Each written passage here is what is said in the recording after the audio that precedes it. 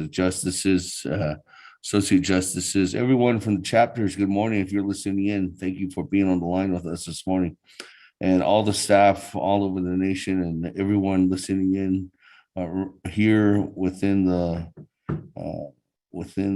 our four sacred mountains and outside our four sacred mountains. So again, thank you very much for being on the line. Let me go ahead and read off the agenda. This is a Naabik'íyáti Committee of the 24th Navajo Nation Council regular meeting via telecommunications. We're here in Window Rock, Arizona on the Navajo Nation. Today's date is Thursday, January 13th, 2021. The time now is 10 a.m. And we do have a proposed agenda here before us. Presiding is myself, Seth Damon, Speaker of the 24th Navajo Nation Council.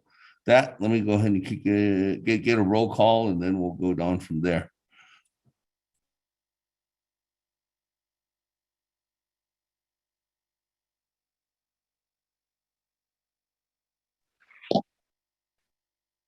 Good morning. Beginning with Honorable Elmer Begay.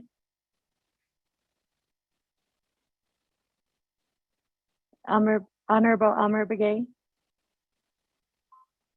Honorable Elmer Begay did not answer. Roll call. Honorable Key Allen Begay Jr. Honorable Key Allen Begay Jr.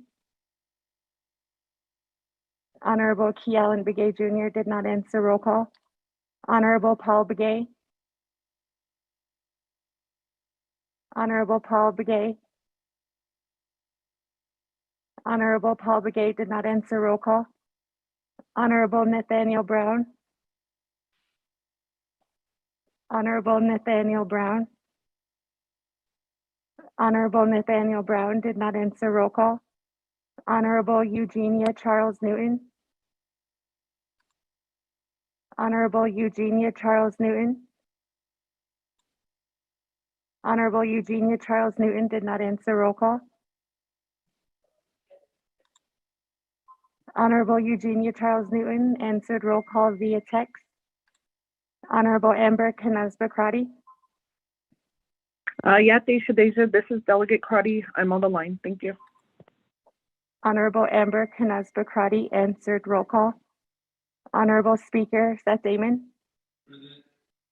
Honorable Speaker Damon is present in the chamber. Honorable Herman Daniels. Honorable Herman Daniels. Honorable Herman Daniels did not answer. Roll call. Honorable Mark Freeland. Honorable Mark Freeland.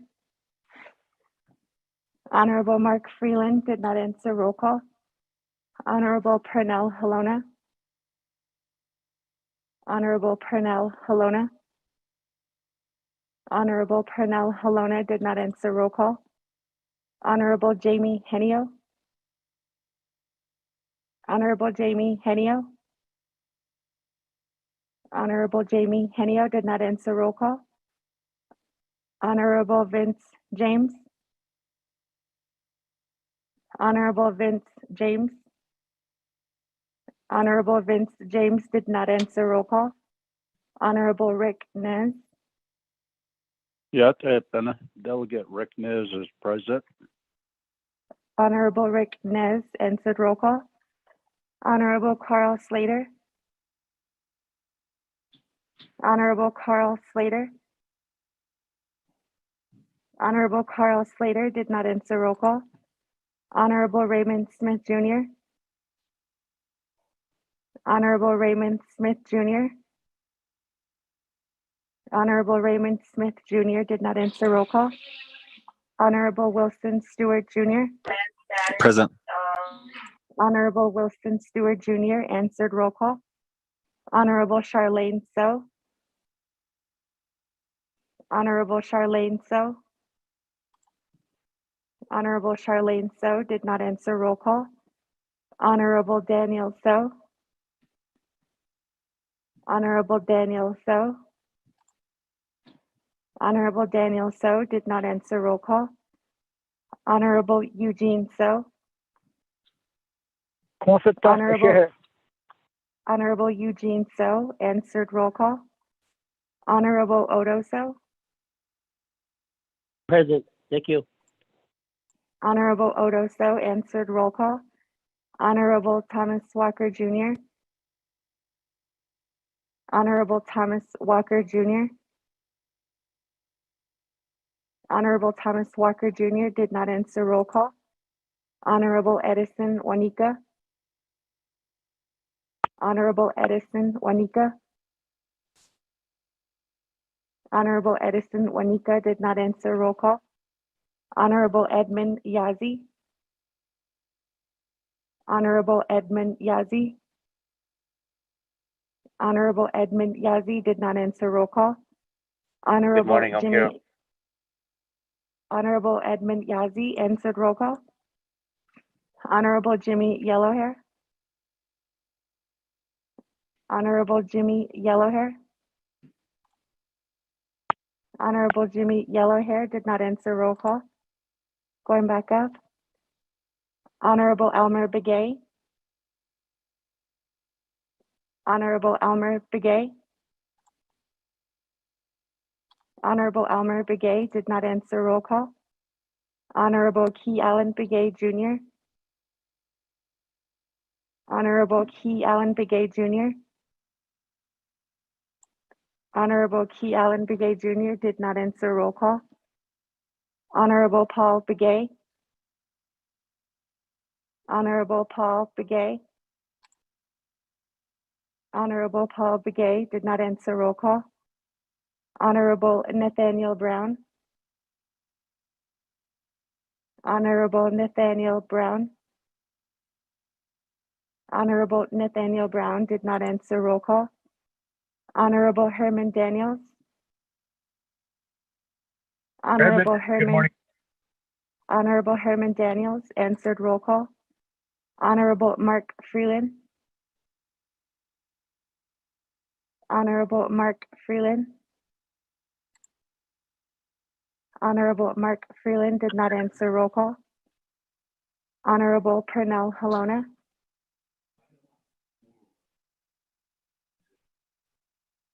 Honorable Pernell Halona. Honorable Pernell Halona did not answer. Roll call. Honorable Halona, Jamie present. Henio. Excuse me, Honorable Pernell Halona answered. Roll call. Honorable Jamie Henio. Honorable Jamie Henio. Answer roll call. Honorable Jamie Henio did not answer. Roll call. Call. Honorable One Vince James. Honorable Vince James. Honorable Vince James did not answer. Roll call. Honorable Carl Slater. Honorable Carl Slater. Honorable Carl Slater did not answer. Roll call. Honorable Raymond Smith Jr. Honorable Raymond Smith Jr. Honorable Raymond Smith Jr. did not answer. Roll call. Honorable Charlene So. Honorable Charlene So. Honorable Charlene So did not answer. Roll call. Honorable Daniel So. Honorable Daniel So. Daniel So is here. Honorable Daniel So did not answer. Roll call. Honorable Thomas Walker Daniel Jr. So is here. Excuse me, Honorable Daniel So answered. Roll call. Honorable Thomas Walker Jr. Honorable Thomas Walker Jr. Honorable Thomas Walker Jr. did not answer. Roll call.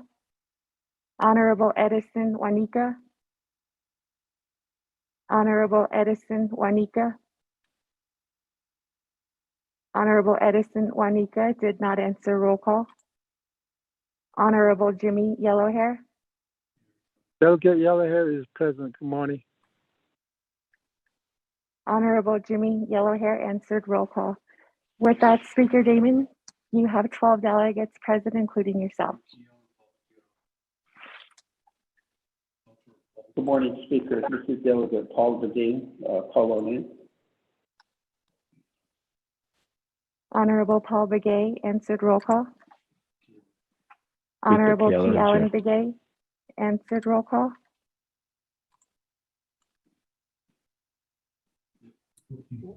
With that, Speaker Damon, you have 14 delegates present, including yourself.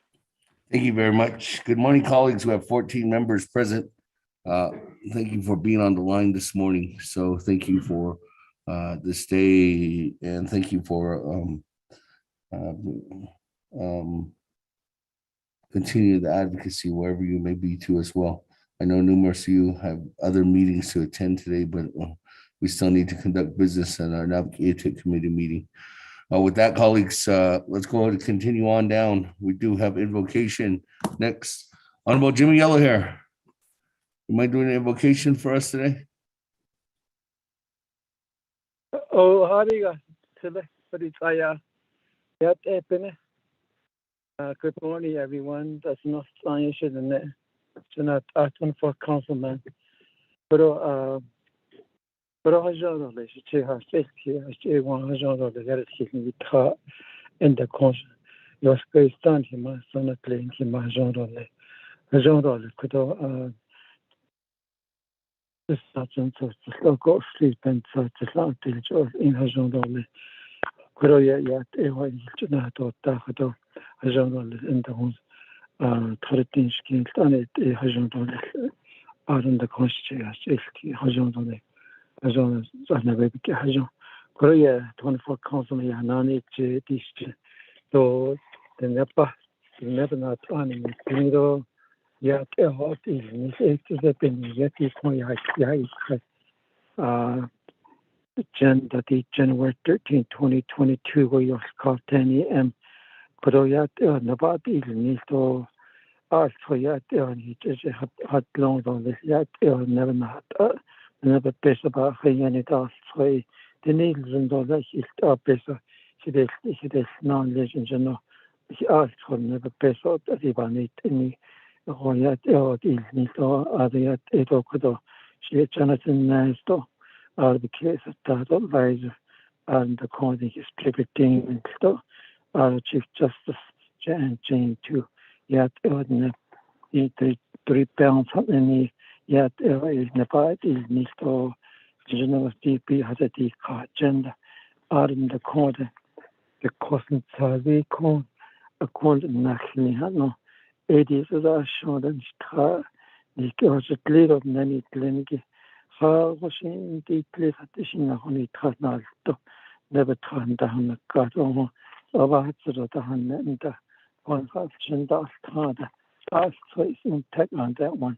Even in a Kodojo, in our country, yes, that piece of the cosmic Saziki, that's choice in tech economic development called never funny government after its own mixed even in a short hard, which a non-English party, Connie Tranal does a year in not its own age, not an age, what had it created a whole 20 he was underneath hard at even in an Oscar, the last one here in the better seed, the last 12 million he took on the should never get equally called in the Washington Navajo Nation government, yet ever not only in General with Dodger Cleaver and Lee, the activity he must send che. On Hulchen das tried on Zarda, even Asa and Harkin Eagle and Hanikati was tried. Zada now, neither or causes a kiss of a shard many combat great chamber. He's on the Kitin and the Arroyo or Trada and he don't need on. He changed on his zip, that is Balam Dakar. He needs here with any. But he needs no that Williano Neto Tatinado Nikan did the cosmic Fazi as your age jet or Tazi and so the could they at the shadow I don't know how Kosnayas needed. Could each has a sling, has a sling, has a sling, has a sling. Amen. Thank you. Thank you very much, Honorable Yellowhair, for that invocation this morning. Again, thank you, colleagues, for being on the line too as well. Let's continue down on our proposed agenda. We do have item number 2, recognizing guests and visiting officials. Are there any recognitions this morning, colleagues?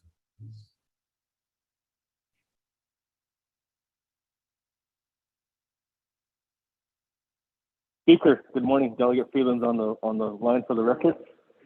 Morning, Honorable Freeland. If there's no recognitions going twice, or 3 times. Continuing on down, item number 3, review and adopt the agenda. For that, Mr. Rico, if you could read the agenda into the record. Thank you, Speaker and members of the Naabik'íyáti Committee. Naabik'íyáti Committee of the 24th Navajo Nation Council regular meeting via telecommunication, Winter Rock, Navajo Nation, Thursday, January 13th, 2021. Proposed agenda, presiding chair, Honorable Seth Davis, Speaker, 24th Navajo Nation Council. 1, call meeting to order, roll call invocation. 2, recognize guests and visiting officials. 3, review and adopt the agenda. 4, review and adopt the journals. There are 1 journal, December 9th, 2021. 5, receive reports. Report 8, update report by the Navajo Nation Department of Justice regarding the Arizona Corporation Commission utility rates cases presented by Doreen McPaul, Attorney General, and April Quinn, Principal Attorney with the Navajo Nation Department of Justice. Executive session may be required. Report B, presentation by Aspire Ability regarding Navajo Nation workforce and employability, a transformational proposal. Presenters include Dr. John Mott, founder and CEO, Moroni Benali, Workforce Policy Advisor, Indigenous Affairs, and Joel Smith, Chief Community Officer. Report C, presentation on E911 Amber Alert by Taisha Wood, Project Coordinator with the Amber Alert in Indian Country Amber Alert Training and Technical Assistance Program from the National Criminal Justice Training Center at Fox Valley Technical College. 6, old business. 9, 7, new business. New business A, legislation 0257-21, legislation B, legislation 0119-21, C, legislation 0241-21, D, legislation 0244-21, E, legislation 0265-21, F, legislation 0239-21, G, legislation 0232-21. 8, close of meeting, announcements, adjournment. Mr. Speaker. Thank you very much for that, Mr. Rico.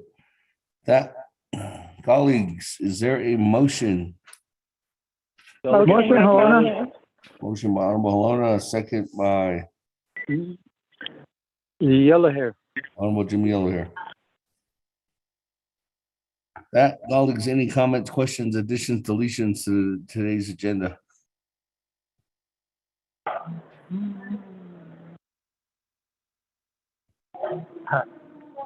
I did it. Going twice.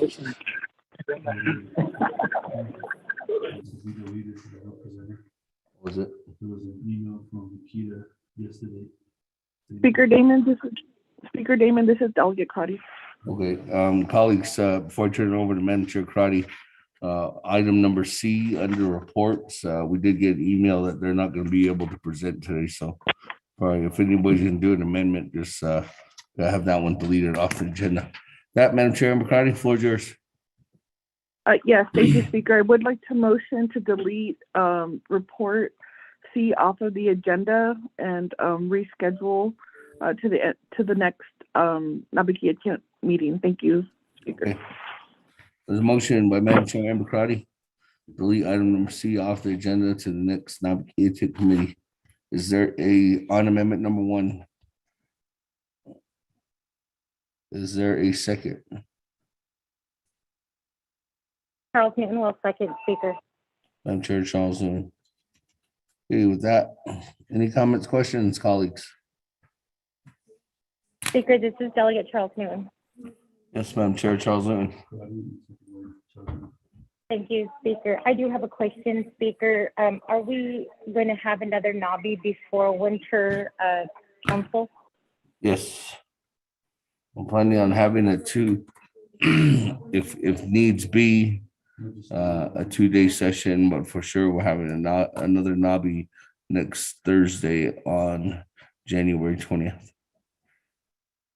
If there needs Thank to you, be an Speaker. extension, I'm going to put it for 2 days, as we usually have. If there's too many legislations, historically, we usually have a 2-day session before any regular Navajo Nation Council session. Madam Chair. Thank you, Speaker. I'd like to ask that my legislation be removed from the agenda. Speaker, the reason is I am here at the Arizona State Capitol, and we have a meeting today on broadband. I'd like to focus my attention on the broadband issue and how the state of Arizona can assist us and assist Navajo projects. So if you could please remove my legislation and move it on to the next Naabik'íyáti meeting before Winter Council, Speaker. Madam Chair, is that a motion to modify to Madam Chair Amber Crotty's? Or is this a Yes, sir. separate amendment?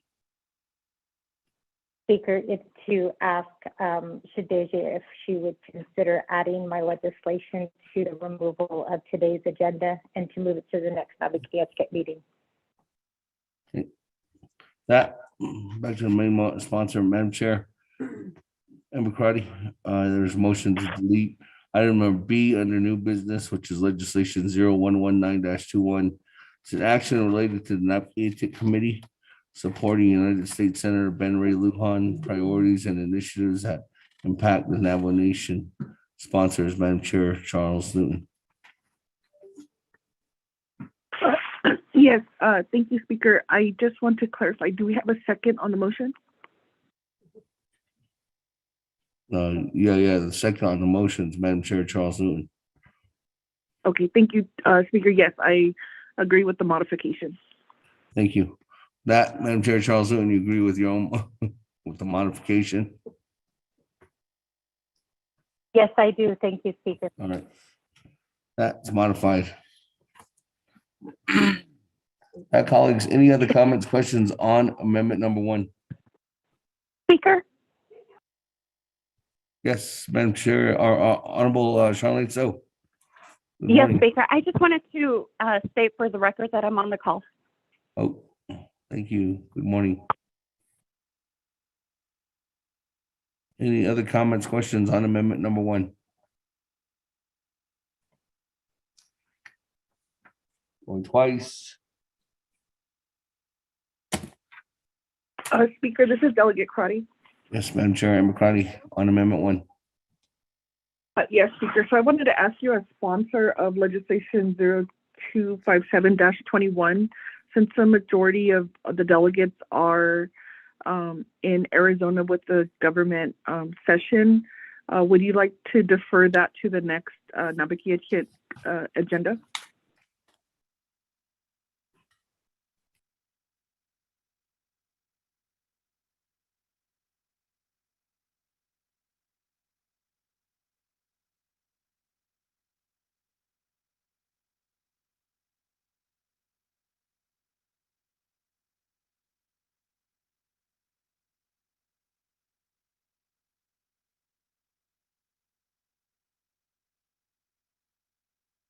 Colleagues, I'm going to leave that up to you as members of the Navajo Nation Council.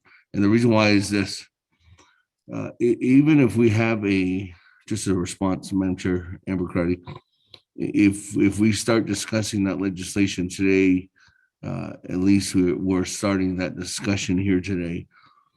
I don't want this legislation to bog down any other future legislations, because how many other legislations do we think we have in the pipeline that could be on next week's agenda? There could be as much as 9 other legislations on next week's Naabik'íyáti committee. And if those need to be further identified or further discussed at any point, I don't want this legislation to hinder any of those. And even though if we have a 2-day session. So what I'd like to do, Madam Chair Amber Crotty, is if you could do that as a standalone amendment, and I'll take the request and recommendation from members of the Naabik'íyáti committee to decide to take that legislation off. That's my suggestion, Madam Chair. Thank you, Speaker. We'll do that. So we'll move forward with just moving the report and the legislation as, unless there's any other requests from the sponsors who need action on their legislation. Thank you. Okay, thank you. With that, colleagues, any other comments, questions on Amendment 1? Chair Speaker, Yes, Honorable Eugene So. Good morning. I'm going in and out of there. I finally got a call again, so I was kind of afraid. What's the amendment we're talking about right now? The amendment is to delete a report and legislation 0119-21 off the agenda. So we're going to head right into 257-21. No, there's 2 other reports that are on the agenda at this time. Thank you, Chair. Okay. Any other comments, questions at this time, colleagues?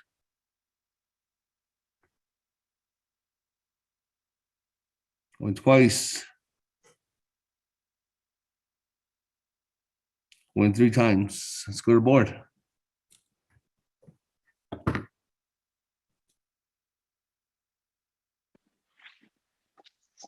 Honorable Elmer Begay, how do you vote? Honorable Elmer Begay.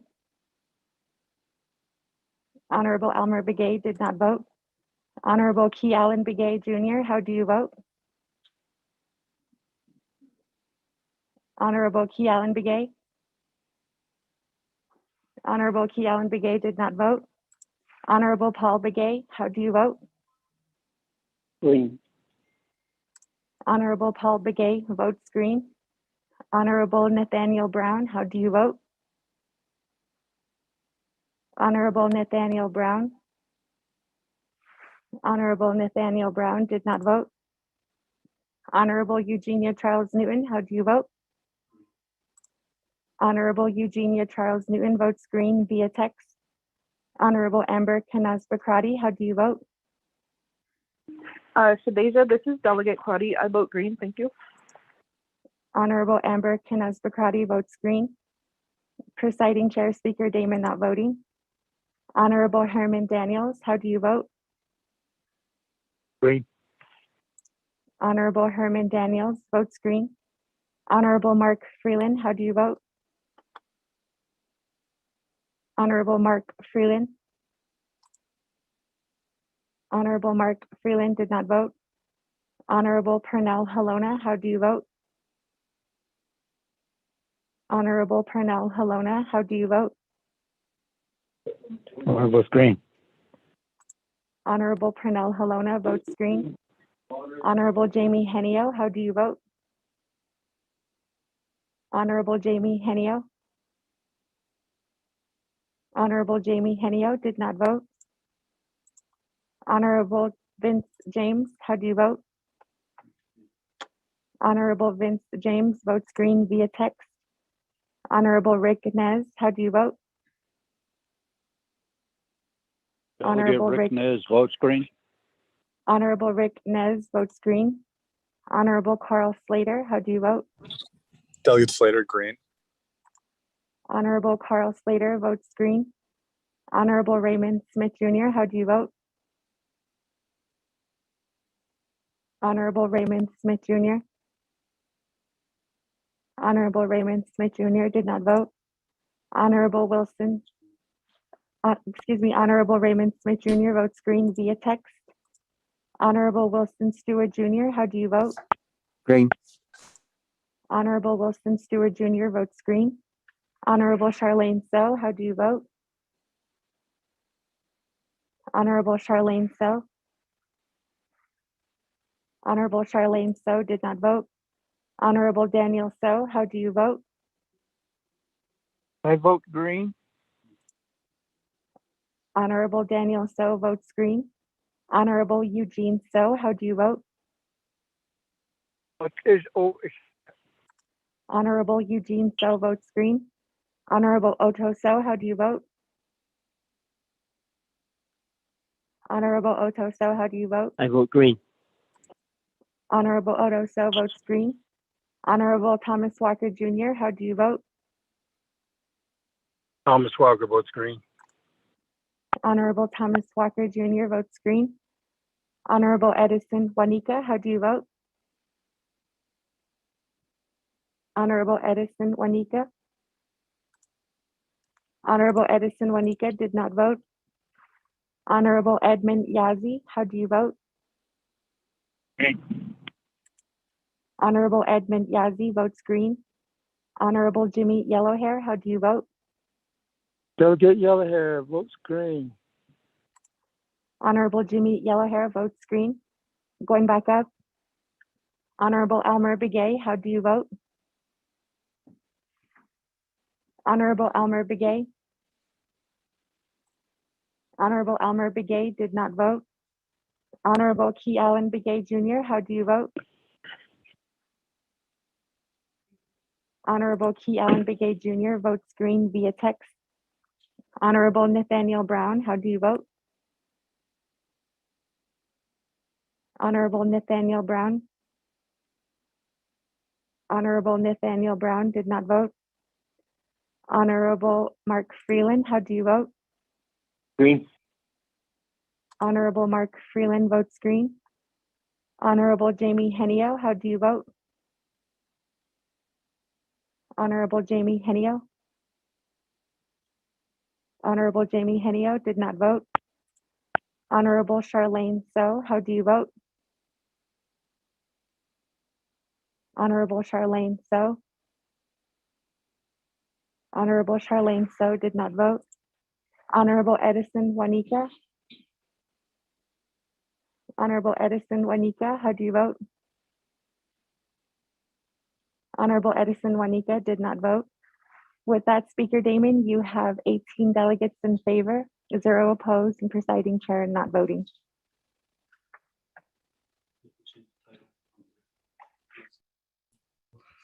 Thank you very much, colleagues. That 18 in favor, 0 opposed, chair not voting, motion carries. I would say different. Oh, shoot. That, let me go back to the form. Madam Chair, McCarty. Yes, thank you, Speaker. So I'll leave it up to my colleagues. I'll just make the motion to remove, is it 257 from, and defer it to the next meeting. Speaker, I'll make that motion, and I haven't had any conversations. I do know some delegates are working on amendments, so I'm just not sure if they're ready, and knowing that they're down in Phoenix. Thank you, Speaker. Thank you. That, Collins, is a motion to defer legislation 0257-21 till next week's Naabik'íyáti committee meeting. Is there a second? Second, Daniel. Second by Herman Daniels. Any comments, questions on amendment number 2?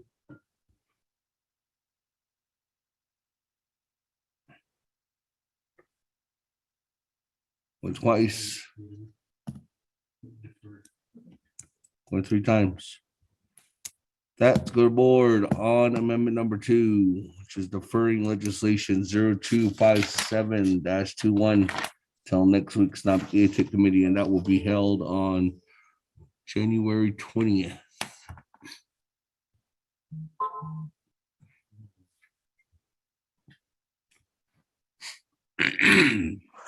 Honorable Elmer Begay, how do you vote? Honorable Elmer Begay. Honorable Elmer Begay did not vote. Honorable Key Allen Begay Jr., how do you vote? Honorable Key Allen Begay Jr. Honorable Key Allen Begay Jr. did not vote. Honorable Paul Begay, how do you vote? Honorable Paul Begay.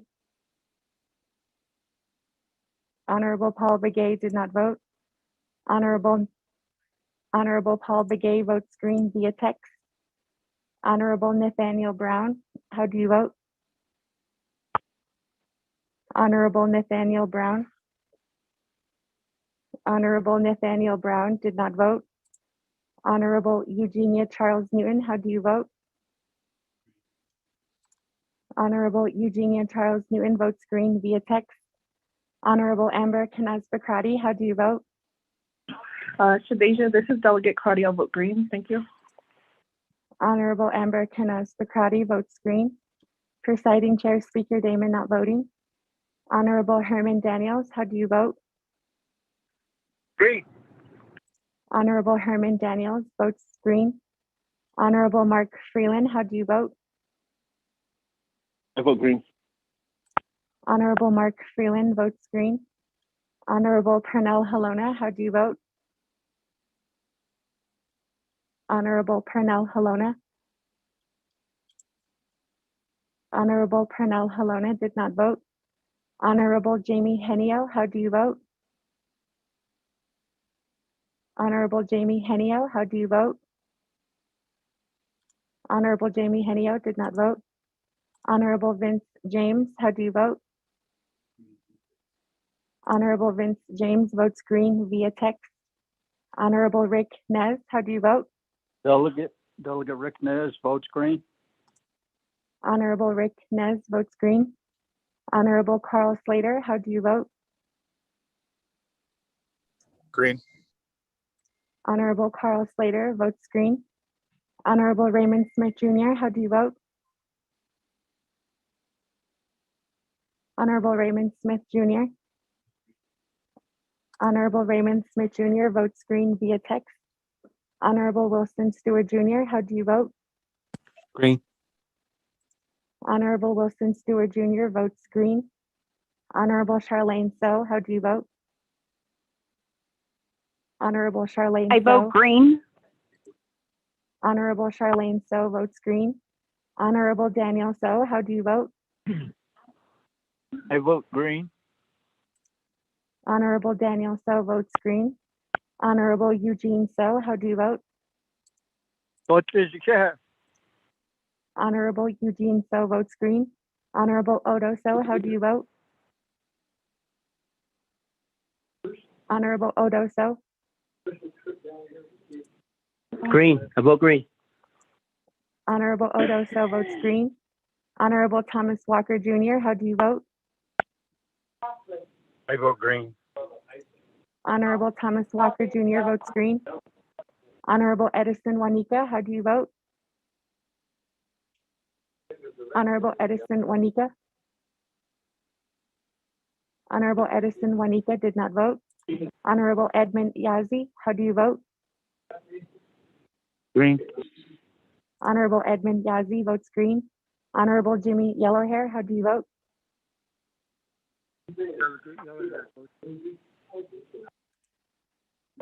Honorable Jimmy Yellowhair votes green. Going back up. Honorable Elmer Begay, how do you vote? Honorable Elmer Begay. Honorable Elmer Begay did not vote. Honorable Key Allen Begay Jr., how do you vote? Honorable Key Allen Begay Jr. votes green via text. Honorable Nathaniel Brown, how do you vote? Honorable Nathaniel Brown. Honorable Nathaniel Brown did not vote. Honorable Pernell Halona.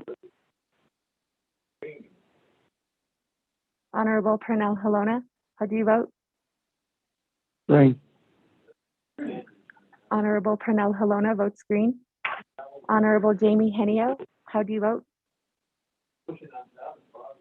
Honorable Jamie Henio. Honorable Jamie Henio did not vote. Honorable Edison Juanica, how do you vote? Honorable Edison Juanica. Honorable Edison Juanica did not vote. With that, Speaker Damon, you have 19 delegates in favor, 0 opposed. Presiding Chair not voting. Thank you very much. With that, colleagues, on amendment to deleting deferring legislation 0257-21 till the next Naabik'íyáti committee. 19 in favor, 0 opposed. Chair not voting, motion carries. That, colleagues, any other comments, questions on our agenda this morning? Speaker, Delegate Daniel So. Yes, Chairman, good morning. Floor is yours. Good morning. Once the agenda is adopted, I'd like to basically motion to adopt a consent agenda with legislation 0239, 0241, 0244, and 026521.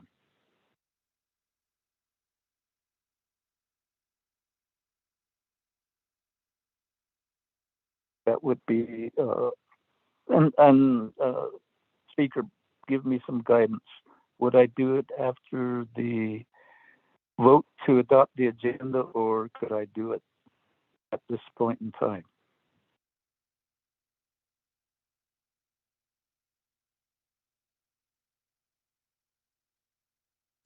Good morning, Chairman. So this is the way it is on the agenda. I'm going to read it the way it is on the agenda. So you're looking at item number C, legislation 0241-21, item number D, legislation 0244-21, item number E, legislation 0265-21, item number F, legislation 0239-21. Is that correct? Yes, sir. Okay, with that, you do it right now, actually, Chairman. Thank you. I would then make the motion. Okay. Amendment number 3. Amendment number 3. Delegate Nez, Motion second. to have legislations 0241-21, legislation 0244-21, 0265-21, and 0239-21 as a consent agenda items. That motion is by Chairman Daniel So, second by Chairman Rick Diz. Colleagues, any comments, questions on amendment number 3? Speaker Damon, this is Delegate Cardi. Yes, Madam Chair. Where's yours? Yes, thank you. Thank you, Speaker. I support this amendment. I'd like to ask if the motioning party would consider adding a report from our Navajo Nation Department of Health Command Center, just in terms of the increase of cases and the new public orders that were issued this week. If the council can get briefed, we do for Northern Medical Center, we have a weekly meeting with chapter officials, and they are able to provide the home kits to the chapters, so the chapters are helping us distribute, but I would want to make sure that that's being offered across Navajo Nation, and that we're understanding the new policies and recommendations from the health department. So I'll defer if that could be a motion as a report. Thank you. That there's a request to modify Chairman Chairman So.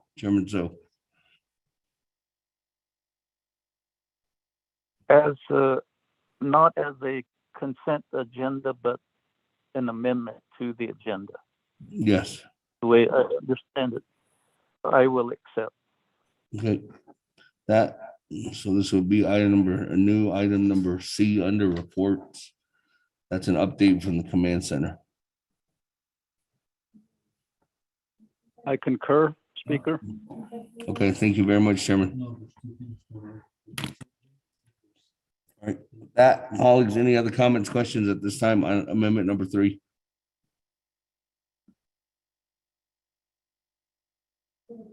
Going twice. Going 3 times. Let's go to the board. Voting on amendment number 3.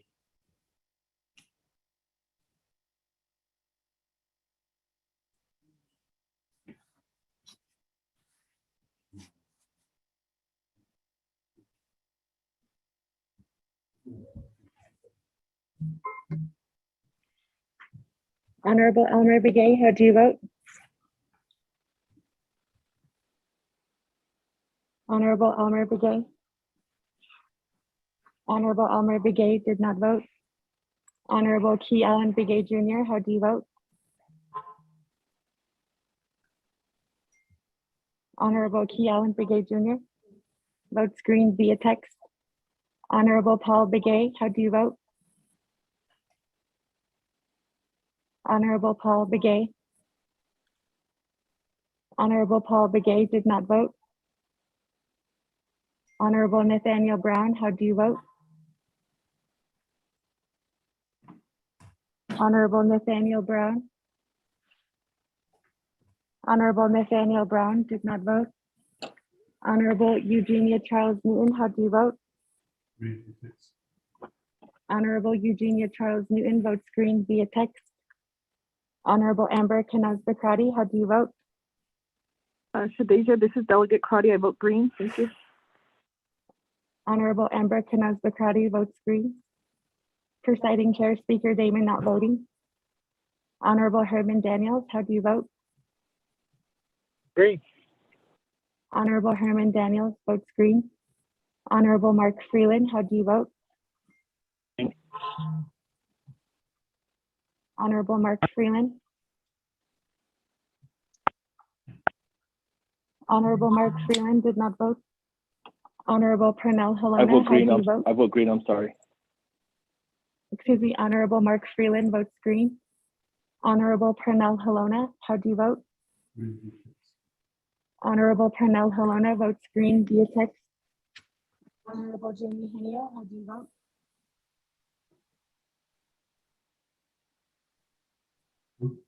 Honorable Jamie Henio, how do you vote? Honorable Jamie Henio did not vote. Honorable Vince James, how do you vote? Honorable Vince James. Votes green. Honorable Vince James votes green via text. Honorable Rick Nez, how do you vote? Speaker, can't hear. One, Honorable Rick Nez, how do you vote?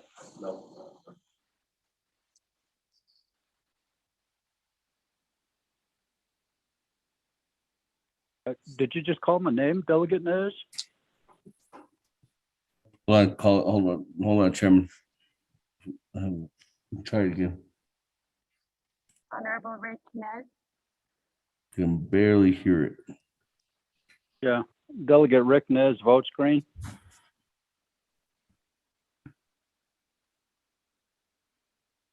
Honorable Carl Slater.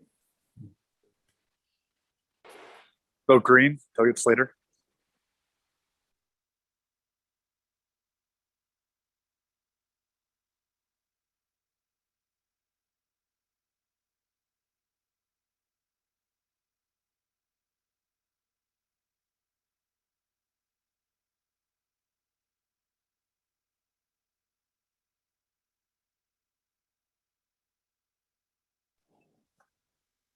Honorable Raymond Smith Jr., how do you vote? Honorable Raymond Smith Jr. votes green via text. Honorable Wilson Stewart Jr., how do you vote? Green. Honorable Wilson Stewart Jr. votes green.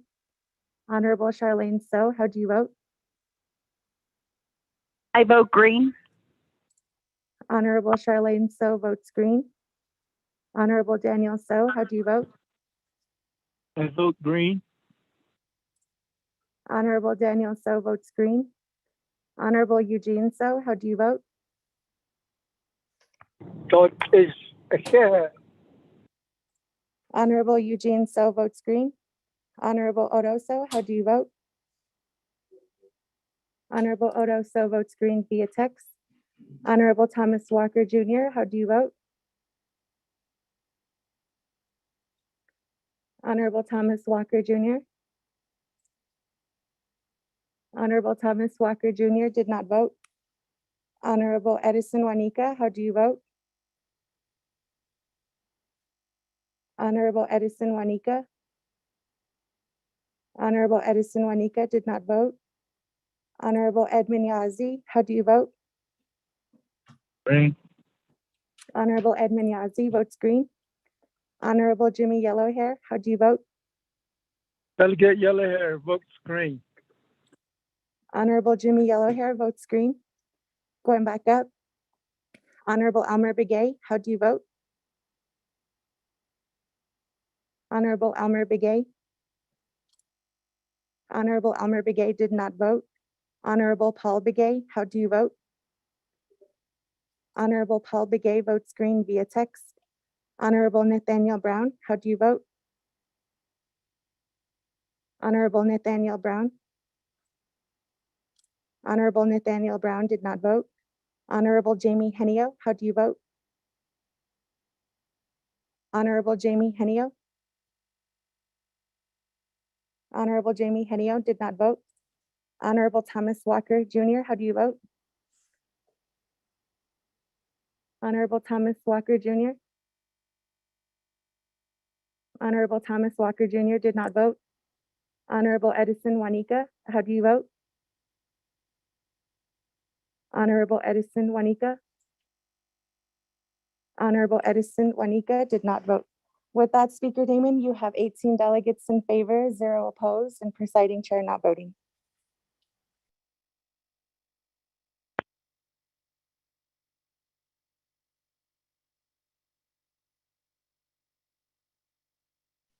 Thank you very much. With that, colleagues, 18 in favor, 0 opposed. Chair not voting on amendment number 3. That, colleagues, is there any other further comments or questions at this time on our agenda?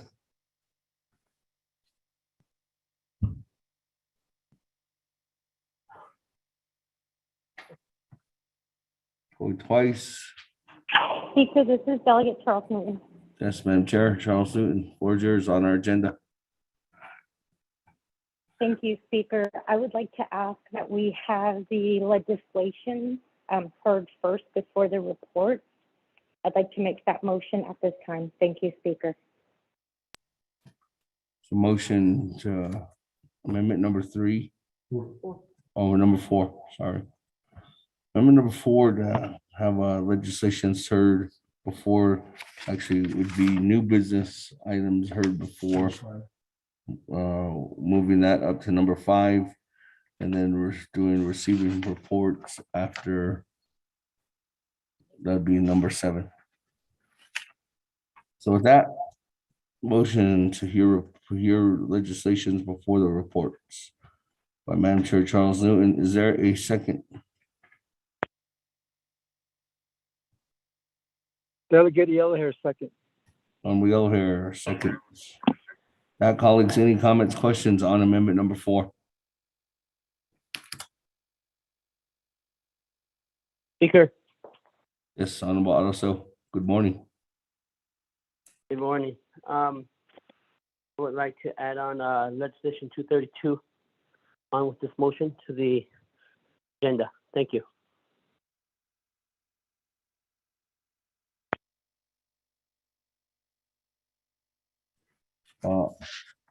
Honorable Otto, legislation 0232 is already on the agenda.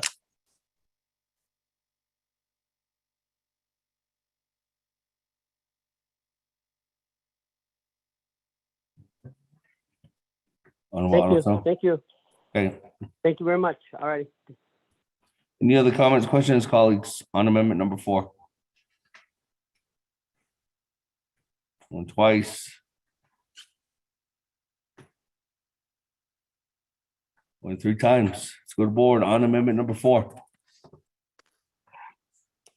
Honorable Elmer Begay, how do you vote? Honorable Elmer Begay. Honorable Elmer Begay did not. Honorable Elmer Begay votes green.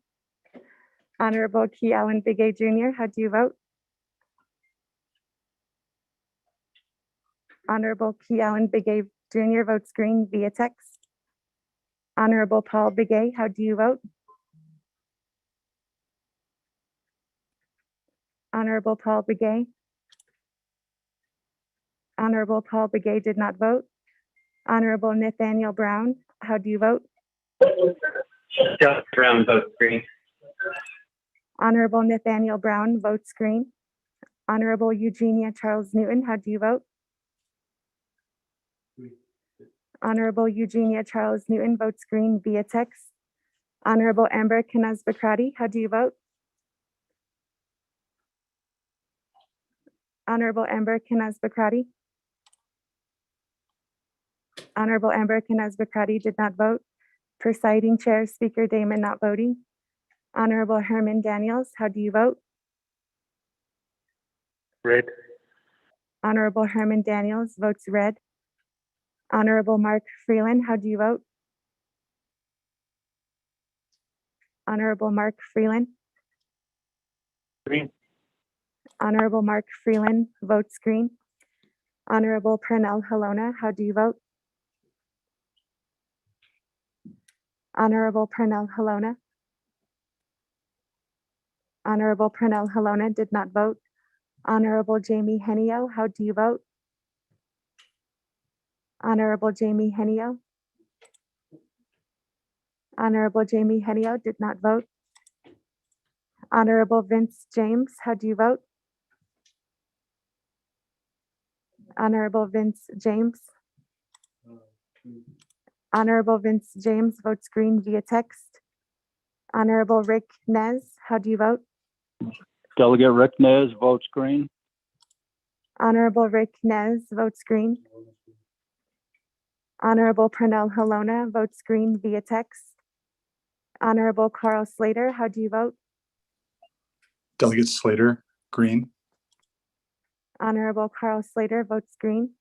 Honorable Raymond Smith Jr., how do you vote? Honorable Raymond Smith Jr. votes green via text. Honorable Wilson Stewart Jr., how do you vote? Green. Honorable Wilson Stewart Jr. votes green. Honorable Charlene So, how do you vote? I vote green. Honorable Charlene So votes green. Honorable Daniel So, how do you vote? I vote red. Honorable Daniel So votes red. Honorable Eugene So, how do you vote? Bitchki or share. Honorable Eugene So votes red. Honorable Odo So, how do you vote? Vote green. Honorable Odo So votes green. Honorable Thomas Walker Jr., how do you vote? Honorable Thomas Walker Jr. Honorable Thomas Walker Jr. did not vote. Honorable Edison Juanica, how do you vote? Honorable Edison Juanica. Honorable Edison Juanica did not vote. Honorable Edmund Yazi, how do you vote? Honorable Edmund Yazi. Green. Honorable Edmund Yazi votes green. Honorable Jimmy Yellowhair, how do you vote? Delegate Yellowhair votes green. Thank you. Honorable Jimmy Yellowhair votes green. Gwen Barkap. Honorable Paul Begay, how do you vote? Honorable Paul Begay. Honorable Paul Begay did not vote. Honorable Amber Kanaz Bakrati, how do you vote? Honorable Amber Kanaz Bakrati votes green via text. Honorable Jamie Henio, how do you vote? Honorable Jamie Henio. Honorable Jamie Henio did not vote. Honorable Thomas Walker Jr., how do you vote? Honorable Thomas Walker Jr. Honorable Thomas Walker Jr. did not vote. Honorable Edison Juanica. Honorable Edison Juanica. Honorable Edison Juanica did not vote. Honorable Paul Begay votes green via text. With that, Speaker Damon, you have 17 delegates in favor, 3 opposed, with presiding chair not voting.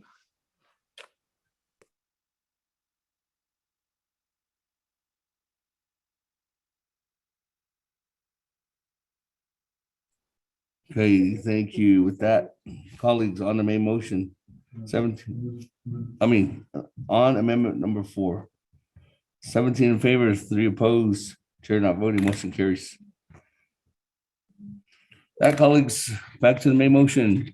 Any other further comments, questions on the main motion at this time?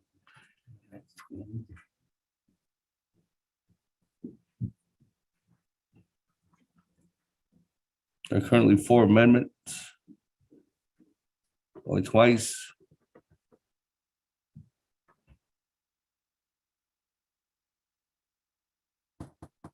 Or 3 times. Mr. Rico, if you do a second reading. Thank you, Speaker and members of the Naabik'íyáti Committee. There are 4 amendments. Amendment number 1 is to refer report C and legislation 0119-21 to the next Naabik'íyáti meeting. Amendment number 2 is to defer legislation 0257-21 to the next Naabik'íyáti committee meeting. Amendment number 3 is to adopt a consent agenda to include legislation 0241-21, 0244-21, 0265-21, 0239-21, and also to add a new report C from the the Navajo Nation Department of Health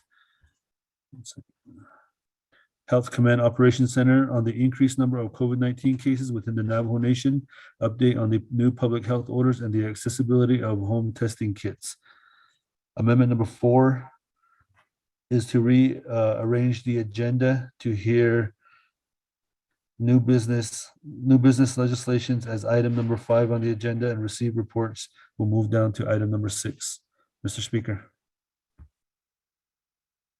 Thank you. With that, let's go to board to approve our agenda this morning with 4 amendments.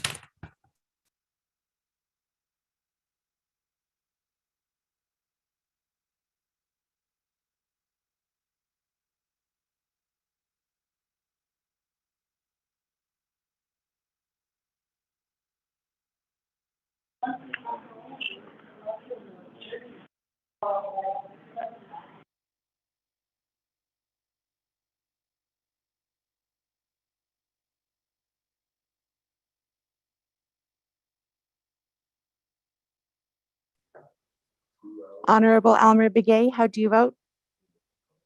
I vote green. Honorable Almer Begay votes green. Honorable Kealan Begay Jr., how do you vote? Honorable Kealan Begay Jr. votes green via text. Honorable Paul Begay, how do you vote? Honorable Paul Begay votes green via text. Honorable Nathaniel Brown, how do you vote? Honorable Nathaniel Brown. Honorable Nathaniel Brown did not vote. Honorable Eugenia Charles Newton, how do you vote? Honorable Eugenia Charles Newton votes green via text. Honorable Amber Kanaz-Bakrati, how do you vote? Honorable Amber Kanaz-Bakrati votes green via text. Honorable, presiding Chair Speaker Damon not voting. Honorable Herman Daniels, how do you vote? Green. Honorable Herman Daniels votes green. Honorable Mark Freeland, how do you vote? I vote green. Thank you. Honorable Mark Freeland votes green. Honorable Pernell Halona, how do you vote?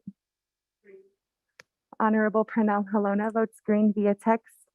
Honorable Jamie Henio, how do you vote? Honorable Jamie Henio. Honorable Jamie Henio did not vote. Honorable Vince James, how do you vote? Honorable Vince James votes green via text. Honorable Rick Nez, how do you vote?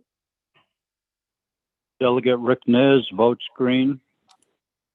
Honorable Rick Nez votes green. Honorable Carl Slater, how do you vote? Delegate Slater, green. Honorable Carl Slater votes green. Honorable Raymond Smith Jr., how do you vote? Honorable Raymond Smith Jr. votes green via text. Honorable Wilson Stewart Jr., how do you vote? Green. Honorable Wilson Stewart Jr. votes green. Honorable Charlene So, how do you vote? Honorable Charlene So. Honorable Charlene So did not vote. Honorable Daniel So, how do you vote? Honorable Daniel So. I vote green. Honorable Daniel So votes green.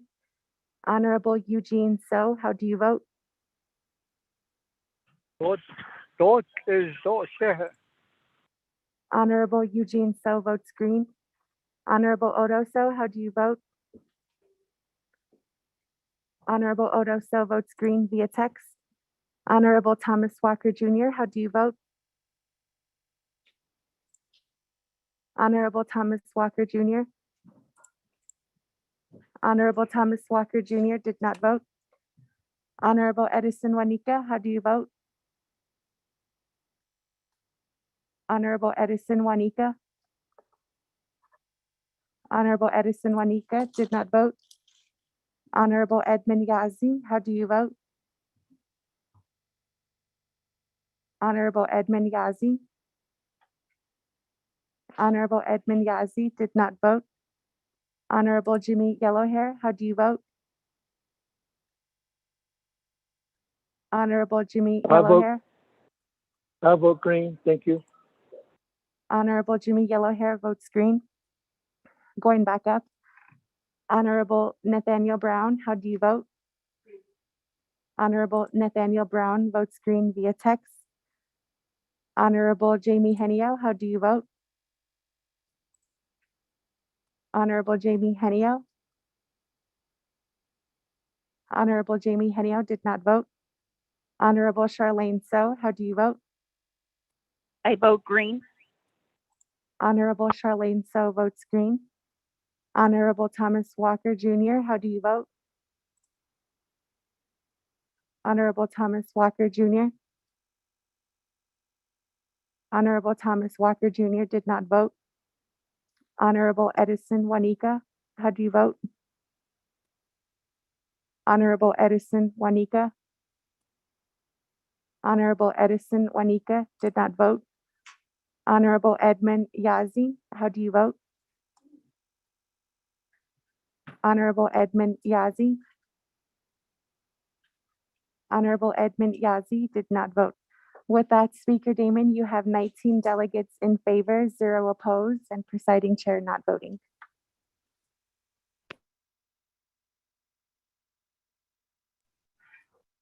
Thank you very much. With that, 19 in favor, 0 opposed. Chair not voting, motion carries. We do have an agenda before us, colleagues. Let's continue on down. With the approved agenda, we do have item number 4, review and adopt the journals. This journal is dated for December 9th, 2021. And that was sent out yesterday, 1:12 at 9 a.m., colleagues. What is the will of the committee? Make motion. Delegate Nez. Motion by Chairman Rick Ness, Second Daniels. second by Honorable Herman Daniels. To accept the report. Is there any comments, questions, colleagues, on the motion?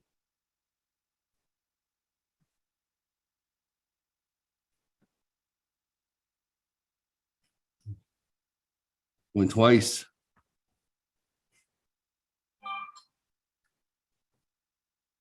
Or 3 times. Good board.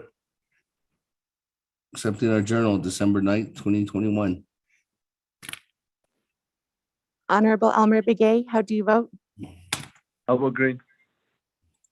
Honorable Elmer Begay votes green. Honorable Key Allen Begay Jr., how do you vote? Honorable Key Allen Begay Jr. votes green via text. Honorable Paul Begay, how do you vote? Honorable Paul Begay votes green via text. Honorable Nathaniel Brown, how do you vote? Honorable Nathaniel Brown votes green via text. Honorable Eugenia Charles Newton, how do you vote? Honorable Eugenia Charles Newton.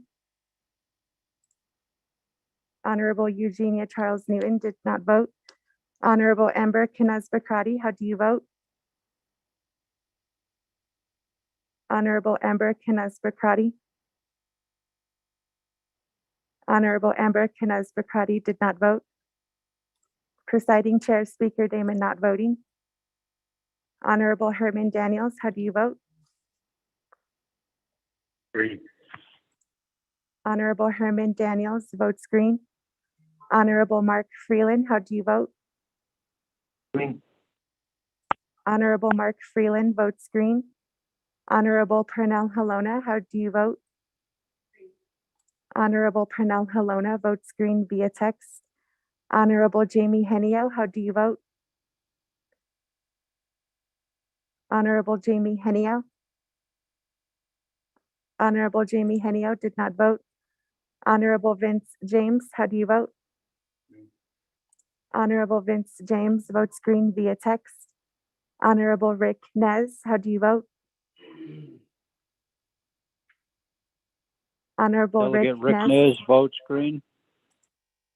Honorable Rick Nez votes green. Honorable Carl Slater, how do you vote? Delegate Slater, green. Honorable Carl Slater votes green. Honorable Raymond Smith Jr., how do you vote? Honorable Raymond Smith Jr. votes green via text. Honorable Wilson Stewart Jr., how do you vote? Green. Honorable Wilson Stewart Jr. votes green. Honorable Charlene So, how do you vote? I vote green. Honorable Charlene So votes green. Honorable Daniel So, how do you vote? Honorable Daniel So. Honorable Daniel So did not vote. Honorable Eugene So, how do you vote? Vote is Shehu. Honorable Eugene So votes green. Honorable Odo So, how do you vote? Honorable Odo So. I vote green. Honorable Odo So votes green. Honorable Thomas Walker Jr., how do you vote? I vote green. Honorable Thomas Walker Jr. votes green. Honorable Edison Juanica, how do you vote? Honorable Edison Juanica. Honorable Edison Juanica did not vote. Honorable Edmund Yazi, how do you vote? Green. Honorable Edmund Yazi votes green. Honorable Jimmy Yellowhair, how do you vote? I'll vote green. Thank you. Honorable Jimmy Yellowhair votes green. Going back up. Honorable Eugenia Charles Newton, how do you vote? Honorable Eugenia Charles Newton votes green via text. Honorable Amber Knaz-Bakrati, how do you vote? Honorable Amber Knaz-Bakrati votes green via text. Honorable Jamie Henio, how do you vote? Honorable Jamie Henio. Honorable Jamie Henio did not vote. Honorable Daniel So. Honorable Daniel So. I vote green. Honorable Daniel So votes green. Honorable Edison Juanica. Honorable Edison Juanica. Honorable Edison Juanica did not vote. With that, Speaker Damon, you have 21 delegates in favor, 0 opposed, with presiding chair not voting. Thank you very much. 21 in favor, 0 opposed, chair not voting, motion carries. That, let's continue on down. Item number 5. New business consent agenda is item number A. We do have 1, 2, 3, 4 items under the consent agenda. That, Mr. Rico, I'll have you read them into the record, then we'll go to the board.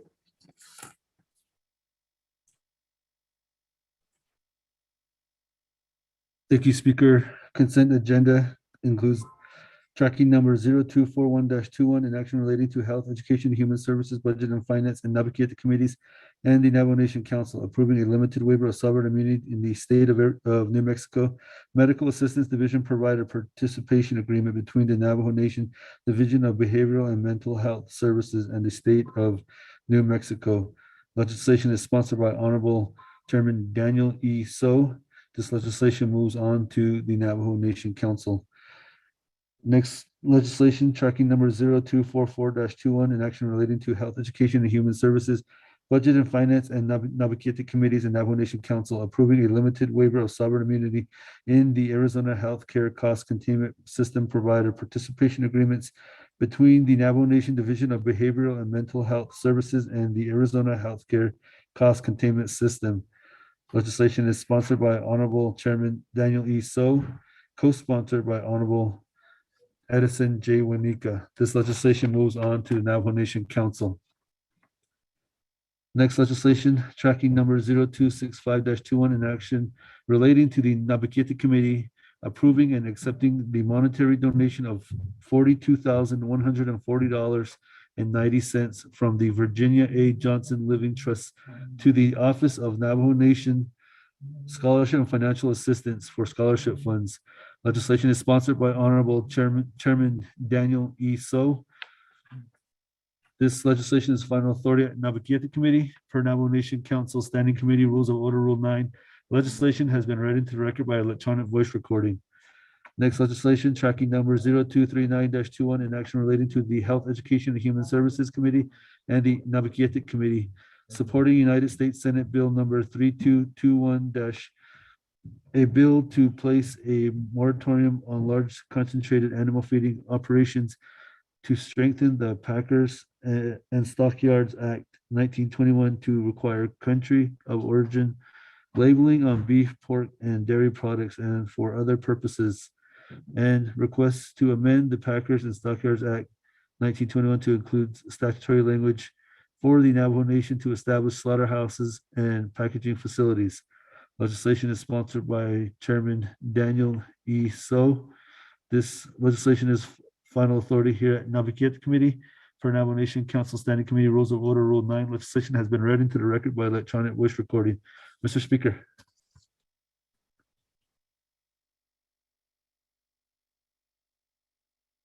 Motion. Thank you very much for that, Mr. Rico. That is motion by Chairman Yazzie.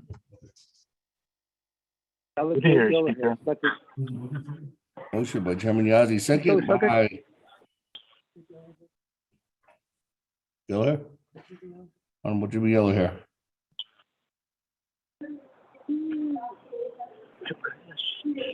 Colleagues, let's go to board. Yeah.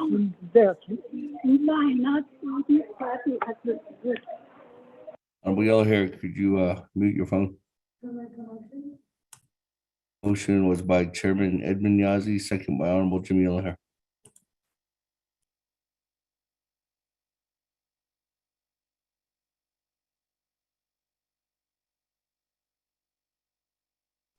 Honorable Elmer Begay, how do you vote?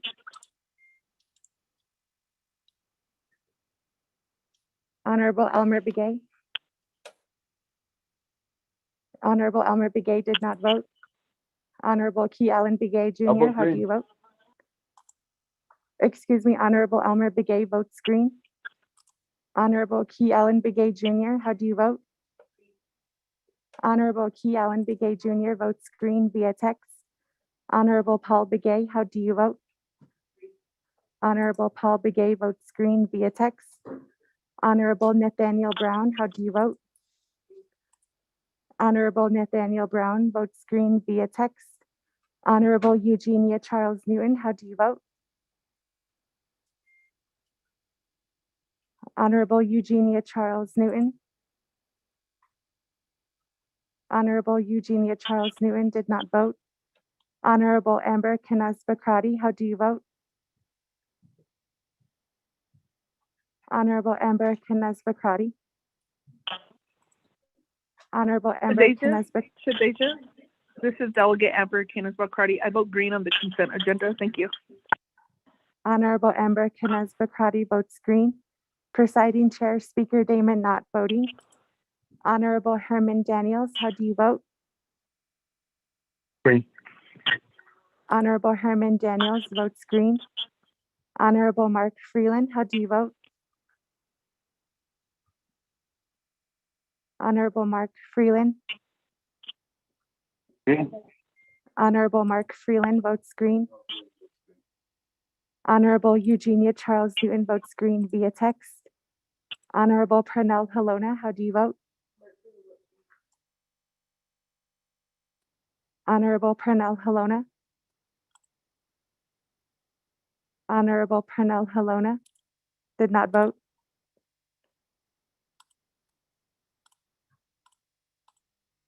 Honorable Vince James, how do you vote? Honorable Vince James. Honorable Vince James votes green via text. Honorable Rick Nez, how do you vote? Green. Excuse me, Jamie Delegate Henio Rick votes green. Nez.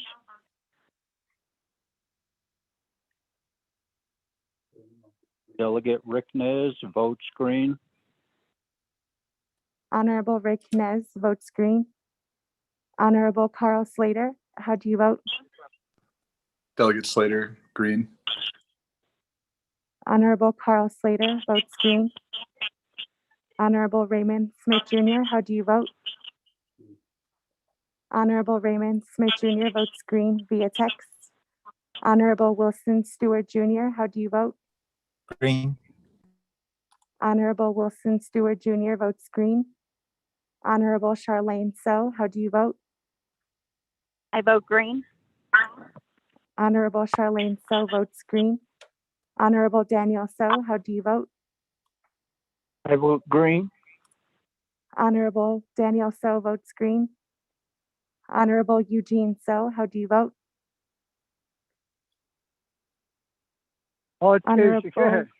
Honorable Eugene So votes green. Honorable Odo So, how do you vote? Green. Honorable Odo So votes green. Honorable Thomas Walker Jr., how do you vote? Honorable Thomas vote Walker green. Jr. Honorable Thomas I vote Walker green. Jr. votes green. Honorable Edison Juanica, how do you vote? Honorable Edison Juanica. Honorable Edison Juanica did not vote. Honorable Edmund Yazi, how do you vote? Honorable Edmund Yazi. Green. Honorable Edmund Yazi votes green. Honorable Jimmy Yellowhair, how do you vote? Honorable Jimmy Yellowhair votes green. Honorable Jimmy Yellowhair votes green. Going back up. Honorable Pernell Helona, how do you vote? Honorable Pernell Helona votes green via text. Honorable Edison Juanica, how do you vote? Honorable Edison Juanica. Honorable Edison Juanica did not vote. With that, Speaker Damon, you have 22 delegates in favor, 0 opposed, and presiding chair not voting.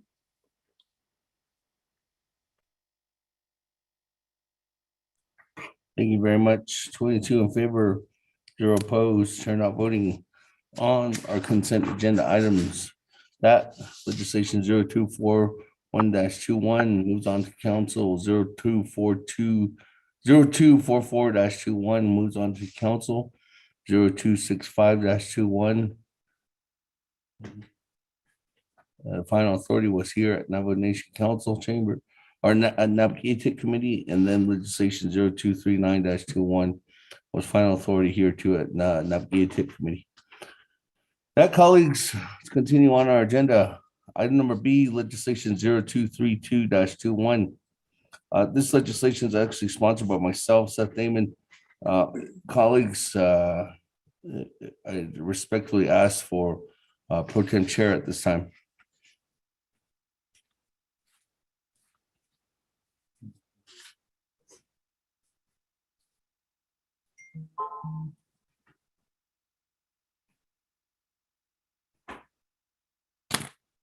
It doesn't have to be a chair.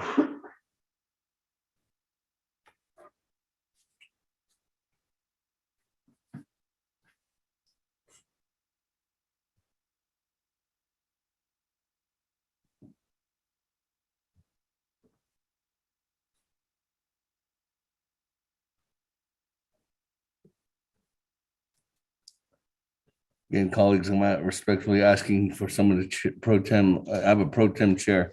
This next legislation is.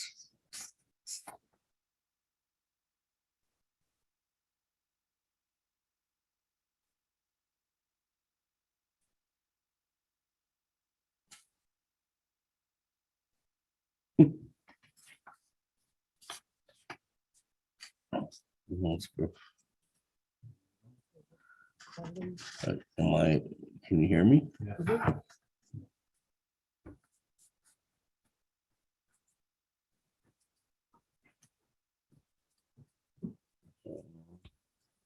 Anybody want to co-sponsor this legislation? Speaker Damon, I can go ahead and chair. Thank you very much, Madam Chair.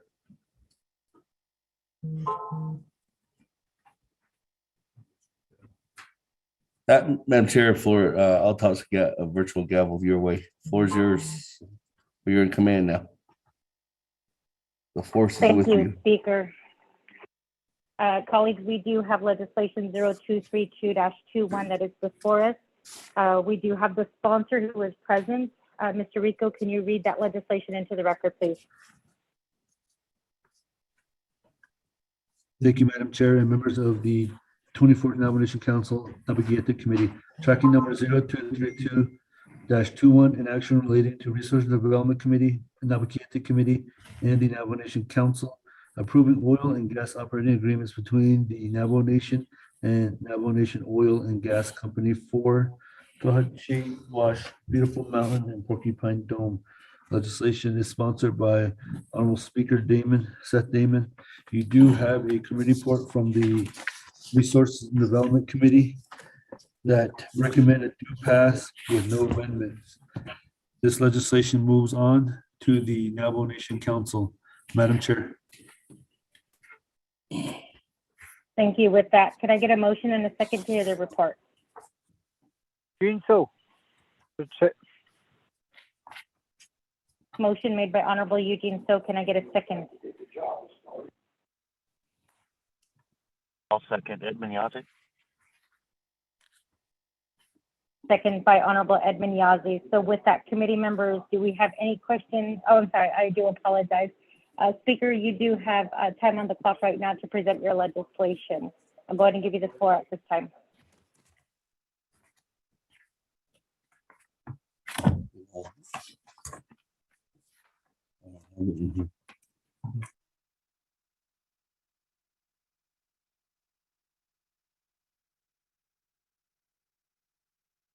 Speaker, did you hear me? You have the floor at this time to present 0232-21. Thank you very much, Madam Chair Charles Littman. Thank you very much, colleagues, and to members of the Naabik'íyáti Committee. I bring to you this legislation 0232-21. It's a proposed resolution that it ties in, well, actually, it's an approving an oil and gas operating agreement between the Navajo Nation and Navajo Nation Oil and Gas Company for Tohatchi Wash, Beautiful Mountain, and Porcupine Dome. This legislation has gone before the Resource and Development Committee. This legislation has gone before the Navajo Nation Oil and Gas Board for recommendation to move forth with discussions with Navajo Nation Minerals Department. Navajo Nation Minerals Department has recommended this and has approved this this agreement as indicated not only as in yesterday's work session that was completed, and then also there was an outside work session that was completed this past Saturday too as well, where numerous members of the Navajo Nation Naabik'íyáti Committee members were present.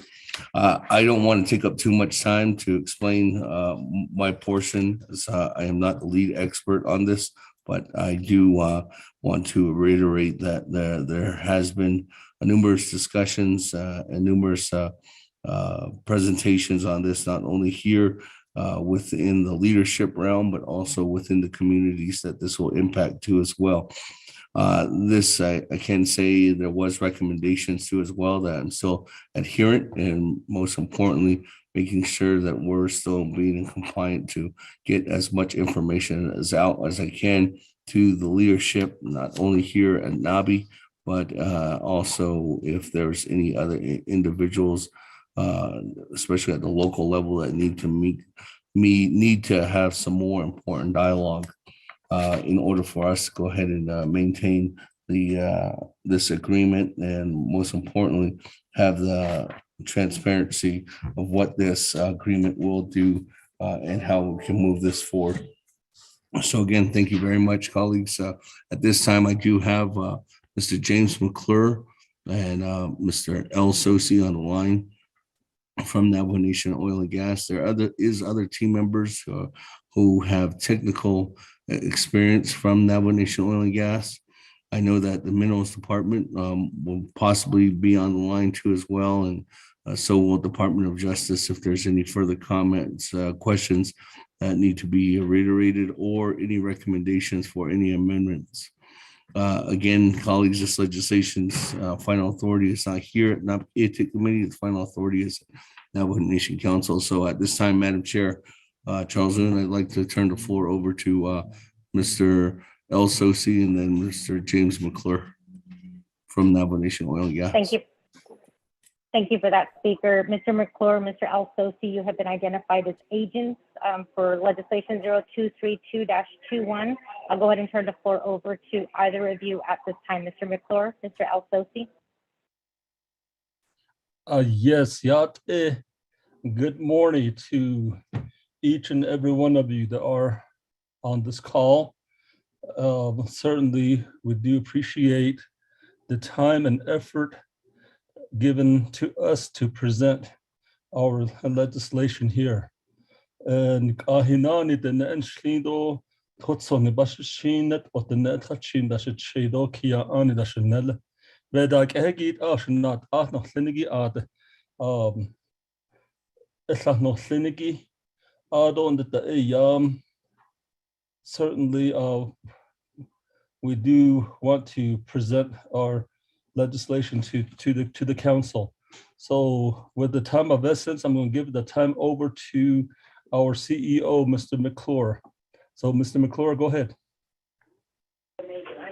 Hey, can everyone hear me okay? Oh, hello? oh, Yate. Yate.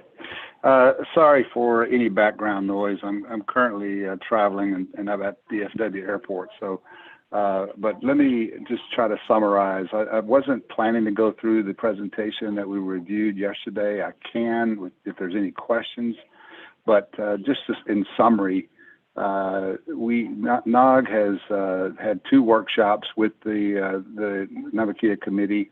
And also that's in addition to chapter meetings that we've held over the last several months. Trying to have significant Q&A has really been our goal. And I think one of the key messages for today is that we are focused on these 3 operating agreements.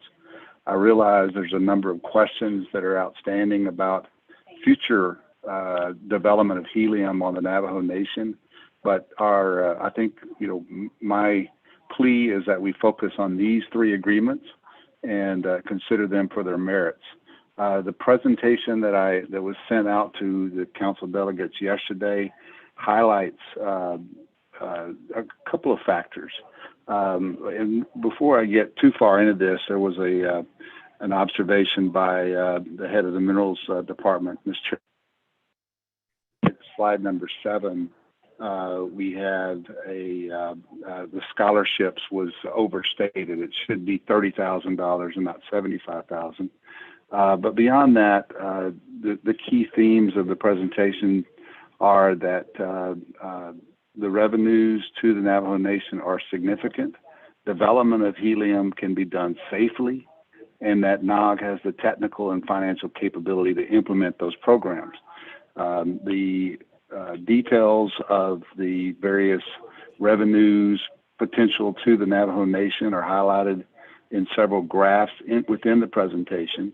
We also speak directly about some of the positives of helium development, and ultimately, I think our summary is that we're confident that we can deliver this asset to the Navajo Nation and its people, and we look forward to your support. So that's really all I wanted to do. We can definitely answer any questions that the Naabik'íyáti committee has for us. But thank you for your time and really appreciate the opportunity today. Madam Chair, if I may. Mr. Alfonso, the floor is yours. Yes, I just want to let the council know also, or Naabik'íyáti committee, that yesterday's discussion, there were some talks about Beautiful Mountain being identified in the operating agreement. And we had reached out to the chapter and to see if we can change that name, because it's kind of misleading, thinking that NOG will be producing helium on top of the Beautiful Mountain. And the recommendation did come back to us for a recommended name, and which we had forwarded that to the committee early this morning. So that should be at your discretion and at your hands for any deliberation. Thank you.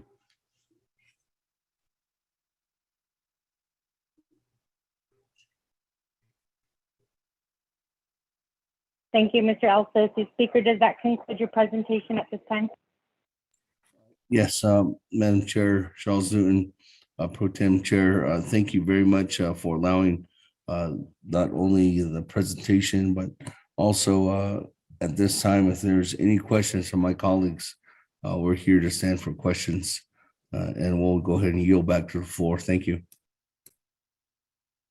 Thank you, Speaker. So with that, committee members, colleagues, are there any questions or any comments to the presentation that's been provided to us at this time regarding legislation 0232-21? Pro Tem, this is Delegate Crotty with the question. Delegate Crotty, the floor is yours. And just a reminder, colleagues, you can text request to speak, and we can start a lineup that way, or you can speak on the record and request to speak as well. Delegate Crotty, the floor is yours. Thank you, Pro Tem. I did want to ask Speaker Damon, and we have not had an opportunity to have this conversation, and it wasn't and hasn't been expressed in the presentation before Resource and Development or the work session yesterday. Speaker Damon, these areas that the oil and gas enterprise are asking for operating agreements are not areas that you represent on the Navajo Nation Council. My first question would be in terms of your position in terms of sponsoring this legislation and the duty to provide as much community input as possible during COVID. If you could give insight in terms of why you're sponsoring this legislation and what activities or how you have engaged the impacted communities on their concerns or their need for additional information on this legislation you have before Naabik'íyáti committee. Thank you. Thank you for that, Delegate Crotty. I don't see anybody else texting in requesting to speak at this time. And there's nobody else who has spoken up, so I'm going to go ahead and turn the floor back over to the sponsor. This is Delegate So. Chair So, I'm going to go ahead and recognize you at this time. The floor is yours. Oh, Yate, Facility Speaker Damon, sponsor of the legislation.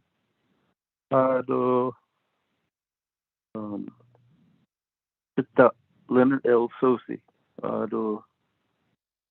CEO of Navajo Oil and Gas.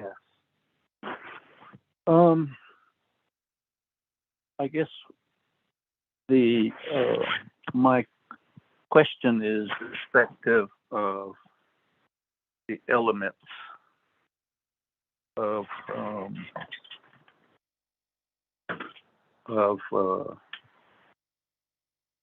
basic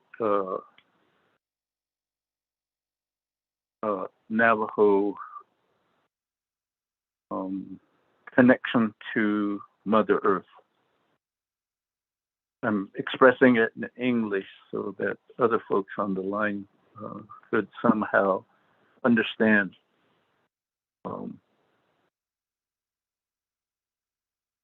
We all have a connection, Mother Earth, basically with our footprint,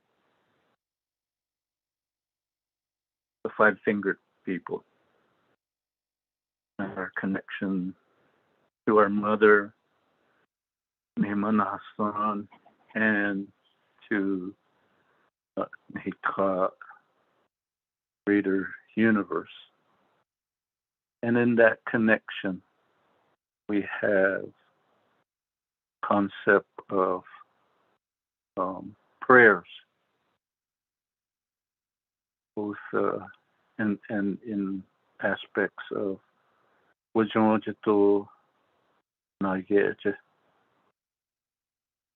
And in that aspect, part of the concept is that we have multicolored air.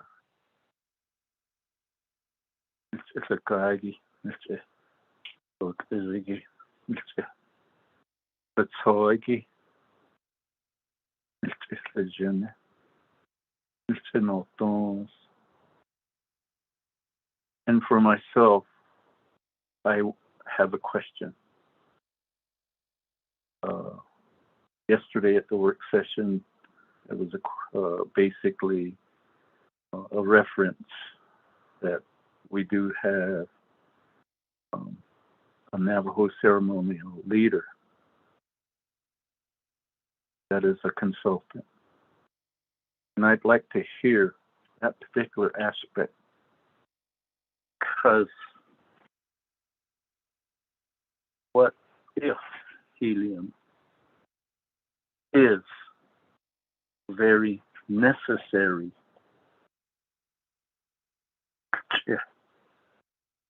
that is held sacred by Mother Earth, that if we take it out of her body, then does it weaken her?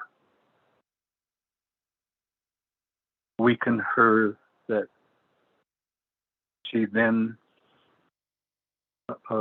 basically cannot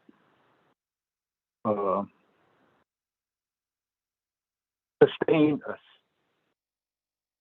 all in the aspects of the modern concept of sustainability, in the concept of climate change.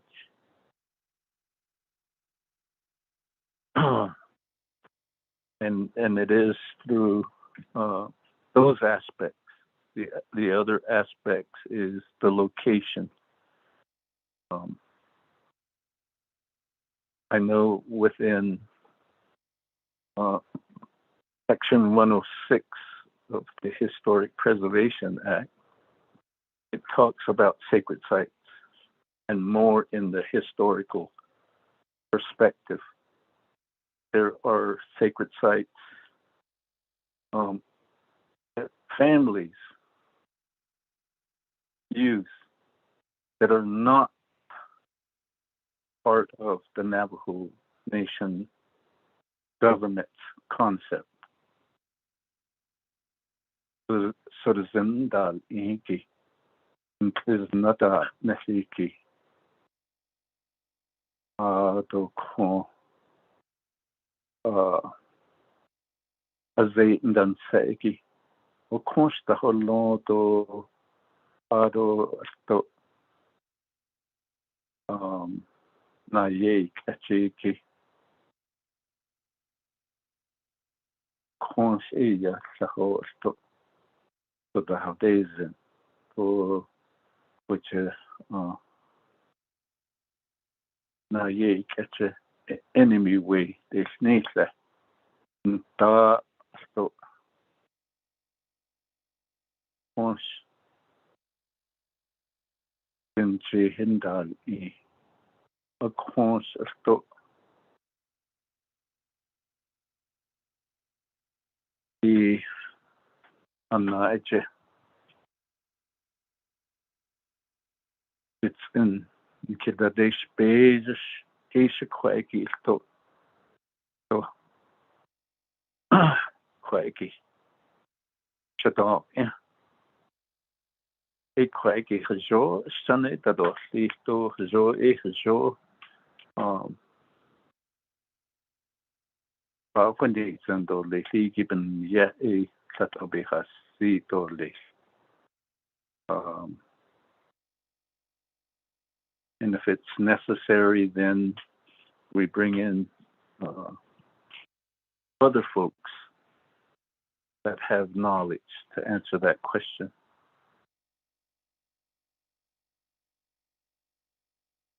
Diaja, thank you for giving me the floor. And I really am concerned in that manner because out our way there is landscape impacts and historical preservation department hasn't gone to that depth of consulting and listening to the community residents. Granted, you may go do your presentation, that's chapter, but it's the folks that live on the land that really need to be part of this conversation. In relation to, again, the United Nations Declaration of Indigenous People, UNDRIP, and within that concept, United Nations Declaration on the Rights of Indigenous Peoples, and within that concept, the free, prior, informed consent. I asked about that yesterday, and I really didn't get an answer to my satisfaction. And in that process, and I stated within the 23rd Navajo Nation Council, the Naabik'íyáti committee passed legislation to implore the departments, programs of the Navajo Nation to accept the concepts of the United Nations Declaration on the Rights of Indigenous People and the concept of free, prior, informed consent. And in this respect, in this THIS respect, I really feel like the Energy and Minerals Department, Historic Preservation Department, and Navajo Oil and Gas and the sponsor really need to get to that depth of level of consultation, not in the concept of the federal definition of tribal consultation, and that is only at the government to government level. We're talking about the rights of the community members. With that, that would be my question and statement.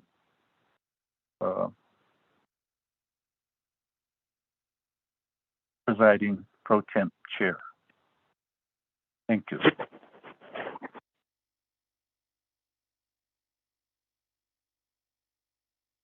Thank you for that, sir. So with that, I just now checked to see if there was anybody who checked to see if they wanted to speak. There's nobody currently. Are there any other delegates who wish to ask questions regarding 0232-21?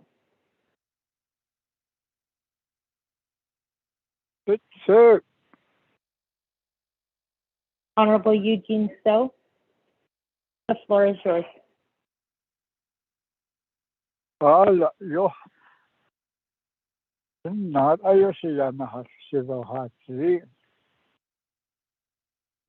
has tingy, yes, your key is that the neck as you just see. Edo Tado Wat Han.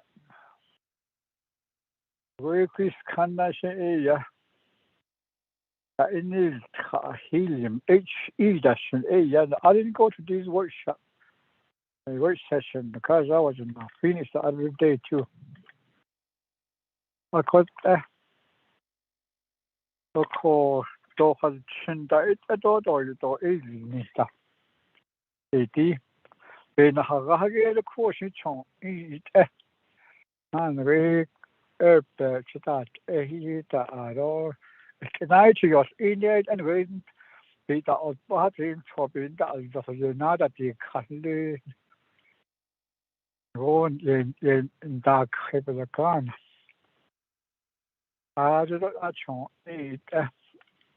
I don't question the conductor that I use and other that. I don't question yet, everybody hot, but I've been high. I got a what is a year. And the way Washington government that or it other it is other on non-occupational exposure limits that is ne it other I don't hot is that in the shape and hat package or it other caution that I'm thinking the have so not hot it so that's it. I don't know very nasty. We not that are all they start as a baby cut. When the wage of gold mine say yeah, the spill over there. I don't quit the caution uranium that what that's I don't know about only thought of it that's neat. Those are not a conduct. But Craig is saying that a had then. The height are nice. Oh, really, so that I got cut out of there. I got to show. But a detail not shady by the dust. This can only the great for great. That's about it can't eat. Open this case of because there's always side some shingling and all yours her husband and I don't know much about scientific stuff, but I only hear my grandma talk about how we were made from the elements, water, sunlight, soil, air. It was Tweedo when I was a young man, 3 years old, somewhere 4, 5, 6, when I started thinking about things. They used to talk about what happens if you take something out of the ground and how it reproduces with everything that's in the off the surface, etc., like air and sunlight or whatever that's in the air or on the surface. It will start breathing, and it breathes far faster than the any Navajo nation, I reckon, any human beings, and that causes cancer. And that's what it is, I guess. I guess that's what they were talking about. The old people, when I used to sit around and singing, they used to talk about those kind of stuff. I think that's what we're looking at right now. But we have a pandemic now. and something that we cannot see. That's what they used to say. You can't see, you can't smell it, you can't taste it, but it's there. It's breathing. So I'm just, I would like to be cautious for my people in the location. If we could get more scientific understanding, I guess I'm available to really put some stuff in my head. Anybody wants to teach me something in that regard. So since there's no applicational exposure, limits on this established for healing by the government, I reckon it might be okay for now, but I want to see the future. I don't think there's any studies, or if there is any study, how it would go on in the air. Pretty sure it doesn't just disappear. I know I guess some of these are used for airbags in the cars. And among other things, like balloon, they used to use that. And I think it has some kind of a conductor too, since I understand it back in the old days when I used to go to school. And also for welding. But that, hey, Eddie. So that's my question. I would like to understand that if anything's going to happen towards the future, maybe 10, 20, or 50, or 100 years, if we keep using this one here. I'm pretty sure it's a good value, though. It's a good thing that we can use. That's how I understand it.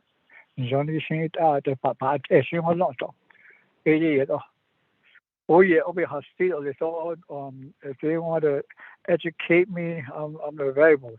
Thank you. That's it. Virginia. Shazah, since we have 3 delegates that have spoken on this issue, what I'll do is I'm going to go ahead and turn it back over to the sponsor, Speaker Damon, for your response. And in the meantime, delegates, colleagues, if you would like to speak, if you could text me or text request to speak or text Mr. Rico, we can go ahead and recognize you at that time. So with that, Speaker Damon, the floor is yours.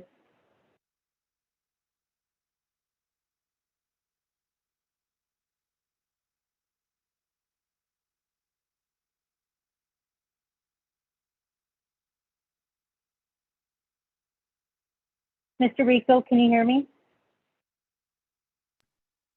Yes, Madam Chair, we can hear you. Speaker trying to unmute.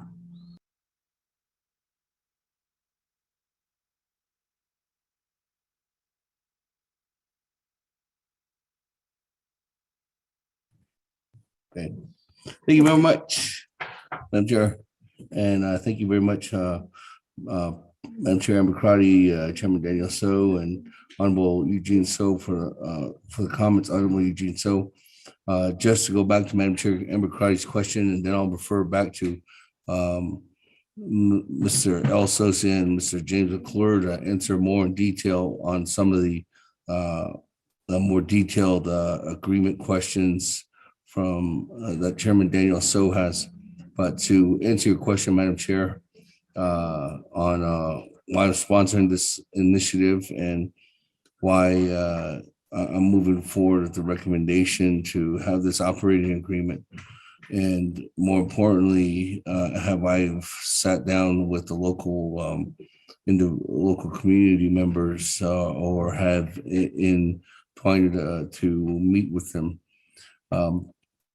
Just to go back, Madam Chair Amber Crotty, I have been tasked as Speaker of the Navajo Nation to come up with new kinds of recommendations for revenue, and have been asked by many colleagues, not only members of this council, but also from office of the President, Vice President, and executive team members there as well, and been to numerous meetings on saying how can we coordinate to make new revenue. As we know, with the loss of Navajo Generating Station, that $40 to $46 million annual revenue coming from coming from Navajo Generating Station, whether it be coming from royalties or actually coming from the coal disbursement off their royalties and off any right-of-way payments. That loss of funding has really impacted the nation. I know that we have our permanent trust fund 5-year plan, our permanent trust fund income that has helped assist us in the process, but going through the process, I think most importantly, it was tasked that this office try to look at making some headway. When we did first come in as a council, there was priorities that were put together, and those priorities that were put together was one of them was saying, okay, revenue generation. One of those revenue generation was saying, okay, how can we work together with renewables? How can we work together with our natural resources and trying to identify what is still available? We did start that. We have been working with on renewables and also our natural resources.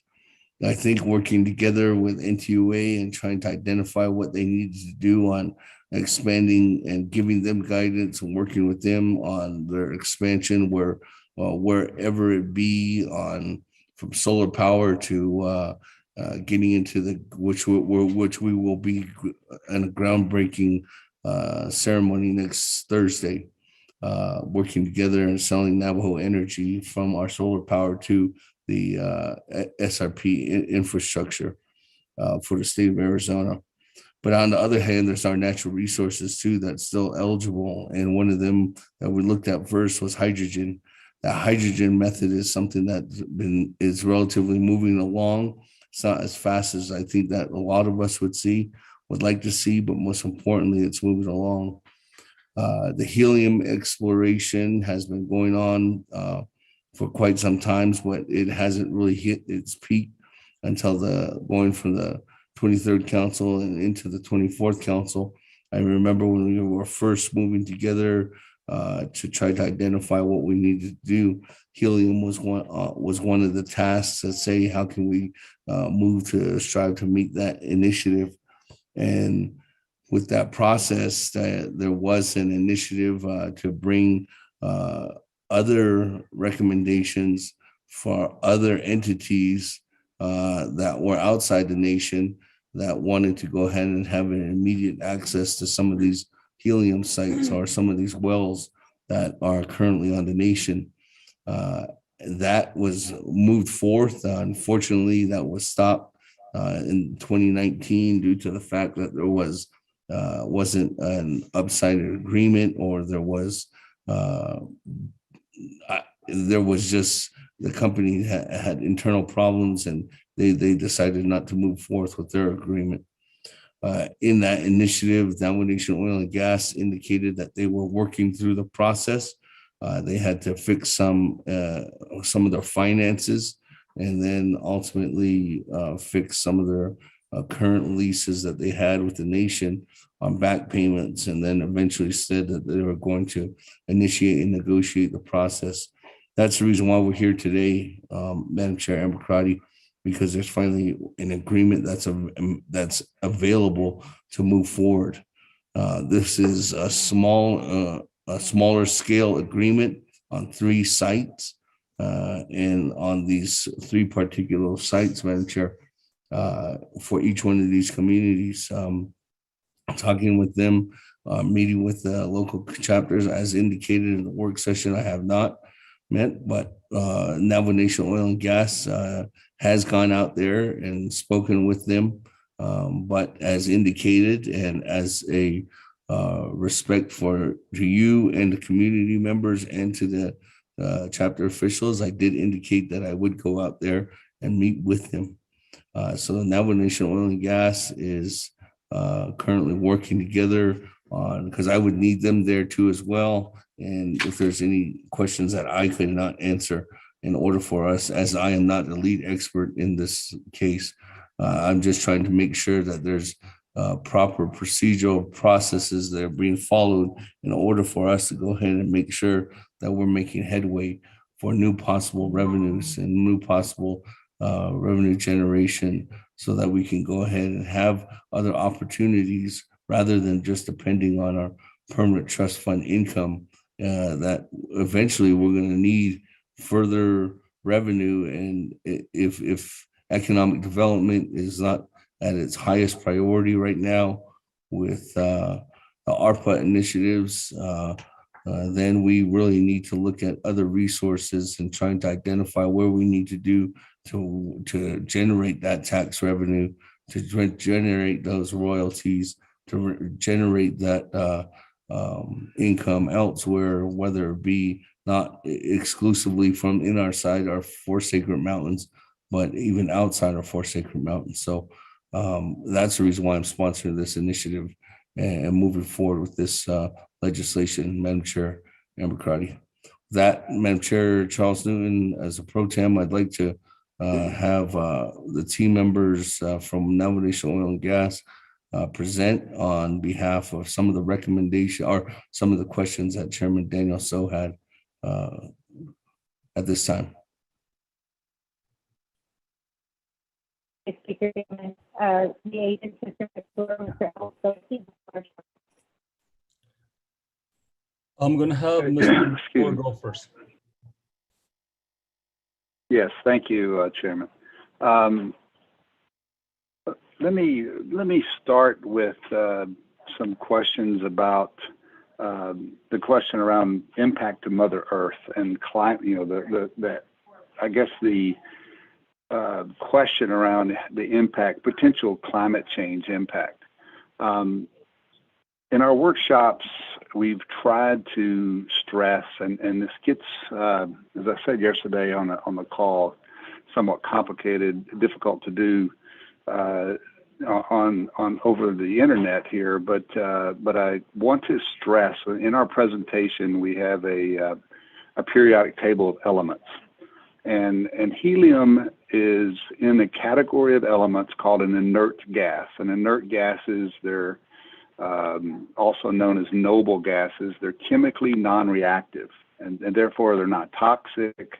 They're odorless, and the reason is, and it's attributed to their electron shell. Their electron shell is balanced, and they're completely filled, and so they're not. It's not an element that is trying to react with another element, like say carbon is. So because of that, helium has no impact to climate change. In fact, our Earth, Mother Earth, is constantly emitting helium. It's a percentage of the atmosphere that we breathe. And the benefits of helium to humanity, I think, are summarized really in kind of two major areas. In the medical field, every MRI machine on the planet uses helium in their construction and uses it to ensure that it cools the magnets. And then also our technologies around phone, around computers, helium is used in the construction of semiconductors to provide a stable environment as those semiconductors are created. And so, you know, that's the benefit. I mean, there is no impact to the atmosphere from helium. Our activity, and this is something we've explained to the community, is our activity will have an impact when we go and drill wells. And so we're going to create what we call a drilling pad. But my conversation with the Sanasti chapter is that when I look at the parking lot at the Sanasti chapter, our drilling pad will probably be a third of the size of that parking lot. So it's going to be limited impact when we put a drilling rig out. That drilling rig will be there for a couple of weeks, and then it goes away.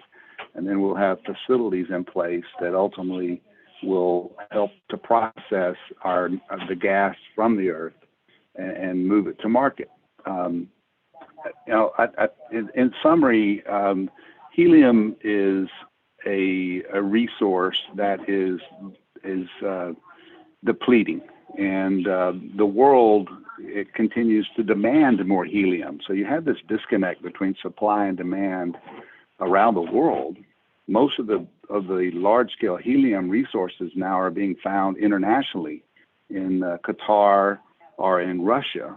And the resources at the Navajo Nation are very unique. They're much higher quantity as a percent of the total gas stream than other locations you might find around the world. So thus, we're blessed with that attribute at the Navajo Nation, and that's why we've stressed to be able to try to move this opportunity forward. Leonard, you might want to expand.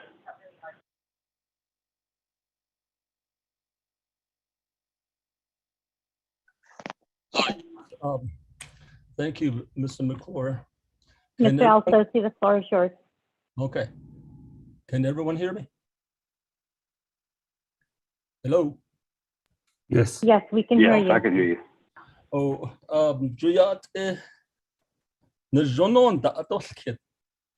that's number one.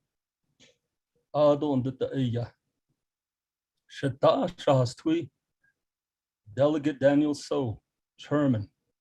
That's not quite. In relate to Nhimanda Hassan, Bayati, in the Nhitha, Nilchit the Yindo, Nilchit, Jay Hot Elto, a bag of quite Ilchit Sadla, Jay Sadla. Hot eggy bag of go to Asha Bridget. What the hell? A cocoa. Now, Sanche, yeah, it's a home. What it has to protect itself. A sheep bag of go. Or she on Bob, a huntita. So has 2 honita. So there's a Napahadlona. Send Dopahadlo. You can't just approach to take minerals from the Mother Earth without, I guess, with empty hand.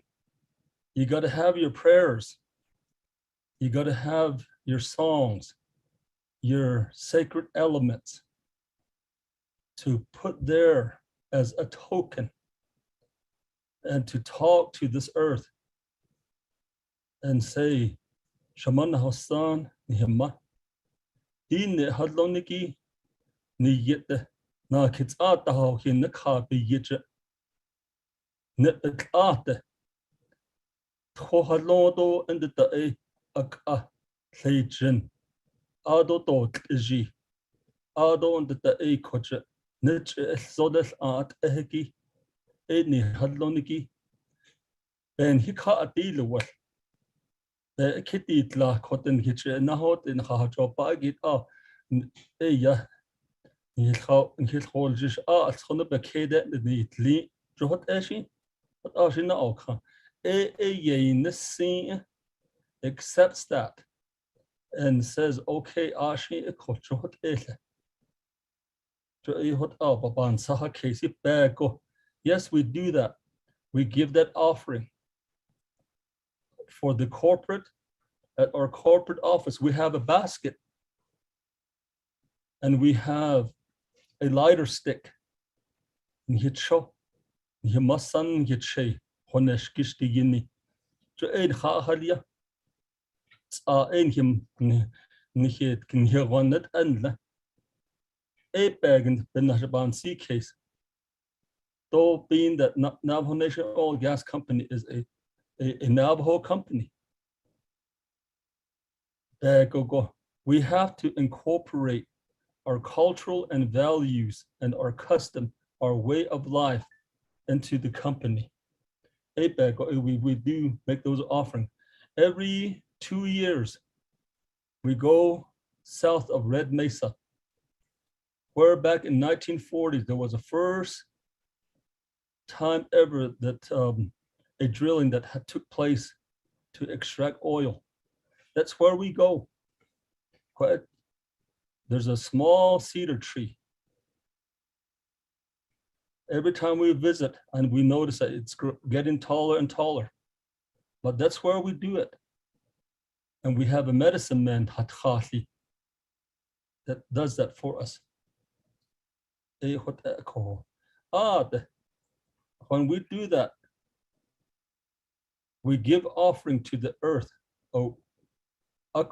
Also, we make offering to where a lot of these insects that are within the area are protected. And that offering and the prayers would be blessed upon them to where they will allow us to do this type of production. So that's number one. Number two, you talked about ceremonial grounds. Na yek eho. So nta bayan thienle. Caesars. So ishin kwa. So arben haga. O the Nielsen miche. Kwa nta has ash kwa gi ayo kwa gi. A straggle a little. I would not do that because hadlo should all yin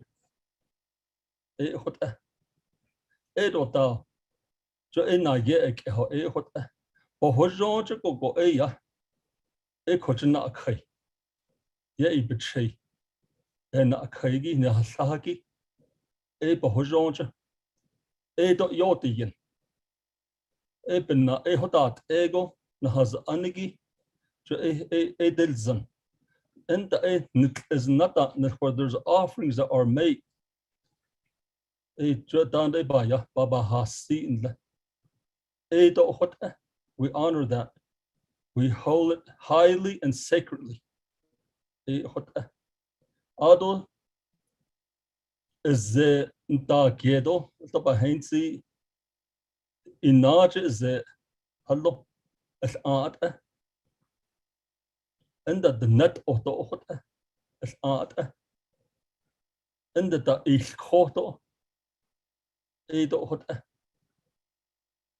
out the hello the hello she to and the hot ego we also respect that.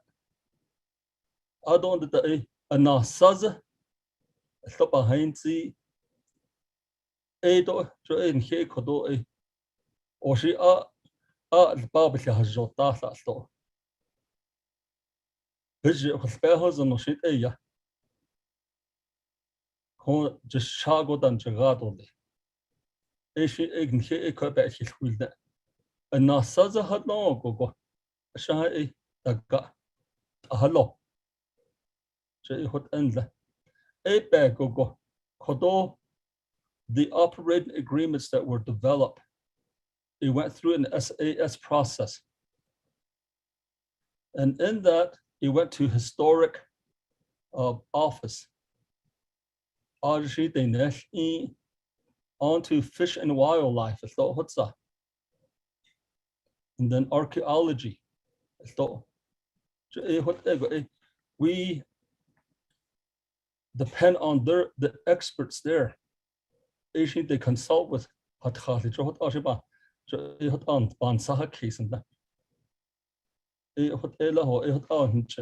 respond in the I don't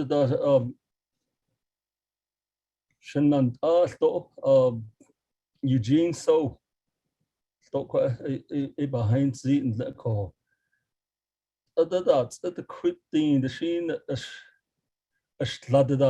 we presented. One at each committee. We went to Law and Order, we went to HESI, we went to B&F.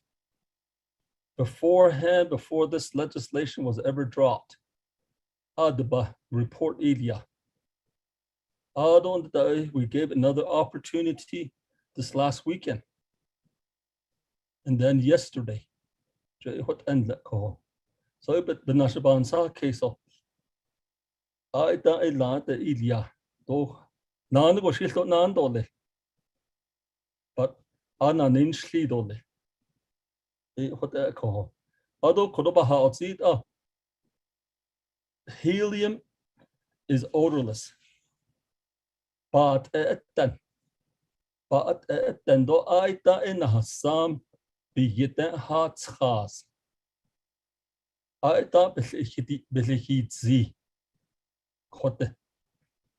Adon de aita hot ego o ete dol tilta. Do o hal shinda alto. Ado shilto o shinda al skida alto. Do o hal nita. Je hot bata hachilne. Hot elako. That will be my response, Madam Chair. Thank you.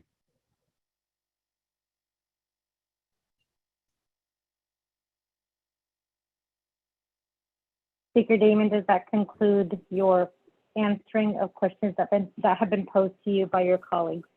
Yes, Madam Chair. Thank you very much for allowing us this time to respond. I will yield back to the floor. Thank you for that, Speaker Damon. So with that, committee members, before I recognize any new delegates, I would like to ask the delegates who have asked the questions, Delegate Crotty, Chair So, Delegate Eugene So, have your questions been answered?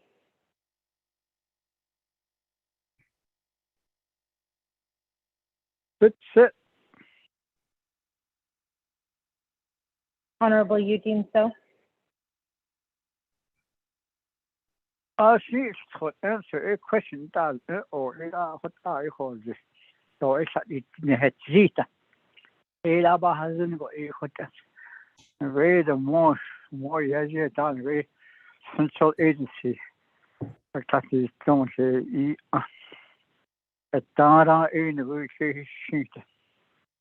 It is deficient to art. He had no art.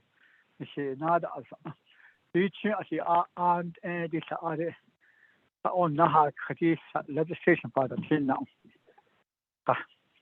Men said that the Nikati known as a even that has half it. I didn't understand. So, or that. That it and Harry Chetnas will hello is Sunday. They don't have to have card or a Sunday today. But great was about $100. Oh, Dina Rag in his battles and not that anyway. I'll 10 years of that car question all of it. You the host has net and he could eat out a trick off. Should not look at it, no. Even that is an answer at has not there. Over in this case, about Asia. He at Asia for the at Hadalia. That a hobby became that Hayat in this time and age because we only live by one property, that's cash. In order for us to survive, we have to have cash in this world. And that's how we're living in this day and age.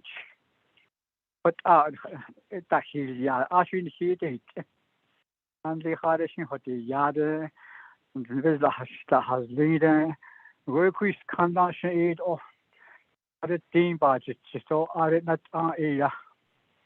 But your kid, who want that age, yarn is a bit your kid. The word, the pollinators, need cleaning. There's a hot, which they left, and that's how we are made now to live by cash only way of survival. Or in this case, even our kids, we send them to school to educate themselves so they can survive, to make more money. Even as you go in that case, you see the that. It's all standard casa. Now, standard by the kai. Or just consider this day and age. So we are branded with a dollar sign forever. I say Bible thing, but hard to see this the whole it on this other came to it on need that she doesn't get a who she it all be had this but all he can't but not by when anything that job we do it. Do either or do have the chin the total has nita. And his bed hasn't all he go each on don't his bed hasn't. A halan base of it all this on that case or baby hundreds. So that I have hit the yak. basic anyway, even now, that's the only answer. So anyway, not still is it. Thank you. Thank you for that, Delegate Eugene. So, Delegate Scotty, I'd like to ask for your questions answered.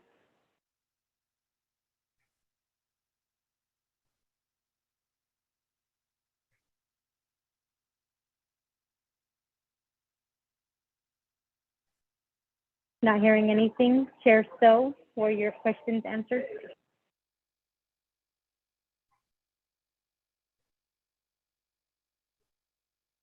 I can't last. Yes.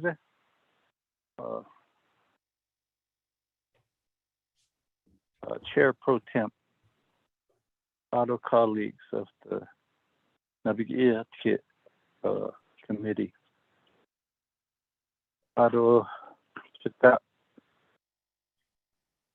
Leonard L. Sosi. Ado CEO. Like, the main thing that I also emphasized was the tenets of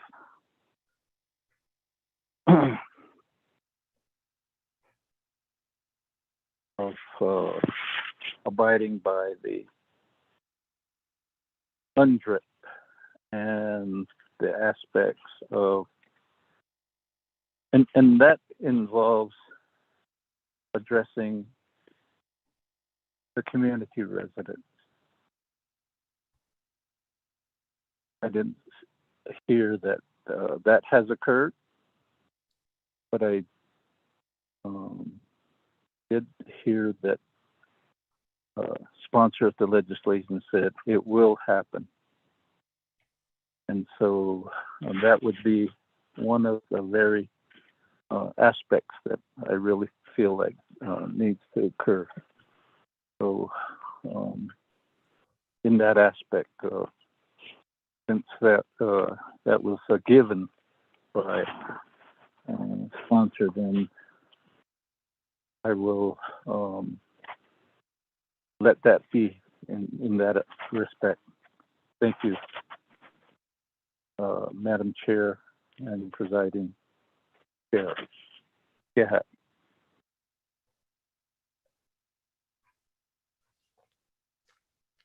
Thank you for that, Chair. So with that, committee members, colleagues, are there any other questions or comments at this time? I don't see anybody texting in.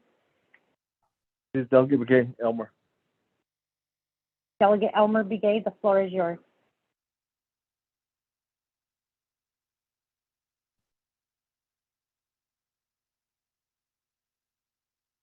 Navi, can you hear me now? Delegate Elmer Begay, the floor is yours.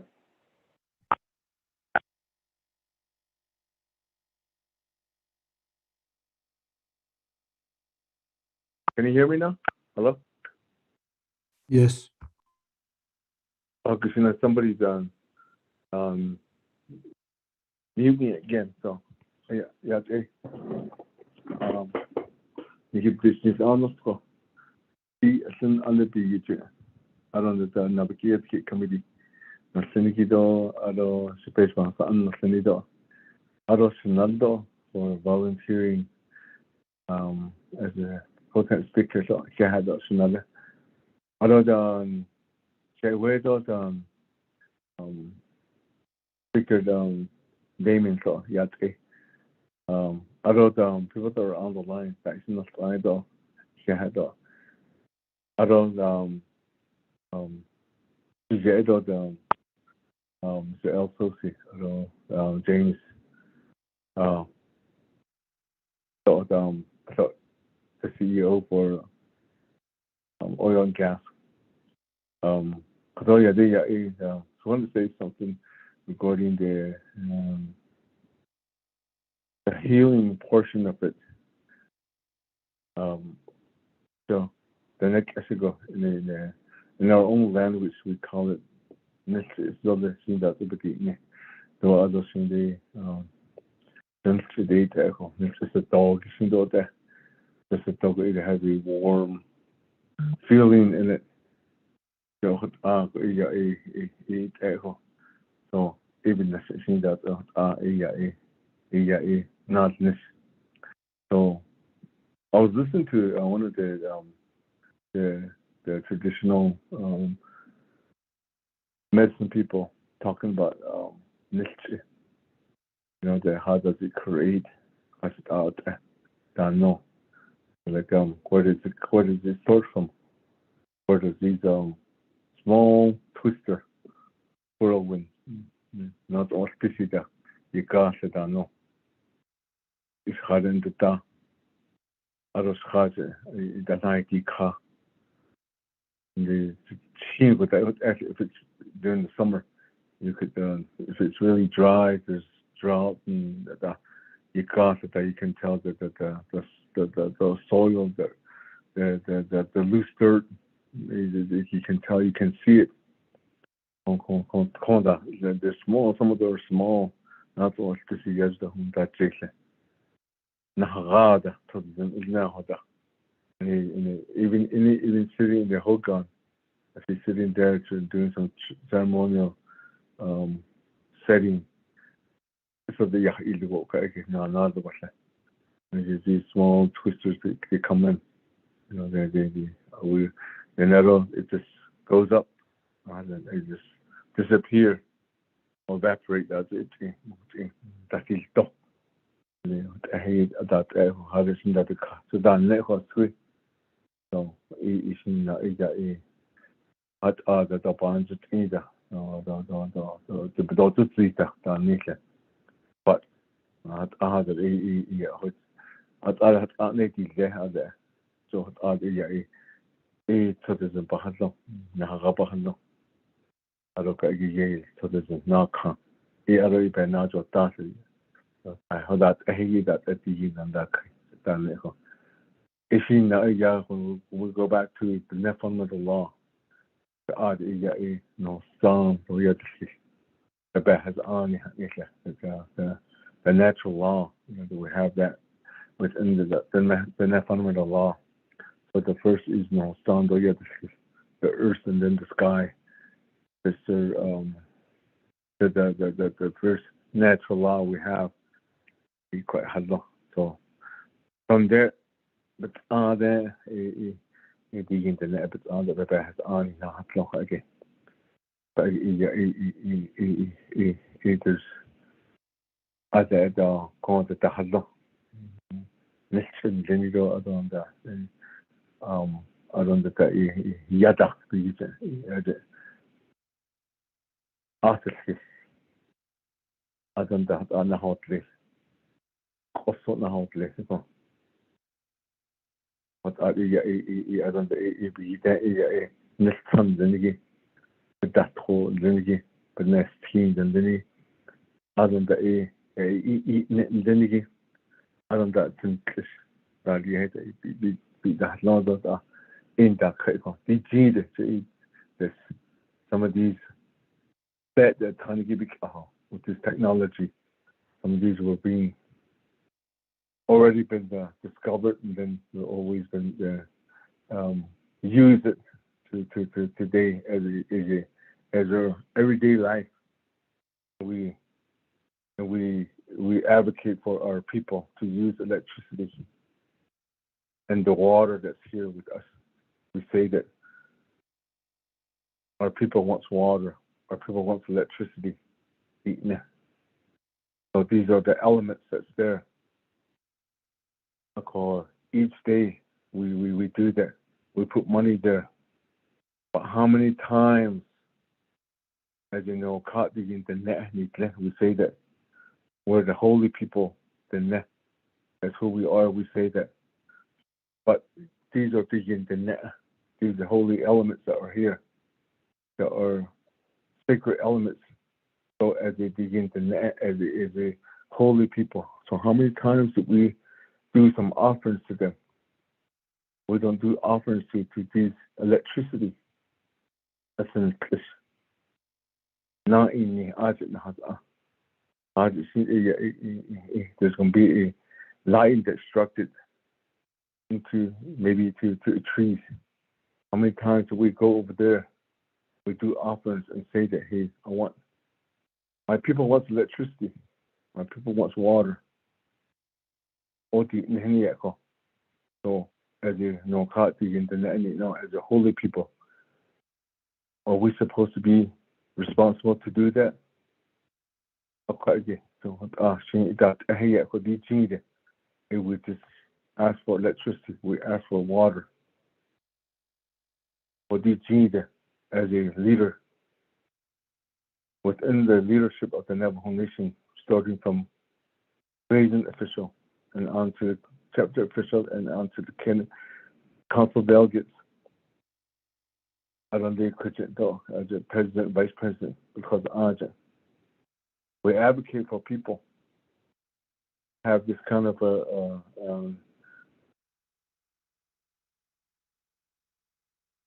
some convenience that we use today as a modern day of usage for electricity. Now we're going into broadband.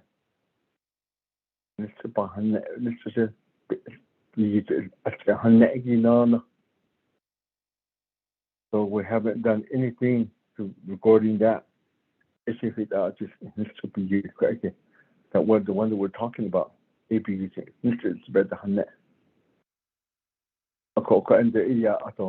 haven't even talked about a law how to do that. Who's going to do that? We're legislators. That has only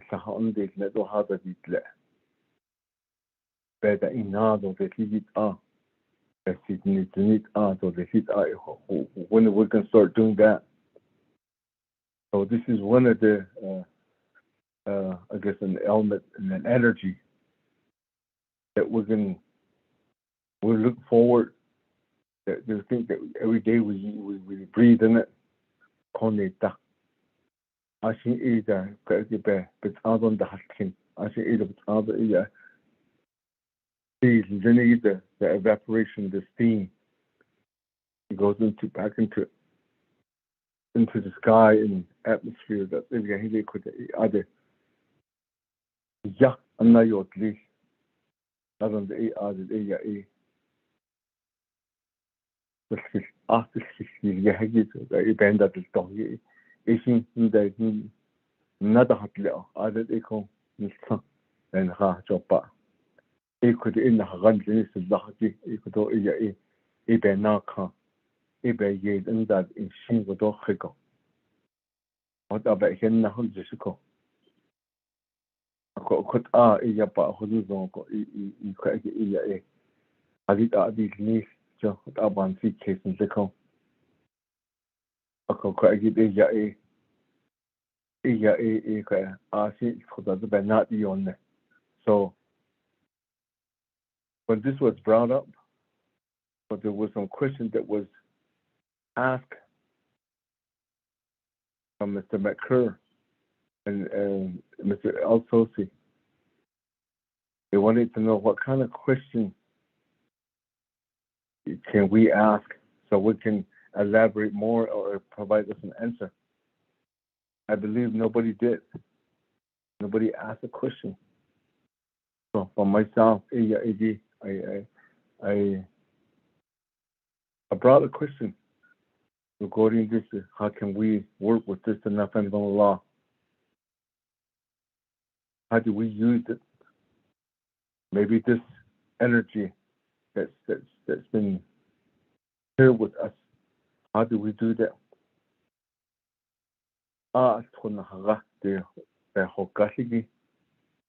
Will achieve in the Hagaki as we told us in that biggie as it does in you don't can't as they don't see a none at all this. So Dahna, Dahnan, no, some be it. So added a Hadaka, Mr. Zenki. Asian Dakre, Asian hasn't so ye that doesn't. What Asian with NATO can't. Other art project. Put on that other art position who the Hagoni of the NATO can't. Yabugit. I don't the bench the Hagito, the Hagido, not the Yasha, the Kasido. The Yedado Nishi, So I would ask that this will be a very educational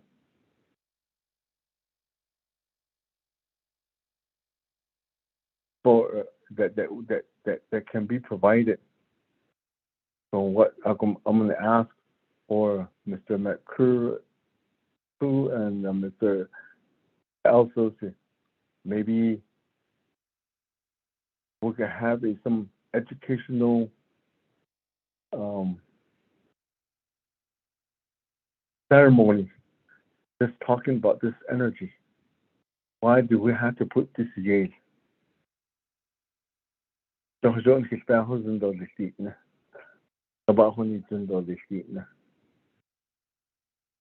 it's time for us to do that.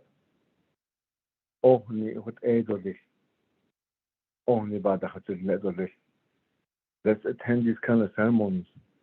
Maybe let's have a session with these Hatati that we have. I'm pretty sure they're out there, they're willing to do that. Attention, Naabik'íyáti hatne. Attention, Naabik'íyáti hatne.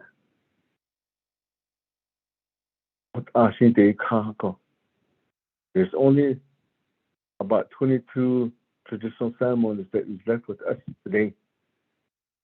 Some are at high risk of losing it. There's only one person that knows 3 ceremonies that we know that's at risk now. So what do we do about that too? So I think my suggestion is I don't need to see how many delegates are willing to go into a session and have some educational, maybe a presentation from this Hatati. Not the only art from the Naabik'íyáti. Will see that the Hatis I don't need to art. Not that is Nihigi. Yen his Hadorn. Eat up in the yet. Eat out of the Ginido. So just need others. I heard my sister Amber Crowder brought up the pandemic. Why are we doing this at this time? I think we need to, like I said, the elderly are talking about, seems like today we're searching, we're seeking for something, a fresh air that we could breathe in it, that we would trust something's here with this air here. Everybody's scared of it, cracky. It should be hello. But it seems that how do we go about it? So it seems that we had to pray, had to do ceremonies for good air that we could trust, that we could heal from it. I think we're at that time to do that today. As we're talking about healing, let's do this. Let's pray for something that we can sustain our nation for the next how many more years to come. But I about this case Mr. Elsosi. I don't need Bohonet dancing. So he could I do practice so another other say weather speaking name. So he had a crack equals I think this is a time that we need very critical, that we need something that an energy that we could trust. How do we do that? We cannot just go pick it up and just do it. We had to think that we had to do all the offerings to all the living things that we have within this 4 sacred mountain.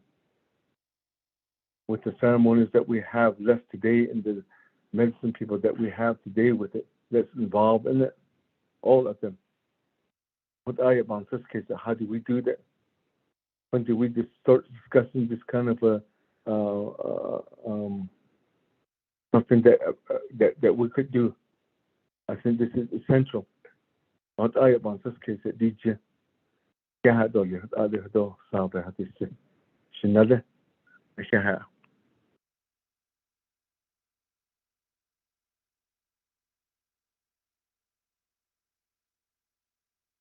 Yeah, Chanela, Delegate Elmer Begay. So I'm checking my text messages at this moment. We do have Delegate Daniels who wishes to speak. Delegate Daniels, the floor is yours.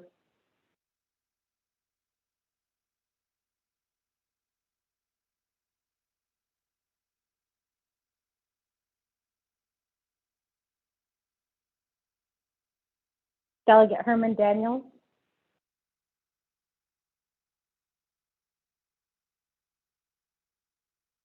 Madam Chair, apologize, I was muted. Thank you for running this meeting this afternoon. Pro Tem Chair, the legislation 232-21. Thank you, the Speaker. Thank you for bringing this legislation before Naabik'íyáti this afternoon again. I know we had 2 work sessions on this yesterday, Saturday, and just like what Delegate Speaker said, this went through committees. So appreciate the questions that my colleagues are asking. And thank you to Navajo Nation Oil and Gas also for being the agent to this legislation. I know there's numerous questions, comments that are made in regards to this legislation. And the other day, Saturday, NOST chapter officials were in attendance with us. Yesterday, they were also on the line listening. So I really appreciate that, the local leadership taking part in this our meetings, the work sessions.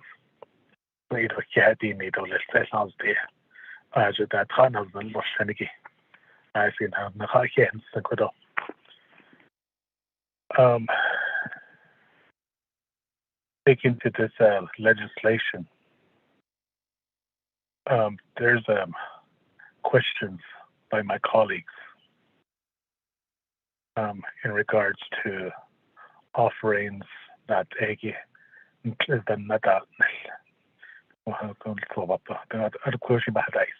this morning.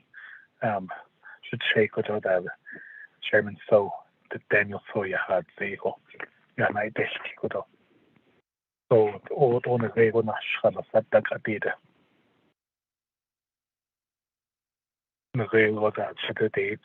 the net had the car with that did.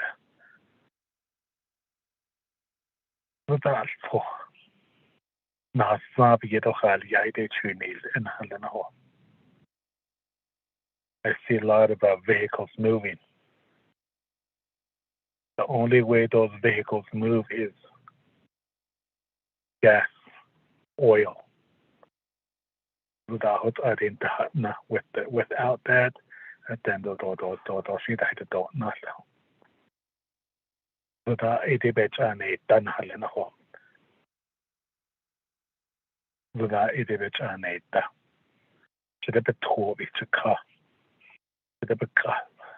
alone on the way that should without adding hatna. In Hasabi, you don't have to have Yagi that.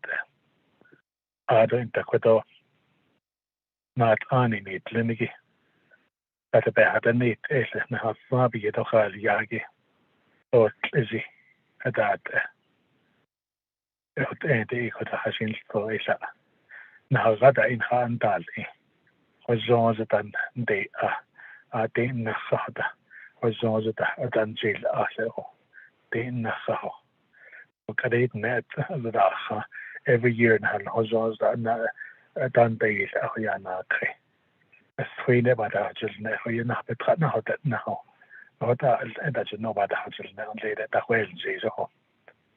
So you even that how just care that well Jesus what did was no go. So I don't know that I think that I thought that is be had not egi. I think what that was on the public and that it was. What actually be had not be not for hard. What that equator. I don't know equator. The way when you drive out of Naabik'íyáti going towards Monument Valley, about 4 or 5 miles out of Naabik'íyáti, there's a solar farm. And when I'm at Kaya, that way bit children on that car and to what days not lost it days chosen to what days I do the Tuskegee solar photovoltaic sunbeam, but I don't have basically cheap and again that niche. I don't know it was not on yeah. I don't know what to end what the two needs energy. The rate at the spending the rate Johanna two needs. Does it though? We get by Dalia and from this case of that did. So it added that Dalia, so it added about this case go. What I'm getting to is everything that we have, it came out of the earth. Gas, oil, the rate should have been kid, the thing with that. Legend and this at the hello. I see what I Papa had this. So I don't know what I mean what I see to this single. But the Navajo Nation oil and gas, what they presented. They do offerings. They south of Red Mesa to no yahalne. Kadiaji Aji nada ini. Nada ishne. Hutanda al ihiko ajana oka. Nasan yoka. The yet halonigi treaties ish. No it's na oka to include day neleho. What is she ho? What you gotta give in order to use what they go. So could be hit question the Nebenhaza cut a thing could I don't cliff. I don't sort of the car add chick with all. Washington that each that your grade at the thing to a cluster.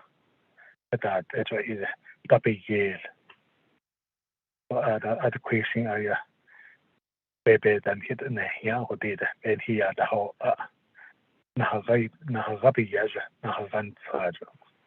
Yale doors nation order. I don't take I don't that. I see that the queen is what I then had aliado, you see he had a desto. That is he. Hadalia, what are they need cargo? So what that the question I don't know about how to made and the back with on the way down. Equal to the not so set and how deep I suppose a code at the state and work session actually about late on it went through committees. So could do the way moving forward. Or she could do not for these niche so I babana or scat or the system. I don't know could do them on another note. The way could NGS set people does that. He could do 24th Navajo Nation Council, 8 and says, and the Queen is it's a band I see can't that light. He could do that not any car. So, in replace of the $40+ million that we used to get, based on the deed, where and how are we gonna get dollars for our Navajo Nation for our Navajo people. So what I ban this case got a permanent trust fund income from the not the income but the Naviki. So we get a holiday for 5 years. For 5 years. After 5 years, so what are the this case? Where are we going to get money? How are we going to make money for our Navajo Nation? So what are the this case? This I think about this every day. When I drive to Winter Rock, when I stay home, I think about this. Like I'm not just what's the data. I leave on the door. That's all. But it's a case. A court or the not or the no that's for. That's for the other late that need says or Baba Bani Kidol. So you don't do it. I don't want to do that shit. I don't know the 24 to 48. Way behind the hill. Best was another $100 niche. If she had a base of $1 niche dollars, so what are the case? I don't know 110 chapters. But now it's a hello Bebenant, I don't know, club seat at the hello committee up in Baholi years ago at the local level. If she had a base of $100, I don't agree that after the 5 year permanent trust fund again. That's why you use the daily yago. We get the whole yago for so they daily. I do wish it. Where are we going to get dollars? But even on this case, just as window. So this is a good legislation, but quite on agree that we really need to work closely with the chapter officials and also our constituents at the local level.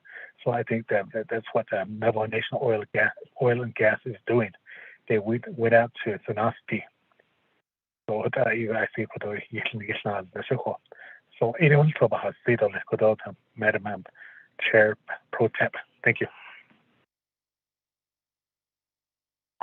She has Honorable Daniels. We do have one more delegate who wishes to speak. Honorable Pernell Halona, and then from there we'll go ahead and we will go to Speaker Damon. With that, Delegate Pernell Halona.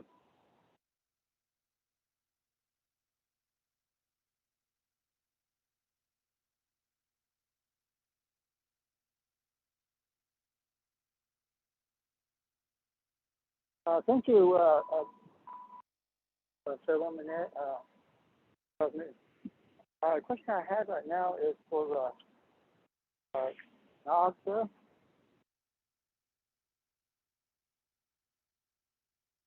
Hello, am I on? Thank you, Delegate Charles Newton, for letting me have this time. I want to ask a couple of questions of oil and gas. First question I wanted to find out is, do they have enough money to for the development costs to get this program started? And then also to find out what the chapter houses, so do they have a little support for chapter houses? There's a couple things I just want to find out, see what we're at with that. Thank you, Chairwoman. Thank you for that, Delegate Pernell Halona. So with that, Speaker Damon, I'm going to go ahead and turn the floor back over to you. We have 3 delegates who have posed questions. Speaker Damon, the floor is yours.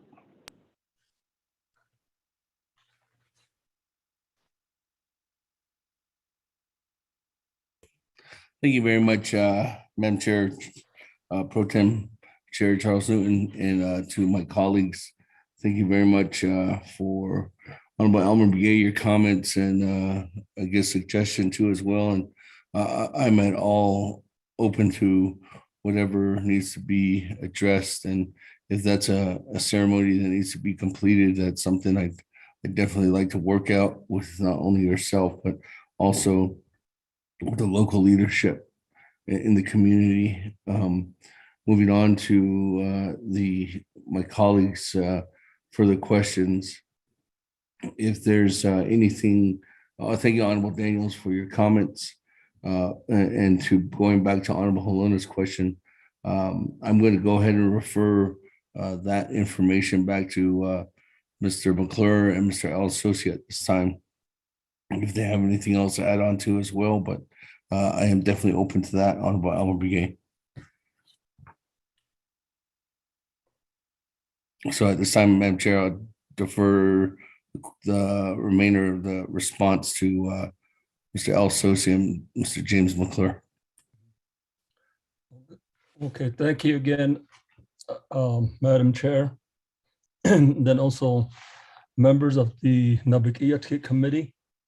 In response to Delegate Elmer Begay, as it relates to how we can develop an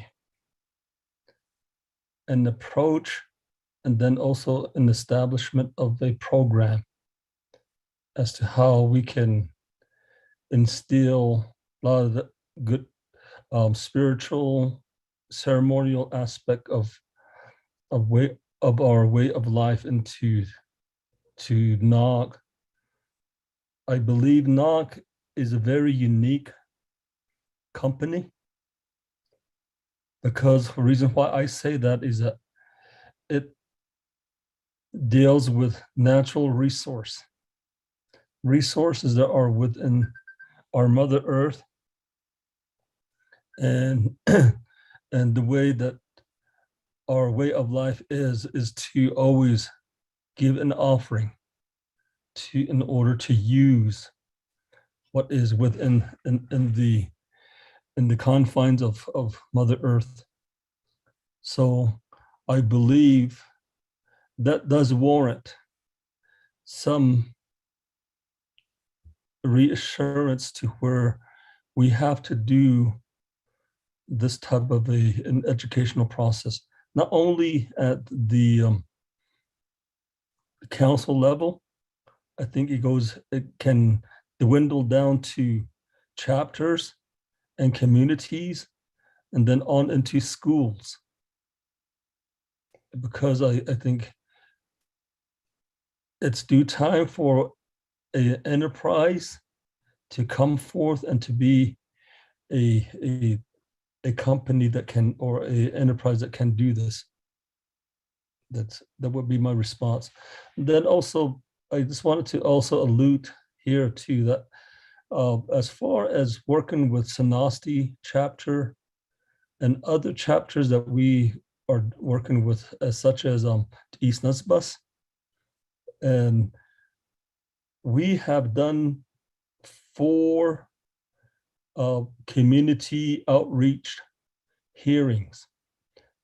In 2019, that's when we actually really got pretty active with helium presentations, and then also dialogue with the chapters.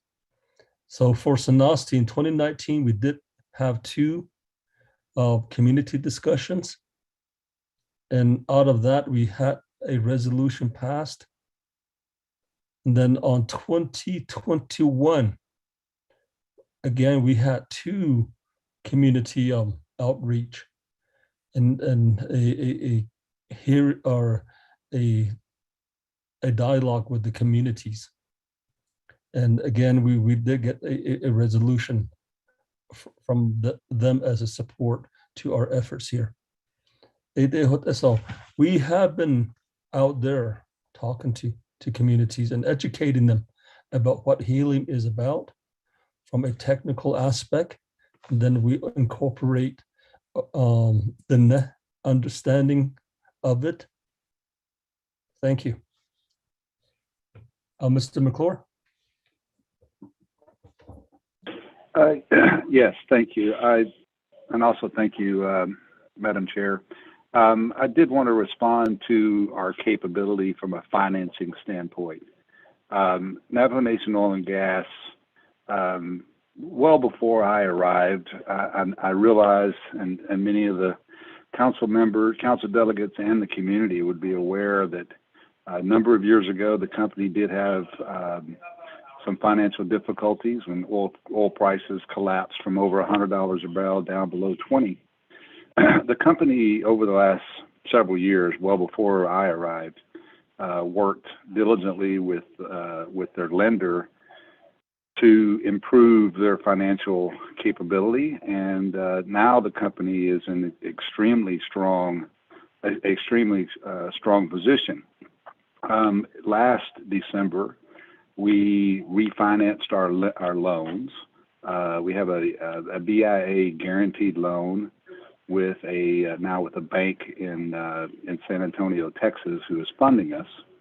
And the reason that we have that lending vehicle, many people maybe believe, well, why do you have loans? Well, you have loans to improve your capability to expand.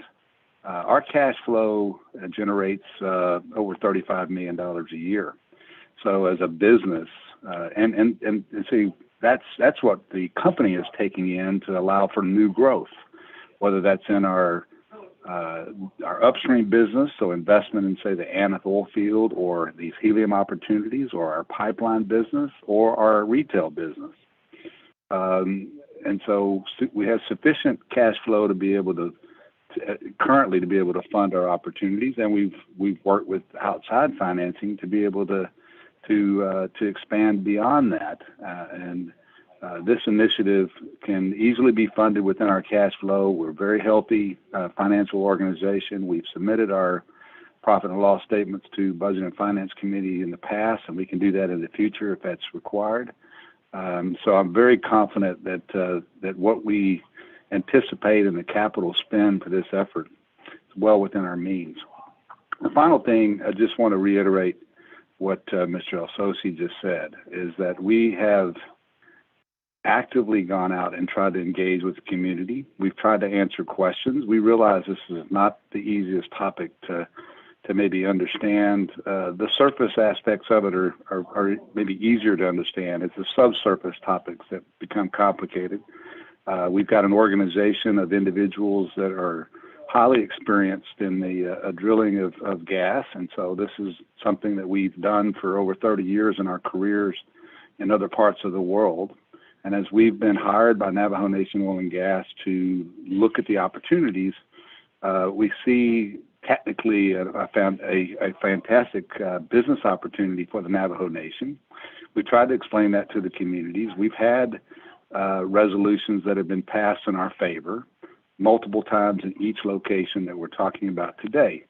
I'm not going to say that there's not some opposition. There always is in these type of topics. There's always opposition. I think that my hope is the council delegates look at the big picture here and recognize that the benefits far outweigh any negatives that might exist. And you know, the biggest comment I think I see it online even during our meeting today is questions about how helium is going to impact the atmosphere, and that's not a risk, and I think that's something that's more and more education, as was asked earlier. We are very open to conducting workshops to try to educate not only the council but also the community in helium development, because we're confident that it's something that can be done safely and can be done effectively to benefit the Navajo Nation and its people. So thank you for your time.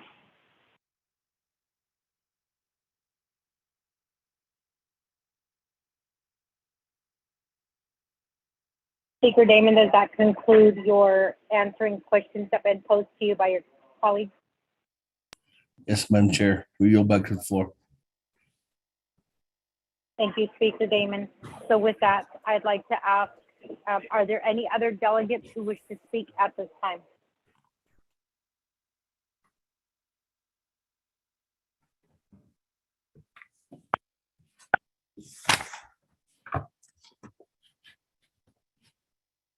Madam Pro Tem, this is Delegate Crotty. We do have a follow-up question by Delegate Halona, and then after that, I will recognize Delegate Crotty. Delegate Halona?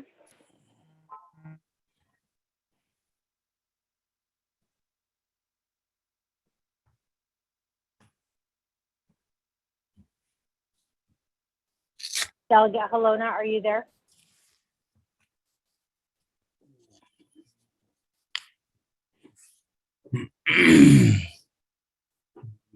Okay,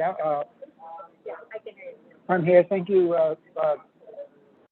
Solomon.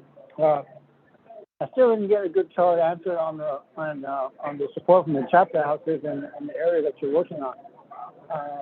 What kind of support are you getting? Have you advanced the chapters yet? And they have any resolutions that there's support that they have for you? Solomon?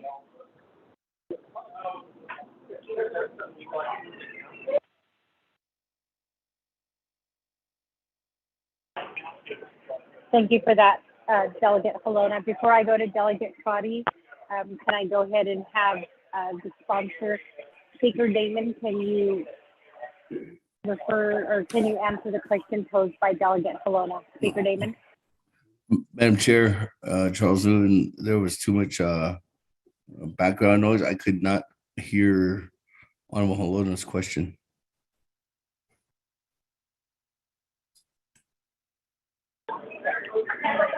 Yeah. Okay, am I back on? I didn't get an answer as far as the chapter houses and the support that they were receiving. Have they got support from the chapter houses in the areas that they're working on? That was my second question there. Thank you. Speaker Damon. Chairwoman Newton.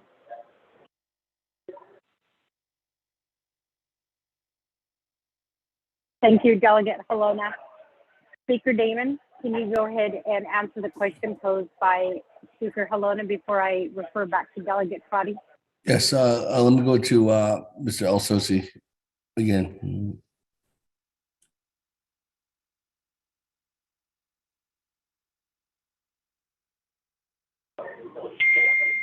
Yeah, Speaker, this is Mr. McClure. I can respond. Okay, Madam Chair. Go ahead, Mr. McClure. Yes, yeah, just to answer the question, yes, we do have some, as Mr. El-Sosi was highlighting, in 2019, we had resolutions at both the Sanasti and the Tisana chapter in support of our effort. We were asked to get to obtain a reconfirming resolution, which we were able to receive over, I'm going to say that was back in September, October of 2021. So we've had this discussion at the chapter. We have had support resolutions in both chapters. So hopefully that answers your question. Thank you for that response. I appreciate it. I missed it on the first round. Thank you. With that, Delegate Trotty, the floor is yours. Yes, thank you. I appreciate it. I do realize that this legislation is about 550 pages long. So I'd need some support, pro tem, to ask regarding with the operating agreements. We do know that there is a large number of permittees in the identified areas. Could I receive some input, whether it be Minerals Department, in terms of what is the role of the grazing permittee when it comes to providing or being involved with the operating lease? I'm trying to understand in terms of through the negotiations, because that seems to be the most challenging issue regarding this legislation is individuals who will be directly impacted felt and continue to feel that they were not notified and they have not consented. So I would just need clarification in terms of that approach. And I do know with the Albuquerque work session, I'd like to ask the enterprise why the enterprise felt that Albuquerque would be the best venue to have a work session on this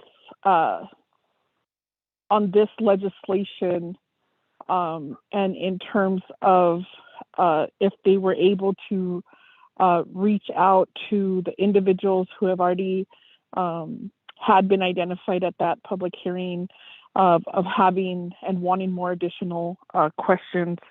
I did see in the email to the delegates that NOG Oil and Gas was going to provide lodging for the delegates. And so I'm not sure if that same opportunity was given to community members, because there is some concerns in terms of the enterprise paying for lodging of elected officials and how our ethic and rules laws are spelled out. So if I could get that clarification, and that would be helpful so that we could get the information out to those individuals who are requesting more dialogue from NOG. Thank you. Thank you, Delegate Crotty. Mr. Rico, do we have Division of Natural Resources Director, Mr. Shabala, on the line?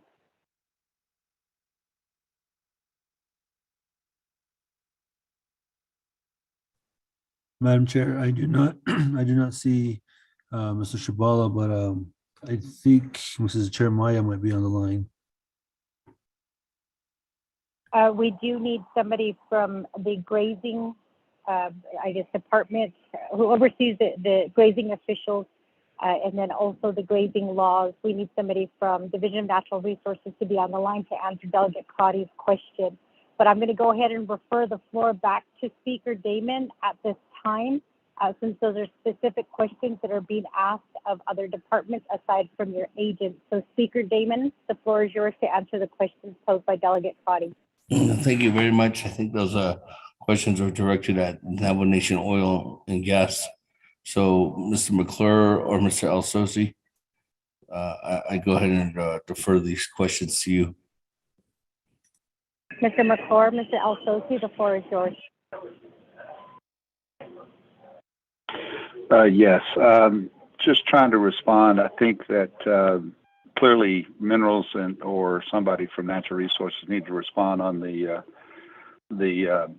permittee grazing rights permittees rights in this. I know it's there is language in our agreement about what rights NOG has, so it'd be worthwhile to have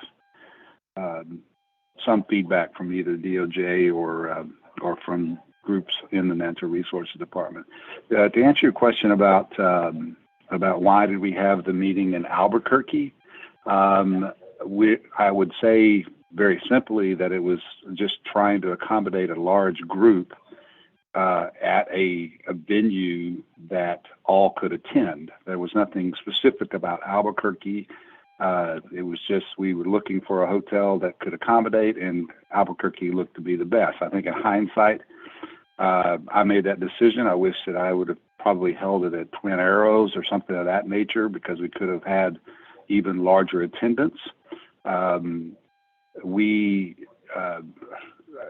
whole question about paying for hotel rooms, we can maybe have a separate discussion about that at some point, because I don't think that offer was made in conflict of interest or anything. We were just trying to accommodate those that were having to travel, and we did have some chapter officials from the Sanasi chapter who did attend.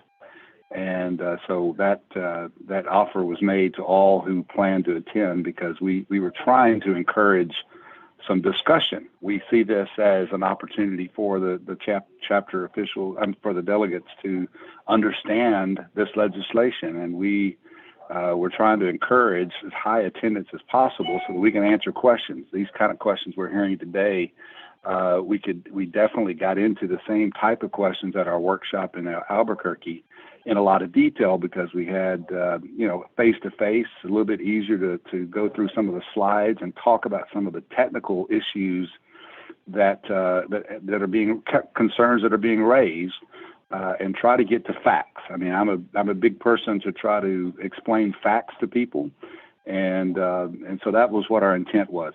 So hopefully I answer your question. Mr. Alsosi, I don't know if you want to add anything.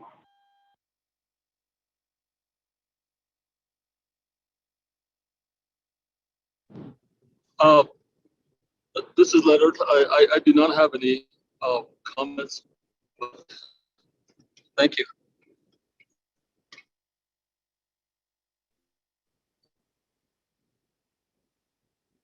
Speaker Damon, does that conclude your answering the questions that have been posed to you by Delegate Crotty?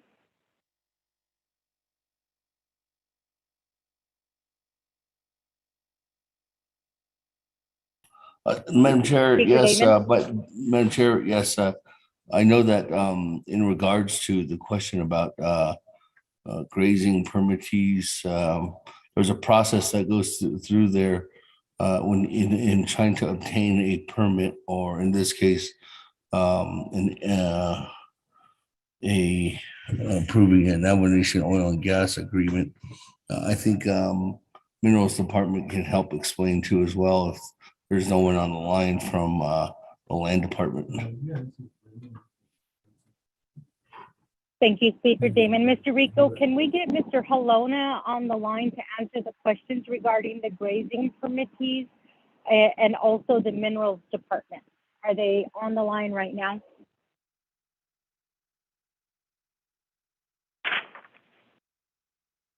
Madam Chair Pro Tem, this is Rowena Cheremiah from Minerals Department. Thank you for being on the line, Ms. Cheremiah. Can you go ahead and answer the question that was posed by Delegate Crotty regarding the grazing permittees? Yes, I'll do my best. The Minerals Department is just one piece of the process before the application is submitted for legal and regulatory review. So the application packet that is put together includes the Cultural Resource Compliance Form, which is the CRCF, the Biological Review Compliance Form, the BRCF, a map, the chapter resolution, and the grazing permittee consents. So all of that is put together in the application package with the negotiated operating agreement, which is the piece that the Minerals Department is responsible for. Then it goes into what we call the electronic 164 review process and goes to the various departments primarily within the Division of Natural Resources, which is Fish and Wildlife, Historic Preservation, Minerals, Navigation EPA. Sometimes it goes to Forestry. Then it'll go through the legal review to DOJ, and then OPVP, and then the committees of the council before it goes to the council. So what I'm getting at is it's just a piece. What you're asking for is the piece of the application, the obtaining the grazing permittee consents, and the department that is responsible for that or that oversees that is the Department of Agriculture.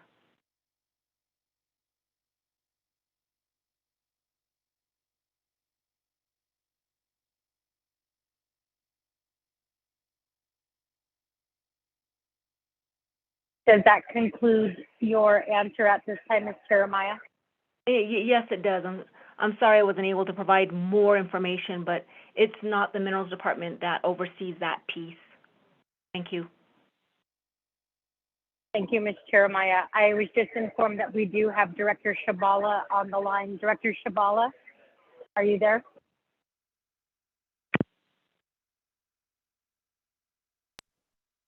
Good afternoon, Delegate Newton. Yes, Rudy R. Shabala, I am here. Thank you, Mr. Shabala. Were you able to hear the question that was posed by Delegate Crotty? I got part of it.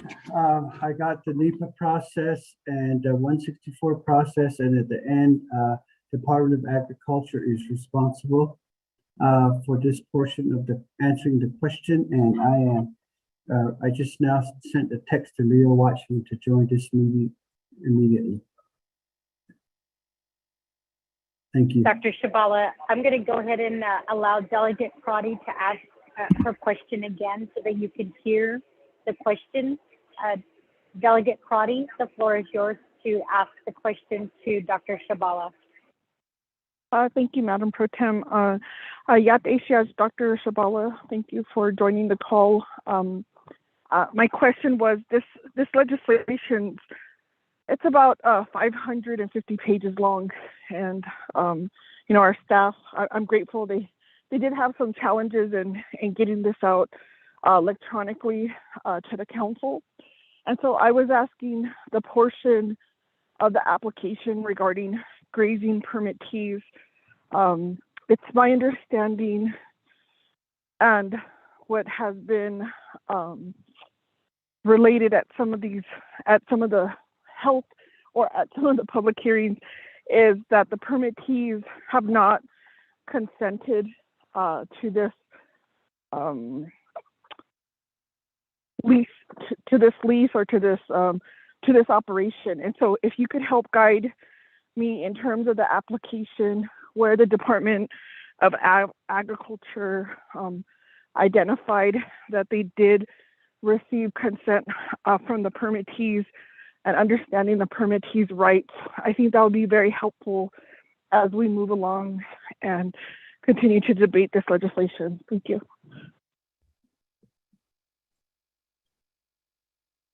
Thank you very much. Thank you for that, Delegate Crowder. Director Shabala, the floor is yours. Thank you, Madam Chair. Also, thank you, Delegate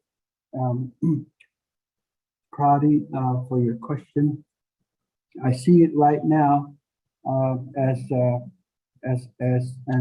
ask, not really a question, but help in being able to coordinate the streamlining of this legislation to continue the process for this presentation to become a reality.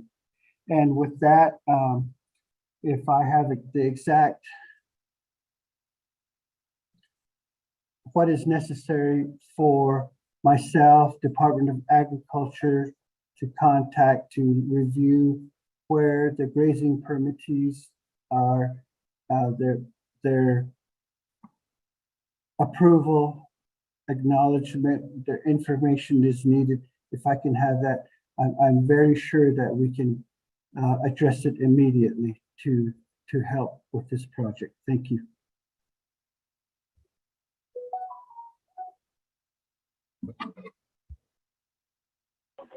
Dr. Shabala, does that conclude your answering the question to Delegate Crowdy? Yes, this portion, yes, ma'am.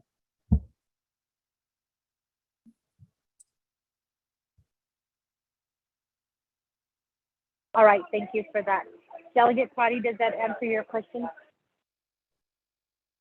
Madam Pro Tem, thank you. That begins to answer the process. I'll be waiting for Department of Ag.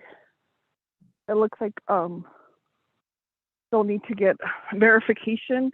I would like to re-ask oil and gas if they could provide to my office just who attended the work session in Albuquerque, and if they could identify the individuals that they paid for the hotel room.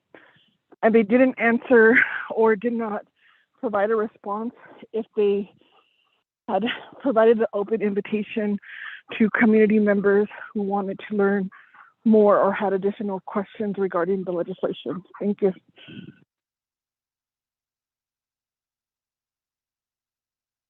Thank you, Delegate Crowdy. I'll just go ahead and ask Nob to share that information with Delegate Crowdy and with all of the delegates. So with that, committee members, are there any other questions or comments at this time regarding legislation 0232-21?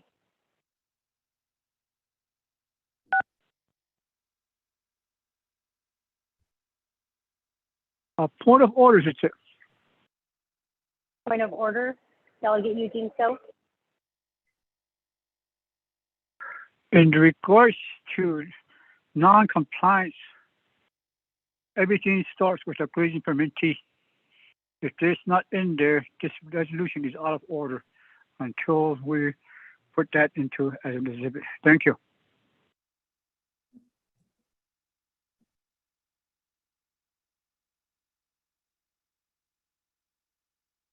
Thank you for that, Delegate Eugene. So is Ms. Bobroff on the line?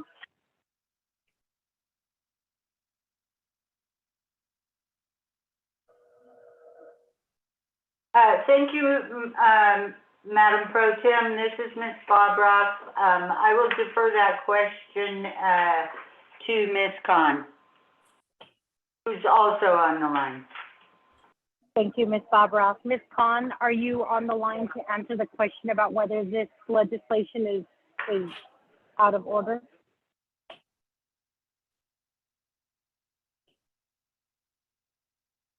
Madam Chair, this is Mariana Khan, and I have the legislation right here. The usual process for these types of legislation is that they go through the executive review process. And I do believe the executive review process is attached to the legislation, and I'm just now bringing up the legislation. Let's see. And it's usually the last exhibit. Let me see if it's on the last exhibit.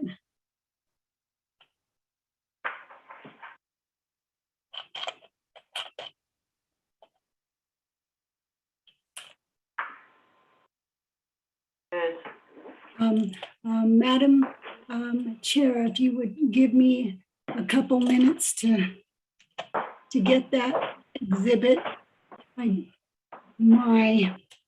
My computer is doing funny things. Okay, let me get down here. And according to the body of the legislation, that executive review process is Exhibit G. And if we go to Exhibit G, okay, we go to Exhibit G.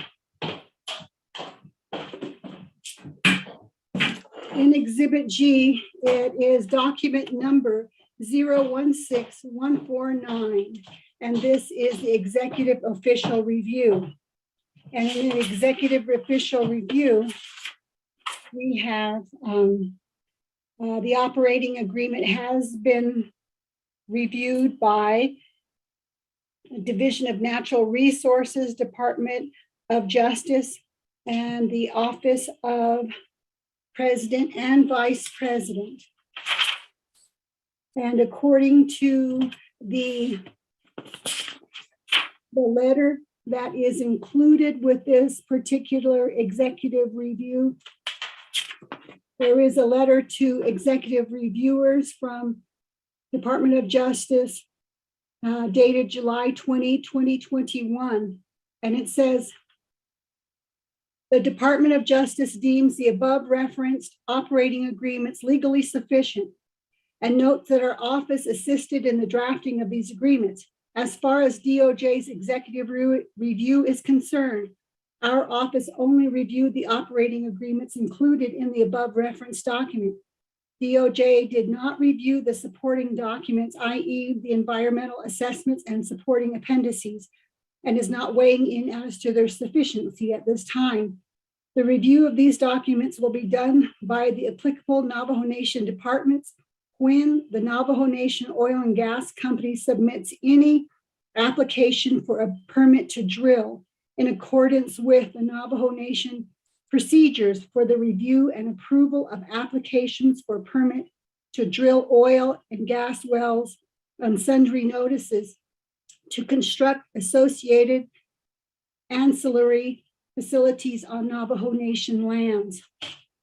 And so according to that particular memo, the reviews will be done when the application for a permit to drill is submitted to the Navajo Nation. And that is the reason that that those particular documents are not included in this executive official review. And Madam Chair, for further information about what goes into that type of review when the application for a permit to drill is requested, the General Land Development Department and the Land Department process those types of permits. That type of permit was not included in this particular resolution. This resolution is concerning the operating agreements, and the Department of Justice says that the operating agreements are legally sufficient. Madam Chair, back to you for any further questions, answers to questions with regard to the particular legal review. I would suggest that the Department of Justice be asked further questions. Madam Chair, I return it to you, and I will go on mute. Thank you, Ms. Khan. So to just be direct in the way that the question was asked, is this document out of order? Okay. Madam Chair, the document is not out of order in that it is, the purpose of this legislation is to approve the 3 operating agreements. Thank you, Madam Chair. Thank you, Ms. Khan. So with that, Delegate Mujiso, we have heard from the Office of Legislative Counsel that this legislation is not out of order. So with that, committee members, colleagues, are there any other questions or comments to this legislation?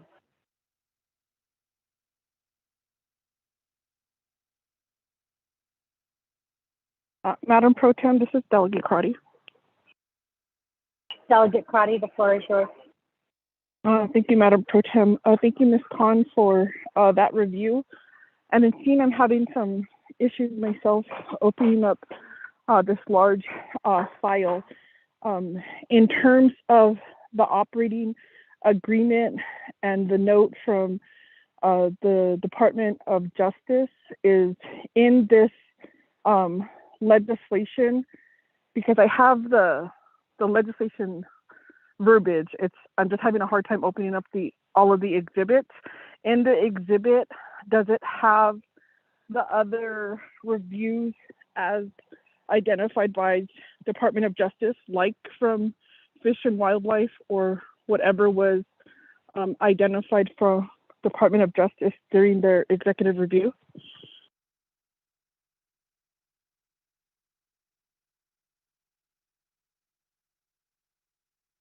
Thank you for that, Delegate Crotty. I believe that question may be a question that would be posed to Office of Legislative Counsel and Department of Justice. Office of Legislative Counsel. Yes, Madam Chair, this is Mariana Khan, and I am also going through the documents, and I have I'm fortunate to have a hard copy. Let's see.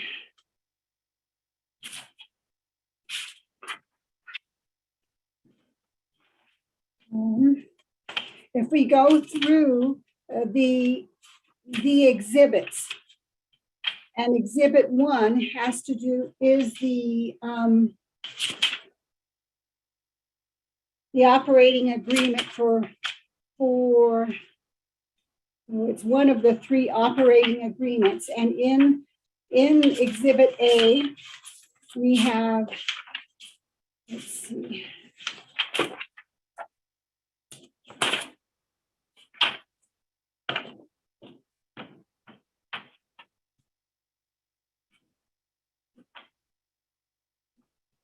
We have particular habitat assessments that were done, and they are various appendages, and this is part of the reason the document is so large.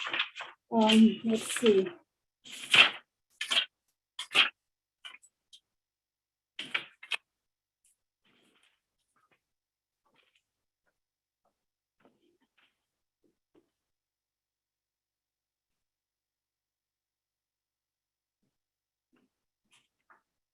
Ms. Khan, I think it's an important question, so please don't feel the need to rush. If you need to take your time, then please do so. Okay, thank you very much, Madam Chair. And if you could also get a Department of Justice who actually did the thorough review of this particular document to also be on the line and assist with the explanation of everything that is in all of the exhibits, the 3 exhibits, then that would be very helpful. And like I said, they did the most thorough review of this document and deemed it legally sufficient. Now, Thank you, Ms. Khan. uh, Department of Justice, are you on the line?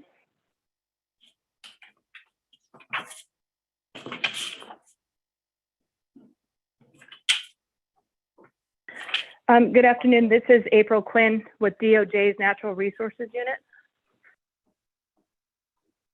Ms. Quinn, are you able to answer the questions posed by Delegate Claudia?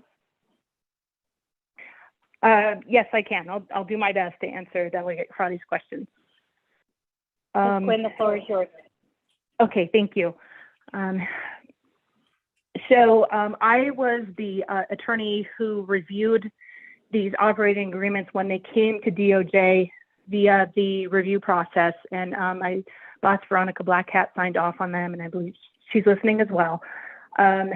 So these operating agreements only went to OMB, OOC, and DOJ for review. They didn't go through the full executive review process where it goes to all of the DNR programs, including minerals, fish and wildlife, and everyone else who reviews things via that full review process. And I was the one who wrote the memo that Mariana Khan read from just a few minutes ago, noting that DOJ only did a legal review of the operating agreements themselves. There are other documents included, including things like the biological assessment and things like that, but we did not review any of those documents. My review focused solely on the operating agreements and whether they were legally sufficient or not. And so that's why I wrote the memo, to make it clear that, DOJ only reviewed certain items that are contained in this legislation. With respect to the other, biological, documents and everything cultural, those will be reviewed when NOG actually applies for application for permit to drill. When they actually get to the point where they've done their exploration of the area and they're going to actually apply for permits to drill.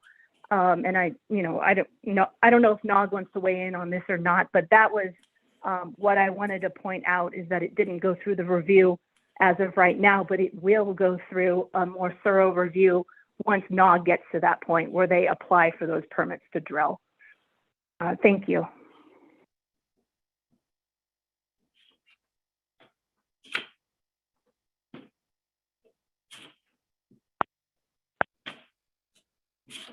Madam Chair, Thank you for that. Thank you for that, Ms. Quinn. Before I go to Delegate Eugene Stowe, I'd like to ask Delegate Claudia, does that answer your question? Madam Pro Tem, yes, that does answer my question. But I would like to ask Ms. Quinn, for these operating agreements, is there a space for permittee consent, or I need some guidance to give correct information to permittees who are concerned about this legislation. Thank you.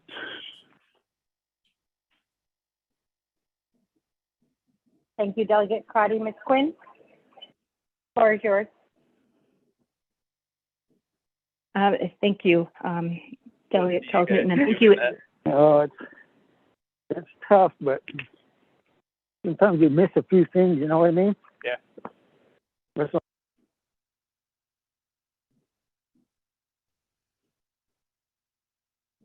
Colleagues, please remember to mute your phone.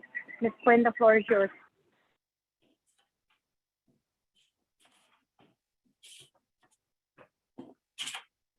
Okay, can you hear me? It keeps saying I'm muted. So thank you, Delegate Charles Newton.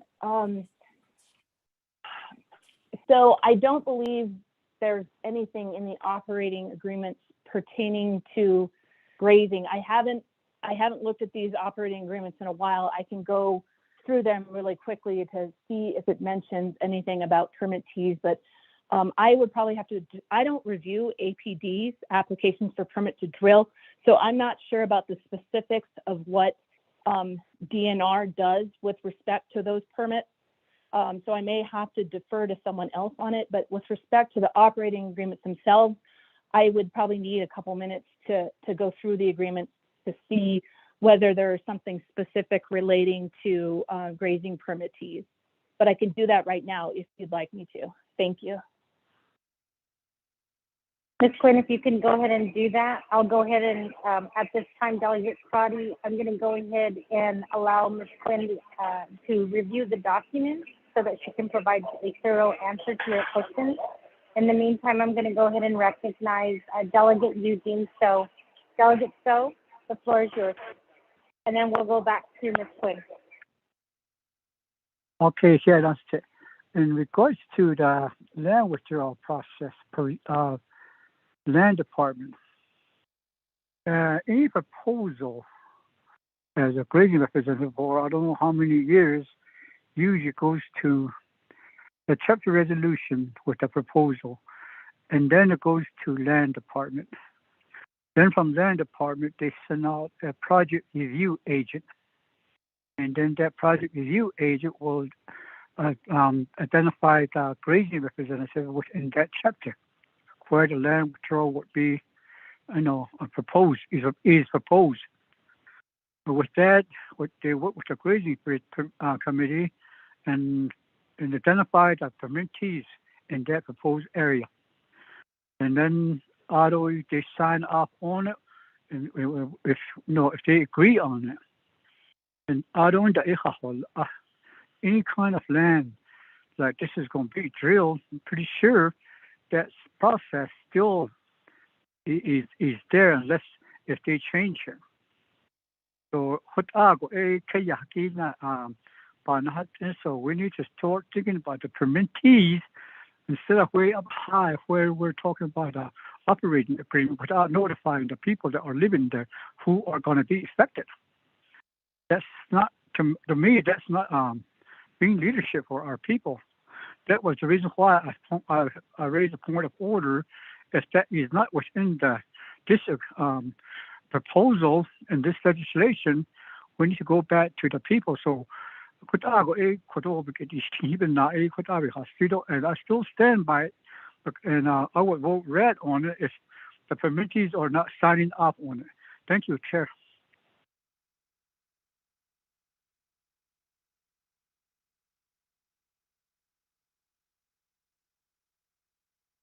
Thank you for that, Delegate Eugene. So I believe, and if I'm not mistaken here, I think the response to that is that that they're not at that point yet to have the permittees sign off, is my understanding.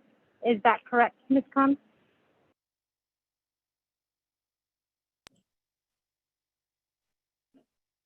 Madam Chair, this is Mariana Khan.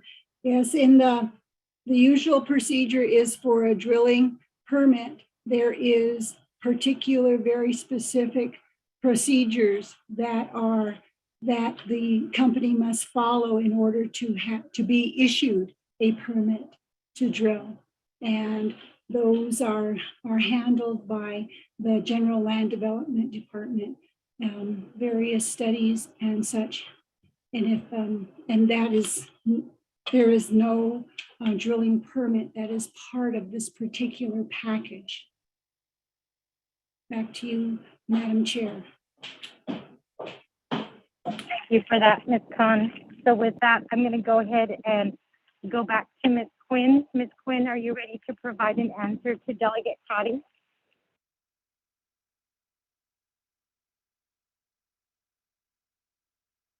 Thank you, Delegate Charles Newton. I quickly went through one of the agreements because they are basically, most of the terms of these agreements are identical of these three agreements. And so section 3A talks about surface use authorization and easements. And there is language in there pertaining to grazing clearances and other things that NOG will have to comply with in order to basically drill under these agreements. So the last section, and I won't read the whole section, but it's section 3A.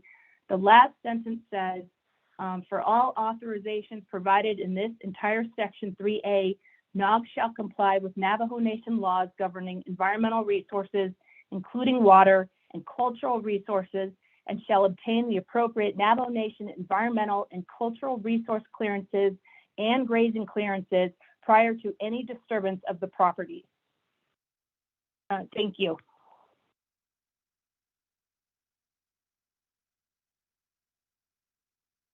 Thank you, Ms. Quinn. Delegate Prati, does that answer your question?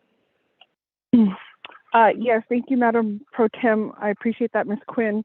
If I may ask a follow-up, so what, in this operating agreement, what is this legislation requesting approval? What would the company be, what would this approve the company to do to the site without having that drilling permit? Thank you.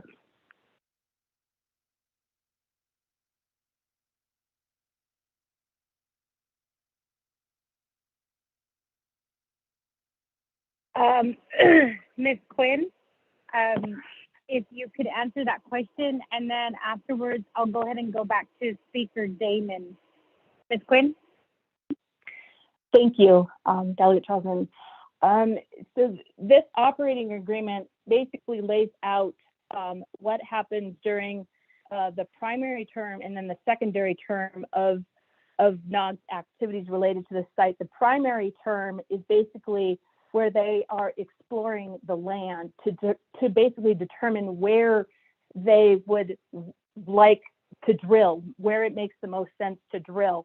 So that's what they're doing in the primary term. And I can let NOG explain, the specifics of what they would be doing during the primary term. But, it's basically holding the land, for lack of a better term, holding the land. NOG has the right to access this land to explore for the potential to drill helium wells. So it's basically telling NOG, you have the right to go out there and determine where it would make sense for you to drill the helium well. So that's the primary term. And then, once they get to the point where they are going to drill, then they have to apply for the permits. And I can, elaborate further if that doesn't, answer your question and your concern. Thank you.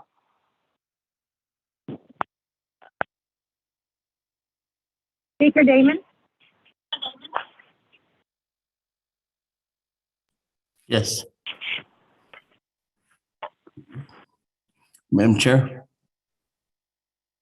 Speaker, there have been several questions that have been posed by Delegate Prati and also Delegate Eugene. So is there anything you'd like to add before I open the floor back up to the delegates for questions? No, let me go back to, there was a response by either Mr. McClure or Mr. El-Sosi. Mr. McClure, Mr. El-Sosi, the floor is yours.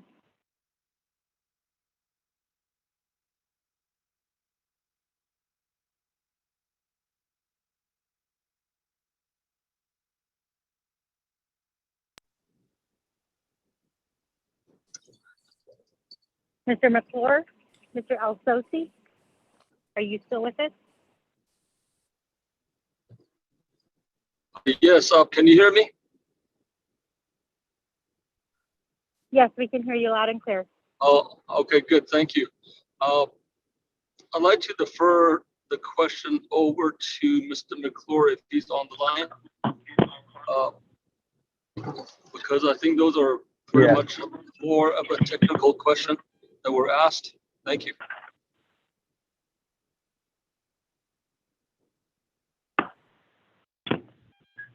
Yes, can you hear me?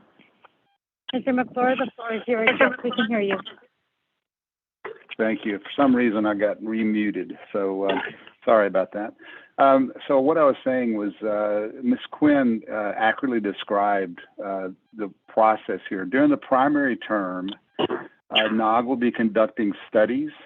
Those include potentially seismic work to identify where our drilling targets will be.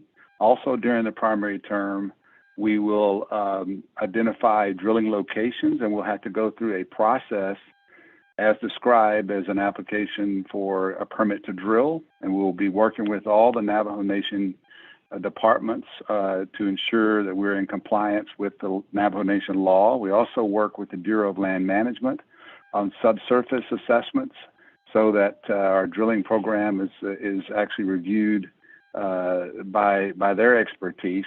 So before we have any physical activity from a drilling standpoint, we've got to go through the permit process. And so the question earlier about engagement of the grazing rights permittees, if you refer to the presentation that was distributed yesterday, we do highlight the individuals that we've been trying to engage with, and that carries for both chapters. So we're very aware that we have to engage the permittees. We have to ensure that there's agreement for us to move into their grazing rights area for a potential operation, whether that be seismic, whether that be soil sampling, whether that be drilling activity. And ultimately, there's an agreement between compensation for that activity, for the disturbance that occurs, and ultimately then agreement that allows us to move forward. Once we move into the secondary term of the operating agreement, that tends to be when you're in the production phase. And again, the grazing rights permittees are going to be constantly engaged with here, because there will be impacts with our facility being operated. We'll have equipment that'll have to come into the facility to transport helium, and so that process is something that we conduct those activities in other areas of the Navajo Nation currently in our operation that are predominantly around the Aneth field, and oil related activities. We'll be doing the exact same thing with our helium growth. So hopefully that answered the question. Thank you.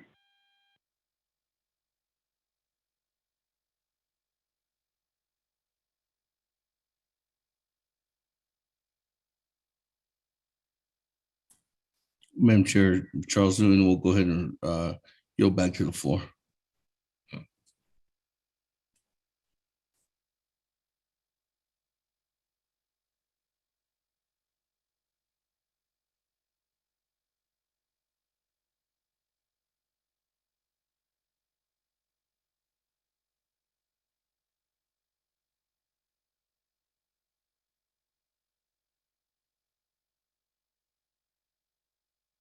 Hello, can you hear me, Mr. Rico?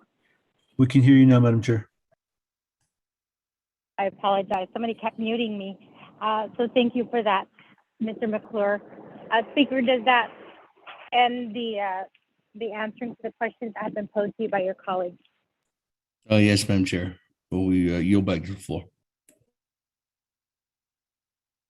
Thank you for that, Speaker Damon. So with that, committee members, colleagues, are there any other questions or comments to this legislation? Request to speak, Delegate Daniel So. Chair So, the floor is yours.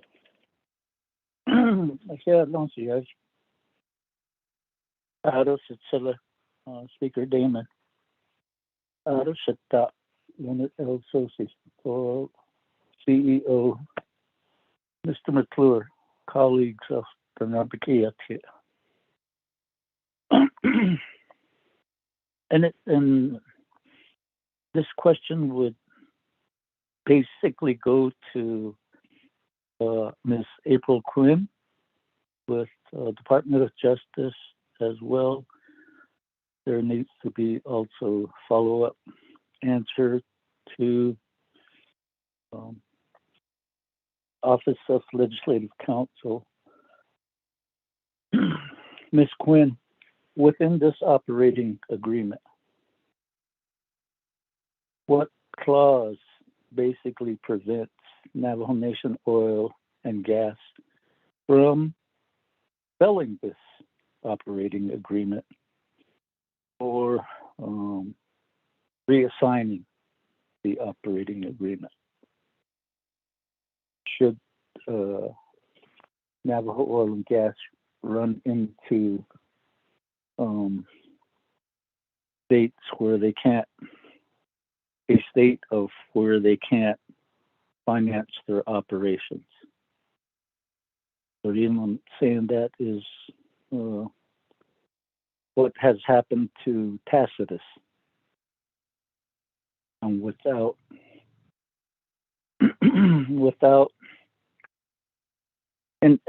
I thought for myself that operating agreement is held by a nation and therefore could not be reassigned. But in the case of Tacitus, it apparently happened without knowledge of any entity of the Navajo Nation. That would be the basic question. Can this agreement be reassigned or sold without acknowledgement or without notifying the Navajo Nation government? Thank you.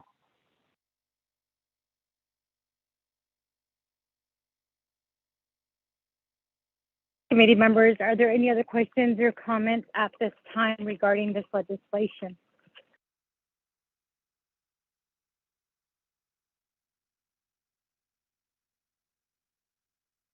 Not hearing anything, I'm going to go ahead and turn the floor back over to Speaker Damon. Speaker, you have the floor. Madam Chair Charles Newton, I think that the questions was to Ms. April Quinn. Ms. Quinn, are you still on the line? Can you answer the question posed by Chair So?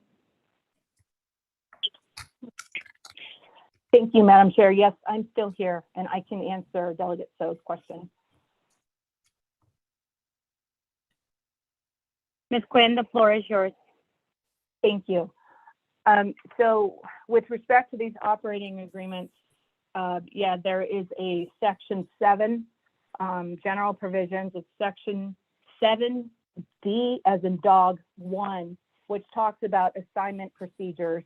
And so it basically reads approval of the nation and the secretary that the operator, who's NOG, shall not assign, sell, exchange, lease, or otherwise dispose of any, all, or any part of its interest in this operating agreement without the prior written approval of the nation as provided in 18 NNC Section 605.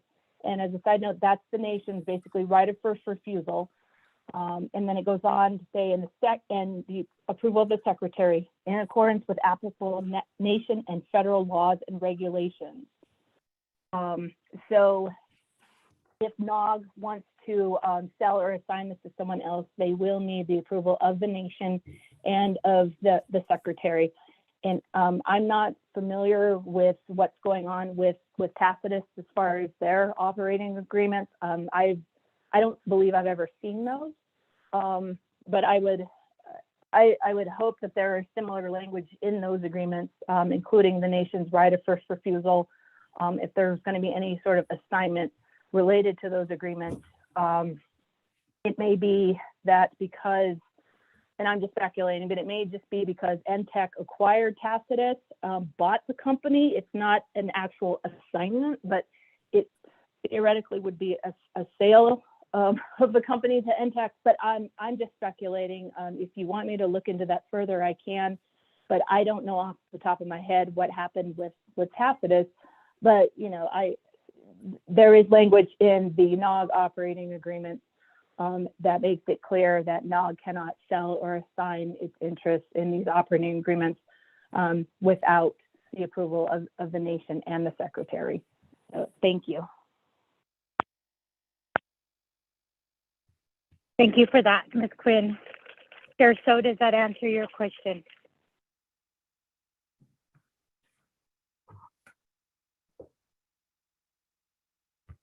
Yes, it did.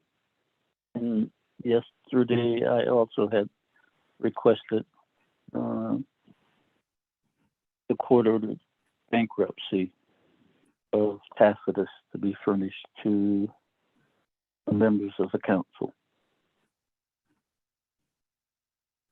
Thank you. Thank you for that, Chair. So with that, committee members, are there any other questions or comments at this time regarding this legislation? Pro Tem, this is Delegate Crowdy with a question. Delegate Crowdy, the floor is yours. Yes, thank you. So the question is to the sponsor. Yesterday we had a work session with a PowerPoint presentation. I believe that this is, I pulled up the public presentation, and there's a slide that says potential value to Navajo Nation. Can I get clarification now that our lawyers have clarified that this legislation is for the operations of, or speculation or exploration, and then if drilling is to take place, that would be in a later action working with grazing permittees?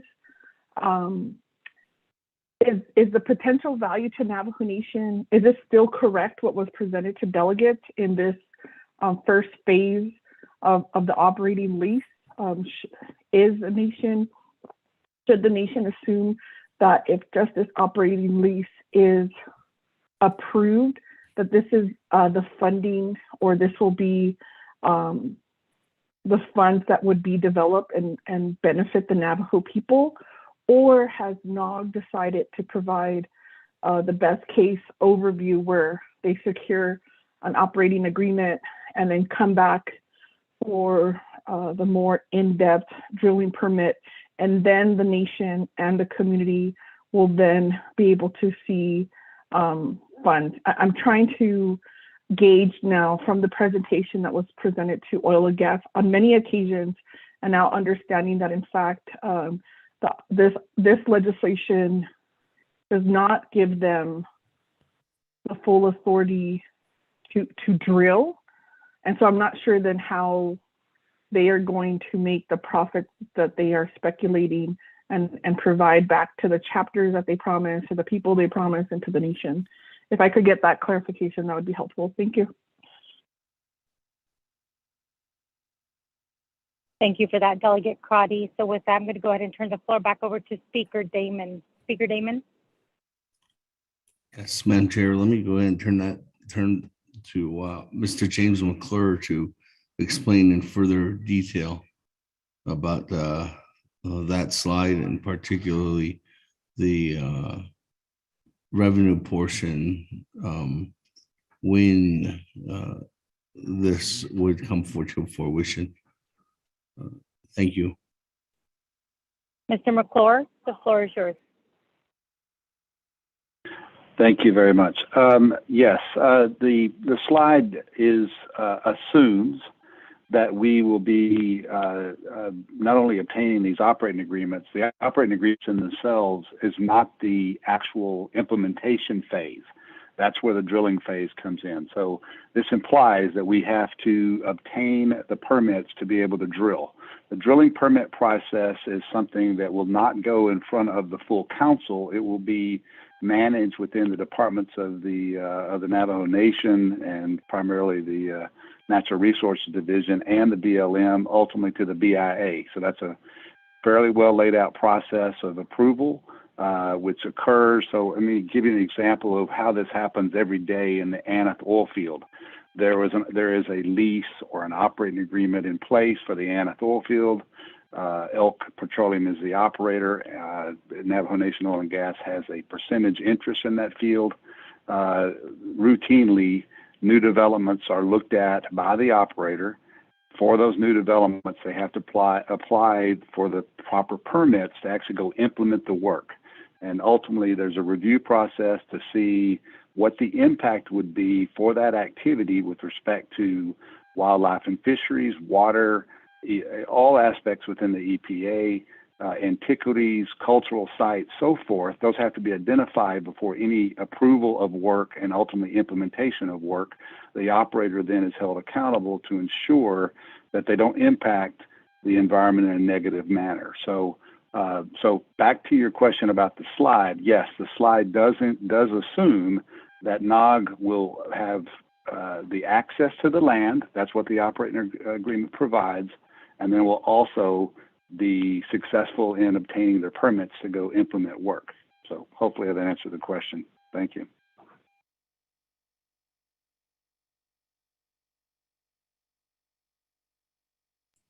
Madam Chair, Charles Newton, that concludes our response.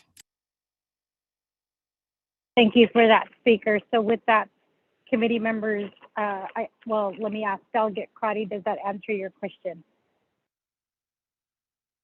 Thank you, Madam Pro Tem. Yes, it does answer my question, and I would ask that the sponsor and the enterprise in the future, as providing correct information, clarify the legislation at hand.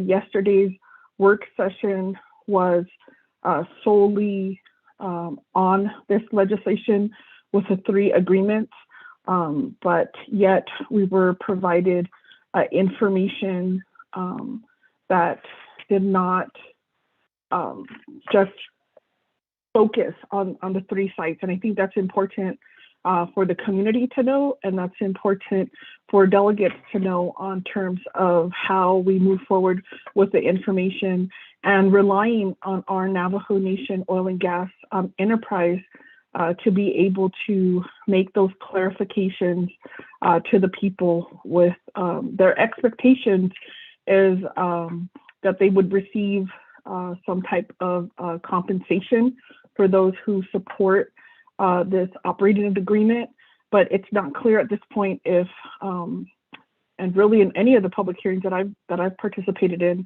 that this is a 2-part section, and the key is going to be the grazing permittees. And I could tell you right now, delegates, there are grazing permittees who are adamantly against drilling. And that's why I think this council, although we had a work session, if I could ask as sponsor, if you can hold, or if we could table this legislation at NABI, so it gives you time to talk directly to the community. There are community members who support the agreement, and there are community members who do not. And I think there needs to be some type of compromise or some type of additional information so that you can identify and all of the questions are being asked. So if I could make that motion, Madam Pro Tem, I'd also like if Dr. Shabala can request from the Department of Ag, if we could get an idea if we're trying to combine these different approaches on how many permittees are affected. And I would like to also provide and extend that not only to Sanofi, but to the community of Keith, and to have Delegate Charlene So and her officials be involved. And so there is a resolution, but I also believe that there's additional information that needs to be acquired, and to understand when you talk about seismic testing, what does that look like, and all of the other issues that the community members have. So colleagues, if I could ask for that tabling until the community has more time to fully engage and grasp. And this would be a perfect opportunity because if helium is going to be developed in the region, then this would provide some guiding principles to the council as the governing body of Navajo Nation. Thank you. Thank you for that, Delegate Crotty. So with that, colleagues, the Naabik'íyáti Committee, there is a request now, a motion to table this legislation. Mr. Rico, I do not have my rules book in front of me. Can you tell us what are the rules for making a motion for tabling at Naabik'íyáti?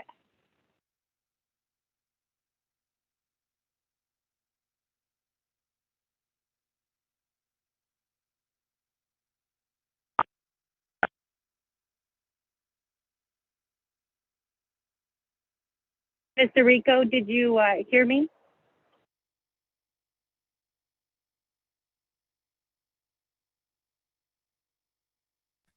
Madam Chair, yes, yes, let me double check right now.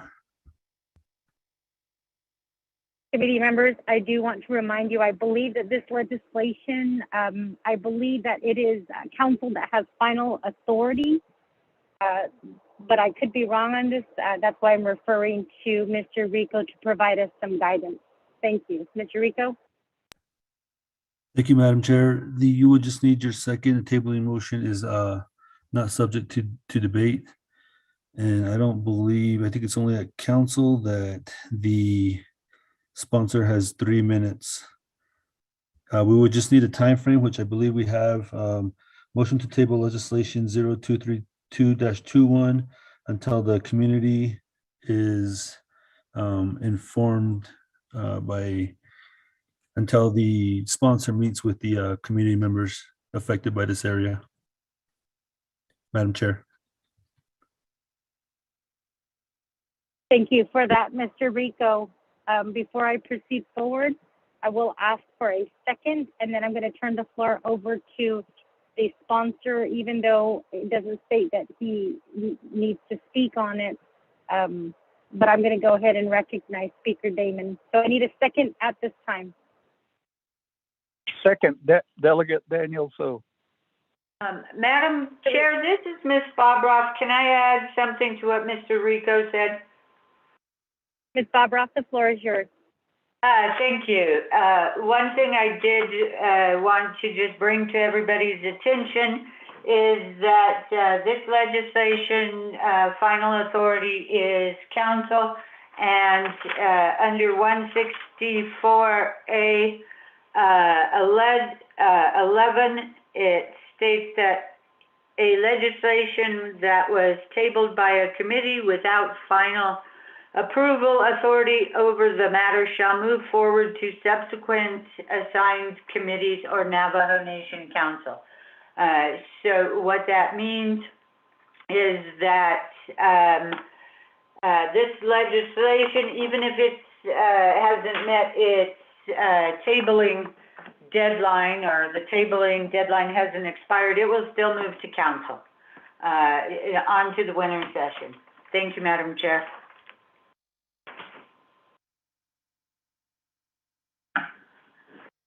Delegate Crotty and point of privilege. Point of privilege, Delegate Crotty. Yes, thank you, Pro Tem. The question is, does the sponsor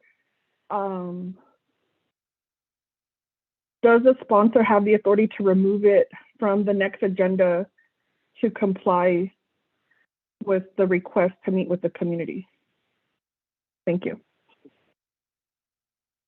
Ms. Bobroff, I'll go ahead and hand the floor over to you to answer Delegate Crotty's question. Thank you, Madam Pro Tem and Delegate Crotty. The rules do not actually specifically address that, but the practice in the past is if the sponsor doesn't want it added to the agenda, that can be accommodated. Thank you. The point of order by Thank you for, Delegate Yellow here.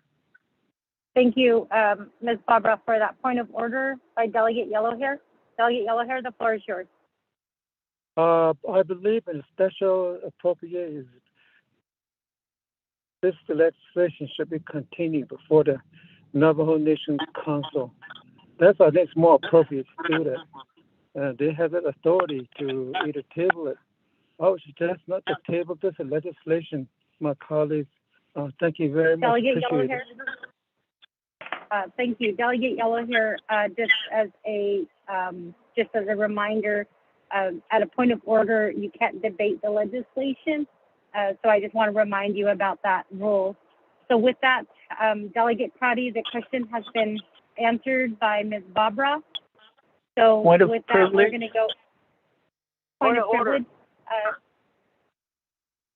We'll go ahead and go to point of privilege to Chair So, and then point of order to Vice Chair Otto So. Point of order, supersede point of privilege. Again, I do apologize, colleagues. I don't have my rule book in front of me. Manuel or Dana, can you assist me? Does the point of order supersede the point of privilege?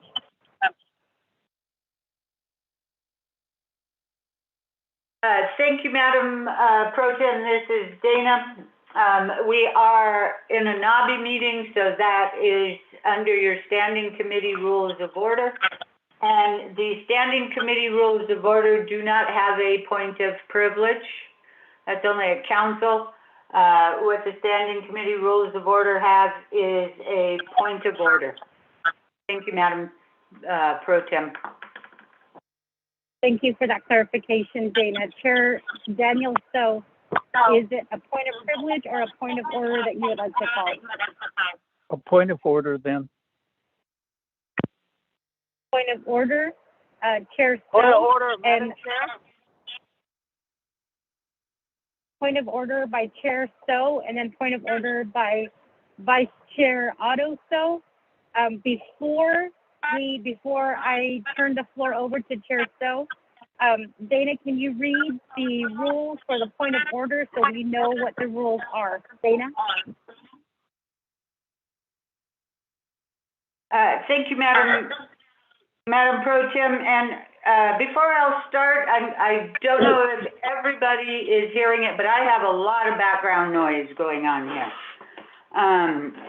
So it is Rule 9, point of order, under your standing committee rules of order. And it states that if a motion, procedure, or remark appears to lie outside the established bounds of the committee, it shall be the right of any committee member to question the propriety of it. The matter shall be immediately brought to the attention of the chairperson by the member rising without waiting for recognition. May interrupt the speaker, even a vote, and the point of order shall not be debated. Thank you, Madam Pro Tem. Thank you for that, Dana. So with that point of order raised by Chair Daniel So, you have the floor. Basically, the presiding chair and Speaker Damon and colleagues, if the motion could be amended to table pending a community work session. I think in previous actions by the NABI, we've deferred action on legislation pending work sessions. That is my point of order. Thank you for that, Chair Daniel So. Point of order called by Honorable Vice Chair Otto So. The floor is yours. Thank you very much. I was just going to point out that there's no point of privilege on Naabik'íyáti committee. So there in the realm, you should have indicated that there's no point of privilege on Naabik'íyáti committee. Therefore, you would have put Chairman So back into the loop of the order. Thank you very much. Thank you for that, Vice Chair. So I do apologize again, colleagues. I do not have my rule book in front of me. I didn't think that I was going to be chairing Naabik'íyáti today, so I do apologize for not catching that right away, Vice Chair Otto. So with that, we're going to go ahead and go back to Delegate Crotty, who motioned. There was a point made during the point of order regarding your motion. I'd like to recognize you at this time. Thank you, Madam Pro Tem. So I believe if I'm in order, I can modify the motion provided by Chairman So. Thank you. And just for the record, Delegate Crotty, can you restate what your motion is? Oh, yes, thank you. Madam Pro Tem, so the motion will be to table this legislation until community work sessions can be conducted in the communities impacted. So Sanasti and Teeth. Thank you.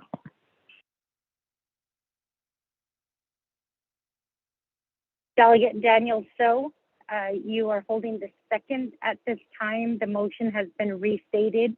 Do you agree with the motion? Yes, I agree. Thank you.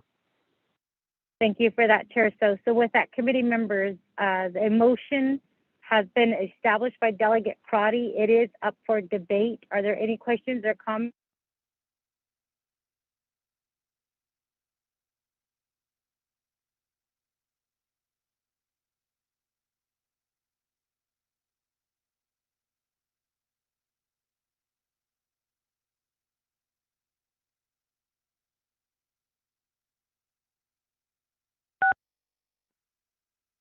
Delegate James, comment?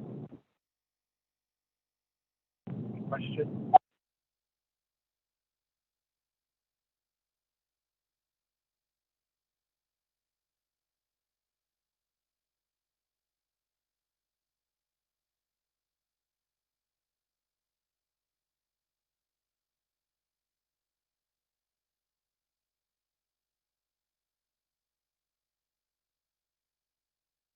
Hello?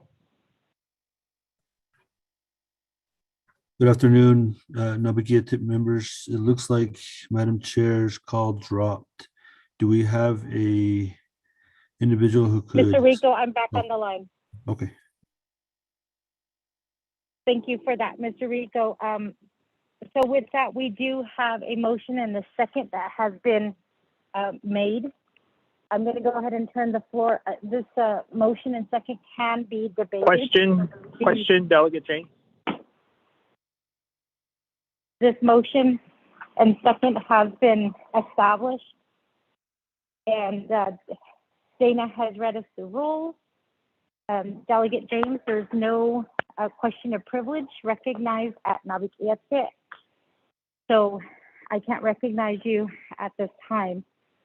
However, I will go ahead and, because it is open for debate, Delegate James, did you? Yes, can you hear me? The Rule 18 C, tabling motion is not subject to debate, so you would just go to the vote. So at Nabi, a motion to table is not subject to debate? Yes, there is no debate on the tabling motion. Thank you for reminding me of that, Mr. Rico. I'm going to go ahead and give some time to Speaker Damon, even though it doesn't state whether he can or he can't have time to speak before we vote on the matter. I'm going to go ahead and recognize Speaker Damon and give him 3 minutes. Speaker Damon. Madam Chair, Charles Owen, there's never been any time to anybody tabling a legislation at committee level, and I will stay with that. Thank you for that, Speaker. So with that, we go straight to the vote. Is that correct, Mr. Rico? That is correct, Madam Chair. Thank you for that, Mr. Rico. So with that, committee members, there's been a motion and the second established to table this legislation. So with that, we're going to go ahead and go to the vote. Can I get staff to assist us with a roll call vote, please?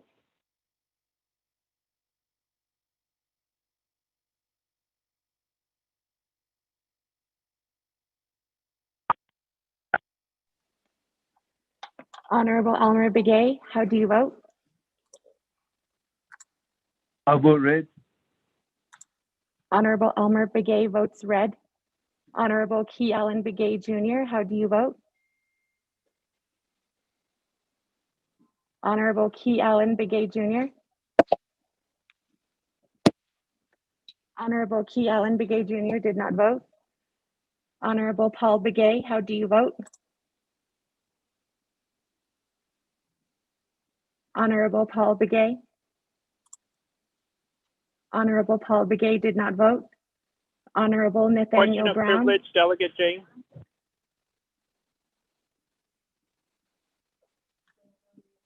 Honorable Nathaniel Brown votes green via text.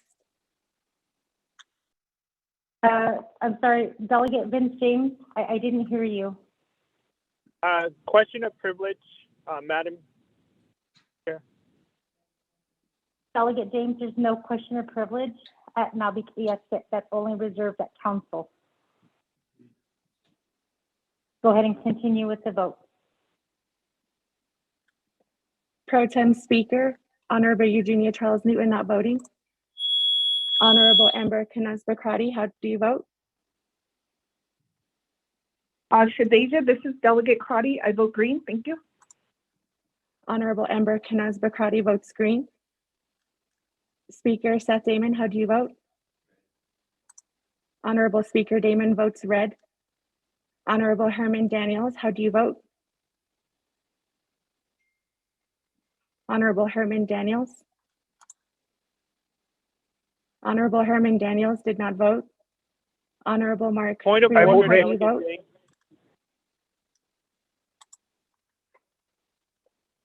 Point of order called by Delegate Vince James. Delegate James. Madam Chair, thank you. My point of order is to help me make a decision on voting.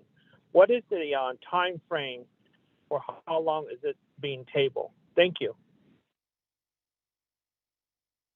Thank you for that, Delegate James. The point of order, your question regarding your point of order, it is enough time to allow the sponsor to meet with the community members and to provide them information on this legislation. That is my understanding. Is that correct, Dana?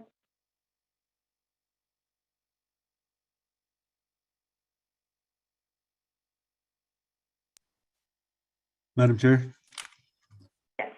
Thank you, Mr. Madam. Rico, go ahead. That Mr. is Rico or Dana? It is the motion to table until a community work session can be conducted in the communities that are impacted by this legislation. Madam Chair. Thank you for that, Mr. Rico. Does that answer your question, Delegate James? Yes, thank you. But I just figured we had numbers that we would have to indicate with previous tabling items that we've done in the past. Thank you. Thank you for that. So with that, staff, you can go ahead and continue with the roll call vote. Honorable Herman Daniels, how do you vote? I vote red. Honorable Herman Daniels votes red. Honorable Mark Freeland, how do you vote? I vote red. Honorable Mark Freeland votes red. Honorable Pernell Halona, how do you vote? Honorable Pernell Halona. Honorable Pernell Halona did not vote. Honorable Jamie Henio, how do you vote? Honorable Jamie Henio. Honorable Jamie Henio did not vote. Honorable Vince James, how do you vote? Delegate James, red. Honorable Vince James votes red. Honorable Rick Nez, how do you vote?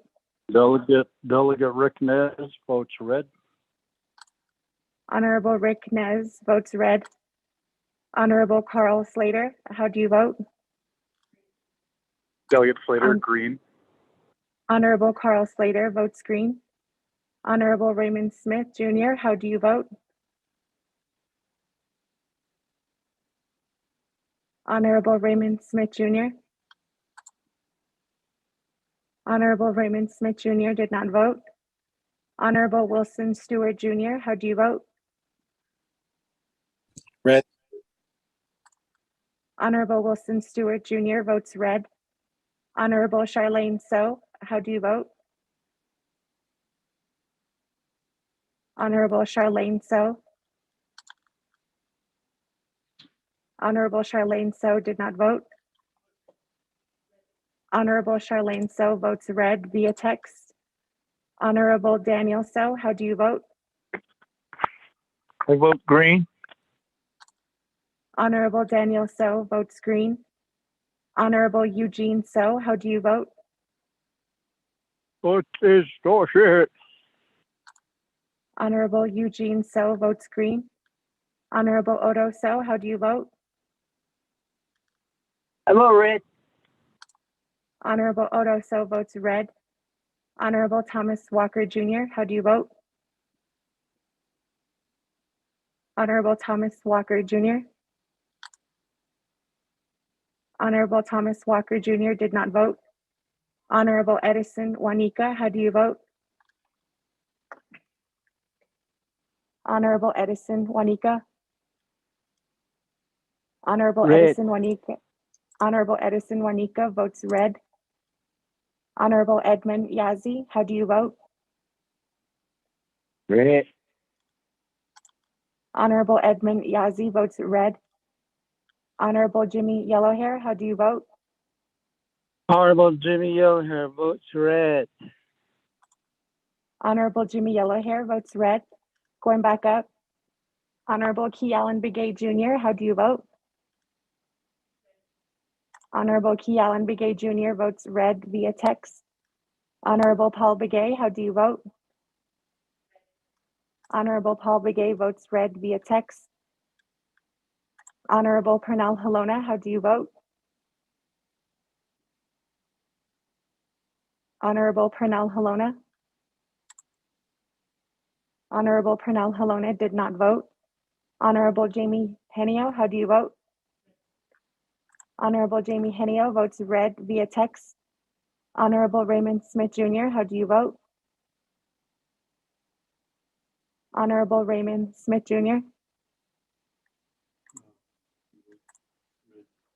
Honorable Raymond Smith Jr. votes red via text. Honorable Thomas Walker Jr., how do you vote? Honorable Thomas Walker Jr. Walker votes red. Honorable Thomas Walker Jr. votes red. With that, Pro Tem Speaker, you have 5 delegates in favor, 18 opposed, with Pro Tem Speaker not voting. Or Pro Tem Chair, excuse me. Thank you for that. 18 are 5 in favor, 18 who approve. I believe that the rule is that we would need a majority approval for this motion to go through. So in this case, the motion has failed. So with that, committee members, we are back to legislation zero. This is Delegate Yellowhair. Can we have, if I'm in order, this is Delegate Yellowhair. Let's have just a cease debate now and vote on it right now. I think we had a long time to discuss this. Delegate Yellowhair, there is not a cease debate at Naabik'íyáti. I'm sorry. You're okay, Delegate Yellowhair. So with that, committee members, are there any other questions or comments at this time regarding this legislation that is before us?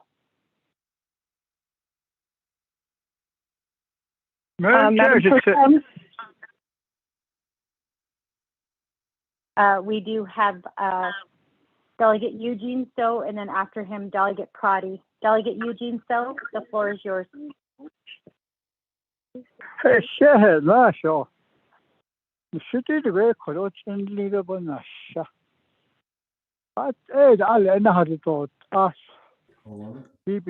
Chair,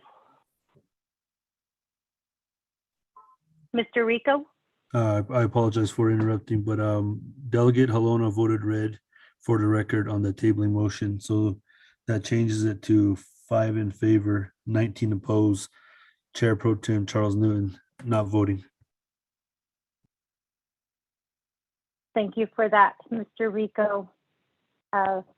Delegate Eugene So, the floor is yours. Question. Again.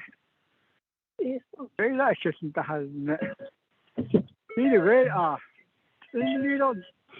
I have the second highest population Karabana shakan re ale kon ale petahwet ahki. The government I there's in alto community the sibo hodni at ilben hat kaya. She to the house me dik at this street to need you nan his hiti they will take on us hot eat to not take. Are you seen not any? Because Nahak, it's the Zinde Kaya. Could any the never Kaya, not the Navajo Nation government. But I was ship on this case. But the declare about the dog as a care for Kai. The net of creatures any Bohosni. I gave a go. They don't know the hotel. The government, I Kaya has this for these like that is so the yilla. Totam low the yilla, never know. Homer Nas the low that Homer Nas all the yilla. A chin the yilla. Economic development the yilla. Visit be. All me passes lucky. A support papa not asked on again so about this case and I should agree.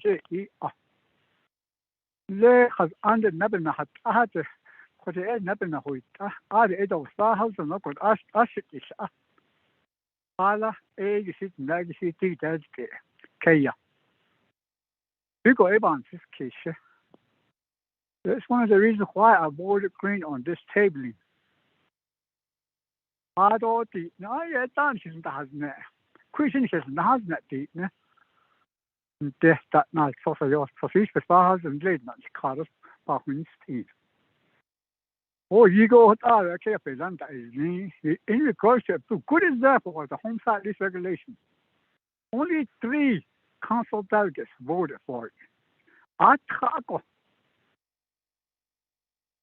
It's really sad to think that only 3 would take the authority over the Navajo Nation land.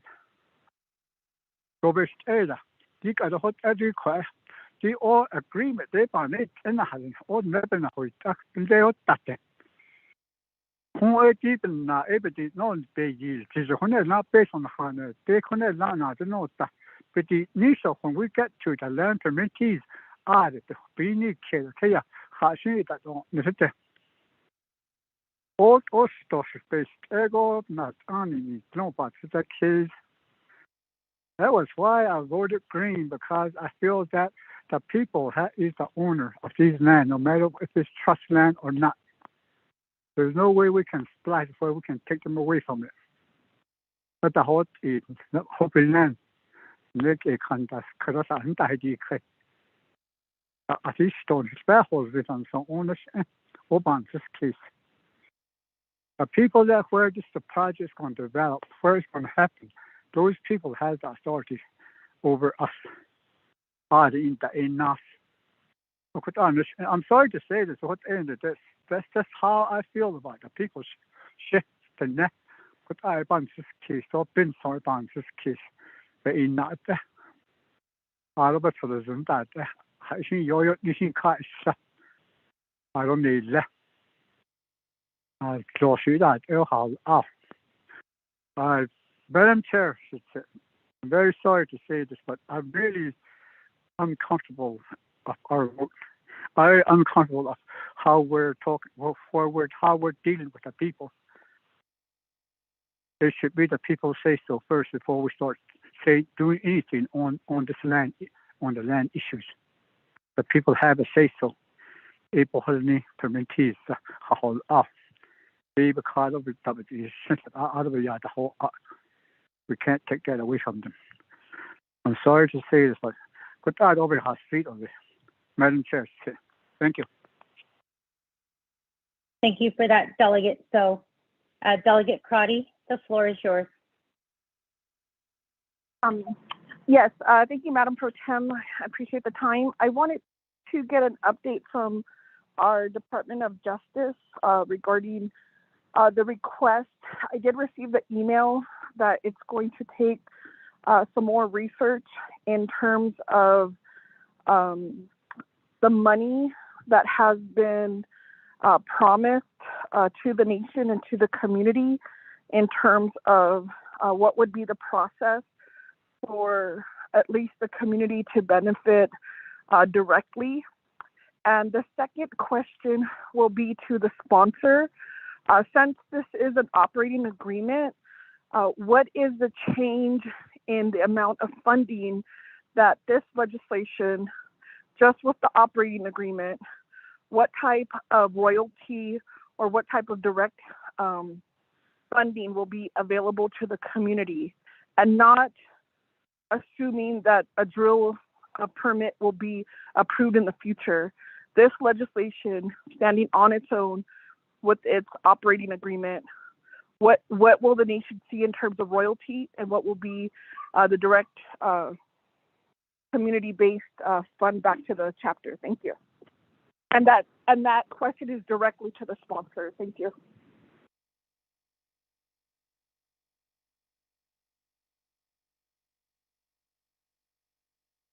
Thank you, Delegate Crotty. So with that, I'm going to go ahead and turn the floor back over to the sponsor, Speaker Damon. You have the floor. Thank you very much. I think the question goes to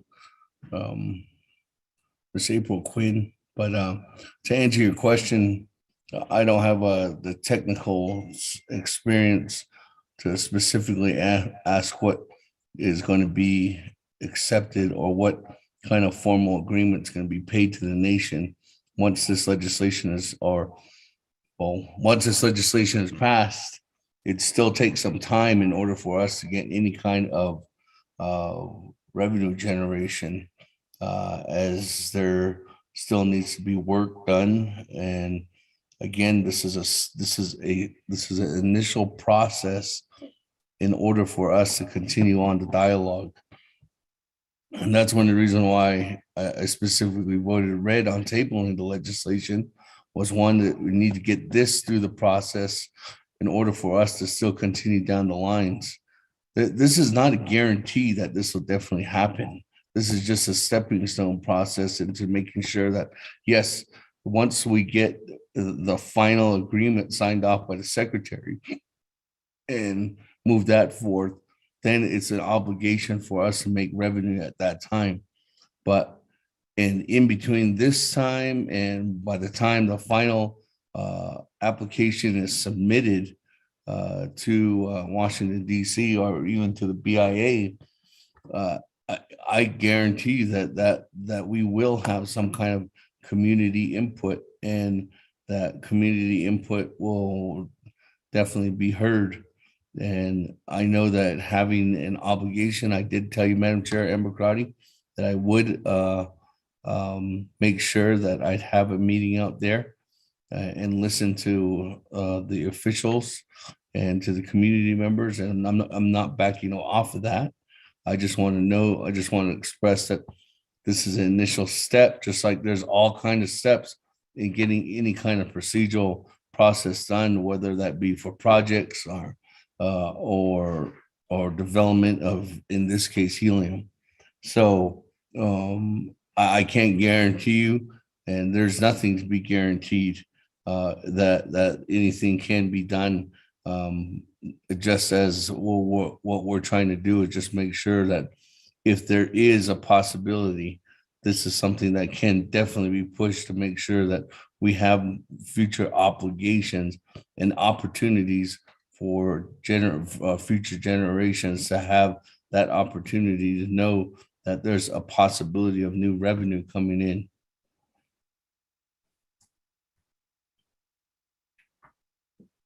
But that question was specifically to me, Madam Chair. I'm sure that if Navajo Nation Oil and Gas asks that, answers that, they probably give a more thorough detail of what is going to be available. Thank you, Madam Chair. Charles Lewin. I yield back to the floor.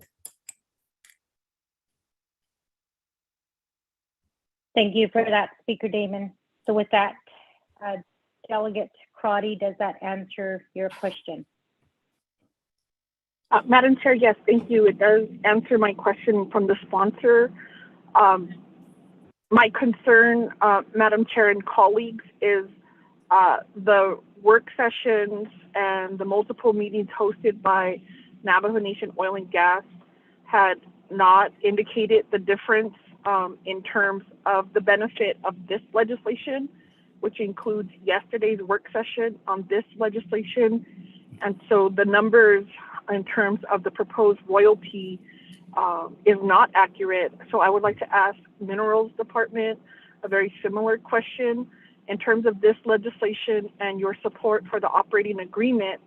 With just this legislation taken action by the council, what numbers in terms of royalty should the nation anticipate?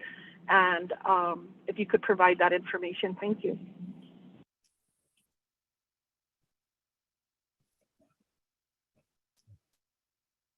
Delegate Crotty, that question was specifically geared towards Minerals Department, is that correct? Yes, Pro Tem. Thank you for that. Minerals Department, do we have anybody on the line from the Minerals Department? Yes, Madam Chair, Pro Tem, this is Rowena Cheremiah from Minerals Department, and I can answer that question. If I understood— Ms. Cheremiah, the floor is yours. Thank you.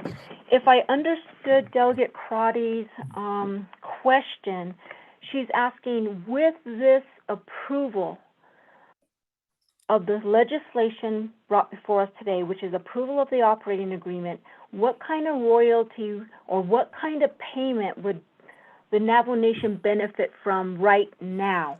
I think that's the question. She's calling it royalties, but we don't get royalties until there has been a well drilled and proven production, and from that production, the sale of that production.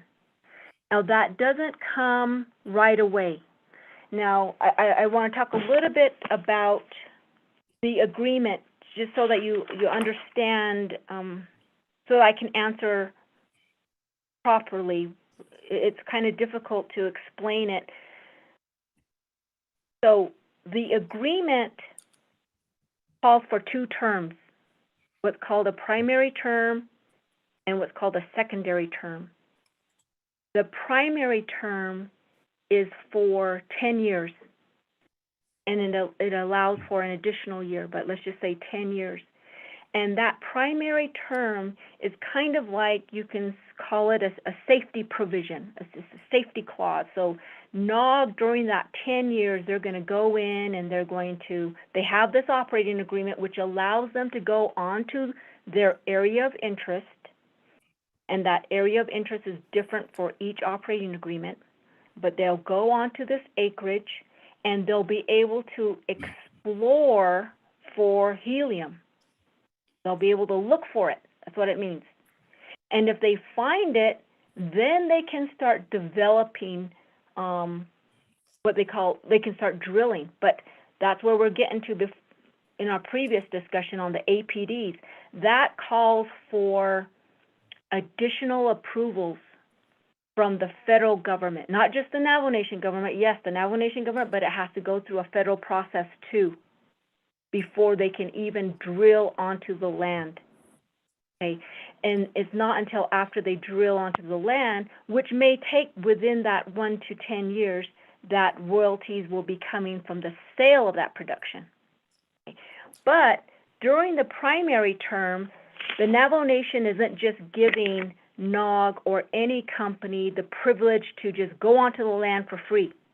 What we ask for is what's called a bonus. So as soon as the agreement is approved and signed,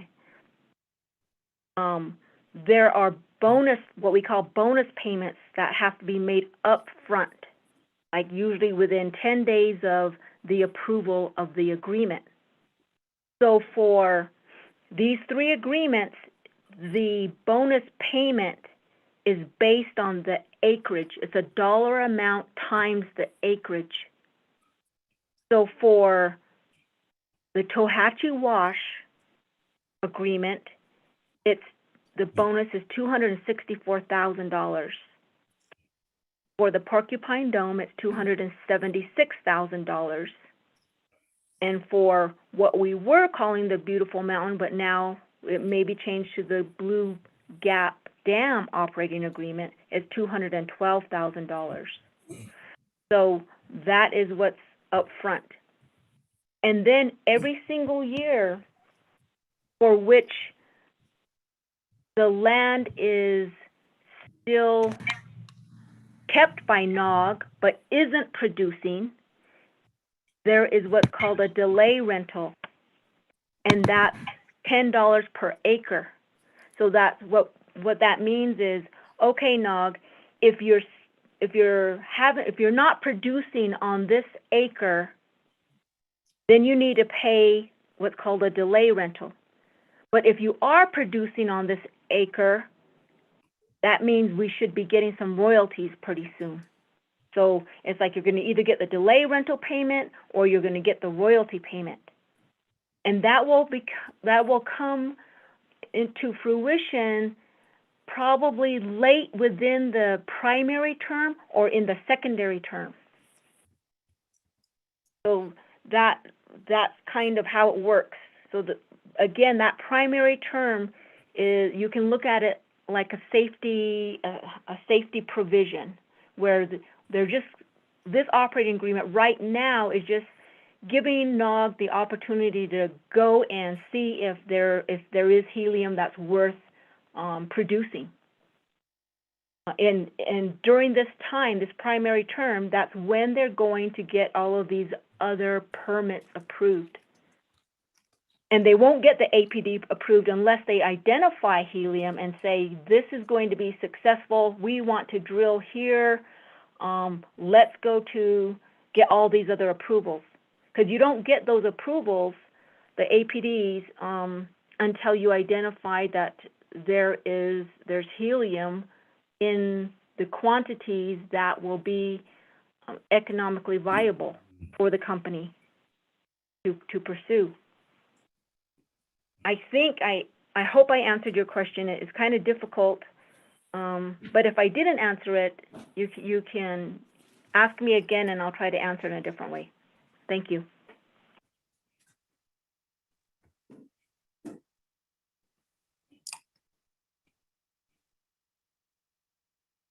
Delegate Crotty, does that answer your question? Yes, Madam Pro Tem, it does. And so if I could be, so in the primary stage, what this legislation covers, who receives those bonuses? Can we get that type of information?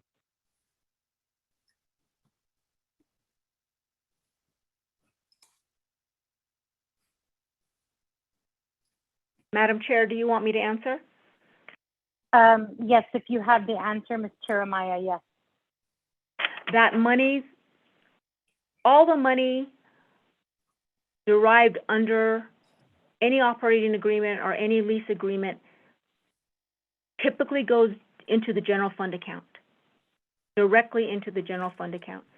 Sometimes companies will mistakenly pay the minerals department, but the minerals department turns around and deposits it into the general fund account. And I've known no other place where the money has gone other than the general fund account. Thank you. Thank you for that, Ms. Cheremiah. Delegate Crotty, does that answer your question? Yes, Madam Pro Tem, I do have a follow-up question, or I could get back on the queue. There is a follow-up question. Is that question to Ms. Cheremiah? Delegate Crotty? No, Madam Pro Tem, that would be to Ms. Quinn regarding my request on the payment. Delegate Crotty, you can go ahead and ask your follow-up question. Oh, thank you, Madam Pro Tem.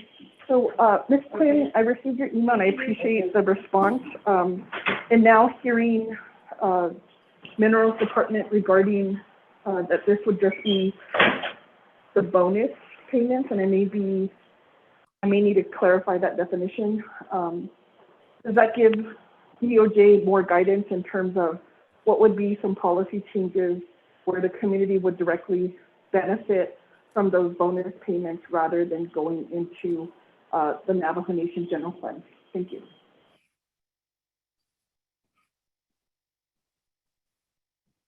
Ms. Quinn, I believe that question was geared towards you, Department of Justice. Thank you, Madam Chair, and thank you, Delegate Crotty, for the question. DOJ has been discussing this internally. There's been a lot of discussion about this last night and this morning, as I mentioned in my email to you. And we're still, I think we would still like to meet with you to see, especially after hearing Ms. Cheramayo's discussion of all of the payments that are contained in these operating agreements. I think it'd still be helpful if we could meet with you to kind of talk through this and to get your sense of, is the question, is the ask of DOJ, is it just the royalties, or are we now looking at the bonus payments and some of the other payments contained in the lease? Well, we just want to make sure we understand your concerns and the exact ask of DOJ. And I think we may also have to bring minerals and also Robert Willie into the discussion to talk about the legalities of having these dollars go to the chapters rather than the general fund, and kind of the mechanics of how that would work, not only the legalities of it.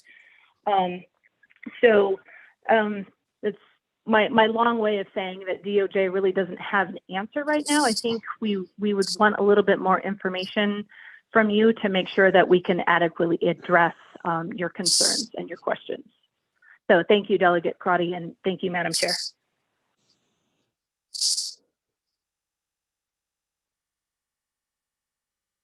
Thank you, Ms. Quinn. So with that, committee members, are there any other questions or comments at this time?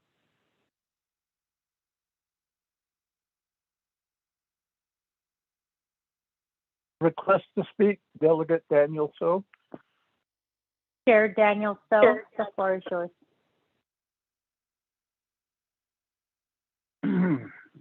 Thank you,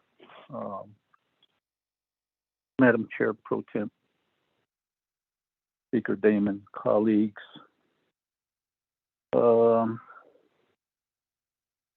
Chair of NOG, Navajo Nation Oil and Gas, Leonard L. Sosi, CEO, Mr. McClure. Wow. The work session that we participated in yesterday,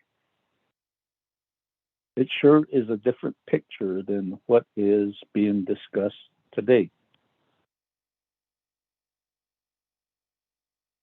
And even on my questions regarding the specific, Chairman L.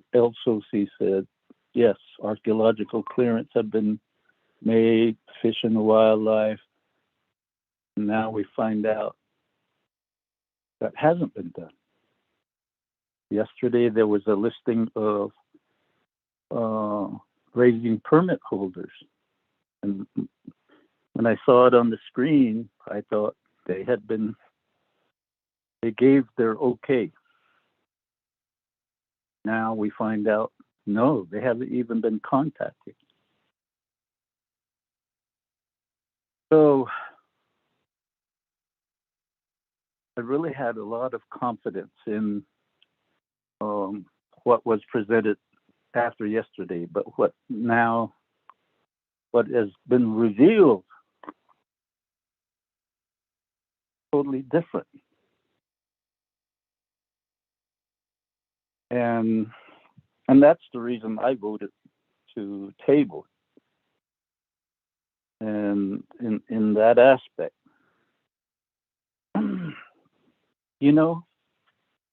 when we're dealing with the chapters, the first question, does the Community Land Use Planning Committee, Club C, have it in their priorities? Like we're pursuing a water line project, a power line project, a senior center, a Head Start building. That's the first question that comes and most especially within projects that pass through the Division of Community Development and on to Resource and Development. And what I'm hearing is that's not their priorities. So even when we go to the state, is it on your ICIP list? And apparently it's not. Totally different endeavor.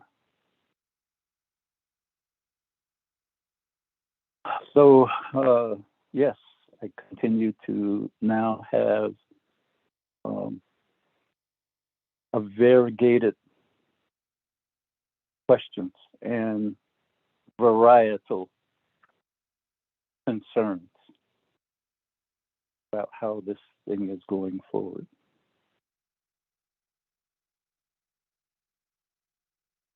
I'll continue to vote red unless the sponsor says I'll hold back on it to go meet with community members. Today's the 13th. Navajo Nation Council starts on the 24th. Basically 10 days. And if there is a forthright and earnest effort to work with the communities, sponsor speakers should go meet with community members, the grazing permit holders, and other community residents. That would be the forthright and earnest aspect that needs to happen. That would be my continuing input to this legislation. Thank you.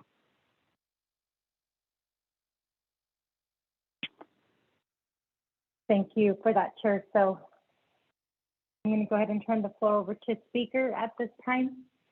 Speaker. Thank you very much, Madam Chair. In all regards, I thank you, Chairman. I respect you always have, Daniel. So, and I did indicate to Madam Chair Amber Crotty, and I will reiterate it to the council here today. Naabik'íyáti committee, I will meet with the community members and hear from them directly. And I have started to receive, out of all the legislations I've sponsored throughout my 7 years of being a delegate, this is the very first time I actually had individuals actually email me for the first time. Even some of the bigger legislations I sponsored, and I am willing to do that, and I will do that. Please don't think I'm not going to do that. I did indicate that I would respectfully ask for members of the Navajo Nation oil and gas teams to be there too as well, just to answer some questions that are far above my expertise and or my pay grade, and maybe have an individual there from the community too as well, who knows the area, to show me where these. I've been to one site. I've seen many aerial surveys of the other sites, and but I tell you right now, though, I will meet with the members in the community. I don't want to bring a legislation, Chairman Daniel, so to think that I'm trying to pull anything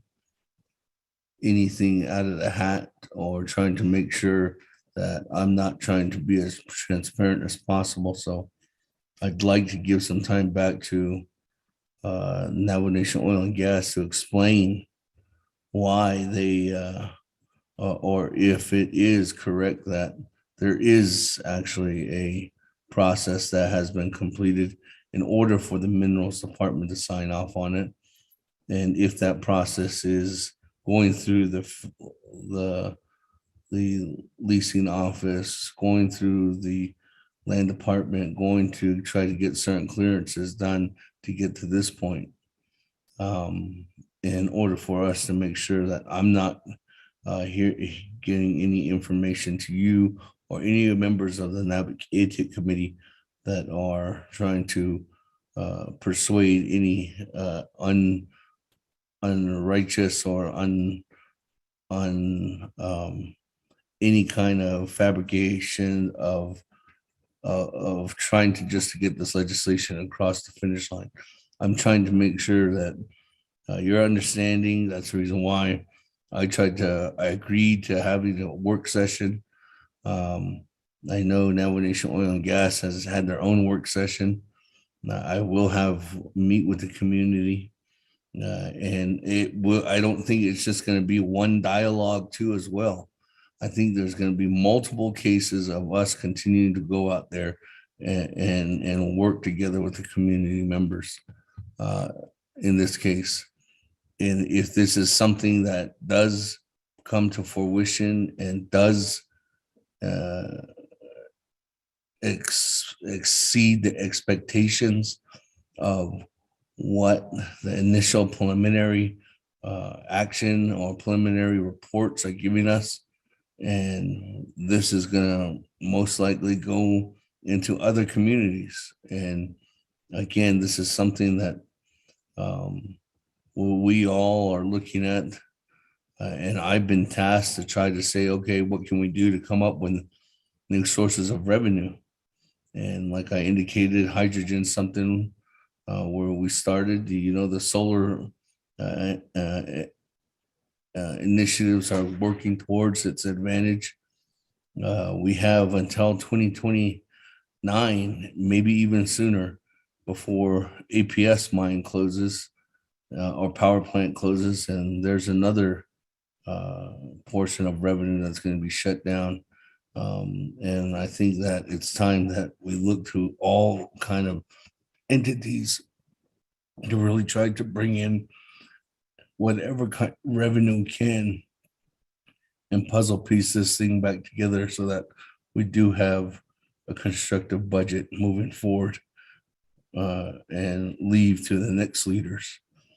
To follow up on that, Madam Chair, Member Crotty, again, I don't know if you have the follow-up question to Department of Justice, Madam Chair, about any kind of operating or revenue that would be going towards changing the markup, going directly towards the chapters that are impacted. I don't know why that can't be done. I think that's something that is currently being done under Navajo Nation gaming revenue. And I think that's something that could be done in this case too. So I completely support that initiative.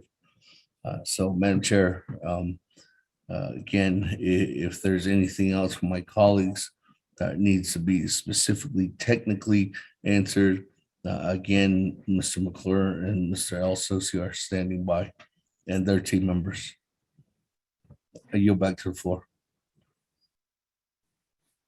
Thank you for that, Speaker Damon.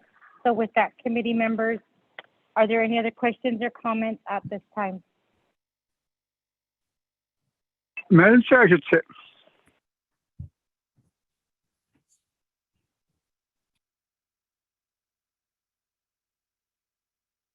We have Delegate Rick Nez who just texted in. I'm going to go ahead and recognize Delegate Rick Nez, and then after that, Delegate Eugene. So, Chair Nez, the floor is yours.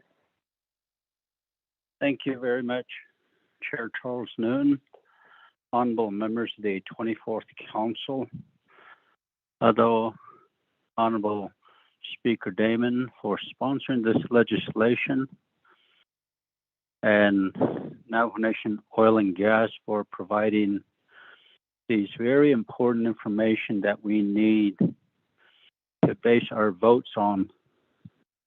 Arushamayaja, Toholtsoro, Chair Crotty, I do appreciate your concerns.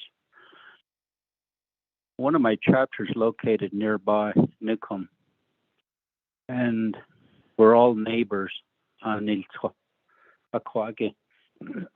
Koroba Hadistin Lenigi, Ida, Helium Bedina. I also appreciate Brother Elmer Begay. I see a yashki what which Ida, hotels and all, and Nisa here yashki. I Russian Nado, I had Jan Sikesko, Honorable Chairman Daniel. So I don't that the Chitsu Aro Sodo, Nisa, the hot begin the Halon Nisa. I'm learning a lot about the environment, what it entails, what we're doing. As a delegate, I don't that the energy I need on Sagushi RDC Yego, but that in Little Yego, then Yena ideal kitla. But not as the 24th Council on Nils Hoko, the NGS that at Nil Kal. The Jashin Satote needs and then that is Il Kal Bahol Jishi, Badahishi.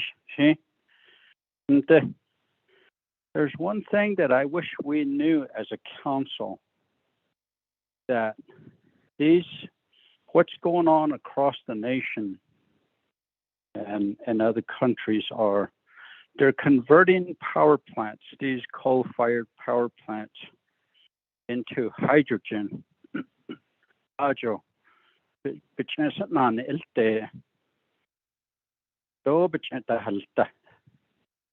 remember all of you, most of you, your votes when we shut NGS. You spoke at the Hizad El Nego. Nehizad that don't need. Clean energy is what you said. Renewable energy that don't need. You really voiced it. I say, yeah, go be at the Hizad go. Clean energy don't need go. Support OSHA. Your votes reflect that. At that time, renewable energy, Nenido, if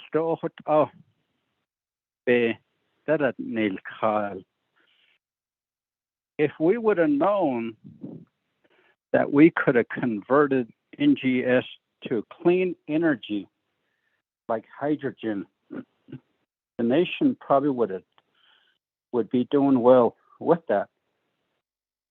Ako bon siskes go clean energy is that the car do dash osh a quagishin. This is the question before us, a very important question.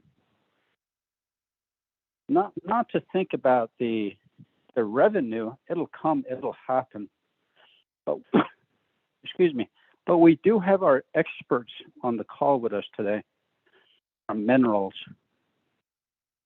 Aro DOJ, what other than his or our own attorneys.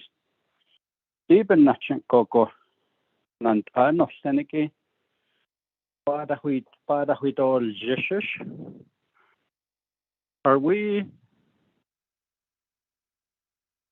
really gonna want clean energy? Asha Nedi, na. Quagi open Siske could open Hiji education and not Senegi. I do respect your statements. But how Jihiki on ne don't and Yena Hidiki on ne Ala Coron Masco Nahashana Badi Nadi Nego. Audit la based on the deed. Ask what is our plan to generate revenue? We have forest carbon credits sequestration coming. We have helium before us. Pretty soon we're going to be discussing hydrogen. All these, I believe, are clean. But as one no deedna. Ik no tehlekonna niitsen sa. Nde sa yego dai no skashnand a. Nhisper husband. I here we have common knowledge, common sense. And nation seeking today case up and nation had a hadzot loan na. Because this to me is clean energy. Inert gas the dina. Do hate out of yego na if nanigit era. Ako do hal chanda do it either do hate era but how long get out. Ben kissing the husband. I don't degrazing permittee consent nanige. Sahaja, I hear about this from grazing officials. I've been here to have neko. That the neoto that are naked, hit on me. Some of them just say no. Why? They have permits that were passed down to them, and then they've never made it valid to where it's been probated. So probated al ego di kwabe shoholne dit atish kran shell chos da nego atoba probated al neko sa khoda nela akoti khora ne a nedo na bias tigito corrosion and Speaker Damon the na Navajo Nation she Jan sick case right all anil sonat anini any beshwasa and the Beso Yahanahi Nistola as Twido Sani Beba the Hayago Chian the last soul has Chinik at Idos Kagish. Wait, all that deal, ne? Some of you probably got interviewed yesterday. But what have we done? And hit it no, Shinan hit a kit. What have we done? What is our plan? Ila yego benahit ado benacha. Benah yegedo last nasko. This subject here today. Niyat hegit and singoban sis case this is zinki. Here the nation horo hans segoshin yeg adot last do nzago. So I don't believe that we're unwise to make some decisions. So I overlinken at the jata. Eben yehut on the ideal kid. Eben yekrosham ayajego yen at this kid. As other chapters, communities, nanda nithigi ayefti. Achodate and anilsko. A job is dot a job is behos don't need zen. I also believe that our enterprise, Navajo Nation Oil and Gas, will not recklessly move this forward.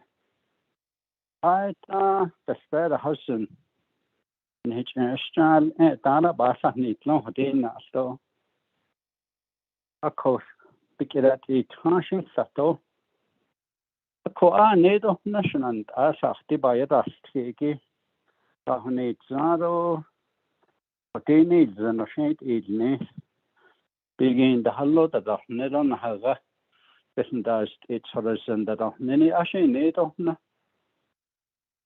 So, Roshi has shown Naabik'íyáti Tigi and Nashi it after Haj Goshidole. Nihin Hashala. Nedo nego clean energy do nego. Ishin hit Afrosala. And once ago had a sister honest footing in Hilta. Thank you. Thank you, Madam Chair, for allowing me to speak. Thank you for that, Chair Naz. So with that, we have Delegate Eugene Stowe. After Delegate Eugene Stowe, we have Delegate Elmer Begay. Delegate Eugene Stowe, you have the floor. Yeah, this is it. To contact us, I have to rush in a and to the Shinido. I'm the house is case when our area manage is seen cake according to manage. My understanding is that agreement 80 actually. I saw it as large or quite as day about it. Because he had a say how well. He started to non source. Even now, all about just case also not cannot listen. Not hard to have to. Say I got nothing against trying to make some money. So what I used to the Schneider. My only question and my only concern that's becoming an issue is the permittees, the Naabik'íyáti. There are case laws in regards to Aboriginal titles for Naabik'íyáti. Some tries to Connecticut or some tries to Alabama, etc. You see, he was Aboriginal title.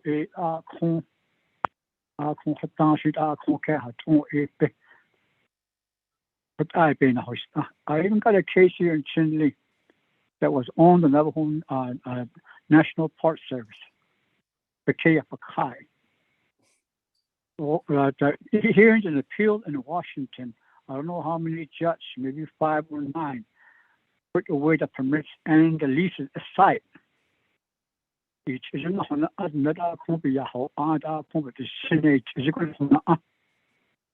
lot of laws we make within the Navajo Nation Council. We don't use the case laws to make laws.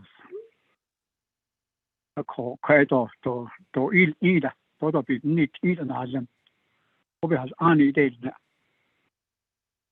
what I go in this area, I got nothing against making money for the Navajo tribe.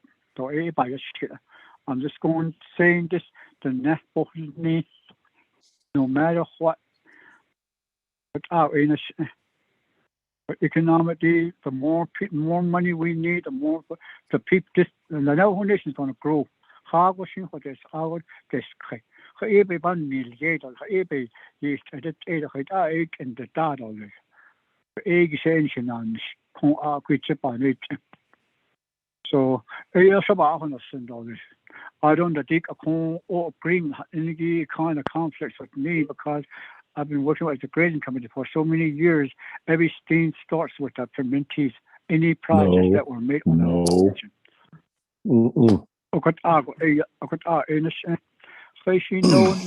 Delegate Eugene Stowe, I'm sorry. Yeah. Can everyone please look at your phone? If you're not speaking or you have not been recognized to speak, your phone should be on mute. Whoever just said no. We could hear you. I apologize, Delegate Eugene Stowe. Go ahead. Oh, leader, I'm going to be 70 this year. Because Sunday will be that need of the need of the high like I told you what science means to me by my grandma and also by the elderly. That's what I don't the hard I live at Diego Alcido that 8 of it over yesterday Hala Yoya has came as queen and Katie and came about. I got this I used to show the house came the other everything under.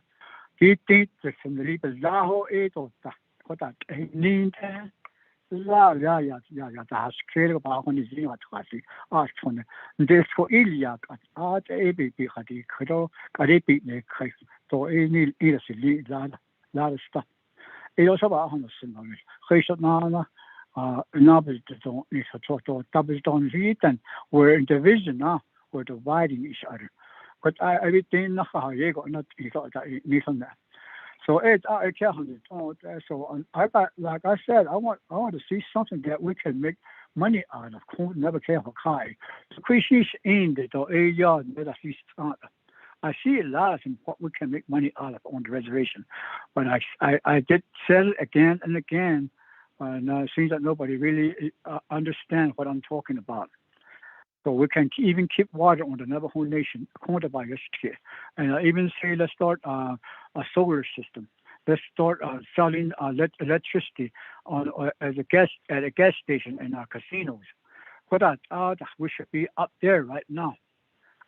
We should have bought all the land like a Gallup and Holbrook and Flagstaff. We would be millionaires by now. We don't even think about those kind of stuff. But all the Navajo people are living in that area. That's why they have schools, and they're good schools. That's how they make money. These cities, that's how they make money. For Texas. So on sea case.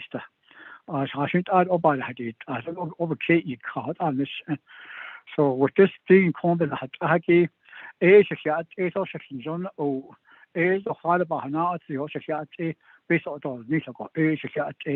the only thing about it is is not all agreement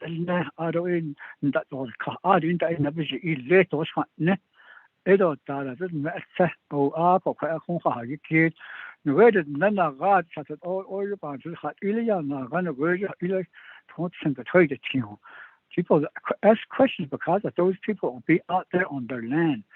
The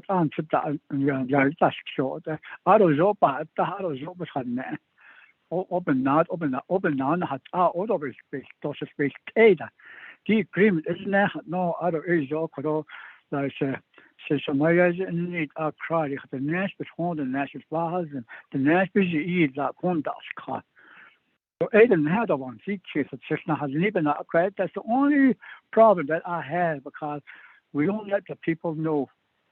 So but this channel is not open and I don't want to be part of that. So my vote's gonna be red, but just because of that. But I got nothing against making money. I got nothing against helium. I got nothing against oil and gas. I would really like them to give us more opportunities to have more money on the Navajo Nation. The only problem I have is the people that's out there. No matter what, or at least that's a conflict of Title I and a conflict of the CFR. And with all these case laws, if the Aboriginal title is more important than lease and permit, we should go likewise as well. Instead of going against all these hearing that was made and it's sided with the Aboriginal rights and ancestral rights. I'll be voting red because I like to hear the people there who are in the yes, up in the table isn't energy. If this happens, yeah, I'll go with it. Case as I got nothing against it. No oil and gas. I would like to make more money. That's why I get my gas anyway. Thank you. Over the street over for the people. But I in this internet and then never been in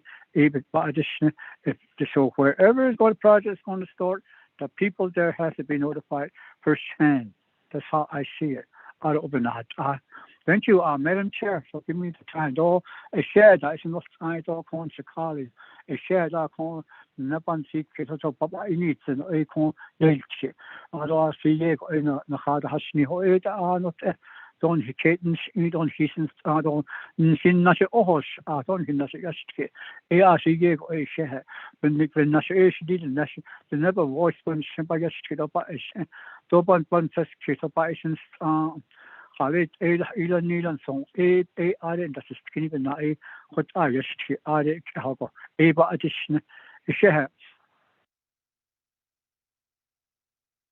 Thank you, Honorable Eugene. So with that, we're going to turn to Shanella, Honorable Elmer Begay. After that, we have Vice Chair Otto. So Shanella, Elmer Begay, the floor is yours.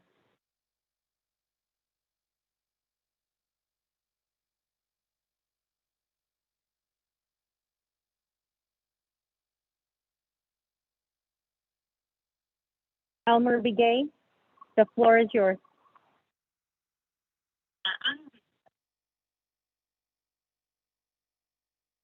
Yes, Ishinala. Other the members of the Naabik'íyáti committee. Other than the word speaker for this legislation at all. Other than that, my fellow delegates based on the understanding. I have a question. I know that we've been talking about almost like the right of ways and some kind of royalties that are to be this land should be compensated. You're a grazing official or permit holder. That's kind of leading that way. So even actually, I'm trying to think about these things happen. Just like the whole Navajo generating station and coal mine, Peabody Coal, and Yenta Mine. Thinking about it, that there was a land dispute that happened with Navajo and Hopi. So these people, they never got compensated. So many years, over 50 years, that this land, the water, and then the minerals there that helped all of us, the leaders, who have been compensated. It created a government for us to speak. So very few people did their offering this year. A way of understanding this is some of these were being offered. I don't know that some of these to redo that, to reclaim, to make something a peace and harmony, put it back in there. How was it done? That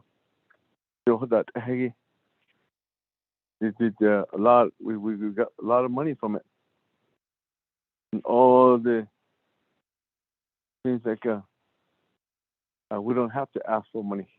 This money was given to us. But these are all on behalf of our land. So as a permit holder, what's your responsibility? I'm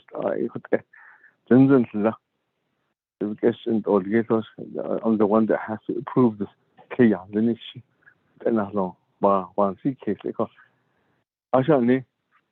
When you was up like you can have that authority to sign up on certain land usage. If you look at it from the perspective of the traditional way, the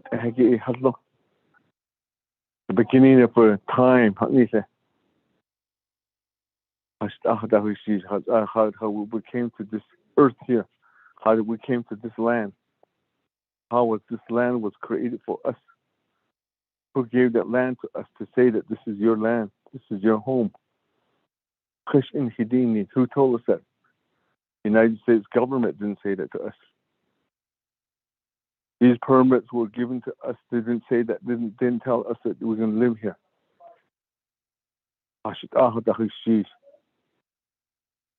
If you think back, then to tell us that today, when you're going to have to sign up on this to give some, we're going to give you this money as a compensation.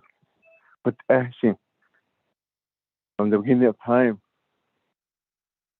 our ancestors,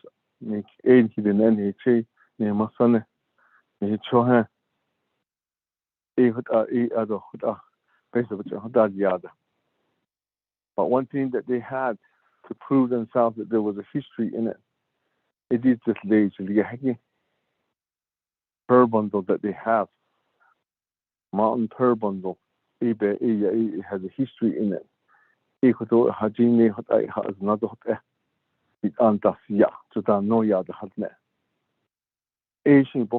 Today, How do we, when it comes to be at Fort Sumner, this was used.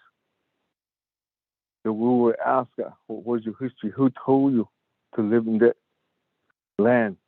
Who gave you that land? We had to give it the right to live in that, say that you had, that's your home. It is this legit, this is our history. Today, we don't use that. If we go back to the fundamental law, that's our law. I don't want to be so. Well, now we're going to take a good look at it. If it are cheated in we can use it, do we know how to use it? Do we know how to compare that to today's Western law and today then the traditional law? On Hindi, has on it. And then the next need has on it. So the kayak has on it, but other has on it. To compare it, to use it. Who's going to do that? Who's going to tell us to use it? So, a Bonsus case, yeah. So, that's my question. So, right now, we have this utility that's all over the reservation. NTA pay right away for it. They have a lot of land. They're been granted. So when you can go up there, part of it, they'll say, this is my right away. And today, NTA pays for that. They're Navajo Nation enterprise too. And then as far as NXA, they gave them that land today. How many right-of-ways or how many land or land users were given that money to create, to establish NXA land lease, or is it given to them? So how now they get compensation to these people. These are Navajo Nation enterprise. So right now, Dalcon Medical Center or lacking water, this hospital will be right now they're finishing off with construction. So the operation cannot start until we provide water. So the water that we were getting from Loop, people around there, even without grazing permit, they said, no, we don't want this water going from Loop to Dalcon until you gave us some water to down there. Is it right? Or I think we need to take a look at it. And then what my brother said, they'll get Rick Naz. How many of those grazing officials? How many of them? I mean, not grazing official, but grazing permittees. Do they abide by yearly tally?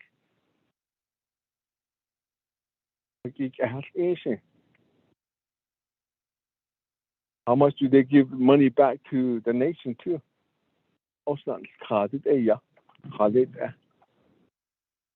And are they making profit?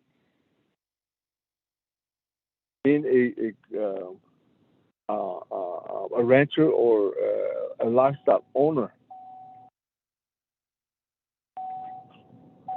if we can compare that today, how much money or funds they can give it back to the nation?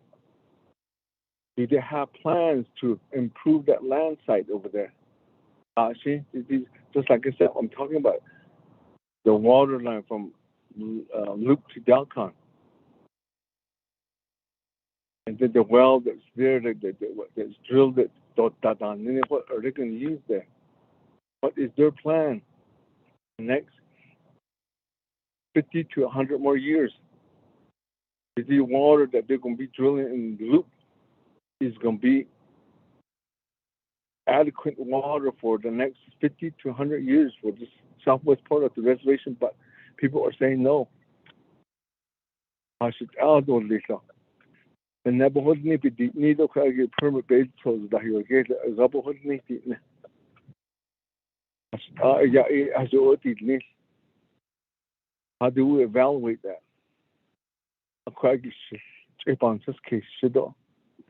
Maybe you could help me out.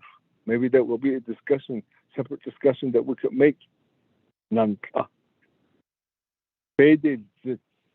reason why is even not a bit is on this case yet. So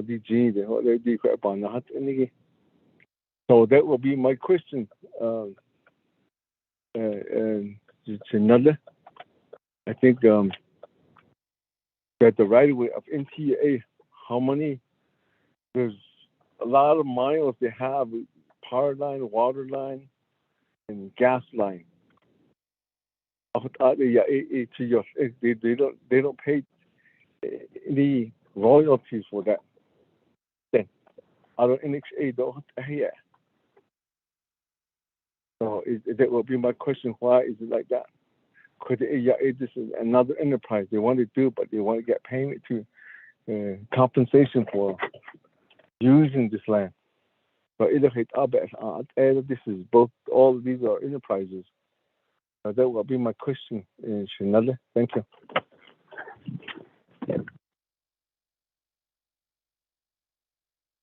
Thank you for that, Shanella. Honorable Elmer Begay staff. Can we work to get that information together on how much NQA and NHA pay individuals for right-of-way? With that, I'm going to go ahead and move forward to Vice Chair Otto. So you have the floor. Yes, we can hear you.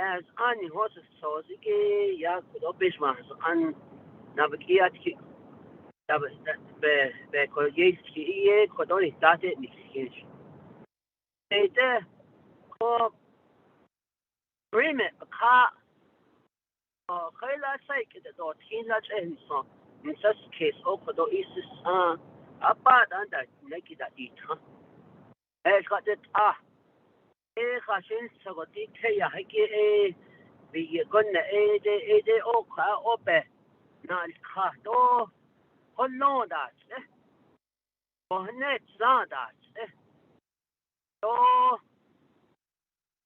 ni hollo ko yo watch ya nada these ya land withdrawals and whatever drilling permits would follow next.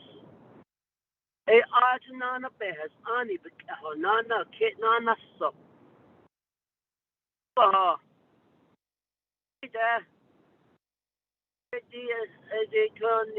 Chairman so ya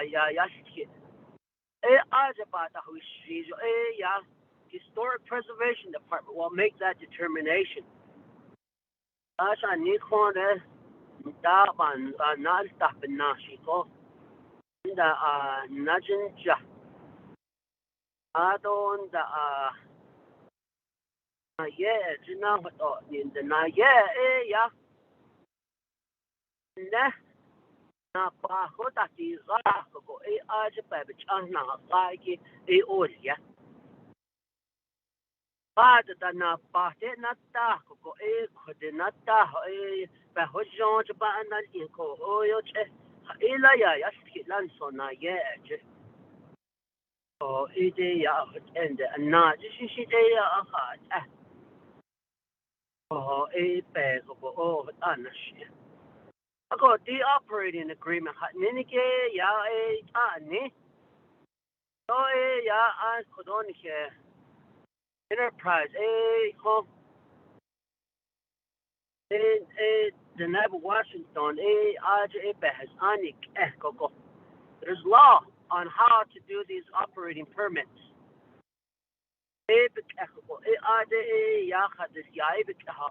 ARDOC, OMB, and Department of Justice, Minerals, ARD Pipita Date, ARD Hatish, Bash got it, Higit,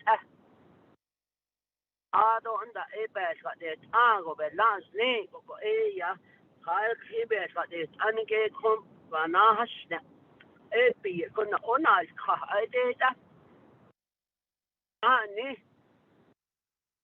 Soll den stress kanda dikhnita ya aje khallon ko eta ni biche da hadith ta khalla bo net zaro dol ko ajla khodo dikhe ya ke ya ba to nisike ya aje pa na sosi khana da to sin aje ba na sosta yo sosi do aje the 164 review the full-fledged that is sketch. Ni ya nashi nasadish naska ya hash snakish not nishin. Adon da nishinal ka EPA. Adon da you watch chana gita. Especially within that area, you have the Mesa Verde cactus. Ajot up has only but not that needs it. Ako open as ko ad la what ko ti da di bana so sa ni na sinta oh what she ask what up ki ta ko ti obe sa dit hi never know that site that's been that may be determined may not meet those clearances that are required with the environmental clearances. And definitely within the areas of where you speak about these clearances, there's issues of Mesa Verde cactus. There's a big chance that federal law, the endangered species, will not work.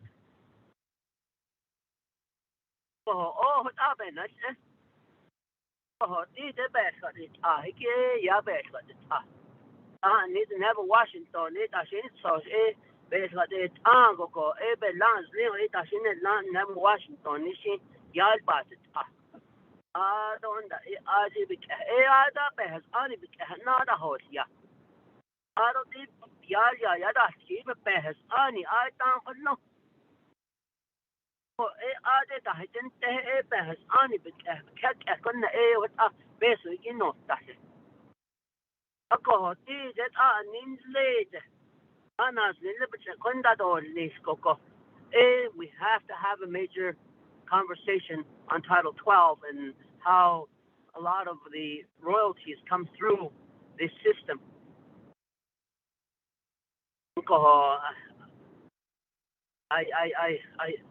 I agree to that.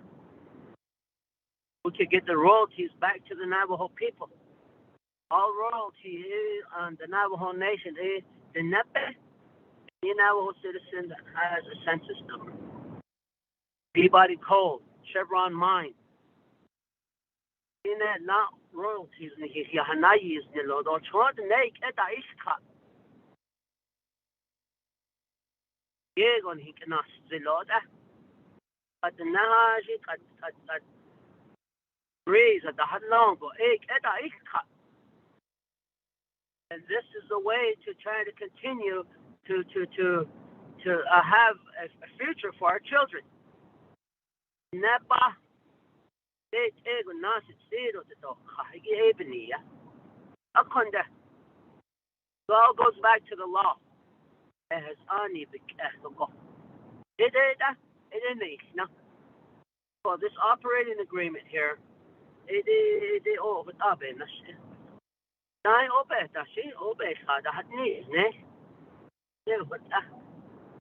It is to not right. It's not it's the oh yo it's the whole yeah.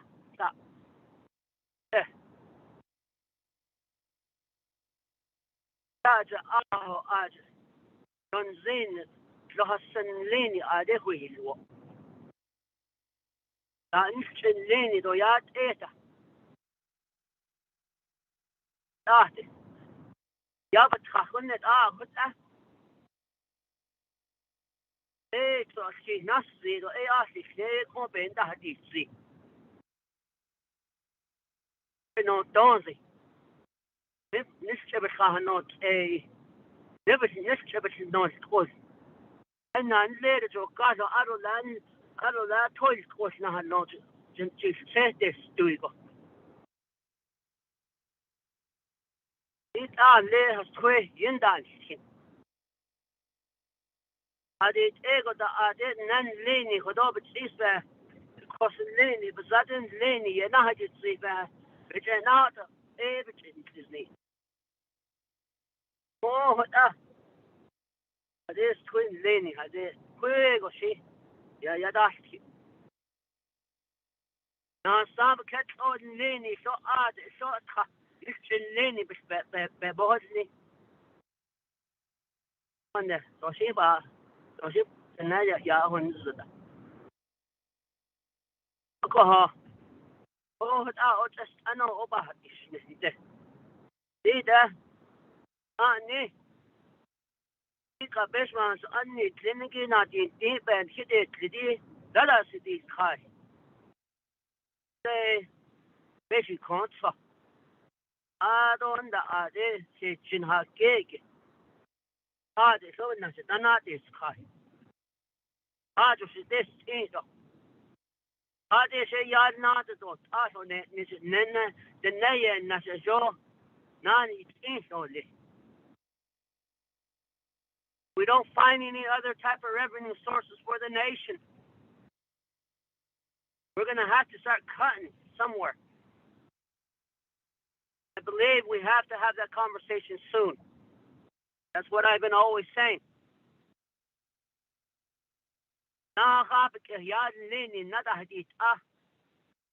Money legislations that are being dropped. Raising official, but stipend money. I did not. Naizning. I don't cut Naizning, but cut the Hasogo, so odd, so peso, like na yo kido. Even ya Nana skin. I got asked, so got Kanas, Lini, Yad Lini, Inzin. I did a sin so. Sunday, it is in. Is a way that we could try to get resources to the Navajo Nation coffers. If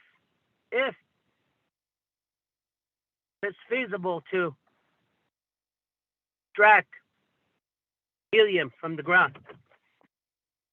We know that this operating agreement is not going to bring royalty payments, but it's going to bring some to the coffers, to the general funds for the bonuses and so forth. It may provide a few jobs out there, but the idea is to find helium where it could be feasible to extract, sell to the market in the, whether it's in the regular balloon, to have balloon grade helium, have medical grade helium, or to have mid grade, which arc welders use. Another jobs out there, professions.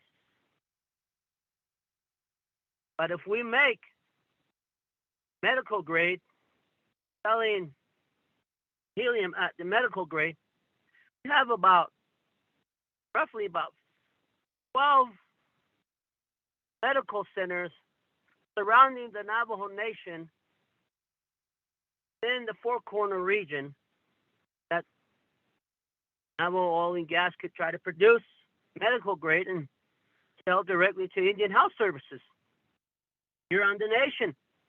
How many hospitals do we have? Where do they get their helium? Why can't we supply that? Why can't we supply helium to Gallup, to Northern Medical Center, River City Healthcare Corporation, to Winslow Healthcare Corporation, Henley Health Center? Impacts net lives here across the Navajo Nation.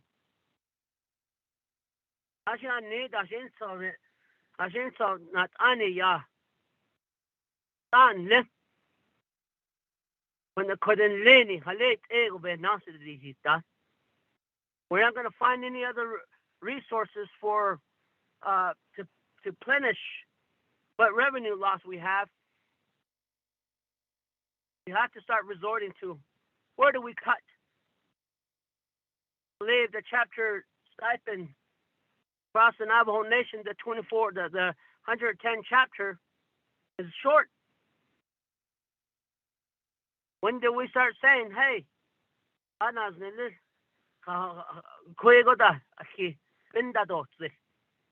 on the Navajo Nation workforce do we cut? At some point, we cannot operate this level, say that we have enough money. I believe FY22 pandemic dollars didn't come in, CARES Act and ARPA. FY22 would have been the year that we would have been really, really pinching the penny because of the revenue loss from NGS and the coal mine closing. But the pandemic somewhat replenished some of our dollars because we got some of the dollars that the Navajo Nation utilized reimbursed. What up, man? Dida, Janshi ba the whole stante. Ban sockes. It la yat Ash Mohanetza. Was it Mohanetza? It Annie. Kijo art. It's Mohanetza. Go every Navajo family has a college student that is in school, trying to find ends meet. Talked about a college student 2 days ago from Kayenta, Arizona, trying to scrounge up some monies, get some preliminary stuff, tell her scholarship payments come in. I go out and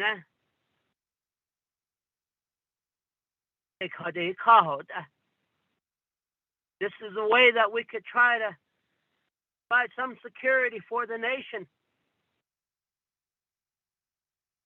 I don't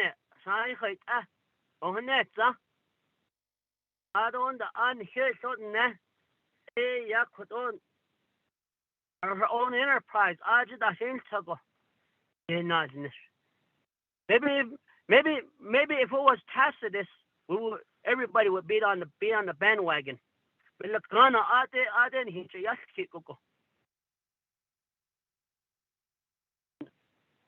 Ghana company. But in this case,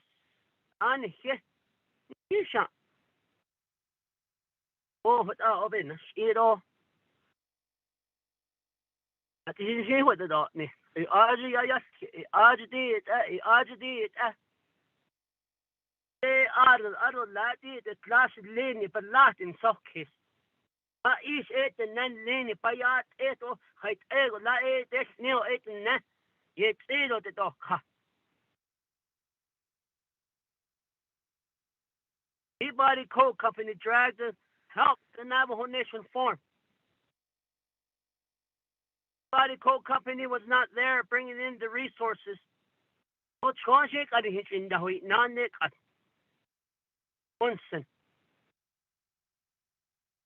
Peabody alone used to bring in $67 million with Kayenta Mine and Black Mesa Mine together.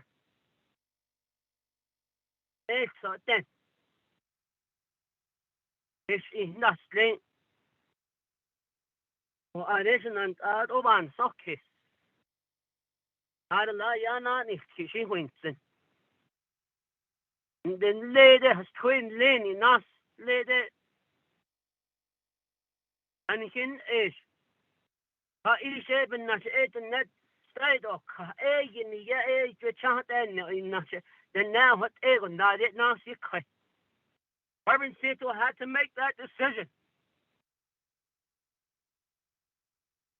whether to submit to the U.S. government and go to Bosco Redondo. And then Lenny, Joe Bob, and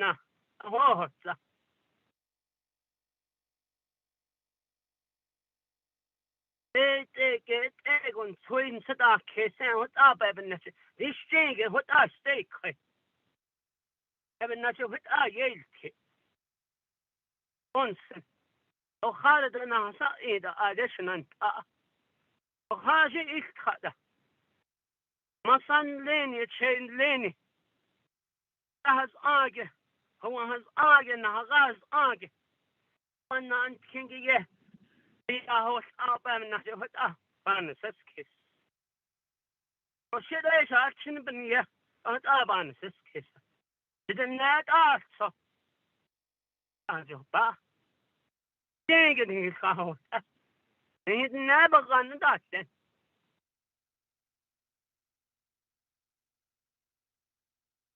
I want to art. Now, Snilly. I know Jacket had actually in none of la. Eba, shouldn't it? There was all job on the Sudaki and They never street only. So.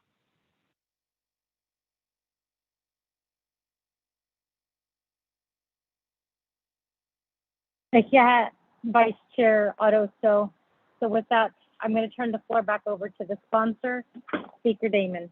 The floor is yours. Thank you very much, Madam Chair Charles Newton, and thank you again to Honorable Otto So and Honorable Eugene So for the comments. I think that most importantly, just listening to the concerns throughout the day, throughout yesterday, mandating those and making sure those are complete. Again, I just want to reassure you that this is only the starting point. We will collectively still be working not only with the communities, but also with the oversight as well, and with both of my colleagues who represent these areas. But again, if this is something that comes to maximum or exceeds the expectation, this is just something that opens the door for the rest of the Navajo Nation for us to go ahead and look at other opportunities too as well. So again, thank you very much. I don't have anything else to add on. I don't specifically think that there was a question. I think it was more of comments, Madam Chair Charles Newton. Thank you, Speaker Damon. So with that, committee members, colleagues, are there any other questions or comments regarding this legislation that is before us at this time? I believe that we don't have anybody who's texting in. This is last chance. If you have any questions or comments regarding this legislation.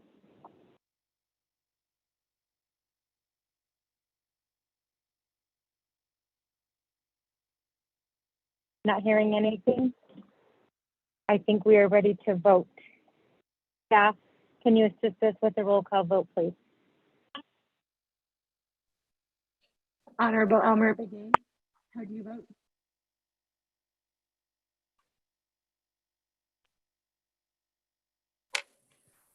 Honorable Elmer Begay, how do you vote?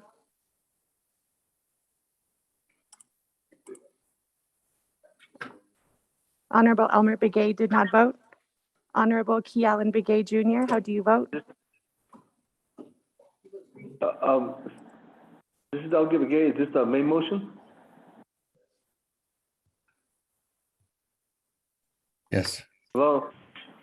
Delegate Elmer Begay, yes, there were no amendments made to the legislation, so there was not a need to read the legislation into the record. We are now voting on the legislation. Okay, then I'll vote green. Honorable Elmer Begay votes green. Honorable Kealan Begay Jr. votes green. Honorable Paul Begay, how do you vote? Honorable Paul Begay. Honorable Paul Begay did not vote. Honorable Nathaniel Brown, how do you vote? Honorable Nathaniel Brown. Honorable Nathaniel Brown did not vote. Pro Tem Speaker Eugenia Charles Newton not voting. Honorable Amber Knez-Bakrati, how do you vote? This is Delegate Amber Knez-Bakrati. I'll vote red to protect beautiful mountain. Thank you. Honorable Amber Knez-Bakrati votes red. Honorable Speaker Damon, how do you vote? I vote green. Honorable Speaker Damon votes green. Honorable Herman Daniels, how do you vote? I vote green. Honorable Herman Daniels votes green. Honorable Mark Freeland, how do you vote? I vote green. Honorable Mark Freeland votes green. Honorable Pernell Halona, how do you vote? Honorable Pernell Halona votes green via text. Honorable Jamie Henio, how do you vote? Henio votes green. Honorable Jamie Henio votes green. Honorable Vince James, how do you vote? Honorable Vince James. Honorable Vince James did not vote. Delegate James votes green. Honorable Vince James votes green. Honorable Rick Nez, how do you vote? Delegate Rick Nez votes green. Honorable Rick Nez votes green. Honorable Carl Slater, how do you vote? Delegate Slater, red. Honorable Carl Slater votes red. Honorable Raymond Smith Jr., how do you vote? Green. Honorable Raymond Smith Jr. votes green. Honorable Wilson Stewart Jr., how do you vote?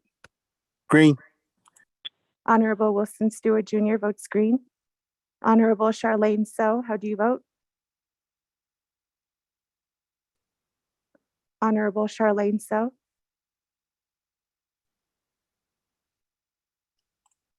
Honorable Charlene So did not vote. Honorable Daniel So, how do you vote? Honorable Daniel So. I vote red. Honorable Daniel So votes red. Honorable Eugene So, how do you vote? Honorable Eugene So. Honorable Eugene. Honorable Eugene So votes red. Honorable Odo So, how do you vote? I vote Honorable green. Odo So. Honorable Odo So votes green. Honorable Thomas Walker Jr., how do you vote? Honorable Thomas Walker Jr. Honorable Thomas Walker Jr. did not vote. Honorable Edison Juanica, how do you vote? Honorable Edison Juanica. Honorable Edison Juanica did not vote. Honorable I vote Edmund green. Yazzie. excuse me, Honorable Edison Juanica votes green. Honorable Edmund Yazzie, how do you vote? Green. Honorable Thomas Walker Jr. and Honorable Edmund Yazzie vote green. Honorable Jimmy Yellowhair, how do you vote? Oh, Jimmy Yellowhair votes green. Honorable Jimmy Yellowhair votes green. Going back up. Honorable Paul Begay, how do you vote? Honorable Paul Begay. Honorable Paul Begay did not vote. Honorable Nathaniel Brown, how do you vote? The Delegate Brown votes green. Honorable Nathaniel Brown votes green. Honorable Charlene So, how do you vote? I vote green. Honorable Charlene So votes green. With that, Pro Tem Speaker, you have 18 delegates in favor and 4 opposed, with presiding Chair Eugenia Charles Newton not voting. Thank you for that. So with that, we have 18 in favor, 4 opposed, Chair not voting. This legislation moves forward to Navajo Nation Council. Speaker Damon, I am throwing the gavel back towards you. Thank you very much for stepping up to oversee the chair at that time for the past legislation, Madam Chair Charles Newton. That, colleagues, continuing on down, we are complete with our new business. We are going on down to item number 6, which is in the initial recognition. Or actually adoption of the agenda.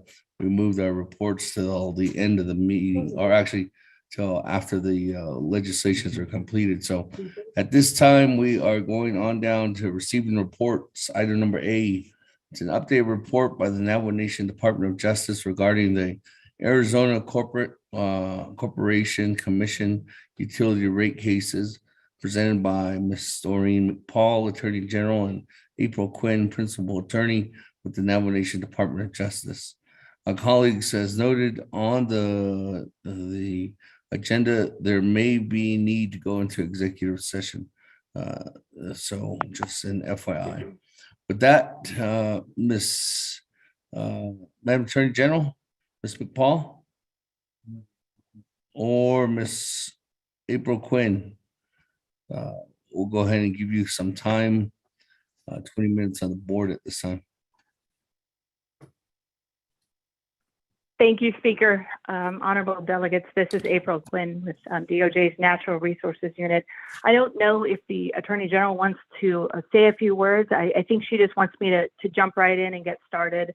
I know it's been a long day, so I will try to keep this as short as possible. What I'm thinking is that I can do a quick summary of what's happened in the past with respect to these cases, and then go into executive session for a little while, maybe like 30 minutes, if that, and talk about kind of the next steps with respect to these cases, if that's okay with you, Speaker, and with the committee.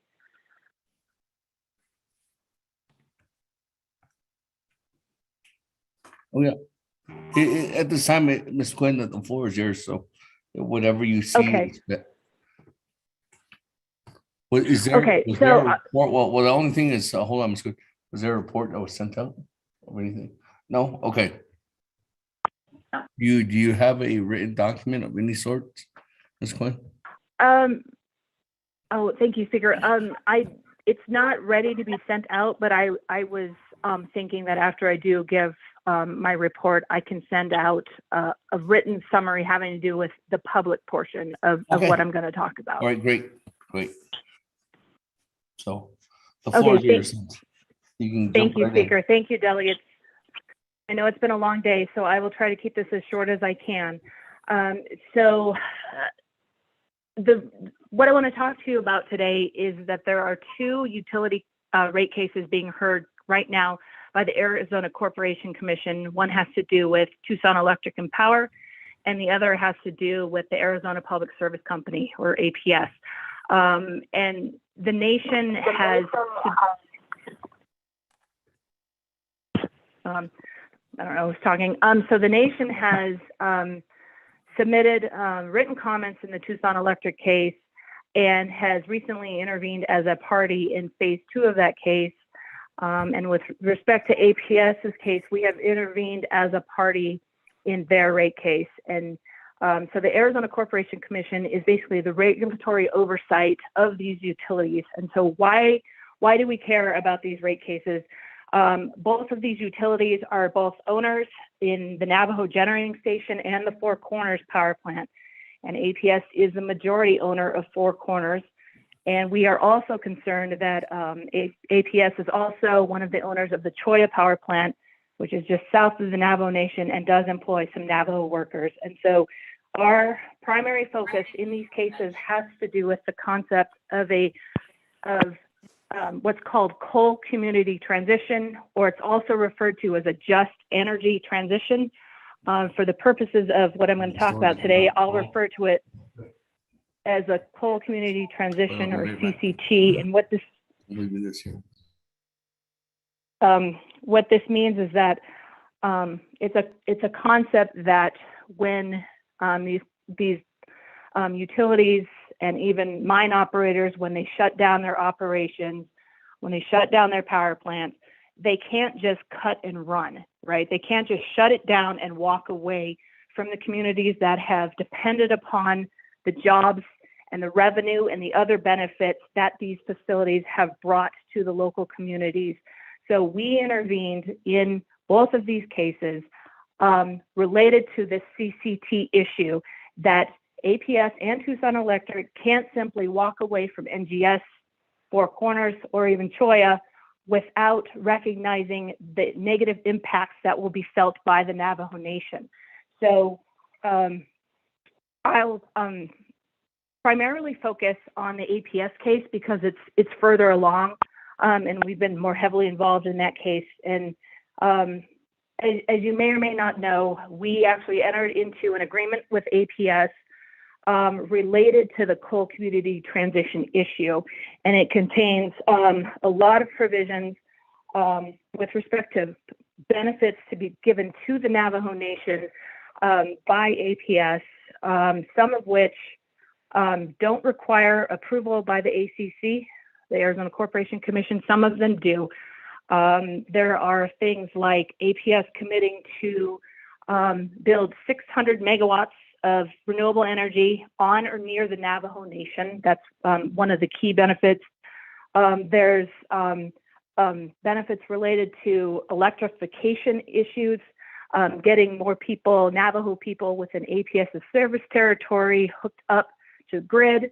And there's other benefits in there that I will include in my written report because I don't want to take time going through all of them. But a key thing that we did agree to is that APS will provide the Navajo Nation with $100 million paid over 10 years to help the nation with the coal community transition, having to do with the shutdown of NGS, and then also when Four Corners shuts down, which will be no later than 2031. That $100 million is going to be paid by APS's customers, their ratepayers, so it will require the approval of the Arizona Corporation Commission. With respect to the case, the ACC did issue an order this past November giving the Navajo Nation $10 million out of the $100 million that we were seeking. However, what's critical is that they did say we can submit additional evidence, justification as to why the nation should receive more than this $10 million. And the way we're going to do that, it has to do with what's called a generic docket. So we're not submitting more evidence in the case. It's kind of the separate docket, the separate place where we can submit additional evidence as to why the nation should receive the money, the impact to the nation, what's the negative fallout going to be with respect to the shutdown of these power plants and the mines on the Navajo Nation, on the people, on the workers. And so that is where we are at right now. We are focused on this generic docket. and basically making the nation's case that we should receive the remaining $90 million. With respect to the docket, they have held, the ACC staff is handling this. They have held one workshop to date, and it was to focus on the procedure as to how additional workshops are going to, basically the timeline, the schedule, how things are going to work. So we haven't really gotten into the substance yet. So we've just had that one workshop, and it happened last week, actually. And I should point out that with respect to this docket, anybody can submit comments, any member of the public. They're hoping for key state stakeholders, federal stakeholders, anybody who may have an interest in basically submitting information to this docket having to do with this whole coal community transition issue. So if a county or whoever wants to make comments with respect to this issue, they can do so. And I should point out that basically what happens with this docket will affect both the APS case and the Tucson Electric case. Because the Tucson Electric case is actually on hold because they're kind of waiting to see what happens in the APS case. So this generic docket will affect both cases that DOJ has intervened in. And Speaker, that's it as far as what's happened to date. And that's all I feel talking about comfortably in public. And I would request, if we want to discuss this further, that we should go into executive session. Thank you.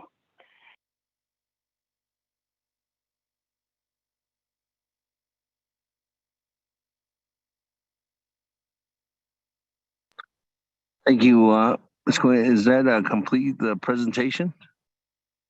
The public portion, yes. But if we want to talk further, I'd prefer we be in executive session.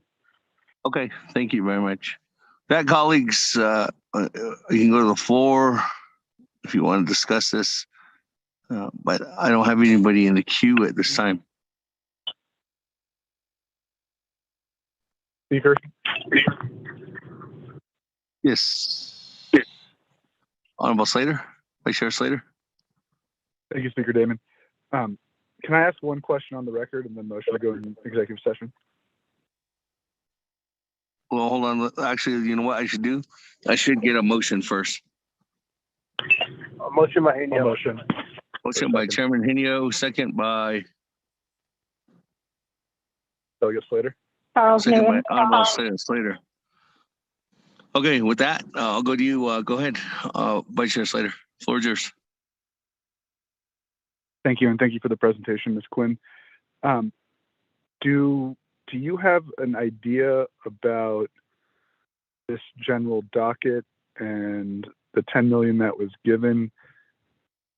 Would it be safe to assume that there is, or not safe to assume, but what do you think the likelihood is of obtaining further economic or financial assistance through the ACC?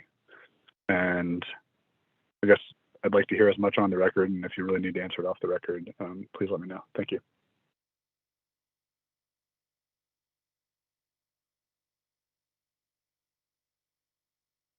Before we go back to Speaker, you, can I go ahead and? let me Okay. let me see if there's anybody else that wants to ask any further questions at this time. Any other colleagues?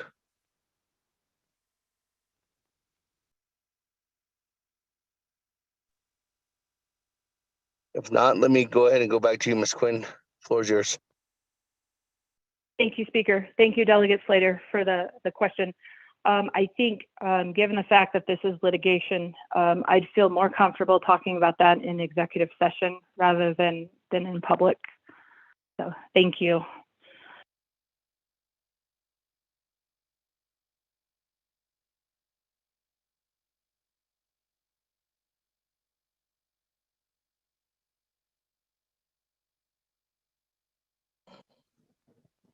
Thank you very much, Ms. Quinn.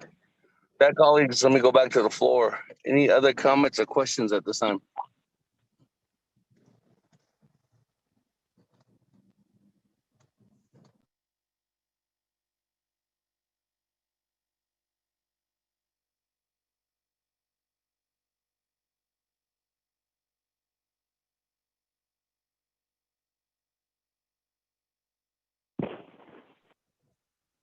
Any further comments or questions, colleagues?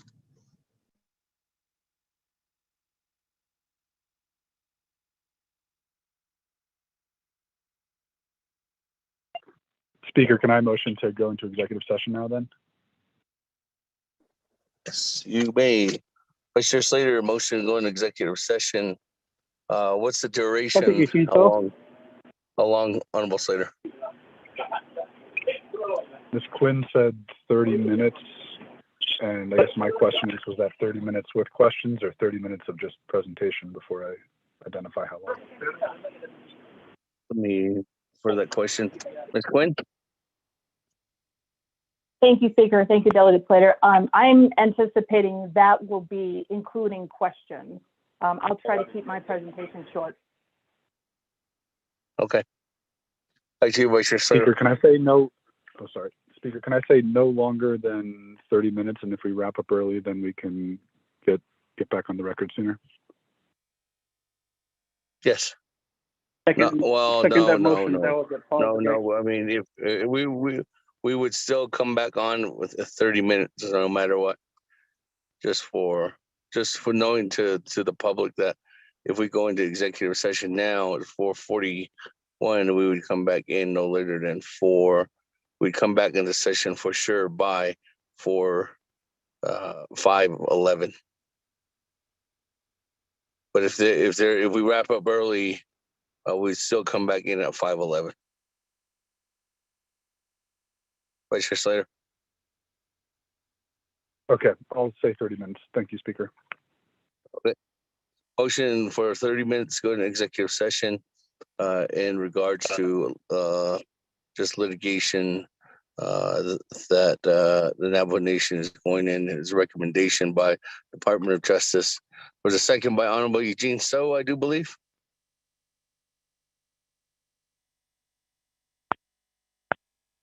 Hello? Calling for a second. Second, Delegate Paul Begay. A second by Honorable Paul Begay. Let's comments, questions on the motion. Speaker, Yes, Mr. Rico. who do you want me to send the invite out to? I think Ms. Quinn just indicated just the delegates. And mostly Ms. Quinn, the alleged counsel, of course, on our side. And is there anybody else? I'm not sure who's listening. I'm not sure if the Attorney General is listening. That's the AG, and Veronica Blackhat, if she is listening, on behalf of DOJ. Right.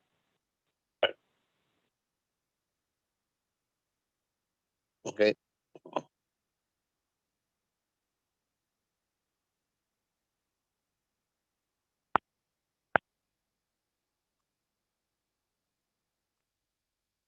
There's no questions or comments.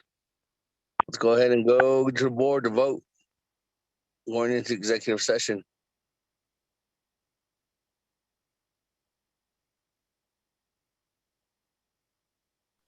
Honorable Elmer Begay, how do you vote?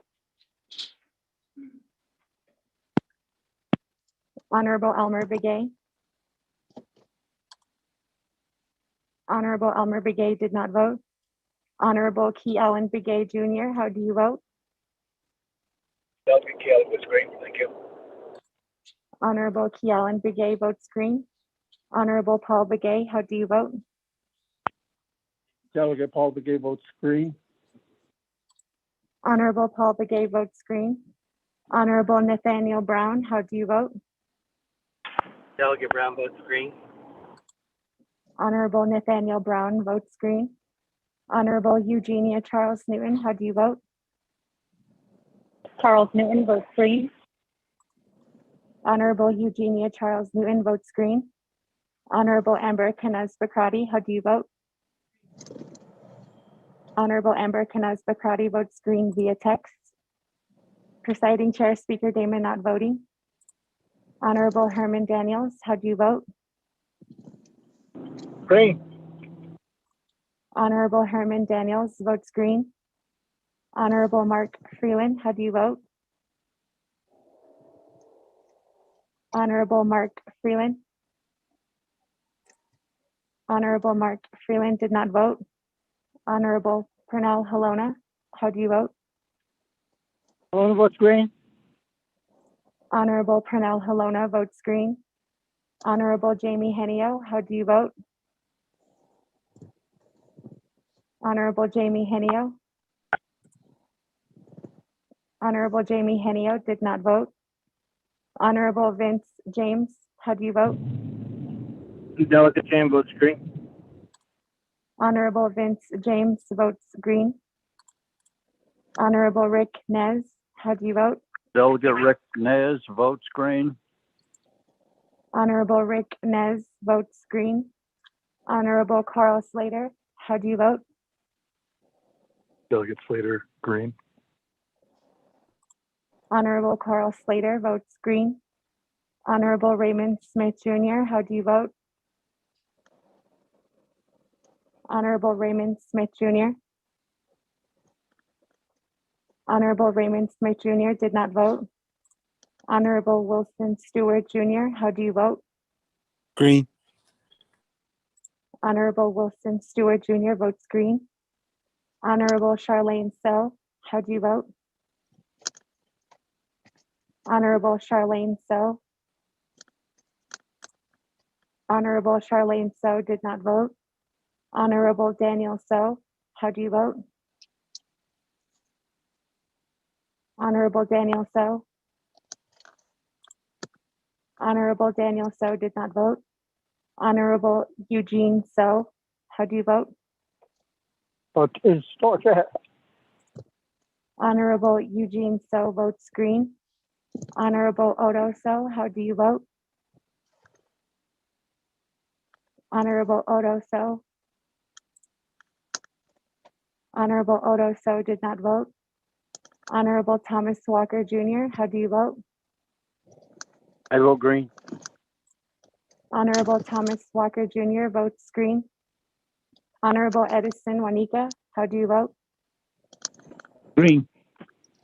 Honorable Edison Juanica votes green. Honorable Edmund Yazzie, how do you vote? Honorable Edmund Yazzie. Honorable Edmund Yazzie did not vote. Honorable Jimmy Yellowhair, how do you vote? Delegate Yellowhair votes green. Honorable Jimmy Yellowhair votes green. Going back up, Honorable Elmer Begay, how do you vote? I'll vote green. Honorable Elmer Begay votes green. Honorable Mark Freeland, how do you vote? Honorable Mark Freeland. Honorable Mark Freeland did not vote. Honorable Jamie Henio, how do you vote? Honorable Jamie Henio. Honorable Jamie Henio did not vote. Honorable Raymond Smith Jr., how do you vote? Honorable Raymond Smith Jr. Honorable Raymond Smith Jr. did not vote. Honorable Charlene So, how do you vote? I vote green. Honorable Charlene So votes green. Honorable Daniel So, how do you vote? Honorable Daniel So. Honorable Daniel So did not vote. Honorable Odo So, how do you vote? Honorable Odo So. Honorable Odo So did not vote. Honorable Edmund Yazzie, how do you vote? Honorable Edmund Yazzie. Honorable Edmund Yazzie did not vote. With that, Speaker Damon, you have Green. 17.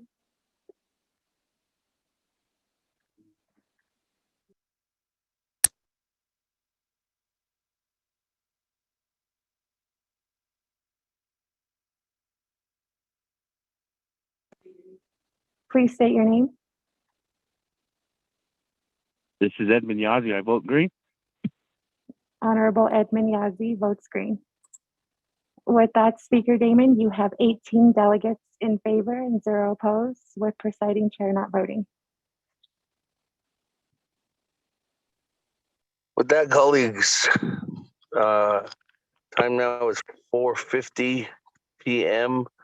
We're going into executive session with a vote of 18 in favor, 0 opposed, chair not voting. I do believe Mr. Rico has sent out that information. Correct, Mr. Rico?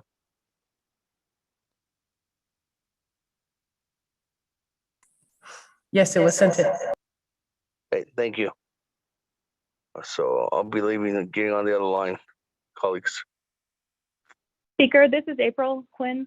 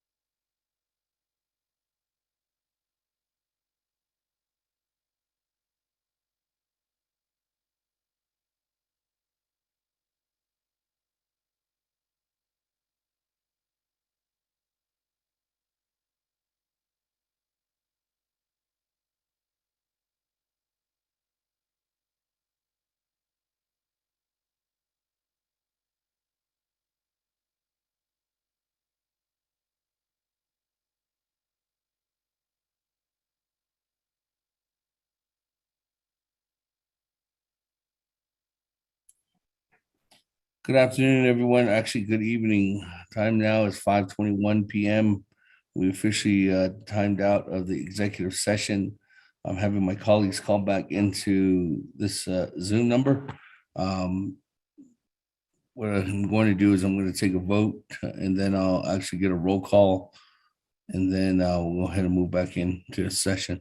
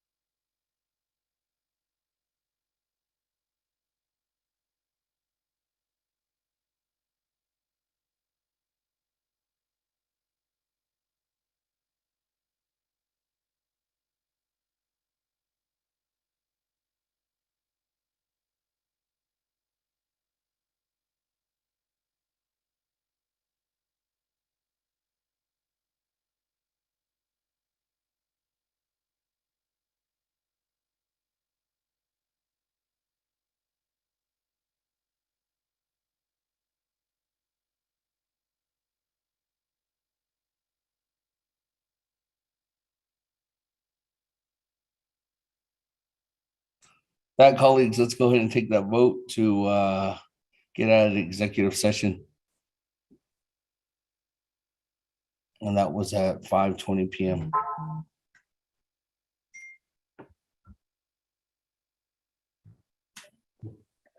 Honorable Elmer Begay, how do you vote? Honorable Elmer Begay. Honorable Elmer Begay did not vote. Honorable Key Allen Begay Jr., how do you vote? Honorable Key Allen Begay Jr. Honorable Key Allen Begay Jr. did not vote. Honorable Paul Begay, how do you vote? Delegate Paul Begay votes green. Honorable Paul Begay votes green. Honorable Nathaniel Brown, how do you vote? Honorable Nathaniel Brown. Honorable Nathaniel Brown did not vote. Honorable Eugenia Charles Newton, how do you vote? Charles Newton votes green. Honorable Eugenia Charles Newton votes green. Honorable Amber Knaz-Bakrati, how do you vote? Honorable Amber Knaz-Bakrati. Honorable Amber Knaz-Bakrati did not vote. Presiding Chair Speaker Damon not voting. Honorable Herman Daniels, how do you vote? Honorable Herman Daniels. Honorable Herman Daniels did not vote. Honorable Mark Freeland, how do you vote? Honorable Mark Freeland. Honorable Mark Freeland did not vote. Honorable Pernell Halona, how do you vote? Honorable Pernell Halona. Honorable Pernell Halona did not vote. Honorable Jamie Henio, how do you vote? Honorable Jamie Henio. Honorable Jamie Henio did not vote. Honorable Vince James, how do you vote? Delegate James votes green. Thank you. Honorable Vince James votes green. Honorable Rick Nez, how do you vote? Delegate Rick Nez votes green. Honorable Rick Nez votes green. Honorable Carl Slater, how do you vote? Delegate Slater, green. Honorable Carl Slater votes green. Honorable Raymond Smith Jr., how do you vote? Green. Honorable Raymond Smith Jr. votes green. Honorable Wilson Stewart Jr., how do you vote? Green. Honorable Wilson Stewart Jr. votes green. Honorable Charlene So, how do you vote? Green. Honorable Charlene So votes green via text. Honorable Daniel So, how do you vote? Honorable Daniel So. Honorable Daniel So did not vote. Honorable Eugene So, how do you vote? Honorable Eugene So. Honorable Eugene So did not vote. Honorable Odo So, how do you vote?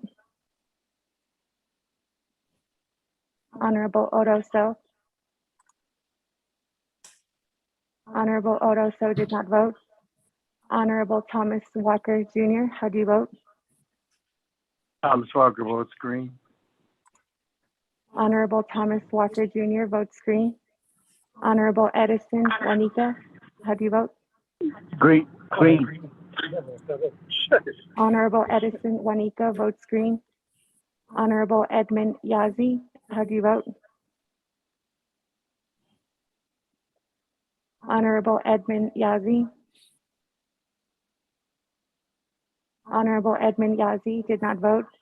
Honorable Jimmy Yellowhair, how do you vote? I vote green. Honorable Jimmy Yellowhair votes green. Going back up. Honorable Elmer Begay, how do you vote? I vote green. Honorable Elmer Begay votes green. Honorable Key Allen Begay Jr., how do you vote? Honorable Key Allen Begay Jr. Honorable Key Allen Begay Jr. did not vote. Honorable Nathaniel Brown. Delegate Brown votes green. Honorable Nathaniel Brown votes green. Honorable Amber Kenneth Bakrati, how do you vote? Bacardi, I vote green. Thank you. Honorable Amber Kenneth Bakrati votes green. Honorable Herman Daniels, how do you vote? Green. Honorable Herman Daniels votes green. Honorable Mark Freeland, how do you vote? Honorable Mark Freeland. Honorable Mark Freeland did not vote. Honorable Pernell Halona, how do you vote? Honorable Pernell Halona. Honorable Pernell Halona did not vote. Honorable Jamie Henio, how do you vote? Henio votes green. Honorable Jamie Henio votes green. Honorable Daniel So, how do you vote? Honorable Daniel So. Honorable Daniel So did not vote. Honorable Eugene So, how do you vote? Honorable Eugene So. Honorable Eugene So did not vote. Honorable Odo So, how do you vote? Honorable Odo So. Honorable Odo So did not vote. Honorable Edmund Yazi, how do you vote? I know. Green. Honorable Edmund Yazi votes green. With that, Speaker Damon, you have 17 delegates in favor, 0 opposed, with presiding chair not voting.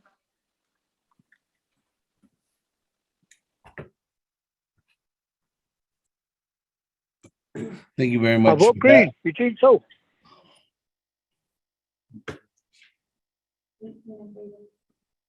That 18 in favor, 0 opposed, chair not voting, motion to get out of executive session.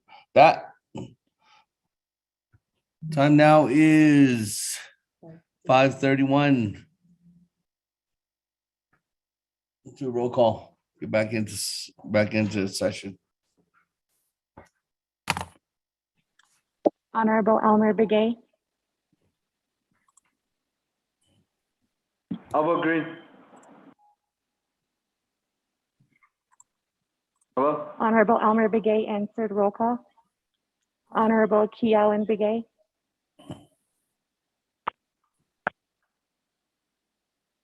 Honorable Key Allen Begay Jr., Honorable Key Allen Begay Jr. did not answer roll call. Honorable Paul Begay,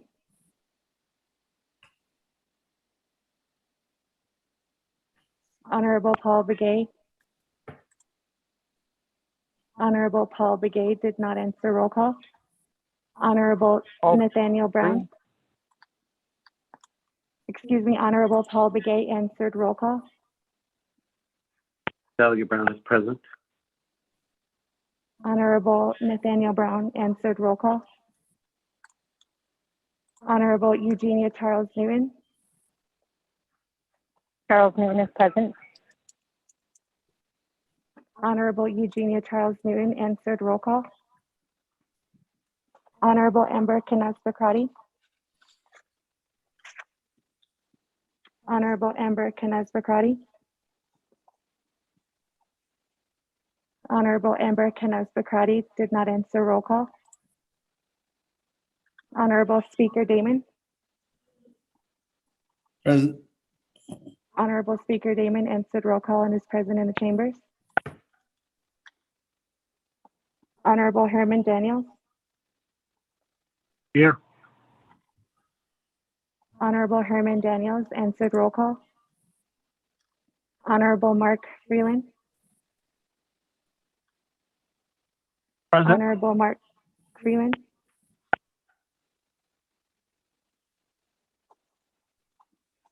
Honorable Mark Freeland answered roll call.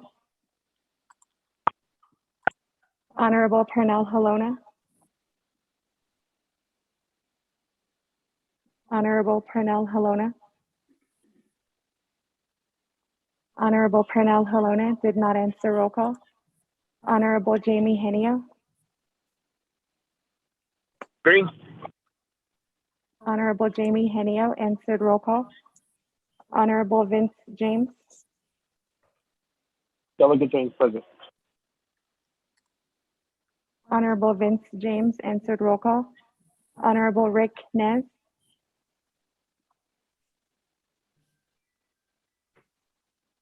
Delegate Honorable Rick Nez Rick- votes green. Honorable Rick Nez answered roll call. Honorable Carl Slater. Honorable Carl Slater. Delegate Slater present. Honorable Carl Slater answered roll call. Honorable Raymond Smith Jr. Present. Honorable Raymond Smith Jr. answered roll call. Honorable Wilson Stewart Jr. Present. Honorable Wilson Stewart Jr. answered roll call. Honorable Charlene So.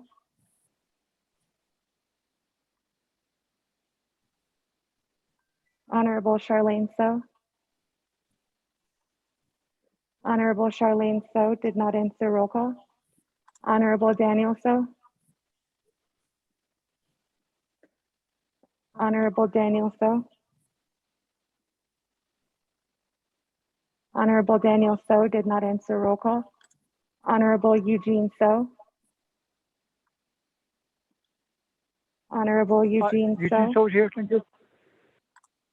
Honorable Eugene So answered roll call. Honorable Odo So. Did you answer? Yeah, I poured that tea out. Honorable Odo So. Honorable Odo So did not answer roll call. Honorable Thomas Walker Jr. Honorable Thomas Walker Jr., Present. Honorable Thomas Walker Jr., answered roll call. Honorable Edison Juanica, Here. Honorable Edison Juanica, answered roll call. Honorable Edmund Yazzie, Honorable Edmund Yazzie, Honorable Edmund Yazzie did not answer roll call. Honorable Jimmy Yellowhair, Delegate Yellowhair votes present. Honorable Jimmy Yellowhair answered roll call. Going back up. Honorable Kealan Begay Jr., Honorable Kealan Begay Jr., Honorable Kealan Begay Jr. did not answer roll call. Honorable Amber Canals Bacati, Honorable Amber Canals Bacati, Honorable Amber Canals Bacati did not answer roll call. Honorable Pernell Halona, Honorable Pernell Halona, Honorable Pernell Halona did not answer roll call. Honorable Charlene So, Honorable Charlene So, Honorable Charlene So did not answer roll call. Honorable Daniel So, Honorable Daniel So, Honorable Daniel So did not answer roll call. Honorable Odo So, Honorable Odo So, Honorable Odo So is present via text. Honorable Edmund Yazzie, Honorable Green. Edmund Yazzie, Honorable Edmund Yazzie answered roll call. With that, Speaker Damon, excuse me, Honorable Charlene So answered roll call via text. With that, Speaker Damon, you have 20 delegates that are present. Thank you very much for that. We are back in session. Time now is 5:38 p.m. That, colleagues, we do have 20 members present at this time. We did go into executive session for 30 minutes, came out of executive session. We did hear a report from Ms. April Quinn from the Department of Justice on the Arizona Corporation Commission utility rates cases. And we are back now on the main motion. With that, colleagues, is there any further discussion items, or are we ready to vote to accept the report?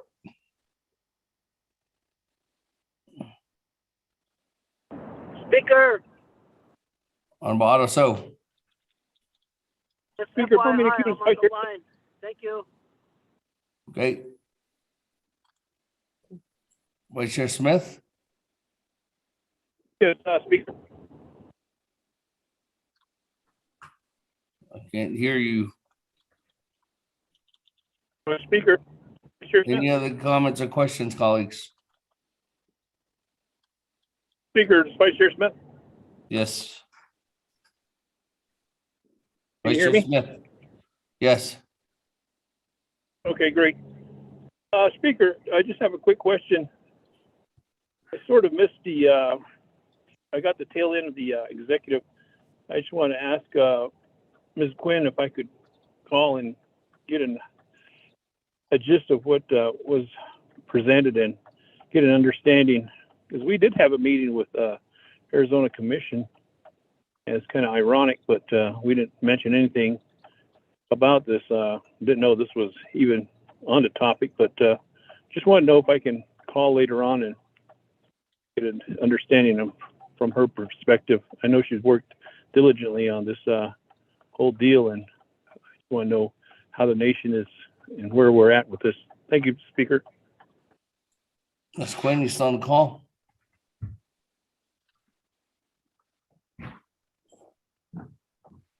Speaker, I'm here. This is April. I'm happy to speak to Delegate Smith about what I talked about in executive session. I can email you my cell phone number and we can talk. Thank you, Speaker. All right. Delegate Smith. Thank you. There's your answer, Vice Chair. Oh, thank you. That colleagues, any other comments or questions? Colleagues? Yes. Honorable Eugene So. My question, the same thing, my request to Quinn in regards to what seems that's been happening, us meeting with our commissions, hope we don't do something wrong or say something wrong, or maybe that's what they're trying to do or whatever. So I would like to also speak to her. If she can send me a number, but not until tomorrow. I'll be all right. Thank you. Okay, I'm sure Ms. Quinn will reach out to you too as well, Honorable Eugene. So.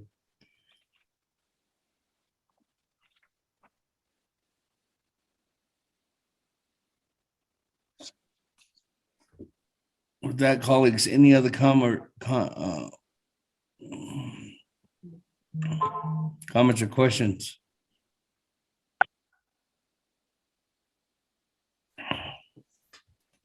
Or twice? Or 3 times? Motion.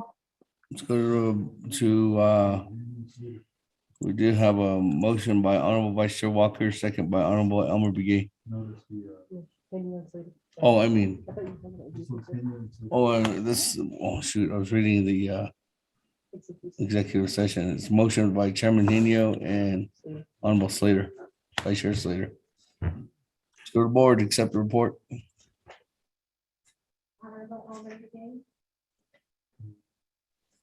Honorable Elmer Begay, how do you vote? I vote green. Honorable Elmer Begay votes green. Honorable Key Allen Begay Jr., how do you vote? Honorable Key Allen Begay Jr. Honorable Key Allen Begay Jr. did not vote. Honorable Paul Begay, how do you vote? Delegate Paul Begay votes green. Honorable Paul Begay votes green. Honorable Nathaniel Brown, how do you vote? Delegate Brown votes green. Honorable Nathaniel Brown votes green. Honorable Eugenia Charles Newton, how do you vote? Honorable Newton votes green. Honorable Eugenia Charles Newton votes green. Honorable Amber Kenneth Bacrati, how do you vote? Honorable Amber Kenneth Bacrati. Honorable Amber Kenneth Bacrati did not vote. Presiding Chair, Speaker Damon not voting. Honorable Herman Daniels, how do you vote? They vote green. Honorable Herman Daniels votes green. Honorable Mark Freeland, how do you vote? Green. Honorable Mark Freeland votes green. Honorable Pernell Halona, how do you vote?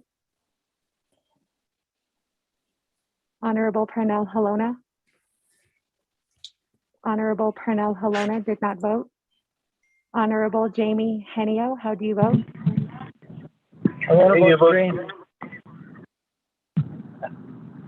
Honorable Pernell Halona votes green. Henio votes green.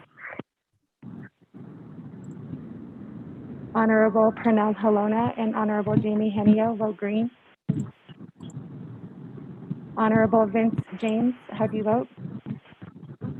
Delegate James votes green. Honorable Vince James votes green. Honorable Rick Nez, how do you vote? Delegate Rick Nez votes green. Honorable Rick Nez votes green. Honorable Carl Slater, how do you vote? Delegate Slater, green. Honorable Carl Slater votes green. Honorable Raymond Smith Jr., how do you vote? Honorable Raymond Smith Jr. Honorable Raymond Smith Jr. did not vote. Honorable Wilson Stewart Jr., how do you vote? Green. Honorable Wilson Stewart Jr. votes green. Honorable Charlene So, how do you vote? Honorable Charlene So.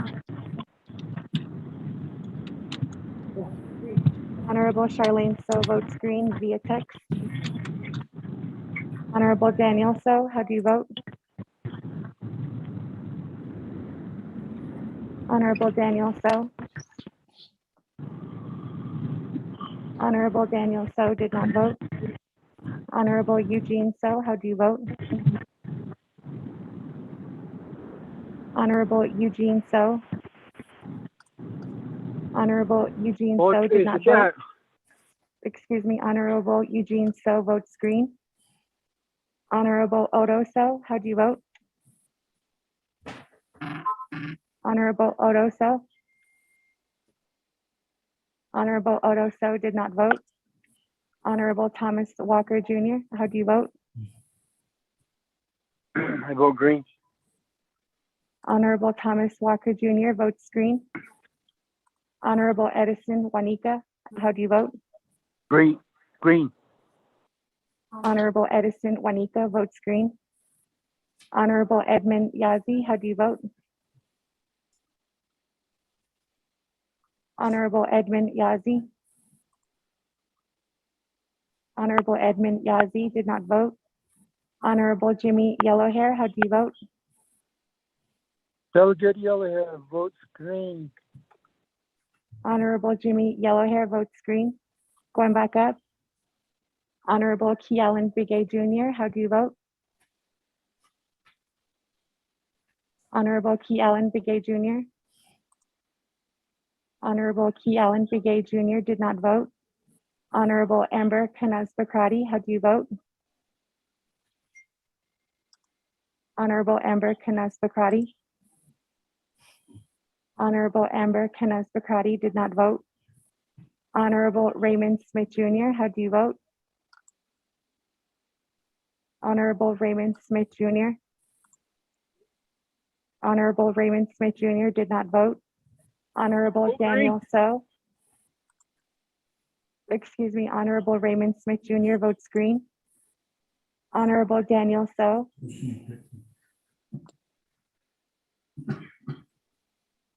Honorable Daniel So. Honorable Daniel So did not vote. Honorable Odo So, how do you vote? I vote green. Honorable Odo So votes green. Honorable Edmund Yazi, how do you vote? Honorable Edmund Yazi. Honorable Edmund Yazi did not vote. Honorable Amber Canaz Bakrati votes green via text. Honorable Edmund Yazi. Green. Honorable Edmund Yazi votes green. With that, Speaker Damon, you have 21 delegates in favor, 0 opposed, with presiding chair not voting.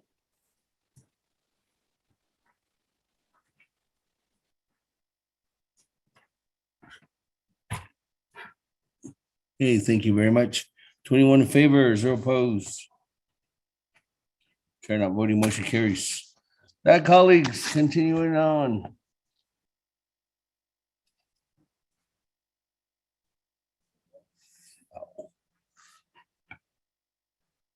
To receiving reports, item number B, presentation by Aspire Ability regarding Navajo Nation workforce and employability. A transformational proposal, presenters to include Dr. John Mott, founder and CEO, Mr. Morani Banali, workforce policy advisor, Indigenous Affairs, and Joelle Smith, chief community officer. That are the, Dr. Mott, are you on the line? Yes, I'm here. Okay, great. Great to be with you. Well, Mr. Mott, welcome to the Naabik'íyáti committee this evening. You have 20 minutes on the board. The floor is yours. Thank you. And I think we're going to hand it off to Moroni to actually start us here. Can you all see our screen okay?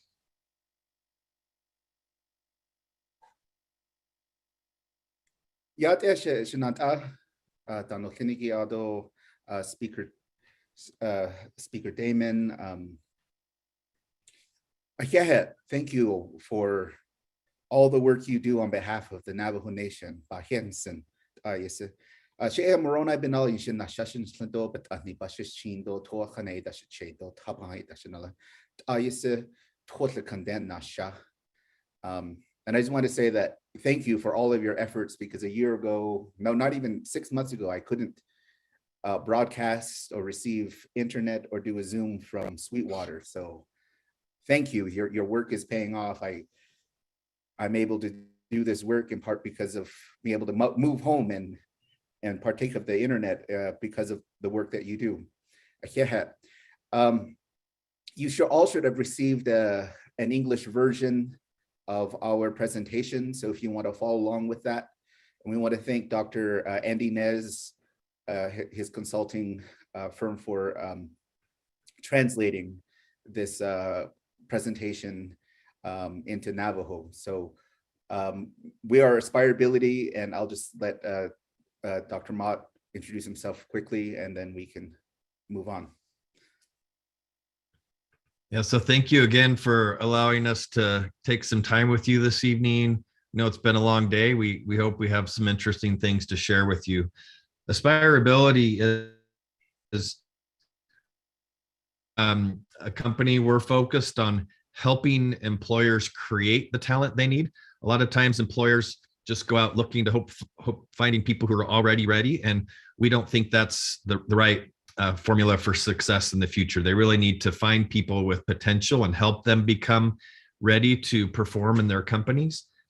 And that means helping learning providers like Dene College or other institutions make sure that the way they're preparing their students is aligned with what those employers need. And that is all in service of really helping what we call learner earners aspire and thrive and achieve more than they currently are. We have a process where we help employers calibrate, where we help them say, what is the job? What are the skills that somebody is required to have to perform in that role? And then as they move forward, how do you fill an individual's competency or skill gaps so that they can perform more effectively? And that gives them competency profiles that they can use when they apply for jobs, when they get their first job, or when they're inside of a company, knowing more clearly when they're ready for the next one. So that's what we do. We've worked with several organizations, academic and corporate, and are excited for this opportunity to talk about possibly a partnership with the Navajo Nation. And I'll hand it back to Morona to talk a little bit about what that might look like. Yeah, so part of what we've been thinking, and as you all know, and just the conversation that the council had today about development, about relations with the earth, with each other, with community, and part of and learning from my father, the late Dr. Herbert Benali.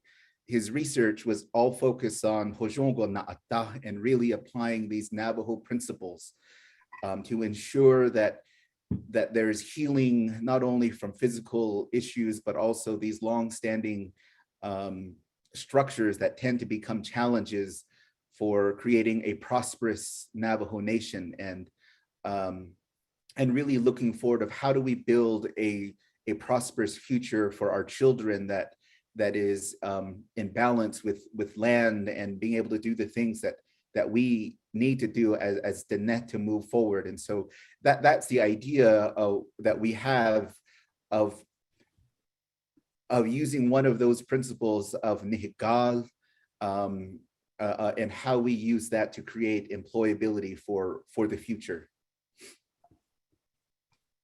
Go ahead, John. Yeah.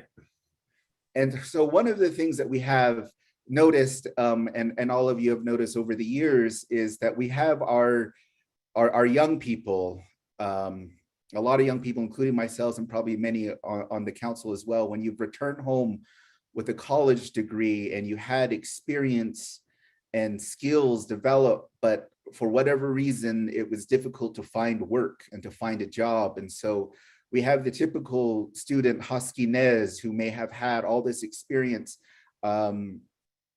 around computer science and developing databases and a lot of tech work.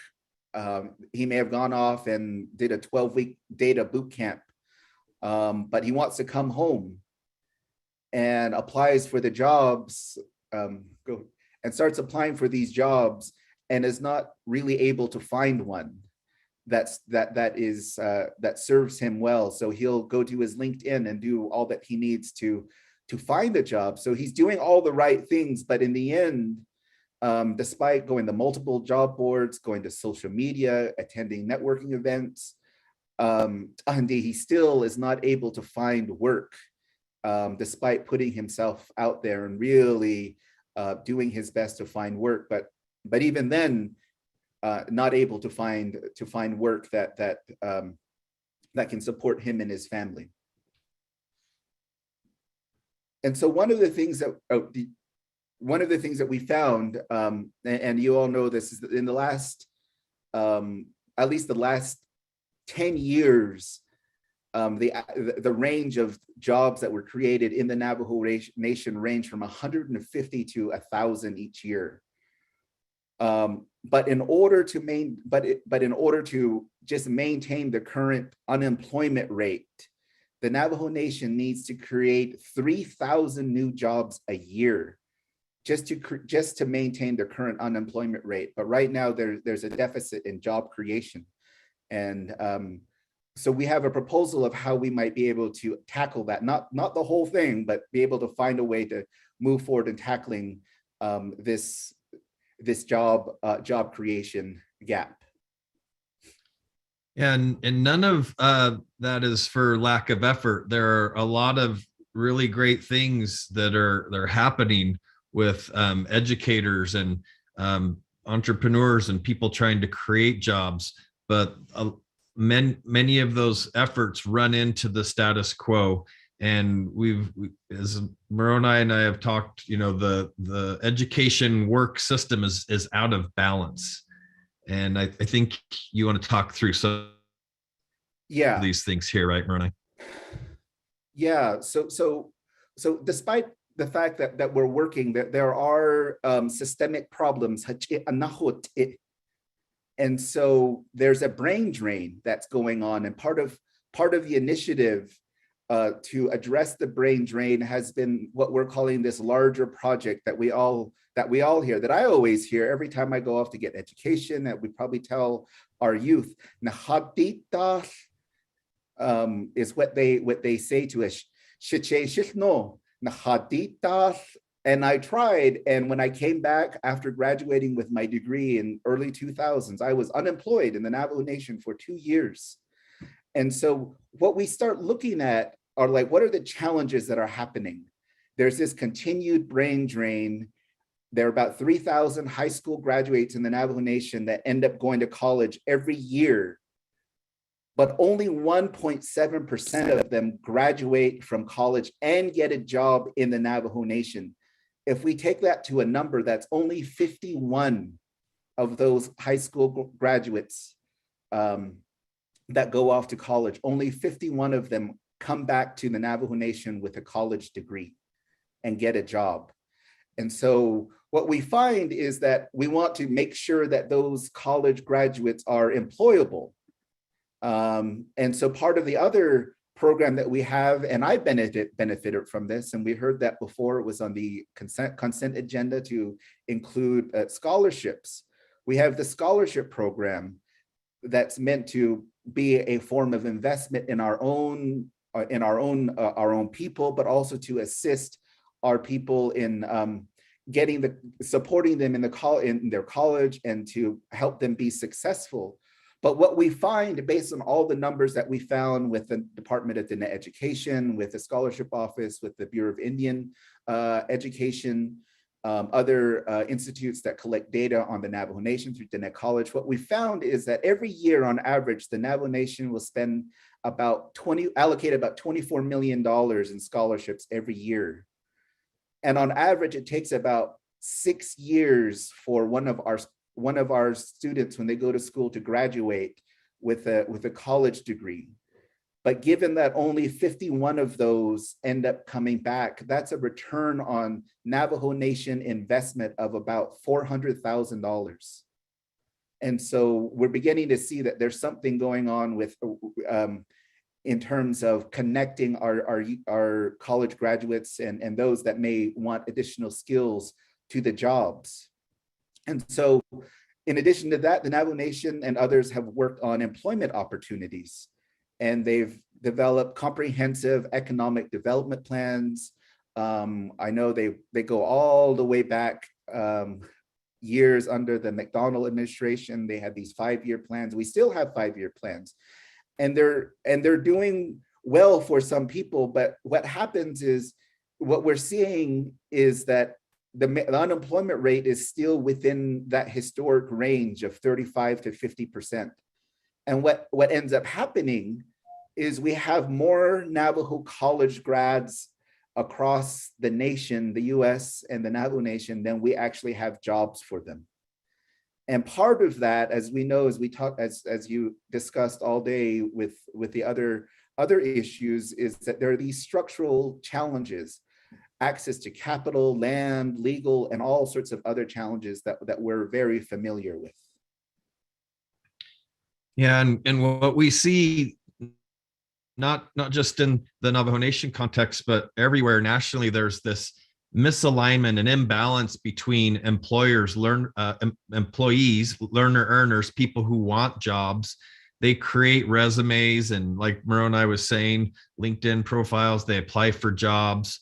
And then schools do their best to instill the right competencies in people to help them get ready for these jobs.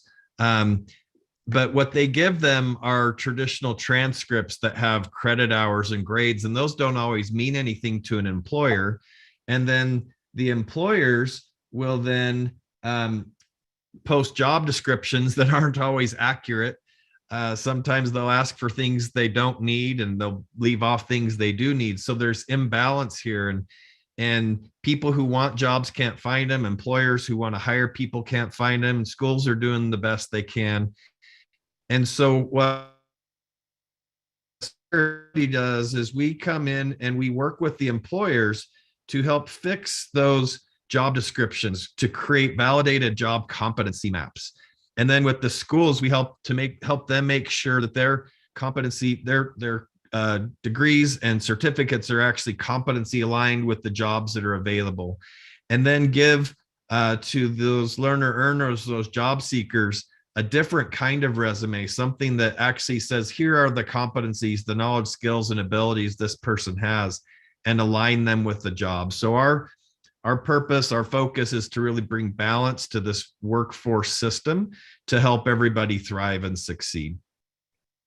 And, you know, in the context we're talking about in the nation, there's a lot of great effort, as Murrow and I just talked about, with schools and scholarship programs and people striving to degrees and certificates, but just not being able to find the jobs. So that's where we would really like to focus for the next couple of minutes. And I'll hand this back to you, Moroni.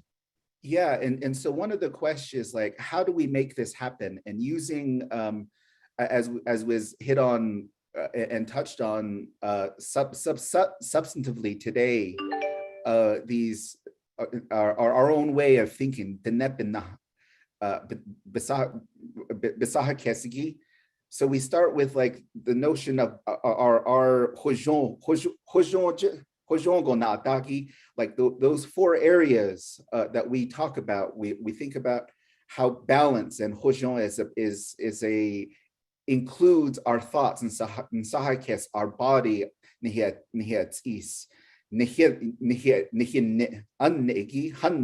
our mind, and then also our reverence to our home place, sihasin do howan, and having all of those work together in balance.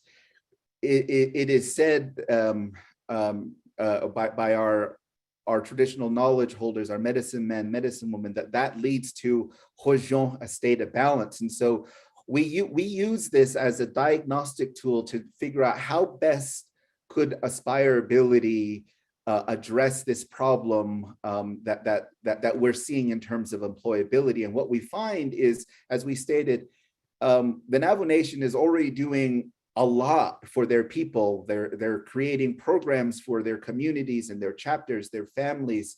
They're creating a lot of elements for things that they have in for the nation.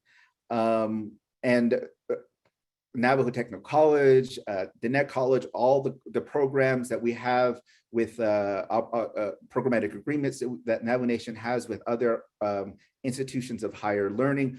There's all of these opportunities going on, but what we're finding is that even in spite of all of those very good efforts, something is not quite working with the work, with that work part, that the body in Higal is another way of talking about that. And so we want to focus in on this section of work, non-nishiki. How do we make that happen for our people and help them to get jobs?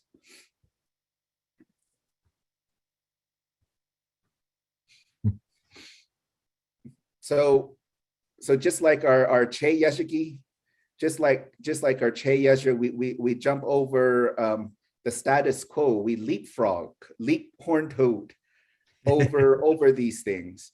And there's wisdom in that. Nihiche right here has told us through stories, the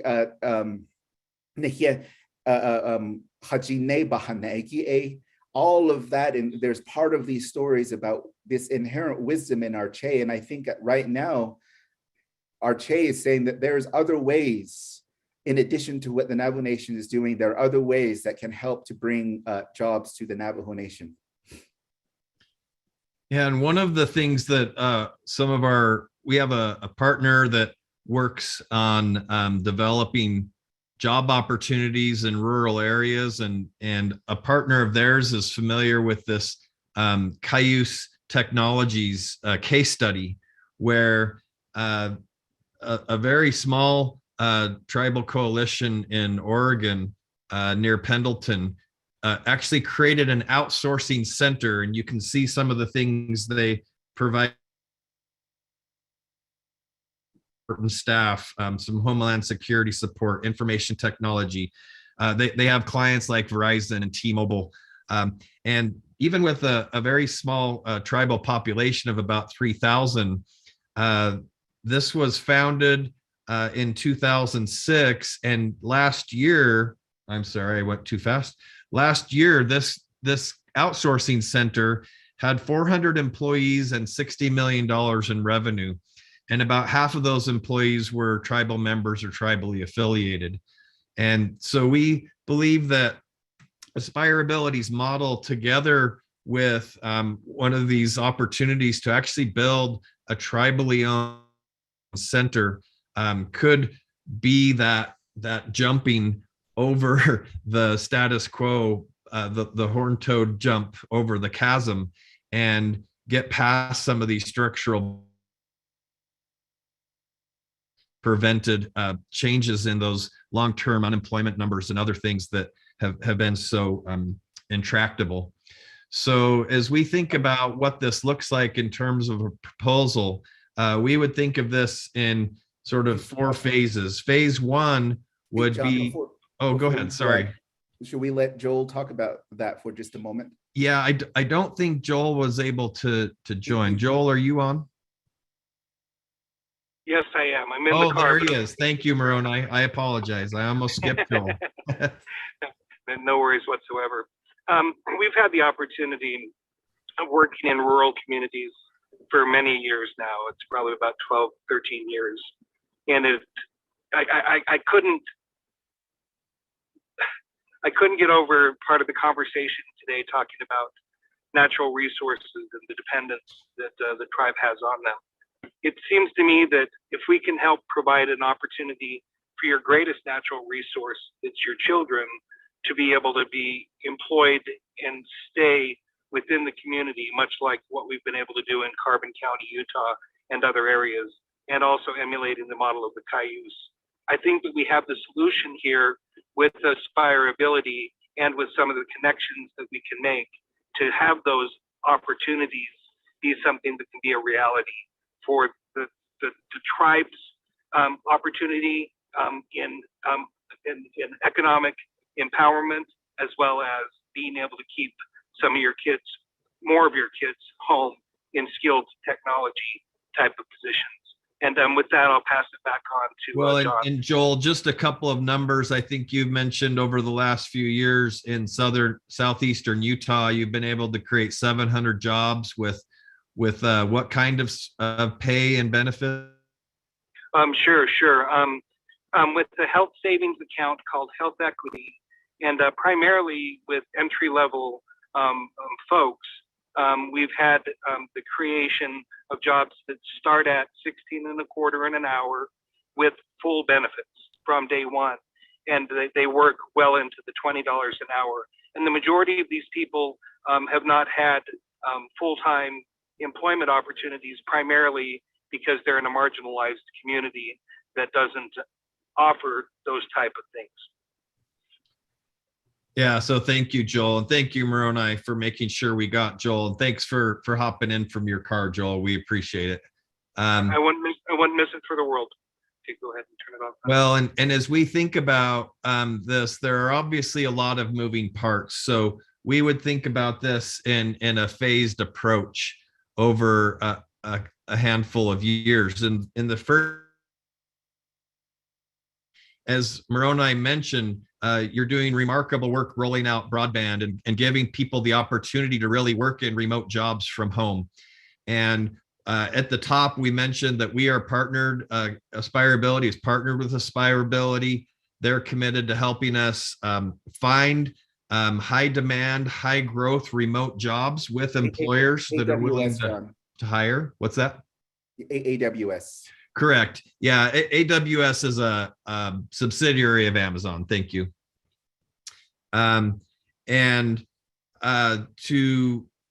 So in year one, we would really focus on identifying those jobs and those companies that are willing to hire remotely, but also making sure that we're providing the opportunity to upskill individuals on the nation who are ready to acquire new competencies, new capabilities. As Moroni very clearly pointed out, that there are people who have a lot of aptitude and willingness and desire. They're just looking for the right opportunity. So if we can match that desire with the right opportunity and the right upskilling, then that moves us forward. And we had some great meetings last week with Greg Bigman at Dene College, and we have an MOU in progress about how we could work together with that institution on phase one. And then in phase two, as we move forward, it would be mapping more degrees and jobs and finding those additional jobs, making sure we're getting people into those jobs as broadband continues to roll out and become available. And that really looks like starting to partner more and more with AWS, with Accelerant. That's Joel's company. To come directly to people's homes. They don't have to be in a shared physical center. But then we believe that the real transformational piece is in phase three, when we work with Joel's company to actually build an outsourcing center, a physical location that offers a variety of high in-demand technical services through a Navajo Nation-owned business and operation. Moroni or Joel, do you want to say anything additional about that? Or did I cover it okay? I think in this phase, in addition to that outsourcing center, I think we had mentioned that there is a possibility for housing, because housing is also a key issue in folks coming back home. Yeah, and one of the things Joel's talking about, and we'd be happy to dig in on this deeper if you have some time for some follow-up questions, is actually in some of these rural areas, not only building a physical outsourcing center, but upgrading or providing housing next to that center so people can not only have opportunities to work, but have places to live and to grow and to begin progressing and thriving in their careers. And then as you move forward and we think about what would that look like, scaling it and expanding that, it's not just giving people an opportunity to move into that first job, but really giving them a lifelong career pathway and generating a significant income stream for the Navajo Nation that would make this whole model self-sustaining. As you can see, this is not something that, challenges and opportunities that are many, many years in the making. They're not going to be addressed all at once. This isn't something that can be done in 3 or 6 months. And as a partner, we would love to be, working very closely with you, watching for success metrics and making sure that we're on a path to get to where we're talking about in phases 3 and 4 over a period of years. And, this is a lot of work, as you can imagine. So what we would provide is just some very high level budget guidance of what this might look like in terms of an investment. Happy to, again, talk about that in a lot more detail. And then I guess we'll just finish with this, what would the next steps be? So step 1 is we had great meetings with, as we mentioned, with Dene College last week, and built a good foundation for a partnership there. Yes, sir. It's time. Okay. Respectfully ask my colleagues to see if I can give you another 5 more minutes. Oh, thank you. There's no opposition. Colleagues, another 5 minutes. Is there any? That's good. Is there any opposition?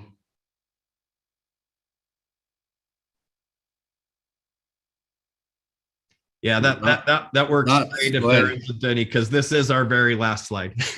Dr. Mott, you have another 5 minutes. Go ahead. Great.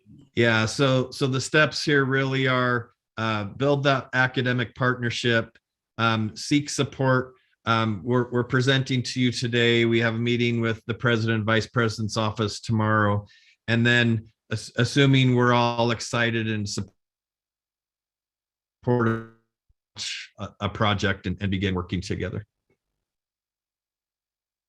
So that's our presentation, our proposal. Again, we thank you for your time, and maybe I'll leave it to Moroni for a last word.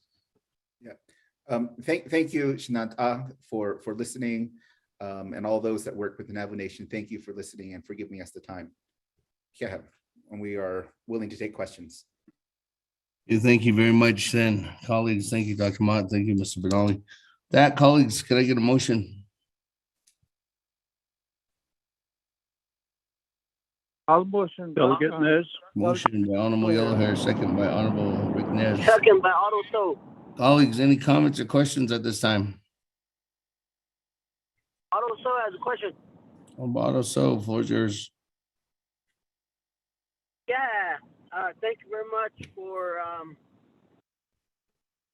presentation, Dr. Mott and Moroni.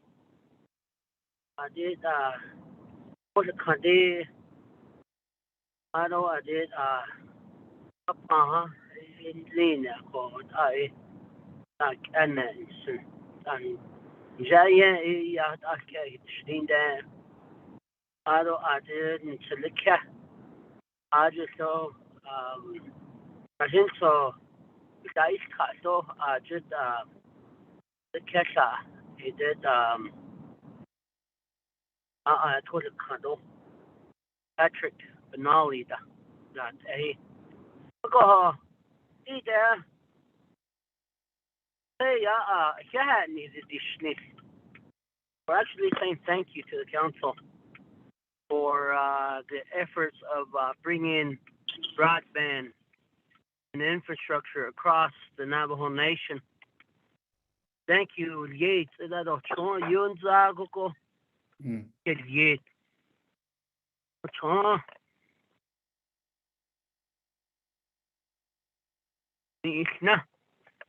So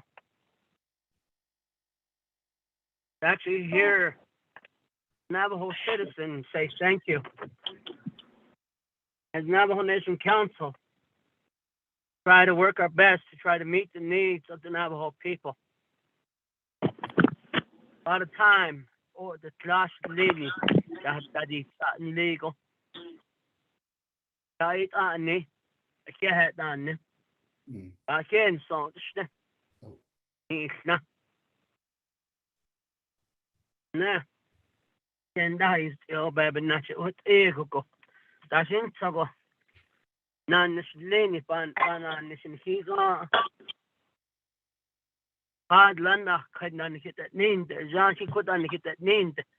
Nietzsche, no hat an leni, but that the ago hot ego go. That's in so but a wheel ya peso. Aro a addic at this jig. And then broadband, oh, it's in the store. That's in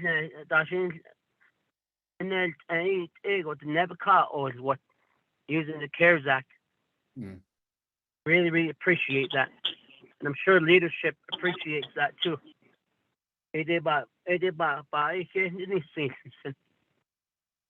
don't hear so so I want to be on the dash, but none of it. I just seen the whole lost. Even not the year on. Ni snado and dinny or liquido need a day in anigi. Oh, what Oh, I don't know nature. Oh, non linear for net, Sunny ego. Heck, a hot old niche. Lead the never care for cargo, the house argo, the nation. But isn't on this bit I just can't. I don't like all can't ball can't but car get it out on the store. They said or his either. I don't know this lane at the area. So I see we take a hell's it. Alcohol.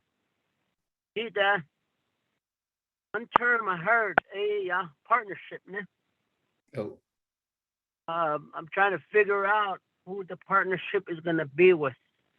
I don't think it will be with the Navajo Nation Council. The partnership will be with the Navajo Nation Program. And that was probably be Department of Economic Development. And AJ Dashin Sago AJ. Pushinan Nishini by Yanski. And I never care up a kage. Non Nishadat then. Oh, non Nishini, but the Dahoye. The unemployment rate is probably much higher than the numbers that you provide. Probably up in the 60s. Oh, ben, and go. Non but the Hoye. It could have lay. This recorded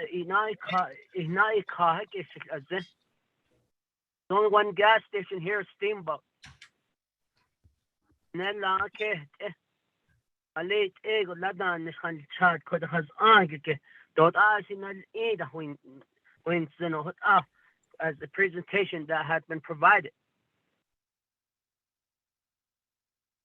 Picture is where is economic development in this conversation? This was an equal out of like a hold e. Behas ani ik peso. That's so they so you see behas ani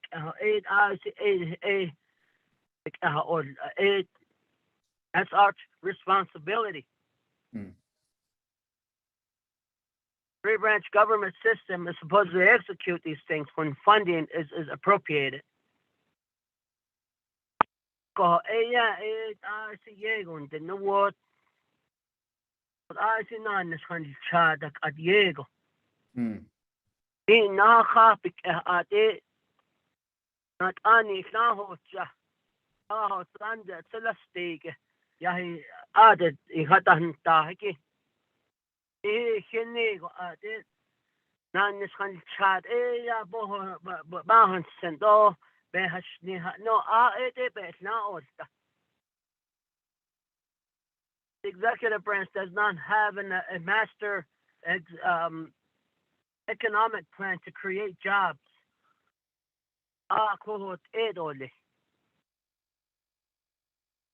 And I really, really like the report. You want to try to help the workforce to try to get ready. Current workforce.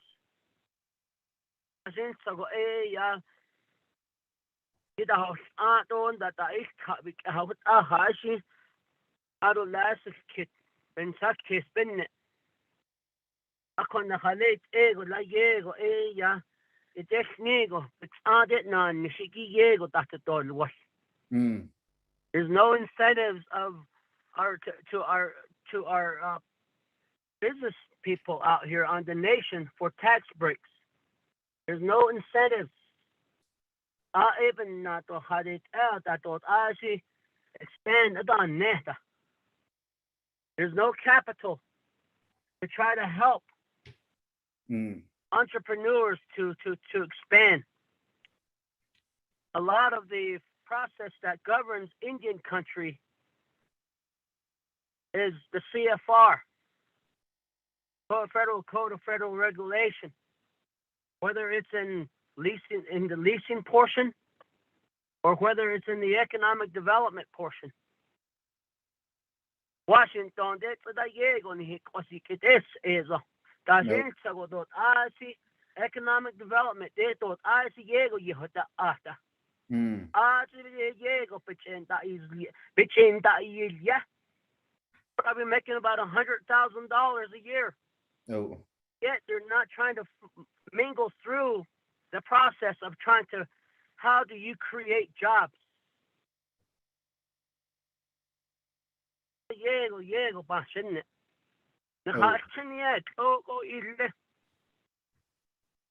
Have a son who's a civil engineering major. But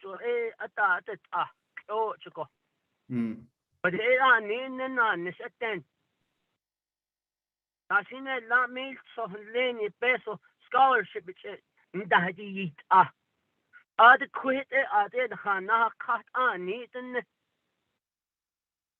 there's no real economic plan that has been provided by any administration. Just look at the unemployment on Navajo. Even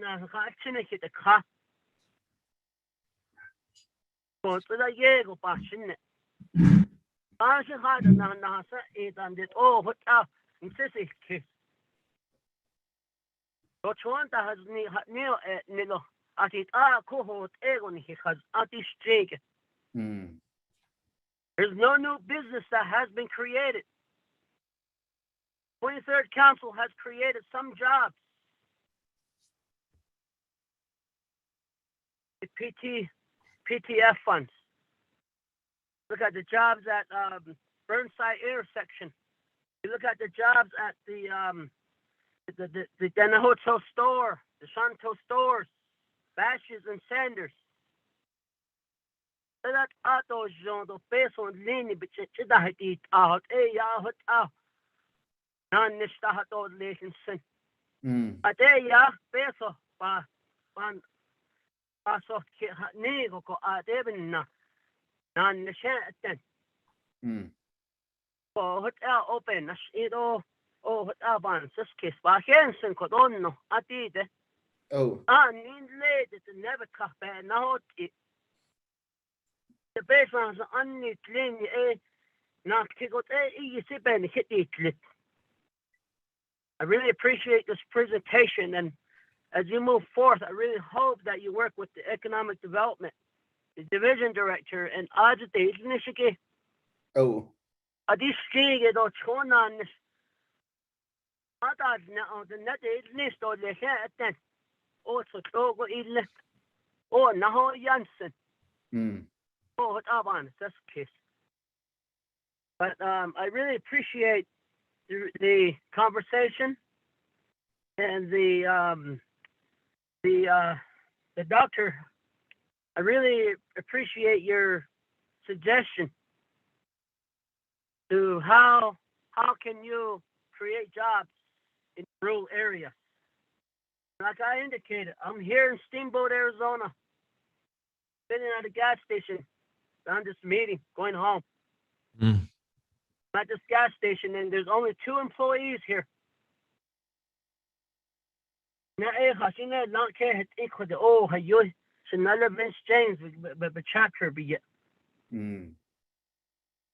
joblessness here. And then on this things and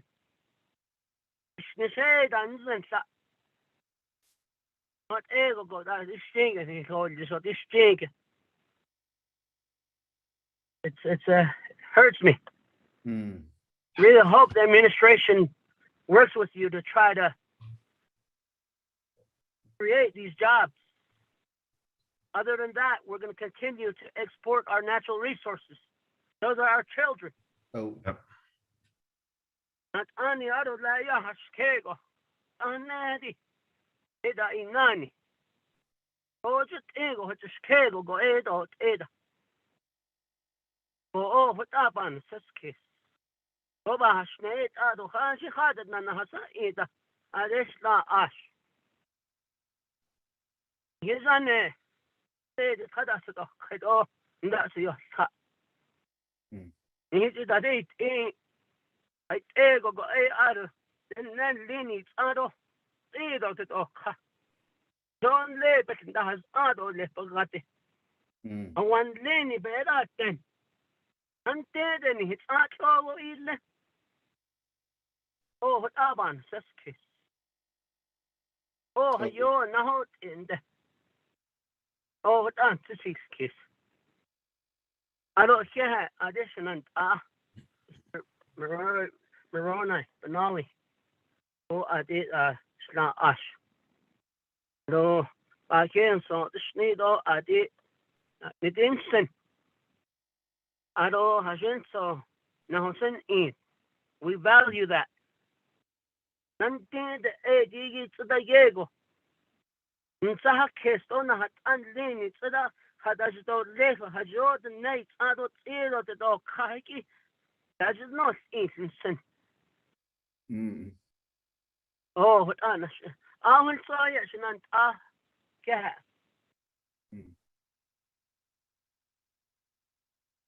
Thank you very much. Let me go on down to Honorable Elmer Begay for comments and questions. Speaker, can you hear me now? Yes. Okay, Chair Speaker, and now the members of the Naabik'íyáti committee. People that are on the line, so the report that was made, so I tried to listen as much as I can regarding the workforce and employability. I'm trying to concentrate and trying to focus on this case. I get non-nish, because I had let on non-nish. With all this, I see not the halon there. I don't see the no, let's see other ways of maybe. Right now, I think the hard about Navajo Nation employment is, these are created by about 30 years ago of people that were working there, the workforce development. At that time, the whole workforce was created like that for a purpose. It seems that it just got stuck there. I call new people coming in. Or they just we skip budget. Like, we, every year, if you look at the same budget, so I would say that this is my third term. So each year, this term, I serve on the Budget and Finance Committee. It seems like every year, if you look at the budget, the same budget, they bring it in, all these, like, the new administration that came in under this new administration. So the last administration, the budget that was given to us, the same budget that came back in with it. And the intent of it, to change it and the accomplishment, they're the same. To change it then. So when you look at it from the delegate side, how can this budget, this money, these people, these good and service that was given that money to this government, that can be a direct service to the people out here.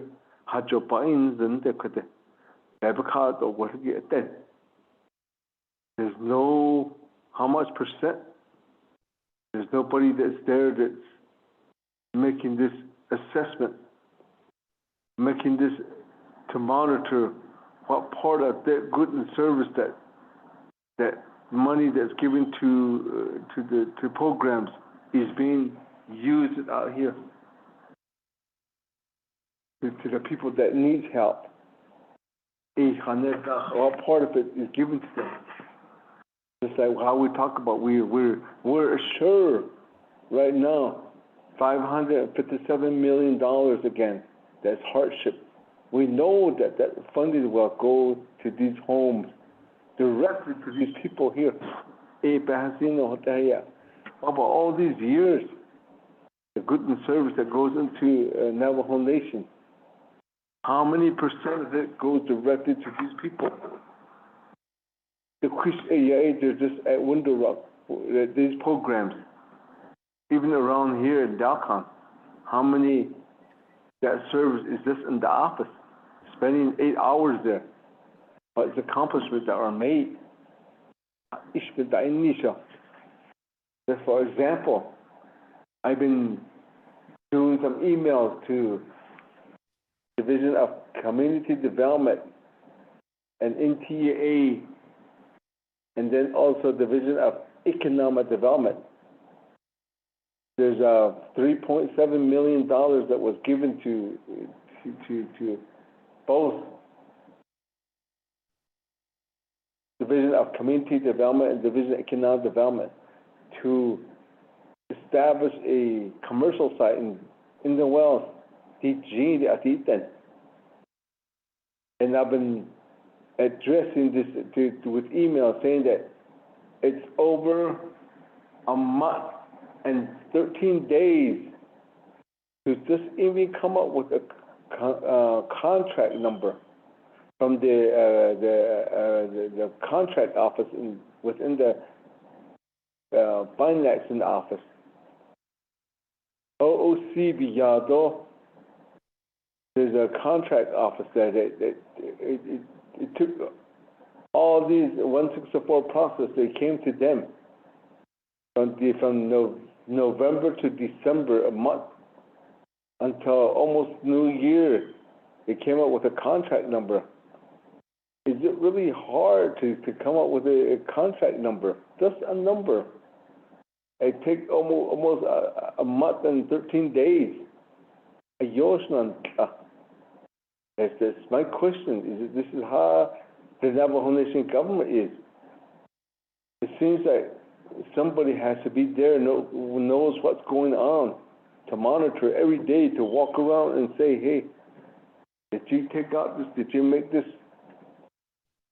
contract number?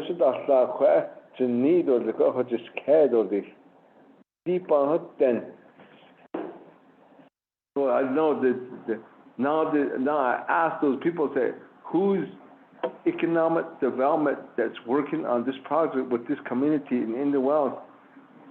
All they say, oh, we haven't assigned anybody yet because there's some people that And back in the end of September, he thought they retired.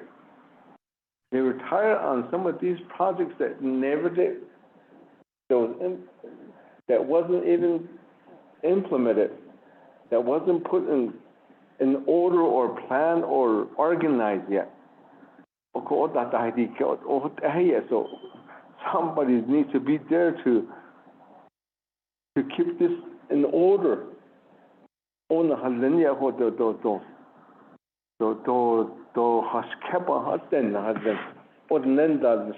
like this is employment office. This Navajo Nation government got so to end this, my question here is that there's a 2 years in Dalcon, this planning development fund was given to Windsor Indian Healthcare Center, IHS, to build a Dalcon Medical Center. Today, the end of the December 31st, 2021, that was where the construction is supposed to be completed on that. But then so this month, there should be already employment there and clients and patients and they'll be there. It's not happening, so they have to wait until April. So, but the only thing here again is that there's an issue is there's no recruitment, and there's no retention too. How do we know that we can get these professional people, health people out here? There's nothing out here. There's no restaurant, there's no cafe. There's nothing out here. Nobody wants to come out here. We're not ready for this kind of development. They say that there's going to be $42 million payroll when all these over 250 employees will be here 24/7. People don't want to come out here. Professional people from Winslow, they don't want to transfer over here. People that drive from Flagstaff to Winslow to work at Winslow Indian Healthcare Center don't want to come out here. There's nothing out here. How do we do that? I mentioned this to Economic Development Division of Community Development to help. I need help. This community needs help. Is there any plans that we could put in place? What are we doing? What kind of professional people do we have? These people that have degree in business. We don't know. Seems that there's nothing. I haven't seen anything from the current administration now. So then we're not ready for this. So there's no workforce development. But don't yet. So they're here. Nobody will come out here because we don't have anything here. There's no even for daycare. So this is what we have here. So I'm glad you guys were on to make this report. So by listening, I'm trying to listen to how I could ask for help over here in Dalcon. How could your program benefit Dalcon or the southwest part of this reservation here? Speaker, I appreciate that. Thank you.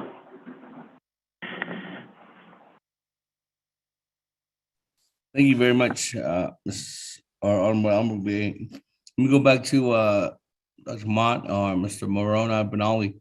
You guys have any follow-up or comments to the questions? Yeah, go ahead, Morona. You go first.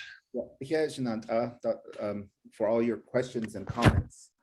It's a challenge. It really is a challenge to create and build for economic development, as was pointed out by the Honorable Otto So that there's issues with access to capital, although Elmer, Mr. Begay, Honorable Begay, that there's issue in economics. That one of the terms they call it is the psychic benefit of an area, and so part of that psychic benefit, like that you mentioned, Honorable Begay, is that people want to also work where they feel like they belong, where they can easily access goods and services.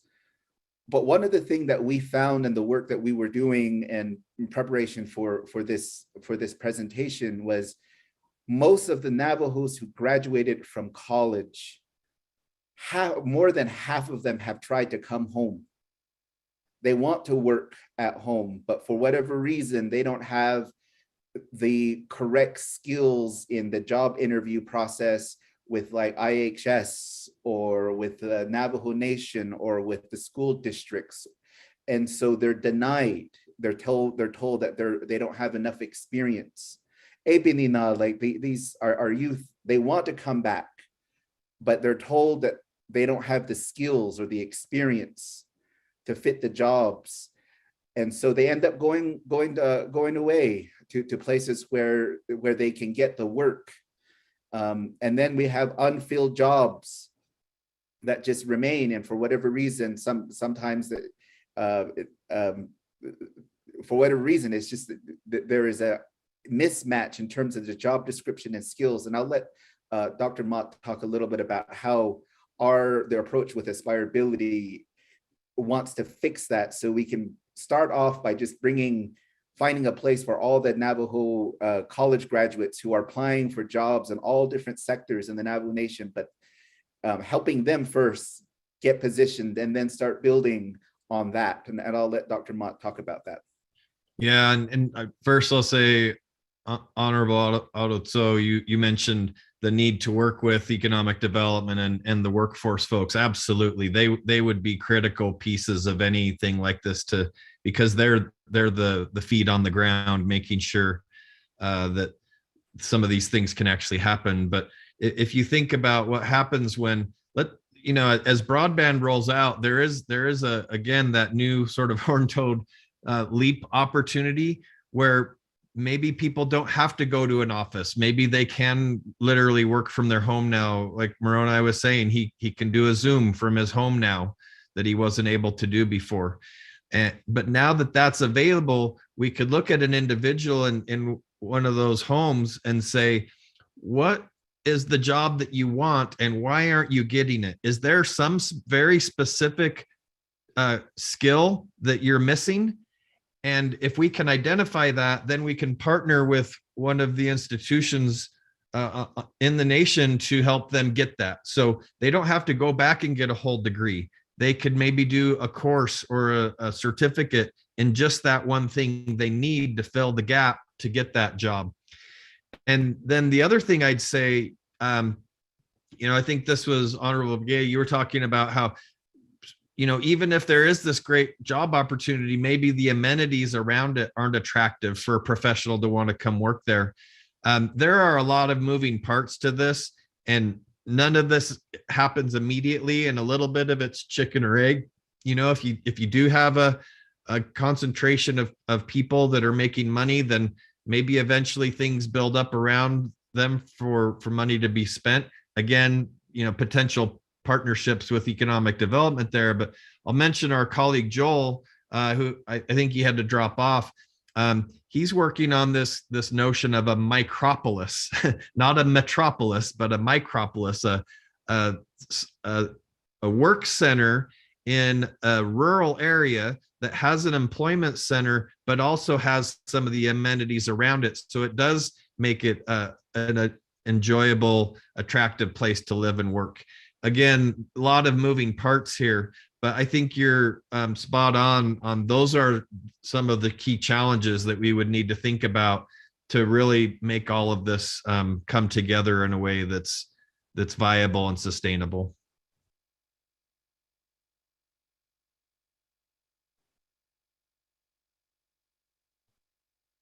But thank you again so much for your comments and your time. Any other questions we can answer?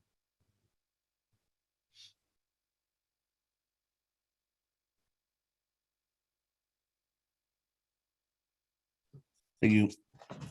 Thank you, Dr. Mott and Mr. Benali. I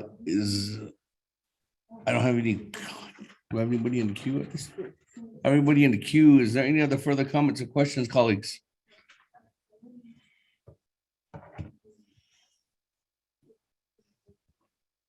Speaker. Yes, Vice Chair Walker. Yes. Yes, Speaker, floor though, is yours. Chairman, Naabik'íyáti, committee members, although the staff, though, you can't not jaggy teacher, although, shall Hasin, that is not Koyate, he and the Gibi, although the presenters for this report item. Appreciate the report, the information, and the discussion, the conversation that we're having here. Certainly, it timely for this discussion, these kinds of discussions. So, because it prompts or stimulates our thinking, and from there on, it relates to all the work that I guess that we're part of, the focus, the everyday effort serving the Navajo Nation, the Navajo people. So this discussion is appreciated. I was just listening and just paying attention and taking notes. Presenters though, Mr. Moroni Benali Yat Eko Kendas Digi Shata Shinda. Manne ya it tots of me will yagi so but ahni will yagi hashni what yashind what shamahulon aja what don't yadash chinij dan da should need to go should dashind in that she get a deal zinkinte yagi large what be Ahazano yat etadal twitching cob quiet bandas of negatory case. The nature a she is card on that nature a today case or like none at all. It Nikaya Bakai get two things that are obviously the biggest employers and the biggest meaningful and permanent activities. That's healthcare, other education, a lot about the services that are provided by Navajo Nation, other the state or counties, federal government. As a modern day Indian nation, lots of things going on in our communities, and it's all about serving the people. Everything is service oriented. The discussion that you provided here this evening, all that relates, all that connects. And then thinking about our children of today, our young, precious young ones, our little ones, grandkids and kids and nephews and nieces that are going to these schools and in our communities, they're right in there with the technology. What they call of course, from here on, that's going to be permanent in our communities, in our homeland. The use of technology, we're just kind of getting used to that now. I think as leaders, what they call Queenson says called Quaggy by Naabik'íyáti Enanish be jet or lifting to all Nana healthcare or what Enanish be Diego teaching Aita a professional Diego Beso Donata Panahi Deloshi Delegations na ko. O di sa artisan that obe this Johnson speaker do chairman of Naabik'íyáti do and committee members could ela kotlata aza and has ide benit ile ashi oyat chutnit ina di benhit na ha di do na di do then na halot o hat de kre na hat ge do hat ado yat eso de ida bohanet za di do John what ado di do le no what ashin to adad ayat abo that minute la and has the ide bandit ishi bede kat na tina khado holjish ashin kida what and the chukat na tina khadi ay yes na hoti ahat to hota di nashni hota in shikhail to kot ayat afe to kodani to honi hosunda hot ko ishinda zibna hota hatit le ko na hoti da bandit natle na ahada abo ajiko nette chok penna sadadilzen ho adole yat da le sadadi no hot ko nadan sitsilo nada inil ne dole don si hotel ne go dan sitsi ni kaya da hot ni ta hojo nasna ne khato sadadi bandit ibn ye do si kisa which is kan an hanat or asana bekek man shige don ne sadida ko adi benjita sotle gin go she ko cheshit don van saske sto na ashi apeso pan sade kiso lesnana I just want to make my comments that way, Speaker. I don't have a question for the presenters or leadership, but I appreciate the discussion and conversation here. Back to you, Speaker. Thank you.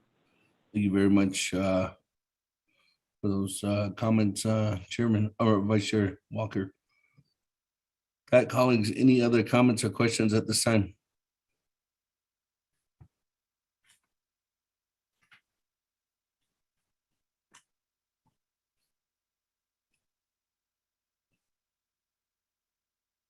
If there's none, maybe let me go back to Dr. Mott and Mr. Benali, if you guys have some closing remarks.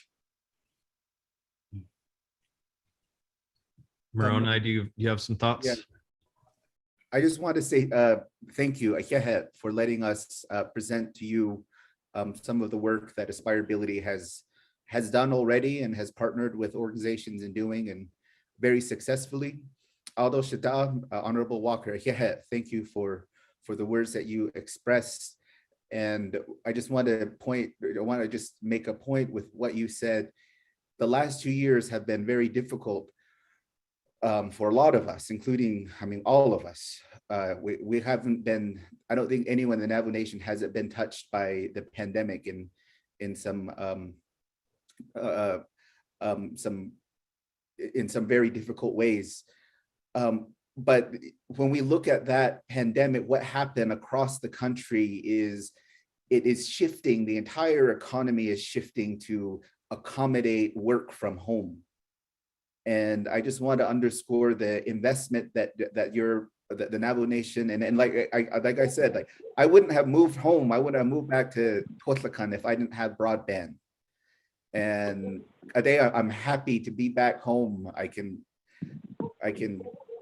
do the things that around the house, go down to the wash and just whatever.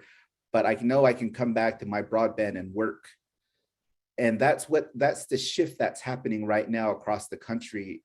And the Navajo Nation is in a really prime position, given the investment with broadband, to really become a leader in Indian country in at-home virtual and tech jobs. And that's one of the things that Aspireability has done in the past and can do with the cooperation of our Navajo people, the communities, the agencies, although the leadership of the Navajo Nation. So I just want to say, Akehet, thank you so much for allowing me to come home through your policies and also for all the work that you do. Yeah.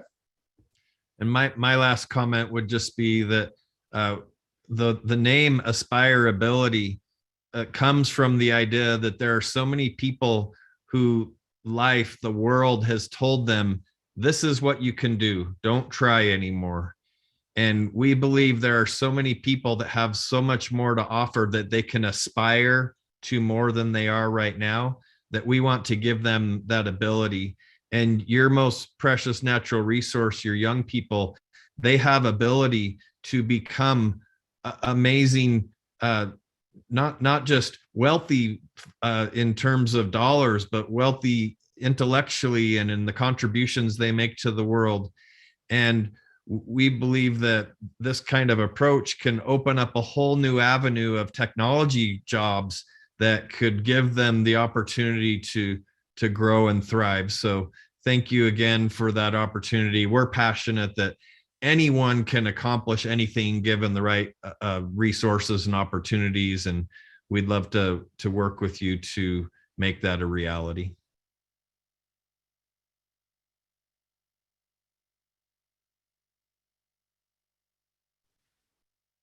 Thank you, Speaker. Back to you. Well, thank you, Dr. Mott, and thank you, Mr. Benali, for being here with us this evening. I appreciate Absolutely. that. And if there's anything that you need furthermore, go ahead and don't hesitate to reach out to the Speaker's office. Ms. Averchiva online who can go ahead and take any questions. And if there's any questions on our side, we'll definitely have them get them in touch with you all. Sounds So, great. again, thank you very much. Thank you. This is Delegate Yella here.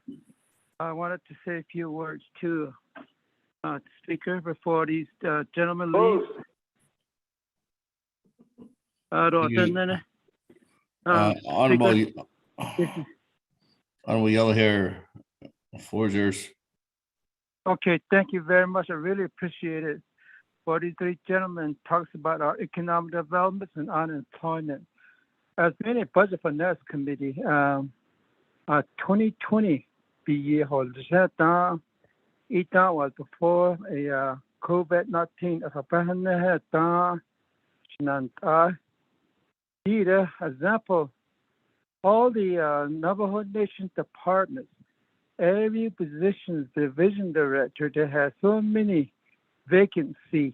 This example, controller, I think it has 12 or 14 positions that was vacant, and we save a lot of money for millions of dollars that was never used.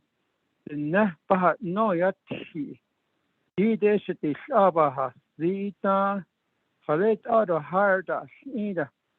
the problem is when this happened, when the Navajo Nation has all these money. Now what they do is they just transfer to another money, these positions, or transfer it, they send money to an elsewhere. I don't know where they use this money and to how to transfer it. Oh, those are the basing and yet based on nothing for particular position. That never happened. I think that's my concern that it happened in every division. Yeah, we have these positions. I think that the Navajo Nation does never ever put up these vacant positions by each division. They should put up in the paper so we can understand. Another problem we have is that we have so much of bureaucracy we have with this policy, Navajo Nation government. At one time when I was with judicial and I used to go to a meeting with the president and also speaker of Navajo Nation, and when the Arizona Senator John McCain came, and the councilman asked for help for economic development. He asked for assistance. John McCain responded. He said, "I'd like to help you guys to have this in economic development." Then he said, "I'm very sorry. You have so much bureaucracy. If you can unwind these, sure, I'd like to help. Pahak ane kahake e sovereignty hatni. E are bulakana ni siya to jahatni. John his behos ki kahanta ke. So the other hotel now they changed business development Kinkata yacht and they put a new building. That's what's going on. Like Gillett, we're building up in Gillett and Farmington. We make that city very beautiful. So in the share, one example I'll bring it to your attention. Well, about 20 years ago, there's a company came and they're really rich. These guys are millionaire, and they want to put out a potato chip plant in Napi, and they found out that if they're going to put out a building for a cost of millions of dollars for this building under expenditure plan, capitalized expenditures, and they found out that if they can put it up, and then they're going to lose this building to the Navajo Nation. Oh, not today. Only 8 building. Yeah, what it's a Diba on get this gate. Bishita is John Lake also a what about Natahan, and then they go leave and somebody buy that building or acres that they have in business development. He did or a national on. A year ago, about on he get this other Sakon, they store. And the great ship project, the hotel, the AR's building has Kitata, all historical, no, but other PRA, and a handing out and she did no, could they yet hotel, Nessa can it a hotel on his King Santa's Leon, could HOH alternate no a way, no, no. The Tata has in the same no business development only because we don't have no industrial too and talking about position but the higher mentor Nishi other Ashon has 10 years there and 100% in technology you're 28 these computer AI see the high you can 10 years because a coin conte carrying has 10 and that's our kids and here what ending the kind of changing yoga done the into a yoga ni ha chung da bejo computer get done la no ara the cross to an great on na ni ha ni dia ha ni said on hack is not good for us and she didn't complain about it all na listen they ha what na listen no deep in COVID-19 ni ki the pandemic in ardent darkness ara to Nan snabute Canada was spouse no is a die also night live kay how other such as no that the bohol ni ba ni na in li han what on the bang na shata no shin there what I call the Justice Department and they're at home and sometimes they can't pick up their phone also in DOT also store they have phone number. They don't answer that. These are the issues we have. We can't move on. Because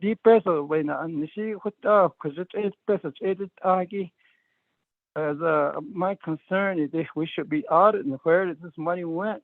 How the transfer the special controller. Basically, not understand about husband. I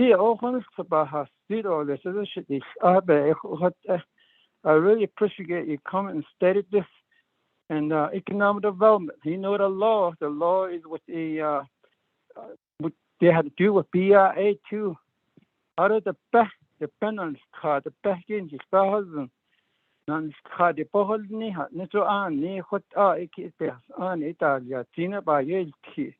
They not card no it's not sneak no the a code a part of a let or nothing asked for a he cannot nest on gate ever has any what a chin just case or the shin Asian hard the shin is any sahata zadole are shin nasa shin kin adon the non nistol this. Once a year, I do respect. Thank you very much for bringing this issue that we deal with it today. Do with economic development and unemployment. That new jobs should be creations because of the also graduation. Oh, you graduate in Haskina. 1 year that the 10,000 graduate in reservation. Auto 80 squared not only the politics for president come back that will give a job at me. But then there's no job already over here in Navajo Nation. No eta he say in Zan he doesn't no a Nisa yat in Junior but has only in the non Zeta the not once about her seat or the auto share. Speaker, thank you very much. Good job, and also I'd like to say thanks to my Shemaya, Chairwoman Gina Charles Newton. Thank you. Yeah. Once about her seat or the about here, so just need over to the team, but it compliments. Now, 400 to in Basis Chino, Shin Chida, it was nationally that other artists is Chin to team, but so we have to see that artists has me. Once away, Jeda has seen all. Yeah, speaker. Thank you. That, Honorable Count Begay.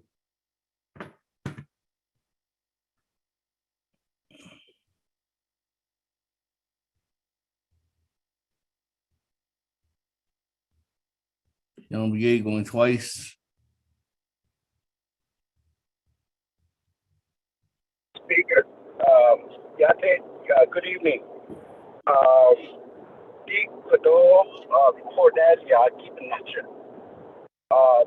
Three main areas I like to ask a question and what their plans are. One area is land development on the Navajo Nation. Whenever we talk about economic development, it's usually a retail environment store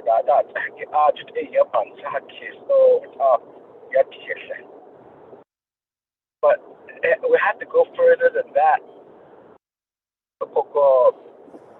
One has aniki to Kojikeya and Anish. Do Kaya Hatasne, do Kaya, Denigi Kudo production. It is farming, other storing water, other plants, that haki. Elahit on Hiban, the Soki, stored other Epiben of Arch. Other Hidden Ziniki, you could do the baker she dog thing with the backwards branching north. A conveyed or you go Kajak or not. A lot of land that's just being not utilized effectively. In perspective of your vision for Naabic'o, Elahit al Aji Ki Baban Soki Sto it Ale Ajiban Ado education north or office environment G don't have shouldn't be got to be a better outside construction type classroom. What that heki Okoko elahit on hik ajbe ben dafne sto it ala sato be a chaos to this. Shooter Resource and Development Committee ajit setta akodik at one dot ask ni. That's the key thing for Navajo, lack of housing. Akokeya hatne kokojo jida neko hatna. It not big issue that the Bahatloniki Doganal source, but only keep a bohat nature hatne. A copy in Nago, but oh, you all sato. After that age, yeah, Yego, one dot us. So, Kaishi at Hodot, Nishiki, dot the hatne. And the best she dot Hodot, such a dot that the hatne of that ego that he that dot nature.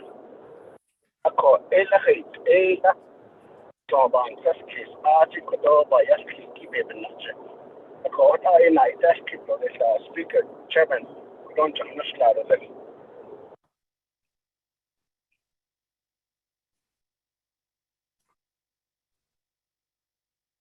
Yes, Honorable Begay, for your question. Thank you, Honorable Keelan McGee. Hold on, Mr. Benali. Any other comments or questions, colleagues?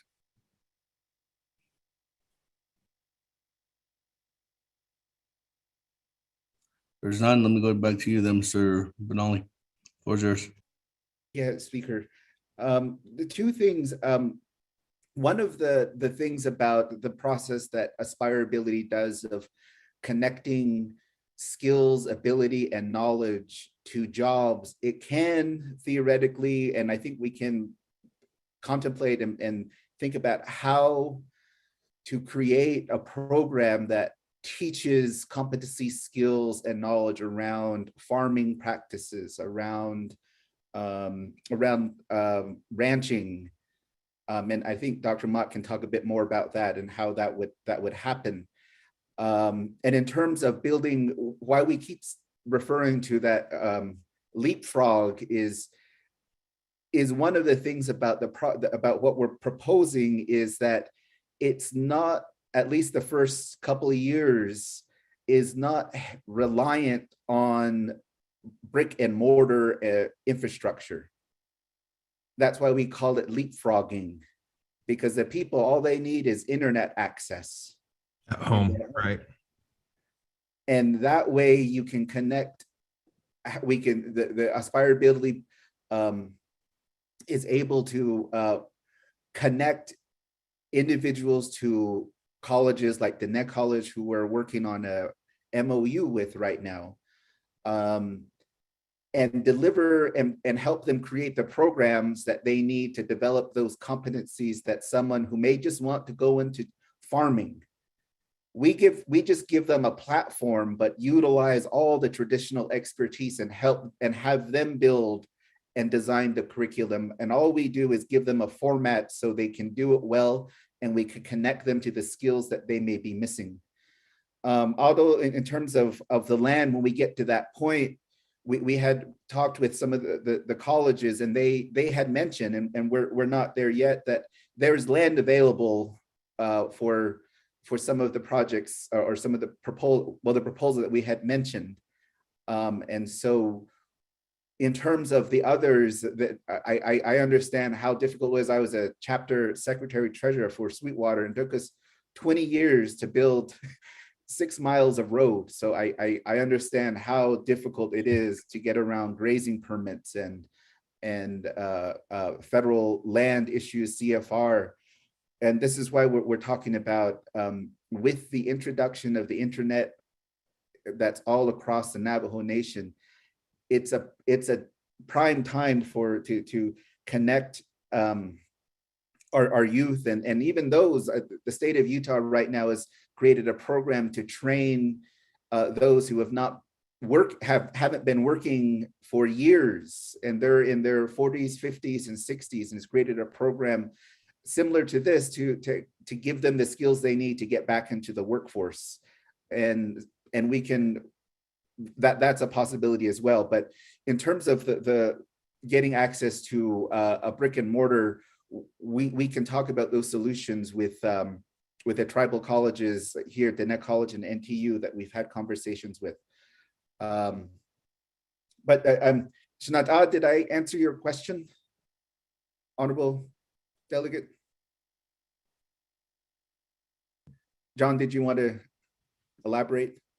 I think you hit it. I would just say, again, the leapfrog idea is people can work in their homes and jobs that are better paying, as long as we can get them, leverage the broadband first to help them get trained, and then they can work from home, whether it's in a tech job for a company, or maybe it's farming or whatever it is, but give them the skills and the tools to operate where they are. And then and then in phase 2 or 3, think about some of those brick and mortar things that take a longer time period to build out. That's kind of our philosophy. Speaker, this is Delegate Yale here. Can he comment on my my concerns and issues that I just brought before Council? Speaker?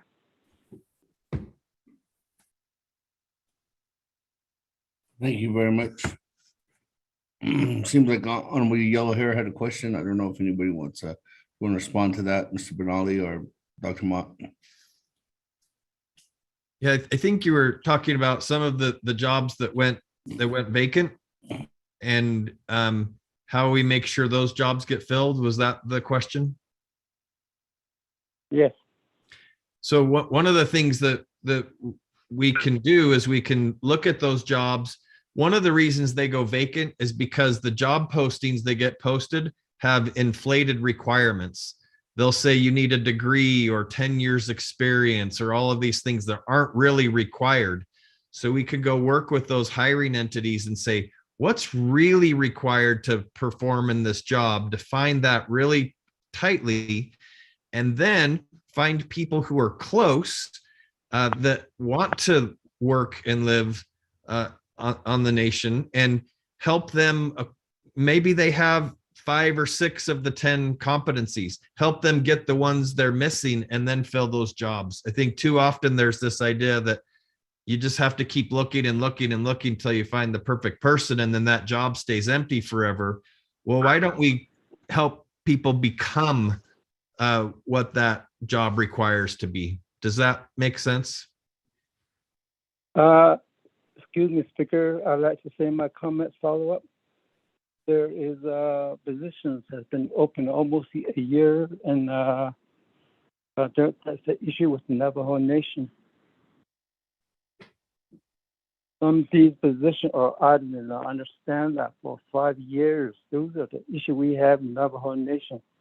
Also, you didn't answer me about bureaucracy that we have a lot with the Navajo Nation. I mentioned the Farmington, Nappy. That's where they're trying to open up millionaire to open up a potato chip plant. It didn't happen. Right. And also, these laws are really tied up on us. Like I said, Mr. Late Senator or Mr.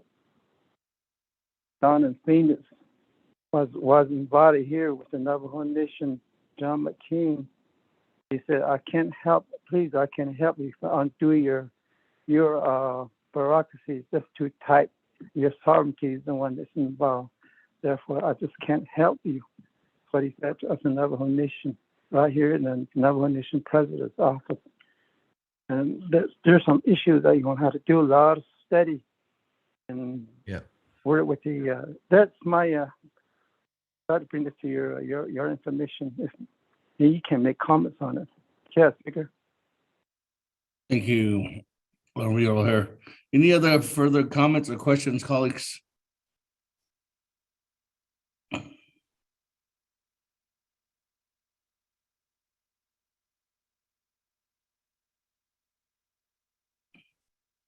If there's none, I guess I'll go back to the presenters. I don't know if you want to follow up on anything in regards to Honorable Yellow Hair's question for our follow-up question. Yeah, maybe just one thing with what Honorable Yellow Hair was talking about. One of the ways we can maybe cut through some of that bureaucracy again is by helping people find jobs in their homes where you don't need to build a building, you don't need to build a company. The job can come to them now that they have the bandwidth. That's one solution. The rest of it, there's a lot of opportunity to work on longer term, but there's an immediate opportunity to do that leapfrogging process and get some people into some jobs, I think. Thank you very much. And thank you again for being here with us, Mr. Benali and Dr. Mott. Thank you. Yes. Have a good evening. Speaker, let's go to the board. This is Delegate Yellow Hair. Just to follow up, I'm not satisfied. There's a gentleman that just respond back. I think they need to study more Navajo Nation law, and I'm not satisfied with it, and do your job better and come back. And I just ask you about the bureaucracy, our law that we have. There's a lot that needs to be done with Navajo Nation, between Navajo Nation BIA. There's a lot done that they control us too. Navajo Nation, there's law that you need to study, and that's what I need to tell you. Both three of you. Yeah. Thank you, Speaker. Thank you. Thank you again, Honorable Yellow Hair. That, colleagues, let's go to the board, accept the report. Honorable Elmer Begay, how do you vote? I vote green. Honorable Elmer Begay votes green. Honorable Kealan Begay Jr., how do you vote?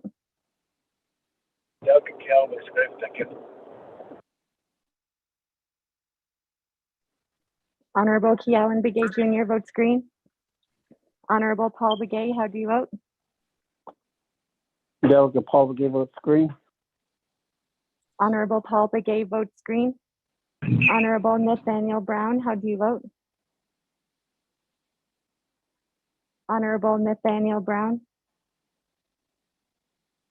Honorable Nathaniel Brown did not vote. Honorable Eugenia Charles Newton, how do you vote? Charles Newton votes green. Honorable Eugenia Charles Newton votes green. Honorable Amber Knez Bakrati, how do you vote? Honorable Amber Knez Bakrati. Honorable Amber Knez Bakrati did not vote. Presiding Chair, Speaker Damon not voting. Honorable Herman Daniels, how do you vote? Honorable Herman Daniels. Honorable Herman Daniels did not vote. Honorable Mark Freeland, how do you vote? I vote green. Honorable Mark Freeland votes green. Honorable Pernell Halona, how do you vote? Honorable Pernell Halona. Honorable Pernell Halona votes green. Honorable Jamie Henio, how do you vote? Honorable Jamie Henio. Honorable Jamie Henio did not vote. Honorable Vince James, how do you vote? Delegate James votes green. Honorable Vince James votes green. Honorable Rick Nez, how do you vote? Delegate Rick Nez votes green.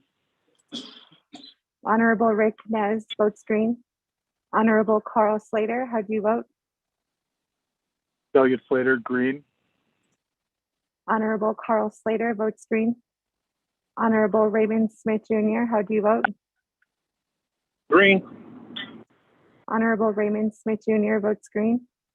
Honorable Wilson Stewart Jr., how do you vote? Green. Honorable Wilson Stewart Jr. votes green. Honorable Charlene So, how do you vote? I vote green. Honorable Charlene So votes green. Honorable Daniel So, how do you vote? Honorable Daniel So. Honorable Daniel So did not vote. Honorable Eugene So, how do you vote? Honorable Eugene So. Honorable Eugene So did not vote. Honorable Odo So, how do you vote? Honorable Odo So. Honorable Odo So did not I vote vote. green. Excuse me, Honorable Odo So votes green. Honorable Thomas Walker Jr., how do you vote? Thomas Walker votes green. Honorable Thomas Walker Jr. votes green. Honorable Edison Juanita, how do you vote? Green. Honorable Edison Juanita votes green. Honorable Edmund Yazi, how do you vote? Honorable Edmund Yazi. Honorable Edmund Yazi did not vote. Honorable Jimmy Yellowhair, how do you vote? I vote green. Thank you. Honorable Jimmy Yellowhair votes green. Going back up. Honorable Nathaniel Brown, how do you vote? Delegate Brown votes green. Honorable Nathaniel Brown votes green. Honorable Amber Knez Bakrati, how do you vote? Honorable Amber Knez Bakrati votes green via text. Honorable Herman Daniels, how do you vote? Honorable Herman Daniels votes green via text. Honorable Jamie Henio, how do you vote? Honorable Jamie Henio. Honorable Jamie Henio did not vote. Honorable Daniel So, how do you vote? Honorable Daniel So. Honorable Daniel So did not vote. Honorable Eugene So, how do you vote? Honorable Eugene So. Honorable Eugene So did not vote. Honorable Edmund Yazi, how do you vote? Honorable Edmund Yazi. Honorable Edmund Yazi did not vote. With that, Speaker Damon, you have 19 delegates in favor and 0 opposed, with presiding chair not voting.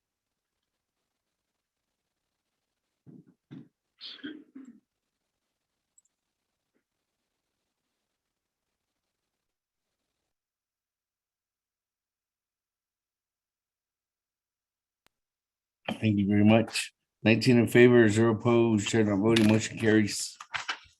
Thank you very much again to Dr. Mott and Mr. Moroni Benali for being here with us this evening. Moving on down. Number C on the agenda.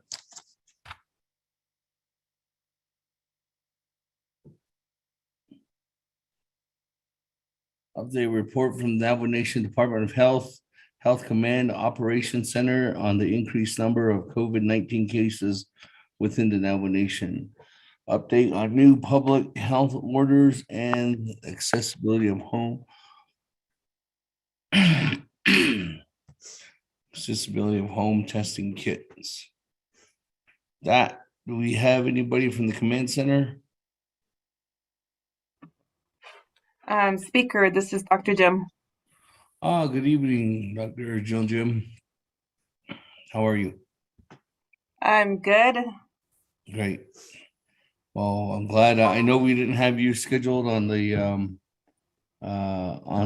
agenda, but I'm glad that you were able to accommodate the request from the Naabik'íyáti committee, as there was an action item added on to the we were adopting the agenda this morning to see if you could do an update, especially due to the fact of the rising cases of COVID, rising cases of positive cases that are rising on the nation.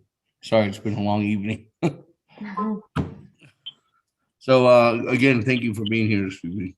If you have, I don't know if you turned over, did you guys receive a report? I don't know if you turned a written report over, but if you did, we can send that out, or if you didn't and you want to, we can send that out still, but I can give over the floor to you at this time. Okay, thank you, Speaker. As well, I think I'm pretty much tired. It's been a long day, and I know that most of the healthcare workers and the command staff, this has just been a very long, very long days that we're working on and trying to continue to respond to the pandemic. So I appreciate the invitation to do a report to council, and I'm always available to do that at the last minute as well. If you guys need an update, just to let you know. Like you mentioned, I'm Dr. Jill Jim, and I'm the Executive Director for Navajo Department of Health, and want to just welcome everyone to the evening, and hope we can kind of just tune out a little bit and just kind of see if we can get updates regarding the COVID. So thank you for the invitation again. Today was one of our highest record of COVID cases. We issued out a press release along with Office of the President and Vice President, which is around 405 cases in the last 72 hours. So as I mentioned before, we are getting better at reporting. So those measures are pretty much to the mark when we say 72 hours. And the way cases are reported, it takes a long process to go from the facility to the lab, or from the lab to the state, and then back to the Navajo epicenter, and their team usually crunch all those numbers on a daily basis for us. And lots of people are being tested for COVID every day for the last week and even today. I think some information about testing lines for COVID was reported, and overwhelming cases in communities that are large communities that are the main arteries of the Navajo Nation, that I would say are the larger communities, always have a higher impact. And those are communities such as Chinle, Tuba City, Gallup, Shiprock, or mainly Kayenta at times will also be in that situation, or are in this situation. But almost everyone is, not only on the Navajo Nation, as we break a record today, states across our neighboring states in Utah, New Mexico, and Arizona have already broken daily records of new cases already in the last week or two as well. So it's pretty much common right now just to state that the increase in cases are happening everywhere, and we are just beginning to really experience that here on the Navajo Nation. So, and with the new variant, as I mentioned, the last time I think I reported, we had one Omicron case, but we've identified 16 more through the sequencing, and those were in communities, as I mentioned, Tuba City, Chinle, and other areas that are large as well. So it's been around, and it'll probably be on our surveillance report and our webpage. So as I had mentioned, our surveillance is a little bit behind, but we know it's here because of the high transmission.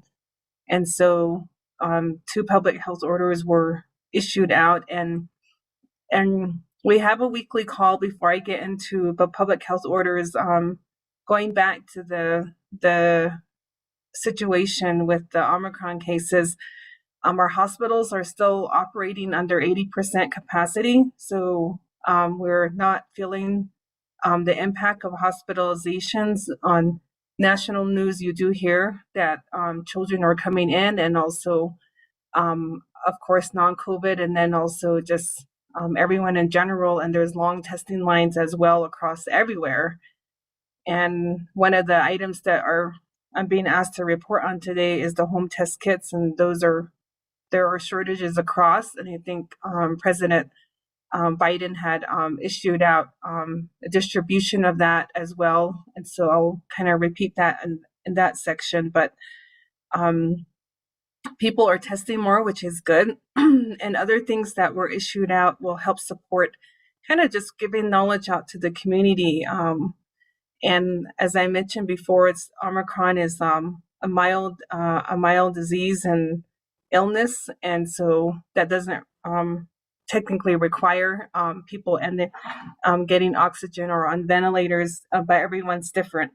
We understand there are breakthrough cases. We understand individuals that are boosted or also fully vaccinated could still get COVID and may not experience a severe illness. But I think what we're still worried about is the unvaccinated individuals on the Navajo Nation. There's still a third of the population that isn't vaccinated. I think our new numbers are for the eligible population, I think is over 70%, but for the total population, it's still less than 70%. And we just encourage people, individuals, to get booster shots. So I'm glad that we are able to see the executive branch did issue out, President Nez did issue out the vaccine mandate to have everyone get their booster shot before the end of the month as well. And so that can help in making sure there is no illnesses, because the people that got their full vaccination maybe last year in January are really due for a booster shot. And I think we had 40% of those that were vaccinated were boosted. So we still have a large population that still needs to get their booster shot as well. And so vaccines are available to all ages above 5 and older, and so we can ensure that we can get individuals vaccinated that that can help with that as well, such as school settings. So 2 public health orders were in place to kind of help reduce community mitigation strategies, and one was to reemphasize the safer at home. We have been in a safer at home since last year, and in August we issued that out. There are 2 orders that we usually issue out. One is the shelter in place, where it does support more strict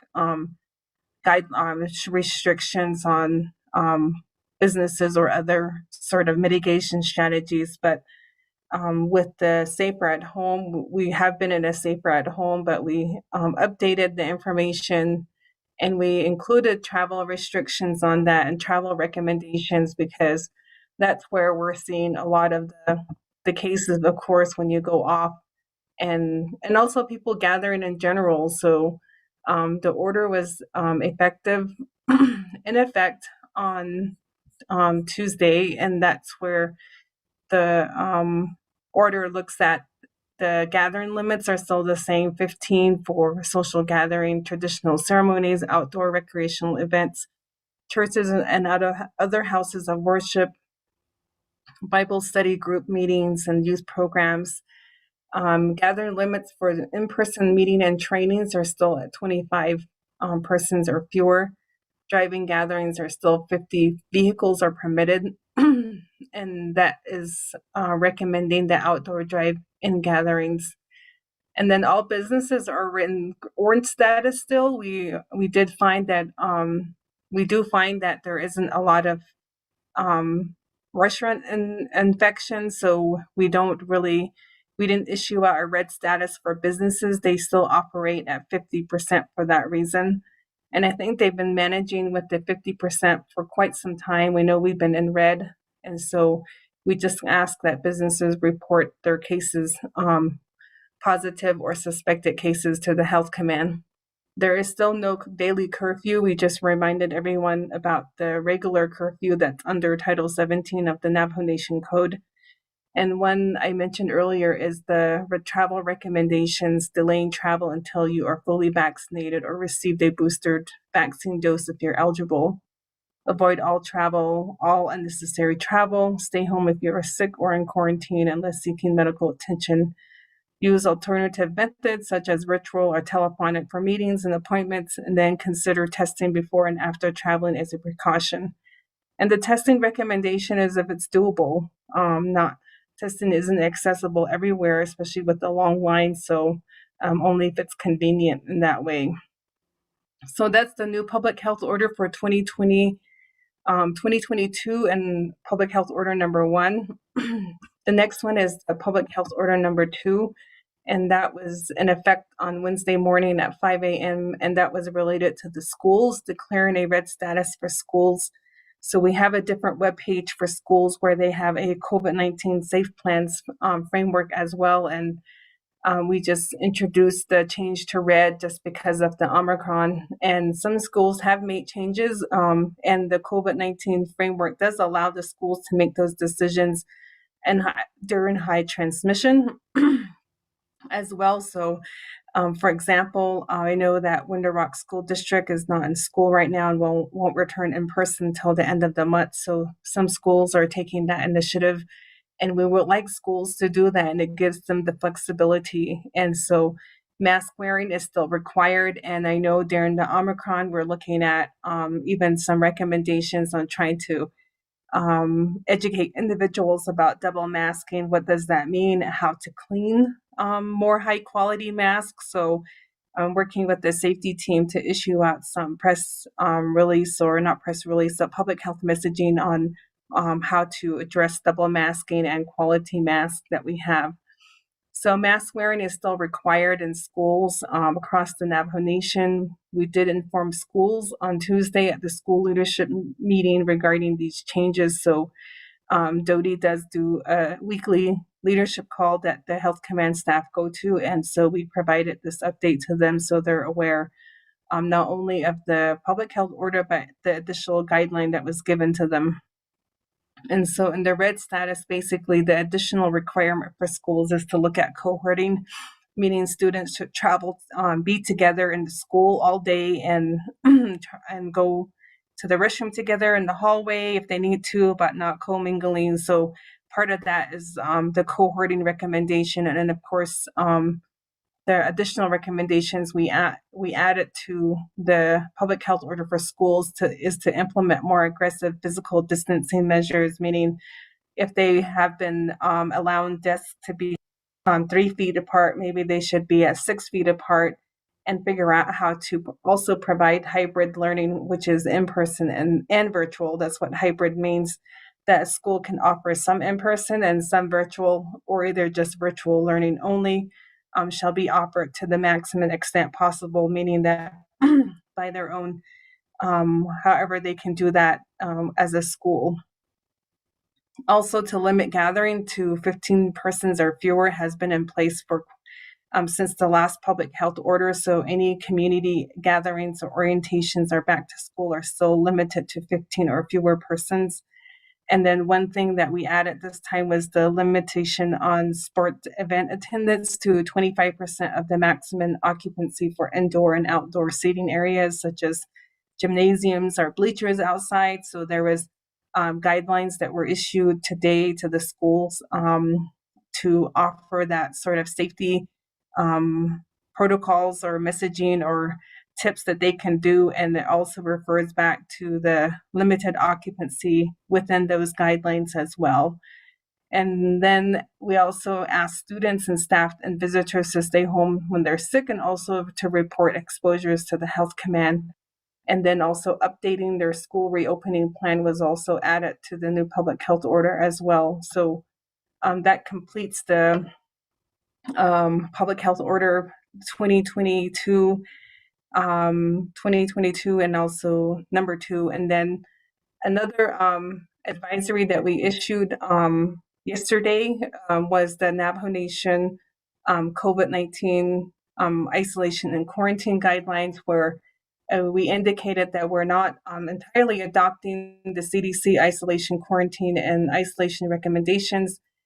We actually have one for the general public, and also the same guidelines we also internally approved that would apply to schools, such as staff and students, and those guidelines will clarify how individuals that are fully vaccinated and those that are not fully vaccinated should be isolating and quarantine. And the DPM's COVID-19 leave policy also reflected the changes that we implemented that were amended today and provided to employees for the Navajo Nation. So those would be what employees will also be following, because there has been confusion from CDC on these recommendations, and CDC offers recommendations but refers back to the local jurisdiction on how those are implemented. And so the implementation of those are provided on our webpage, and all healthcare facilities should begin or have been following these isolation quarantine. And that really is different than what was done before, but depending on your vaccine status. So I would like to go through those guidelines quickly, just as a quick review, just to highlight, so in case people have and ways to interpret that. And if I can share my screen, is that okay? Yes, go ahead. Okay, let me go ahead and so I hope you can see my screen. It says fully vaccinated. Yes, we can. Okay, so there are 2 guidelines here, and we decided to break it up into 2 tables. So as mentioned here, there's a web page for guideline for the general public and schools. So the general public refers to Navajo Nation employees as well. So if you're fully vaccinated here, and this was also offered on the town hall, I won't go through everything, but I'll highlight some areas where people might be a little bit interested in that. But so fully vaccinated means that you're fully vaccinated and you are not eligible for getting a booster shot, or either you have been boosted already And so you're basically protected. And so when you do test positive, you stay away from others for 10 days since symptoms begin, or from test date if no symptoms. And isolation can be shortened to 5 days, so an employee can return to work on day 5 if they test negative and have no symptoms. So before, we had our COVID leave policy that has, not policy, but recommendations from CDC says do your whole 14-day quarantine or isolation to some extent. And these are shortened, and I think that's what the nation was sort of confused about and trying to understand. So we adopted these and some of the recommendations. So an employee can go back to work if they test up positive and they test negative, and they have no symptoms, and their symptoms are getting better, and they still have to wear a mask for 10 days, both inside and outside the home. And then if they've been exposed, and if you're fully vaccinated and boosted, actually you're not quarantine is not required for people who are fully vaccinated and boosted and have no symptoms. So if there was an exposure today in an office and an individual was identified as a close contact, they don't, and if they're fully vaccinated and boosted, they don't really have, and they have no symptoms, they technically can return to work. So those are the changes that we have now. So even though if you're a close contact, you are exposed, you can be asked to return to work if you have no symptoms, and you still have to wear a mask. And also to get tested is still to prevent a silent spread, get tested 5 days after your last exposure, regardless of symptoms, and test right away if you have COVID symptoms that develop anytime. So those are the differences. But if you're not fully vaccinated and boosted, so a person can be fully vaccinated and they haven't and it's been past 5 or 6 months and they haven't get a booster shot, then they fall into this category, even though they've received their 2-dose series or their 1-dose series from J&J. So if you're not fully vaccinated, you will still have to isolate for 10 days and then stay at home from others for 10 days since symptoms begin. Then isolation can be shortened to 5 days only if you test on day 5 and then with no symptoms. Same information. And then if you were considered a close contact and have been exposed to someone, instead of going back to work, you're going to be asked to stay at home from away from others from 10 days of the last exposure, and quarantine can be shortened as well. So that's the other difference. So if you're not fully vaccinated or boosted, your quarantine options are quite different. And so those are just some differences, and facilities have updated their scope of practices, their SOPs to reflect all of this, and have been educating individuals. And then we just have definitions here to talk about what fully boosted and vaccinated means here for everyone. So those are the changes that were made on the health advisory that was issued out yesterday to the general public as well. And that will complete the public health orders and health advisory on isolation and quarantine for the general public and schools. The last item that was mentioned was the accessibility to home test kits. There was enough home test kits that were given to IHS and as also tribal employees probably like a month ago. Dr. Jill Jim, that's time on 20 minutes, but let me see how much further time do you think you probably need? I just need to make one statement. Well, I mean, if you need another 5 minutes or 10 minutes. I just need 3 minutes. All right, colleagues, are you good with that? Any opposition? Good. There's none. There's none. Go ahead. Continue on, Dr. Joljim. So there is a shortage of home test kits, and we haven't received a lot of batches, and this is a national crisis, I would say. But we did receive some through IHS just this week, and then we received some from the state of New Mexico, and there'll be some coming from the state of Arizona till next week, but I don't know what those amounts are.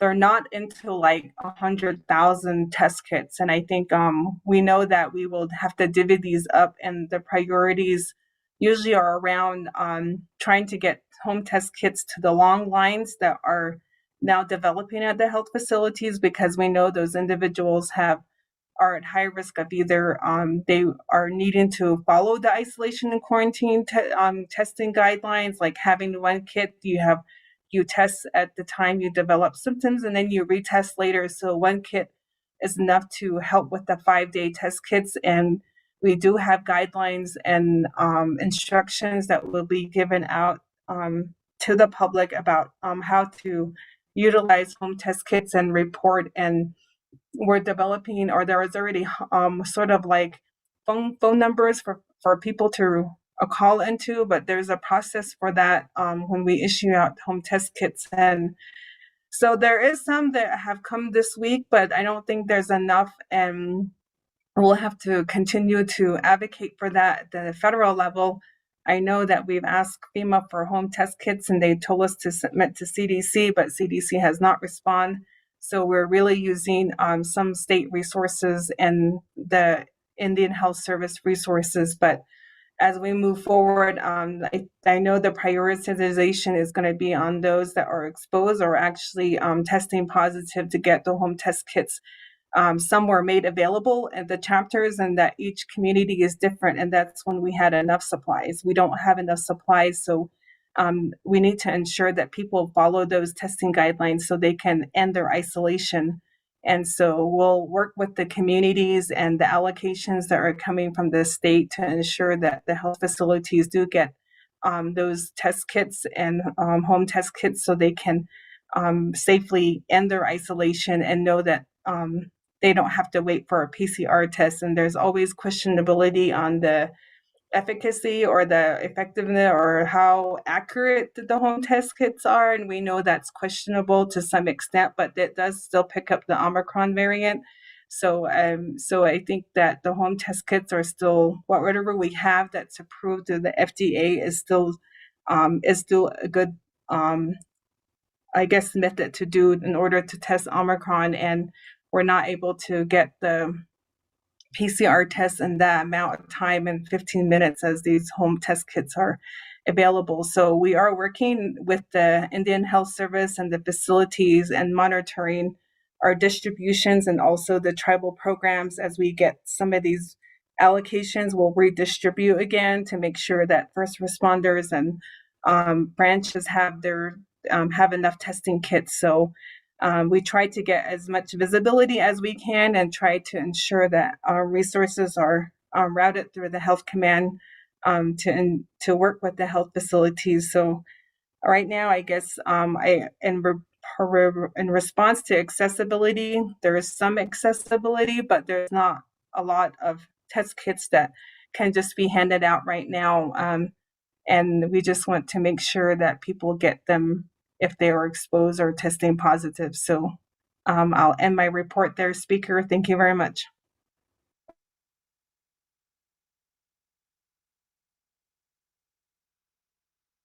Thank you very much for that report, Dr. Jill Jim. Colleagues, can I get a motion? Motion, Charles Newton. Motion by Madam Chair Charles Newton. Is there a second? Second, Delegate Crotty. Second by Madam Chair Amber Crotty. Colleagues, I'm going to go to the floor. I do have Madam Chair Amber Crotty in the queue. The floor is yours, Madam Chair, for comments or questions.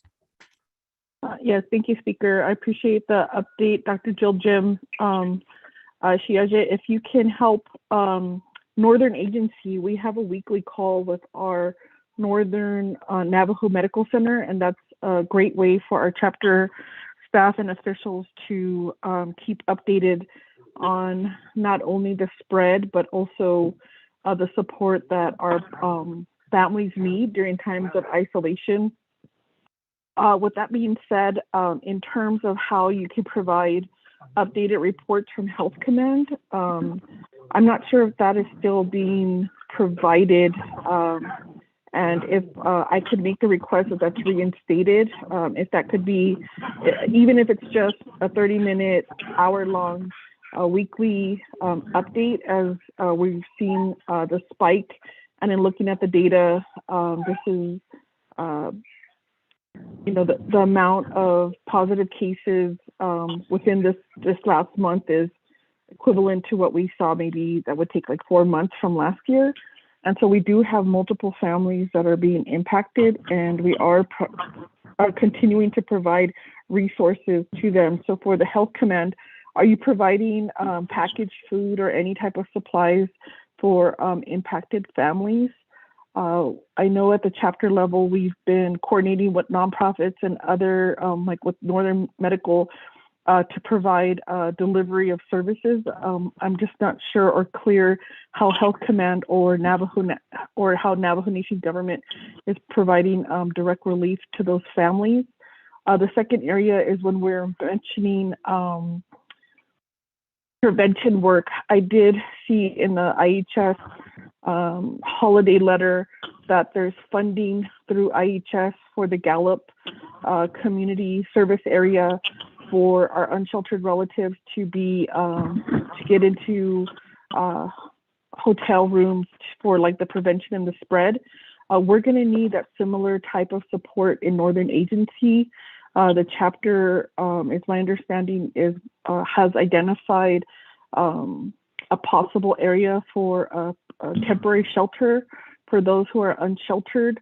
I would need to know in terms of the resources that you're receiving, how is the funding can be allocated to assist like with staffing or supporting any type of COVID-19 relief.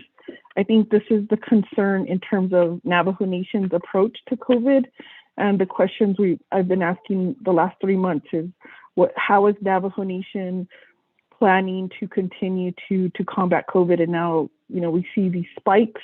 We know that there needs to be a better response. And in terms of the test kit, so I'm a little concerned with this. In working with the chapters, we have developed a system of distributing out to the chapters to help minimize those long lines. And it looks like we were awaiting a delivery from the state of New Mexico Emergency Center, and then that was rerouted to Navajo Nation Health Command. I'm going to respectfully request that those boxes, if they were picked up, be delivered to Northern Medical. They have, in our meeting this morning, they've complied and have reached out and do not have any more kits. And we're expecting these 800 boxes that were provided from the state of New Mexico. So if you could help me, or if there needs to be assistance that we could get those boxes rerouted back to Northern Medical Center. The chapters are expecting those boxes. They have all of the information. Matter of fact, I received an example of who to call when you test positive. And we do have, again, like multiple homes personnel that are coming in to see if they have been exposed or if they're going to be the individual that have not been exposed, and then help the family with supplies so that they're not COVID positive, running to the store before they have to isolate. So if I could get some support on that, and I think in terms of how we can better communicate, if this is the time if we need to purchase some more test kits, I think these were types of the areas that we wanted to cover for our COVID response. So now with the N95 mask, I think in terms of how we also, I appreciate APS. They just donated some masks to our local chapters. And so our northern chapters all work together to redistribute. But I just haven't seen how Health Command, if you're still set up in a way to help with those supplies. but we would want to also mirror and mimic this in other service areas. So all of our Navajo people are have the same type of organization and same type of opportunity for the prevention. So thank you, Speaker, and my colleagues.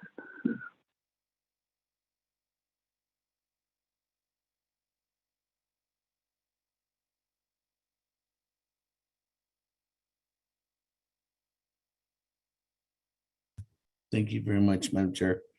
McCarty. With that, let me go on down to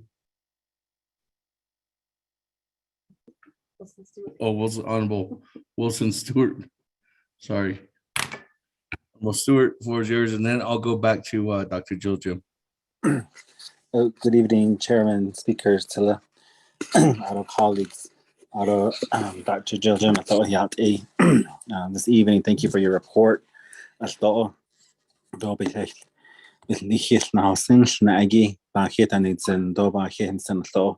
The question I have, Dr. Jim, is with programs. When COVID first came out, we did a legislation requesting for a return to work policy, and with these changes that have happened, and the policies that you all have advised the programs and divisions to do as well, how far are those being implemented? The reason why I ask is because I know that within some departments and divisions, there are employees that are being exposed still, and it brings concern to those that are caretakers to elders, whether they be a grandparent or a parent with a health condition, and then they find out that their workplace has been exposed or they've been exposed, and so there's really no support or no look into from the occupational safety team as well, and these are concerns that are coming in from other employees. So I want to ask you, what is the process on that? What needs to be done in those areas? The other one is, I'm glad you mentioned Window Rock School District, because I did get the notice on that as well. And then also with the chapters that have been exposed as well, and that have had to shut their doors for a week or less as well. And I'm really glad that this information gets out there to the communities and for the chapters to be aware of as well. So again, just thank you for your report. I appreciate it. And if I have any other questions, I know I can always email you. So thank you, Dr. Jim. Back to you, Chair. Thank you.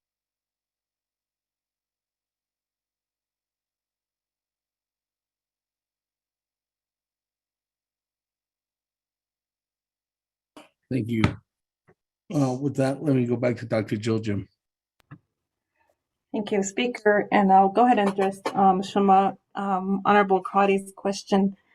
Well, I just want to thank your involvement in your community in regarding how to get updates and convene individuals and requests for updates on meetings and how COVID's doing. And when we start seeing surges, I think that's when we're wanting updates, and we are in a very large surge right now, and time is limited sometimes, so I'm willing to do updates. I know chapters used to do meetings, and I know Delegate Freeland always requests, and I try to attend the meetings that he requests, so you just need to request that for me to do an update, and I'm willing to do that. The Health Command has been offering assistance to COVID patients their entire pandemic. Most of the Department of Health staff have been assigned to these roles, especially special diabetes staff have been managing the pod sites. SAGSHARs have been doing home deliveries, and also Health Ed has been helping with those roles, as well as the IPC trainings. And also behavioral health has helped in certain areas throughout the pandemic. And the reason why those programs, the majority of them are 638 Title I programs in our scope of work.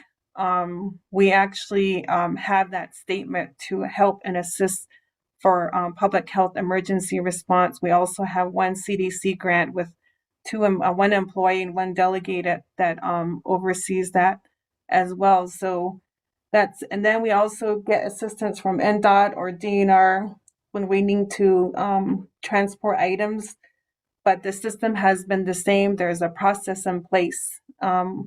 Either when local individuals take up the responsibility to request for resources, that's up to them to get donations and how they monitor that. There are previous public health orders that they have to work with the Health Command Center, but often most of these nonprofit organizations choose not to notify us regarding their how they're helping with COVID-19. And there are some larger entities that have come across the Navajo Nation that have provided and informed us of their work and how they're collaborating, and that is up to their discretion, but there's still an effective order that's still in place to notify us on how. The process for the Health Command has been the same as I mentioned. There's a 213 process. The number for assistance has not changed since the beginning. It's 928-871-7014, and individuals call, and we have individuals that answer the phone, and they get asked questions about orders. If they want assistance with food, we get all sorts of requests from tribal leaders, from individuals within offices saying this person tested positive, can you deliver food? And we usually do if we can get a hold of them. So there are several health facilities that are more active than others. So if you have not seen assistance in your area, that's probably because they're using their own resources or other resources, and all health facilities know that we have the resource of delivering food. And just the other day, there was 18 requests to give food out across the Navajo Nation, and that requires a lot of work. And the staff that we've been working with actually are really getting burnt out by now. It's just not the health facilities, it's individuals out there that have been doing this for almost over 2 years now, trying to get assistance to families and food. And so we've been using donation funds. We'll continue to use some of those donation funds and public health emergency funds. I am glad today that we finally got a transmittal for the defunded projects under ARPA to get food again. So those are really serving COVID patients, and we have a section called home support. So if a health facility chooses not to use our service, that's really at their discretion. So unfortunately, I think Shiprock is in that situation. We barely have started providing more food. So the requests have to come in from the facilities to us in order to activate the food and to deliver them to those pods. So if that's not happening, we can't just, there has to be a need and a request. Food is just not just given. It has to be requested and say, we need 10 boxes, we need 20 boxes of food. And so we're really looking at that. Today, we did talk about some food options that we have to discuss, and that means because of our staffing, there are staffing shortages. We are looking at a different schedule and to make sure staff don't burn out, because we've all been exhausted, and there has been high usage from across the Navajo Nation. The areas that are receiving a lot of the kits are Chinle and Gallup are one of the areas, and then some to so they vary across.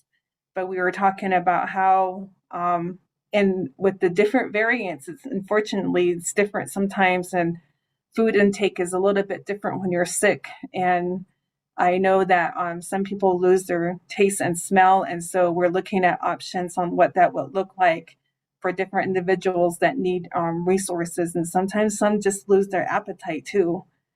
And so those are things that we're considering, but I know CHRs do a lot of the home support, and I really have to overlook the staff that I have and protect them from burning out. So those are things that they're probably already burnt out, to be honest, We've been in this for a very long time. So when we're talking about resources, they have been happening. They increase when the surge goes up.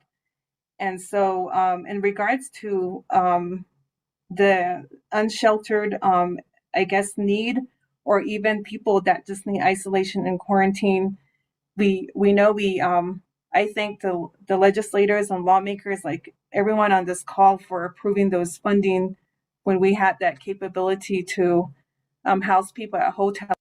Quite expensive. Fortunately, there's no funding for that. I was looking forward to the existing ARPA dollars, but I'm not sure how that will play out. So I just want to make that known. With our existing non-FRF dollars are not enough to even provide those services across the Navajo Nation, and yet alone maybe for 1 month for one hotel, because of how expensive it is. And we would have to take a different strategy to commandeer a hotel, which we weren't able to do this entire pandemic. And those would be options that we would need to do if that is the route that we need to go. And so I think that when we look at the public health emergency response, just to remember that Department of Health you gave me the responsibility to oversee this, and one of those is to make sure there's equitable distribution of resources and needs across the Navajo Nation. And when resources get scarce, it gets difficult. I have to manage not only local requests, but also health facilities. I have to manage requests that are crossing jurisdictions everywhere. Sometimes I can't track all of. I can't find all of them, but when I do, I need to make sure that those resources are allocated appropriately. And there's a need. There's a need everywhere right now with testing kits and certain things. And I have to look back at not only how healthy my team is and how the facilities are doing. And we're very in that mode right now where there is a large number of cases, but it is happening here today. It's going to happen for a couple of weeks until we get out of it. And we're just going to have to ensure that we keep everyone safe. And I don't know how the resources are nationally, but one thing when we gauge the Navajo Nation about how we're doing is when we're not seeing the impact in hospitalizations, that's good. But all the other things, we're going to have to look back at how we've been and how can we respond so we don't impede the mental health of our employees that are responding. And so I just want to make sure that we're doing that. A lot of that has been what we've been feeling in the last 2 weeks. Sometimes you can't sleep and you wake up and you're like, Omicron is here. It's really here. And so the reality check of that is that we need to make sure that we are, that you guys are seeking advice and from me to try to help navigate what we have out there. And so resources for unsheltered is not, I don't have funding allocated for that. I don't have general funds to respond to the pandemic. I have the defunded CARES Act projects that will access to offer food and some PPE, which is good. As far as state of New Mexico does provide isolation and quarantine as well for patients. They still offer that. And also our response is this is what we have so far. Process in place as I went through the structure of the health command. And we do work with DPM and trying to get access to we work with them to get access to the donation fund. So we're using that now to help provide food to COVID patients as well.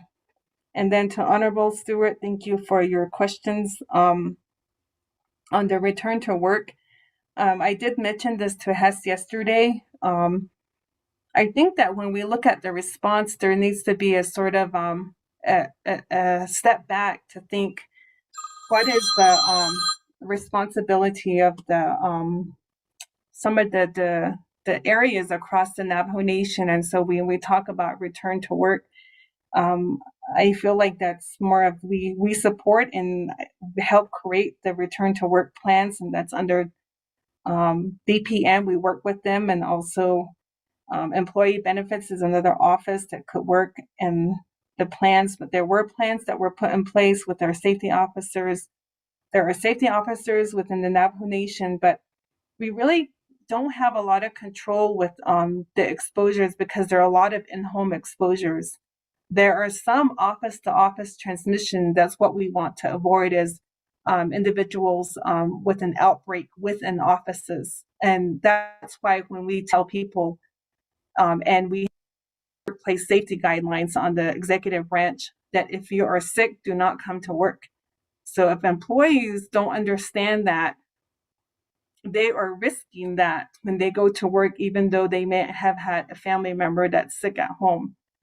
So we've been in this pandemic for a very long time, and we just need people to understand. And there's the COVID leave policies are updated. And right now, I think we can try to say that we can try to decrease workplace exposures, but that's not, it probably won't be doable only because there's a high community transmission. So when there's high community transmission, you're going to see it at homes. And then what we want to avoid is in-office transmission when people are coming to work sick or if they're exposed even, and that's the situation now. So that's the reality of high transmission rates across the Navajo Nation and everywhere else. It's just not the Navajo Nation, it's everywhere else. So I think that one thing that we just need to message to employees is, as I mentioned, is if you're sick or if you have been around someone that's sick, report it to the health command, and they usually report it to us late sometimes and they want decon, and we're like, no. We need to know the situation and to the extent of the exposure, how severe it is, or because sometimes if it's in-home transmission and the employee doesn't come to work, there's no need for decon. Or if there are 3 exposures and the employees came back on a reported on a Monday that they'd have exposures, but they haven't come into the office, they might not need decon. So we go through that with the safety officer and case management to determine the level of exposure and the number of people impacted within the office. And so those are decisions that we go through, and we work with Division of General Services, and there is still they still have a contractor providing those services. So we activate those, and we get the decon services out if it's needed. Otherwise, everybody else, there should be a safety guidelines and cleaning procedures on a daily basis, and mask wearing that is required. So if people let down by not wearing their mask around others, and they stop wearing a mask, or they convene in rooms for a long time, I think that increases your risk. So during this surge, I think there is going to have to be extra precautions and steps that need to be made, because Omicron is very, very transmittable. And if you're not wearing your mask right, or if you let down sort of that around your household, and that's where a lot of our transmissions are at the household. It's not really at the offices. So what we're dealing with is high transmission just everywhere. So and that includes, and I think I talked at the Western Agency Council meeting on Saturday, and I talked about the same process with the decon and identifying the level of exposure before we activate a decon service, and ensuring that chapters have those plans in place. And it's not really necessarily a hazard plan, but there should be some sort of COVID plan that they have in place in order to protect employees. And those were all required by the executive branch to make sure safety plans or their return to work plans were in place for everyone. But there is a general one on the executive branch webpage that everyone should follow. And so I hope that employees remind themselves, and also get reminded by individuals to just look at those processes in place so that they can reduce transmission. So I'll stop there. Thank you for the questions.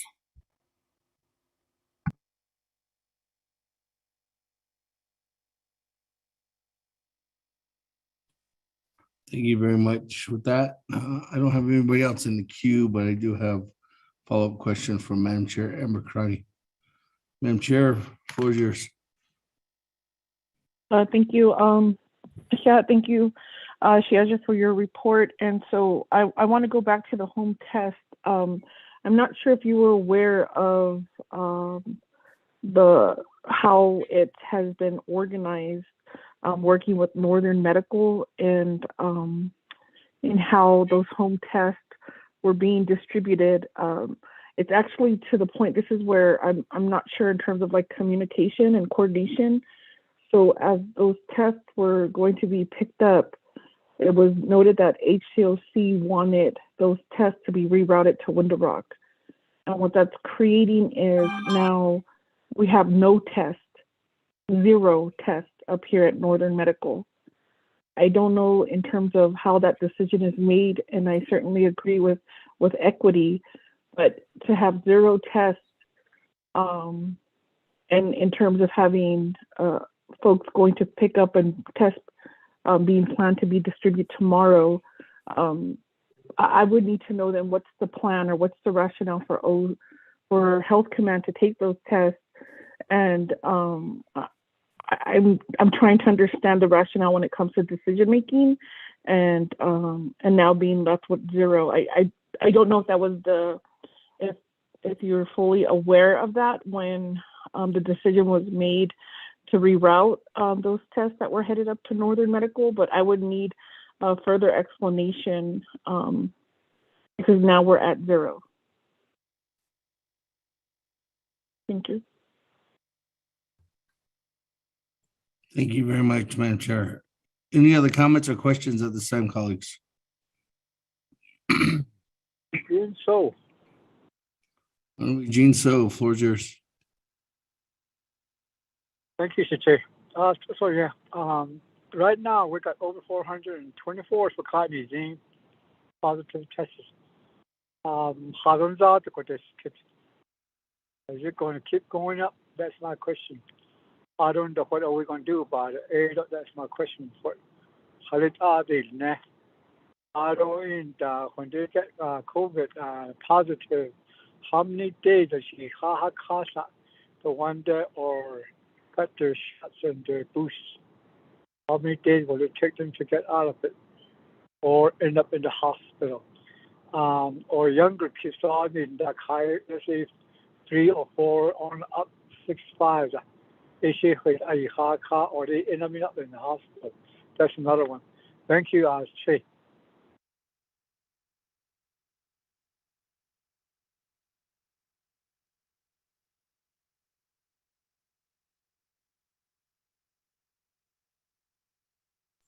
Thank you very much. With that, Madam Chair Amber Crotty's question and Honorable Gene So's question, let me go back to Dr. Joljum. Okay, thank you, Speaker, and then Shema. Northern Navajo will get kits. I know that they will receive kits, and then the decision making around that is that the New Mexico Department of Health has, and including the other clinics across New Mexico, the way resources have been distributed before has been through the command center, and there wasn't, I guess there's transition in their responsibilities between ESF8 or the EOC and the New Mexico Department of Health. And so this, from my understanding, this is the first term they're working on allocations from the Department of Health. And so I had a meeting with the New Mexico Department of Health and the ESF8 people with their tribal liaison and also the McKinley County individuals to look at shipment, because we did receive all the shipments across New Mexico, and we'll work with the health facilities to get their distributions and deliver it to them. So they will get their shipments that they received, and I had to convene a meeting. I will have a meeting with the testing team and also Indian Health Service to see how their home test kits look like too, to understand where we need to look at facilities that do need them now. And so that will be occurring.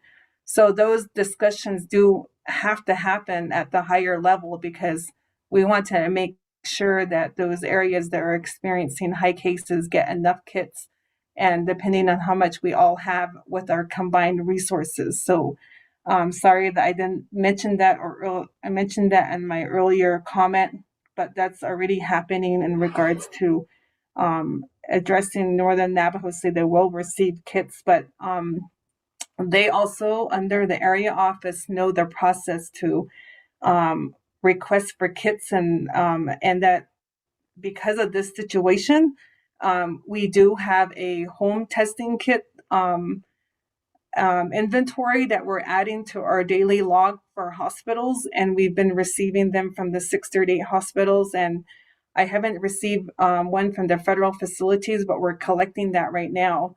So that's how we're coordinating these home test kits. And then another thing to look in the future is to look at how home test kits can be given to schools. And so the Biden administration said there'll be test kits for schools. So I think one thing that we need to do is advocate to make sure we get enough, and that's usually routed through how the emergency response is situated. So hopefully we can begin those communications with the states, and we also have meetings with the state health departments. And fortunately, that's what happened with the state of New Mexico, is there's a transition in responsibilities that they're experiencing that they're new, from what I understand. So we'll get that addressed.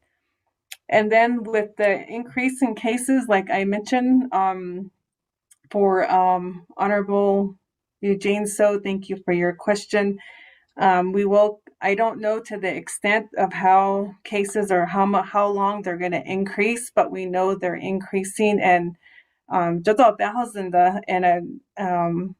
and on ni doi ini the nini do doni thousand, and we know when you go somewhere or how this transmission is happening.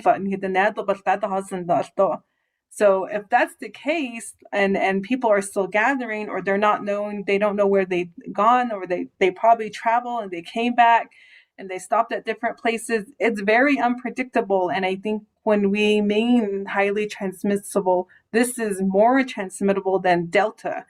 And that's what we're saying, but it's not as severe. So what I'm saying is we're looking at hospitalizations, but the isolation and quarantine guidelines are there, and everyone is going to experience it differently. Every person has a different way of responding to the isolation and quarantine. So I just want you guys to know that that's where we're hearing from the medical professionals and physicians that there is a mild case out there, but each person's a level of ending isolation is different depending if you're vaccinated or not. So I hope that answers your question. Back to you, Speaker.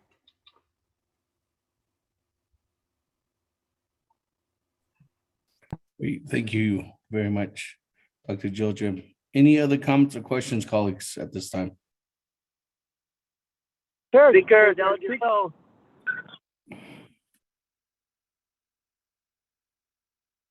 Honorable Otto So, then Chair Honorable Pomona? So, and then Honorable Halona. Honorable Otto So, floor is yours. Thank you. First of all, do you hear me again? Yes. Okay. What I'm getting to is, thank you for the report, Dr. Jill Jim.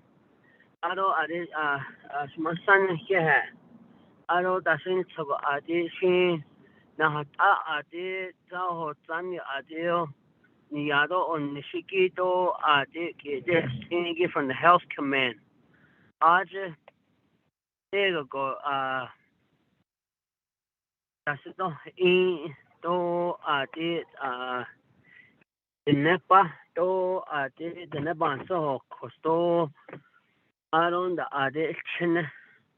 But back to on the children's side, and did there Jashin Kodo Dodi had no Kodo on a weekly basis. These schools receive additional millions of dollars try to gear up so that they try to help out to try to mitigate COVID.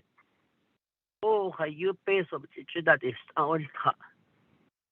what dollars that we know that are coming to the schools, direct funding from Congress. Do we have a insight on how those schools are going to be utilizing those dollars to mitigate COVID? Because the nation may have their strategies. Oh, go just cancel school and do at home learning. The burden's going to come back on the nation based on lineage, mask, and so forth, and whatever you name it. But is there any conversation, any dialogue that the nation is communicating with these schools to see if the schools could provide some of the PPE for these children and their families at home, so that this mitigation of the virus is something that we should be looking at. Ado ade ik at any superintendent that is tina. Ha is nihne. Do het egos ek abzati do has it as at the bill. That no I'm assuming that there's a communication between the Department of Health directly with the superintendent.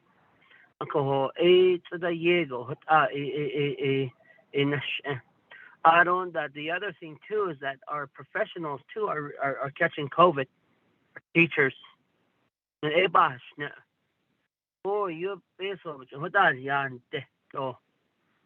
don't think they're really looking at the mitigation of COVID. But I think as a nation, and we know that these dollars are going to be infused within our schools on the nation, we should be able to have a say, and or should be told where they're going to utilize these dollars. For instance, my school district in Tuba City will receive about $15 million. How much of that is going to be utilized for what? And that communication strategy between the school and and DOTI should be something, and Department of Health should be something that should be communicated with. Ade o what up into this case, shama sana ko ide ya edo ajit ya do ta inishiki hajin sabnana do aj ya o na hit ni sinkin. It would also have seat or this and go on mute. Thank you very much, Speaker.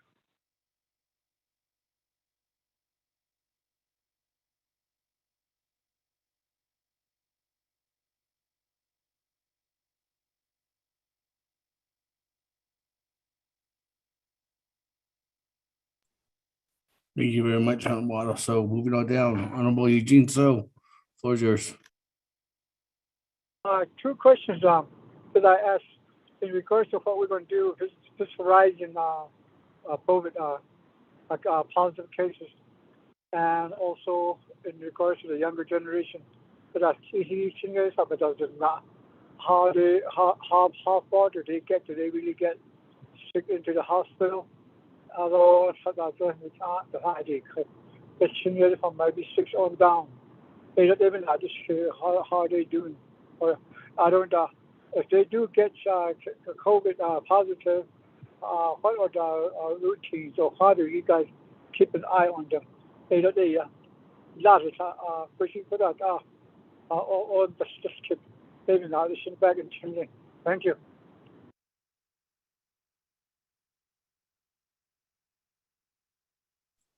Thank you very much, Honorable Eugene. So moving on down, Honorable Helona, floor is yours. Thank you, Speaker. Appreciate it. And to all the 24th Navajo Nation Council and Naabik'íyáti committees, good evening. And good evening, Dr. Jill. Yeah. The only thing I knew that I was wanting to find out was, is there a number, how many children, young children are got contaminated across the nation right now? Is there a running total yet? And do we have any, I guess it would probably be up to the schools to decide, but is there a plan, any plans made for additional controls? I don't know other than how to tell people, like you've been trying to do all this time, to have them practice their safety habits and be aware of it. The other thing is that there's, between the two viruses, Delta and the Omicron, have they figured out just exactly how the transmission is? I mean, we clean everything down, wipe everything down, and you don't know if you're getting it or not. Yes, and then you get sick. I had some people that told me that that's how they were protecting themselves, but they still caught virus somewhere and got sick, and they could not figure it out. So I just wondered if there was any research done on that, Dr. Joe. And then I just want to thank you for all your hard work that you've been working on with this project since the beginning. I remember when we first started having meetings about Delta COVID-19, and it's been a long run so far. And I just want to thank you for your dedication and to keeping it together with all the health team and trying to mitigate the virus. So I just wanted to say that to you as well, Dr. Jim. And thank you very much for your report this evening. I appreciate it. Speaker, thank you.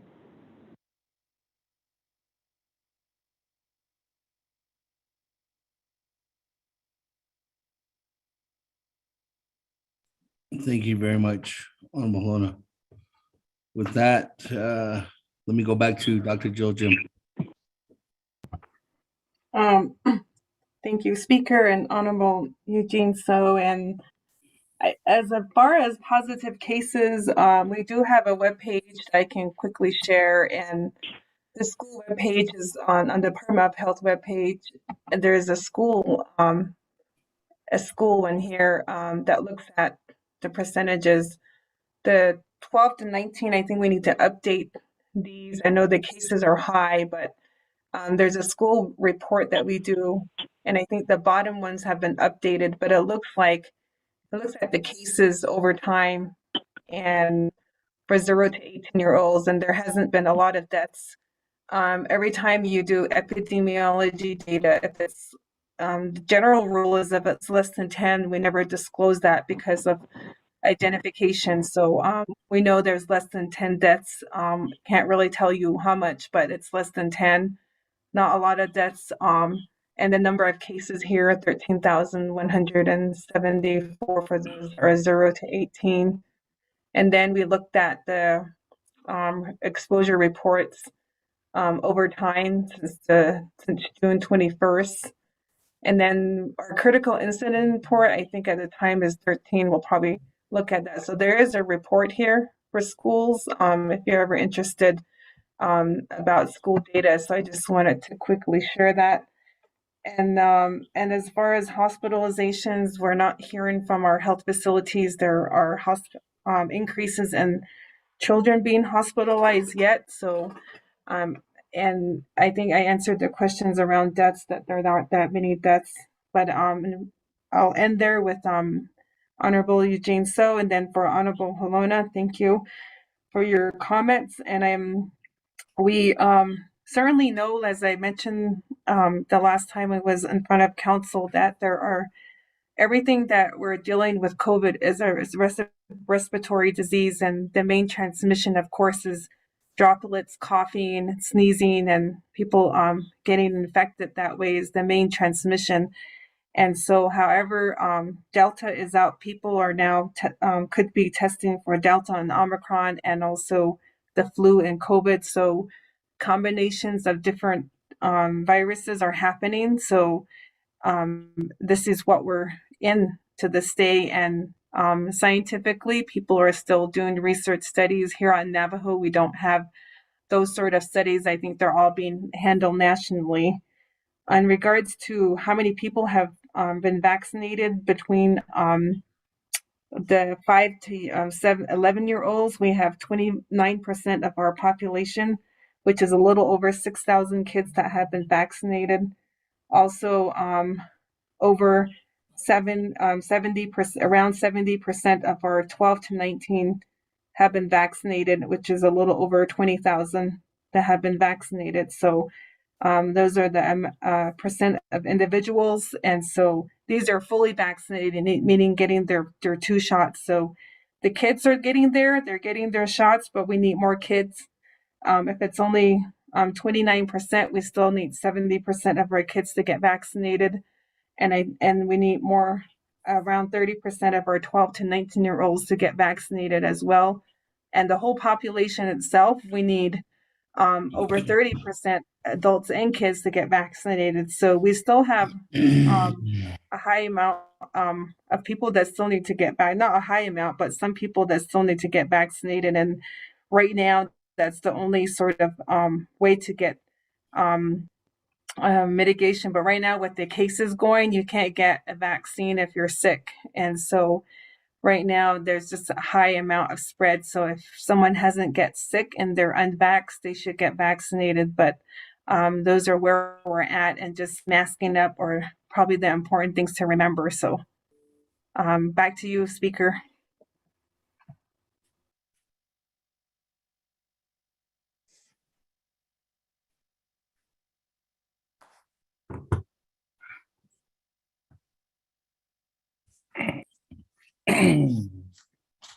Thank you very much, Dr. Jill Jim, for that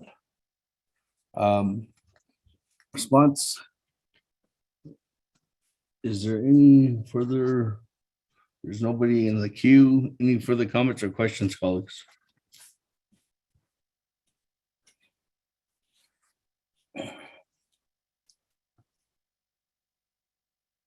Going twice. Going 3 times. Go to board, accept the report. Honorable Elmer Begay, how do you vote? Honorable Elmer Begay, how do you vote?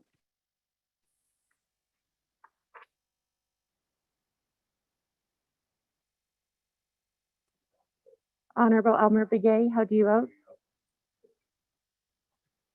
Honorable Elmer Begay. Honorable Elmer Begay did not vote. Honorable Key Allen Begay Jr., how do you vote? Delegate Key Allen votes green. Thank you. Honorable Key Allen Begay Jr. votes green. Honorable Paul Begay, how do you vote?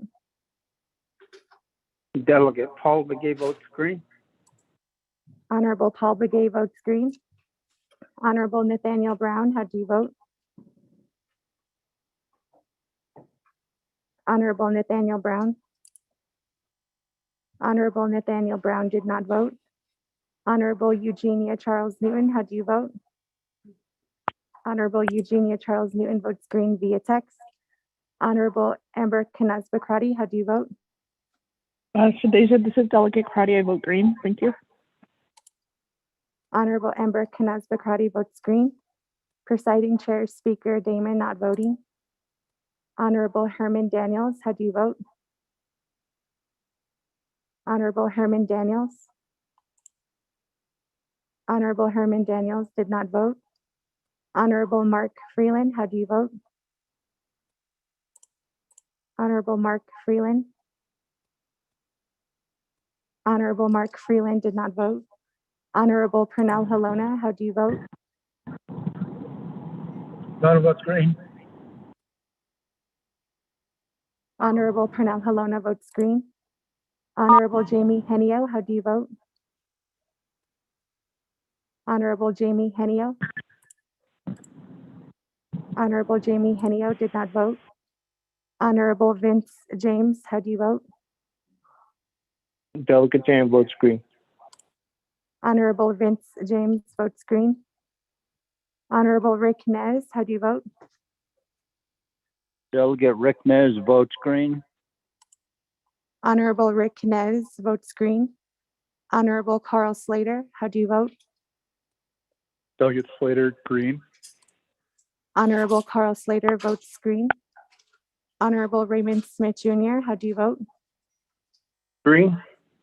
Honorable Raymond Smith Jr. votes green. Honorable Wilson Stewart Jr., how do you vote?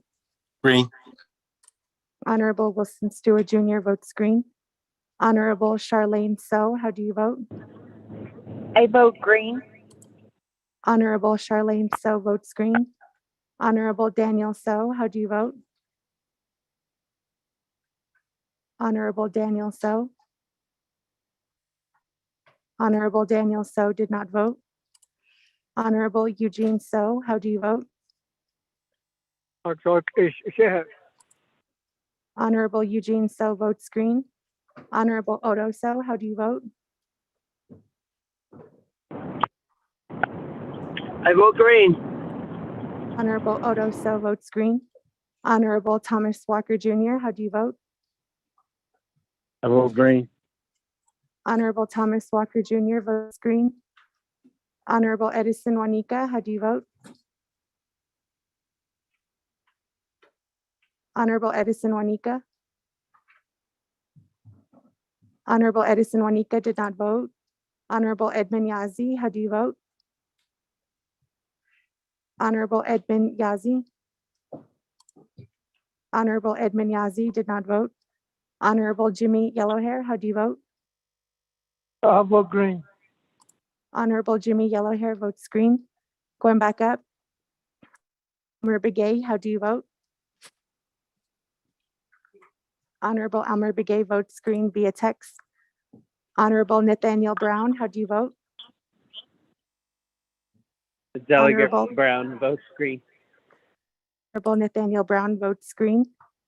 Honorable Herman Daniels, how do you vote? Honorable Herman Daniels. Honorable Herman Daniels did not vote. Honorable Mark Freeland, how do you vote? Honorable Mark Freeland. Honorable Mark Freeland did not vote. Honorable Herman Daniels votes green via text. Honorable Jamie Henio, how do you vote? Honorable Jamie Henio. Honorable Jamie Henio did not vote. Honorable Daniel So, how do you vote? Honorable Daniel So. Honorable Daniel So did not vote. Honorable Edison Juanica, how do you vote? Green. Honorable Edison Juanica votes green. Honorable Edmund Yazi, how do you vote? Honorable Edmund Yazi. Honorable Edmund Yazi did not vote. With that, Speaker Damon, you have 19 delegates in favor, 0 opposed, and presiding chair not voting. Thank you very much. For that 19 in favor, 0 opposed. Chair not voting, motion carries to accept the report. Thank you very much, Dr. Jill Jim, for giving us an update on that report this evening. So that, colleagues, moving on down on our agenda, item number 7, old business. There are none. There is none. Nothing. And then item number 8, close the meeting, announcements and adjournment. Speaker Mr. Will. Callan, Motion to adjourn, Delegate Brown. Honorable Callan Begay, motions to adjourn at Delegate Paul Begay, second. 8:54. I think Paul Begay, Honorable Paul Begay, second. That, colleagues, any comments, questions? Meeting small. There's Navajo. Popular Commission 8:30, RDC leadership at 9, Tona at 10. Hey, colleagues, just a run of the mill. Tomorrow, 8:30 is Navajo Land Commission meeting. Resource and Development Committee is having a leadership meeting at 9, and then Tona Task Force is meeting at 10 o'clock. Speaker Delegate Freeland, I didn't get a chance to vote. I do vote green on the last one. Thank you. Honorable Freeland, unfortunately, I can't take your vote due to the fact that I did accept a new motion, and per our committee rules of order, once I accept a new motion, unfortunately, that vacates that locks in the last vote. That, colleagues, if there's no other comments or questions, let's go to the board, adjourning at 8:54 p.m. this evening. Honorable Elmer Begay, how do you vote? Honorable Elmer Begay.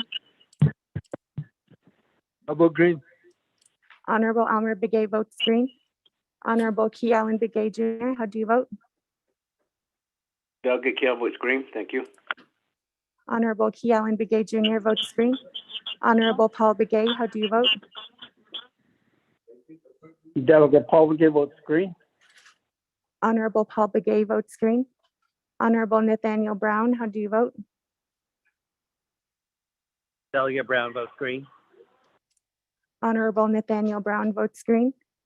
Honorable Eugenia Charles Newton, how do you vote? Honorable Eugenia Charles Newton.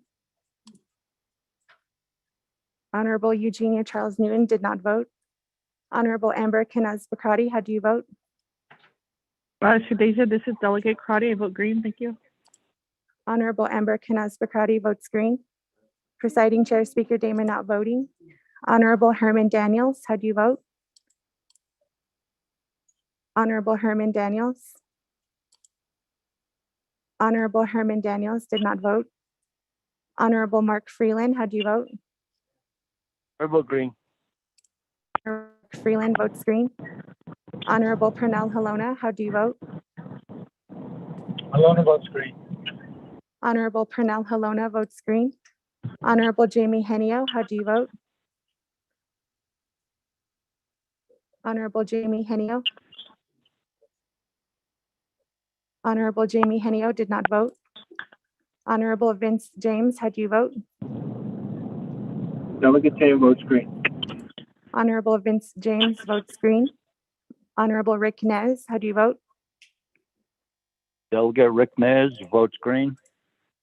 Honorable Rick Nez votes green. Honorable Carl Slater, how do you vote? Delegate Slater, green. Honorable Carl Slater votes green. Honorable Raymond Smith Jr., how do you vote? Green. Honorable Raymond Smith Jr. votes green. Honorable Wilson Stewart Jr., how do you vote? Green. Honorable Wilson Stewart Jr. votes green. Honorable Charlene So, how do you vote? I vote green. Honorable Charlene So votes green. Honorable Daniel So, how do you vote? Honorable Daniel So. Honorable Daniel So did not vote. Honorable Eugene So, how do you vote? Honorable Eugene So. Honorable Eugene So did not vote. Honorable Odo So, how do you vote? I vote green. Honorable Odo So votes green. Honorable Thomas Walker Jr., how do you vote? I vote green. Honorable Thomas Walker Jr. votes green. Honorable Edison Wanika, how do you vote? Green. Honorable Edison Wanika votes green. Honorable Edmund Yazi, how do you vote? Honorable Edmund Yazi. Honorable Edmund Yazi did not vote. Honorable Jimmy Yellowhair, how do you vote? Delegate Yellowhair votes green. Honorable Jimmy Yellowhair votes green. Going back up. Honorable Eugenia Charles Newton, how do you vote? Honorable Eugenia Charles Newton. Honorable Eugenia Charles Newton did not vote. Honorable Herman Daniels, how do you vote? Honorable Herman Daniels votes green via text. Honorable Jamie Henio, how do you vote? Honorable Jamie Henio. Honorable Jamie Henio did not vote. Honorable Daniel So, how do you vote? Honorable Daniel So. Honorable Daniel So did not vote. Honorable Eugene So, how do you vote? 我想这些 Honorable Eugene So votes green. Honorable Edmund Yazi, how do you vote? Honorable Edmund Yazi. Honorable Edmund Yazi did not vote. With that, Speaker Damon, you have 19 delegates in favor and 0 opposed, with presiding chair not voting.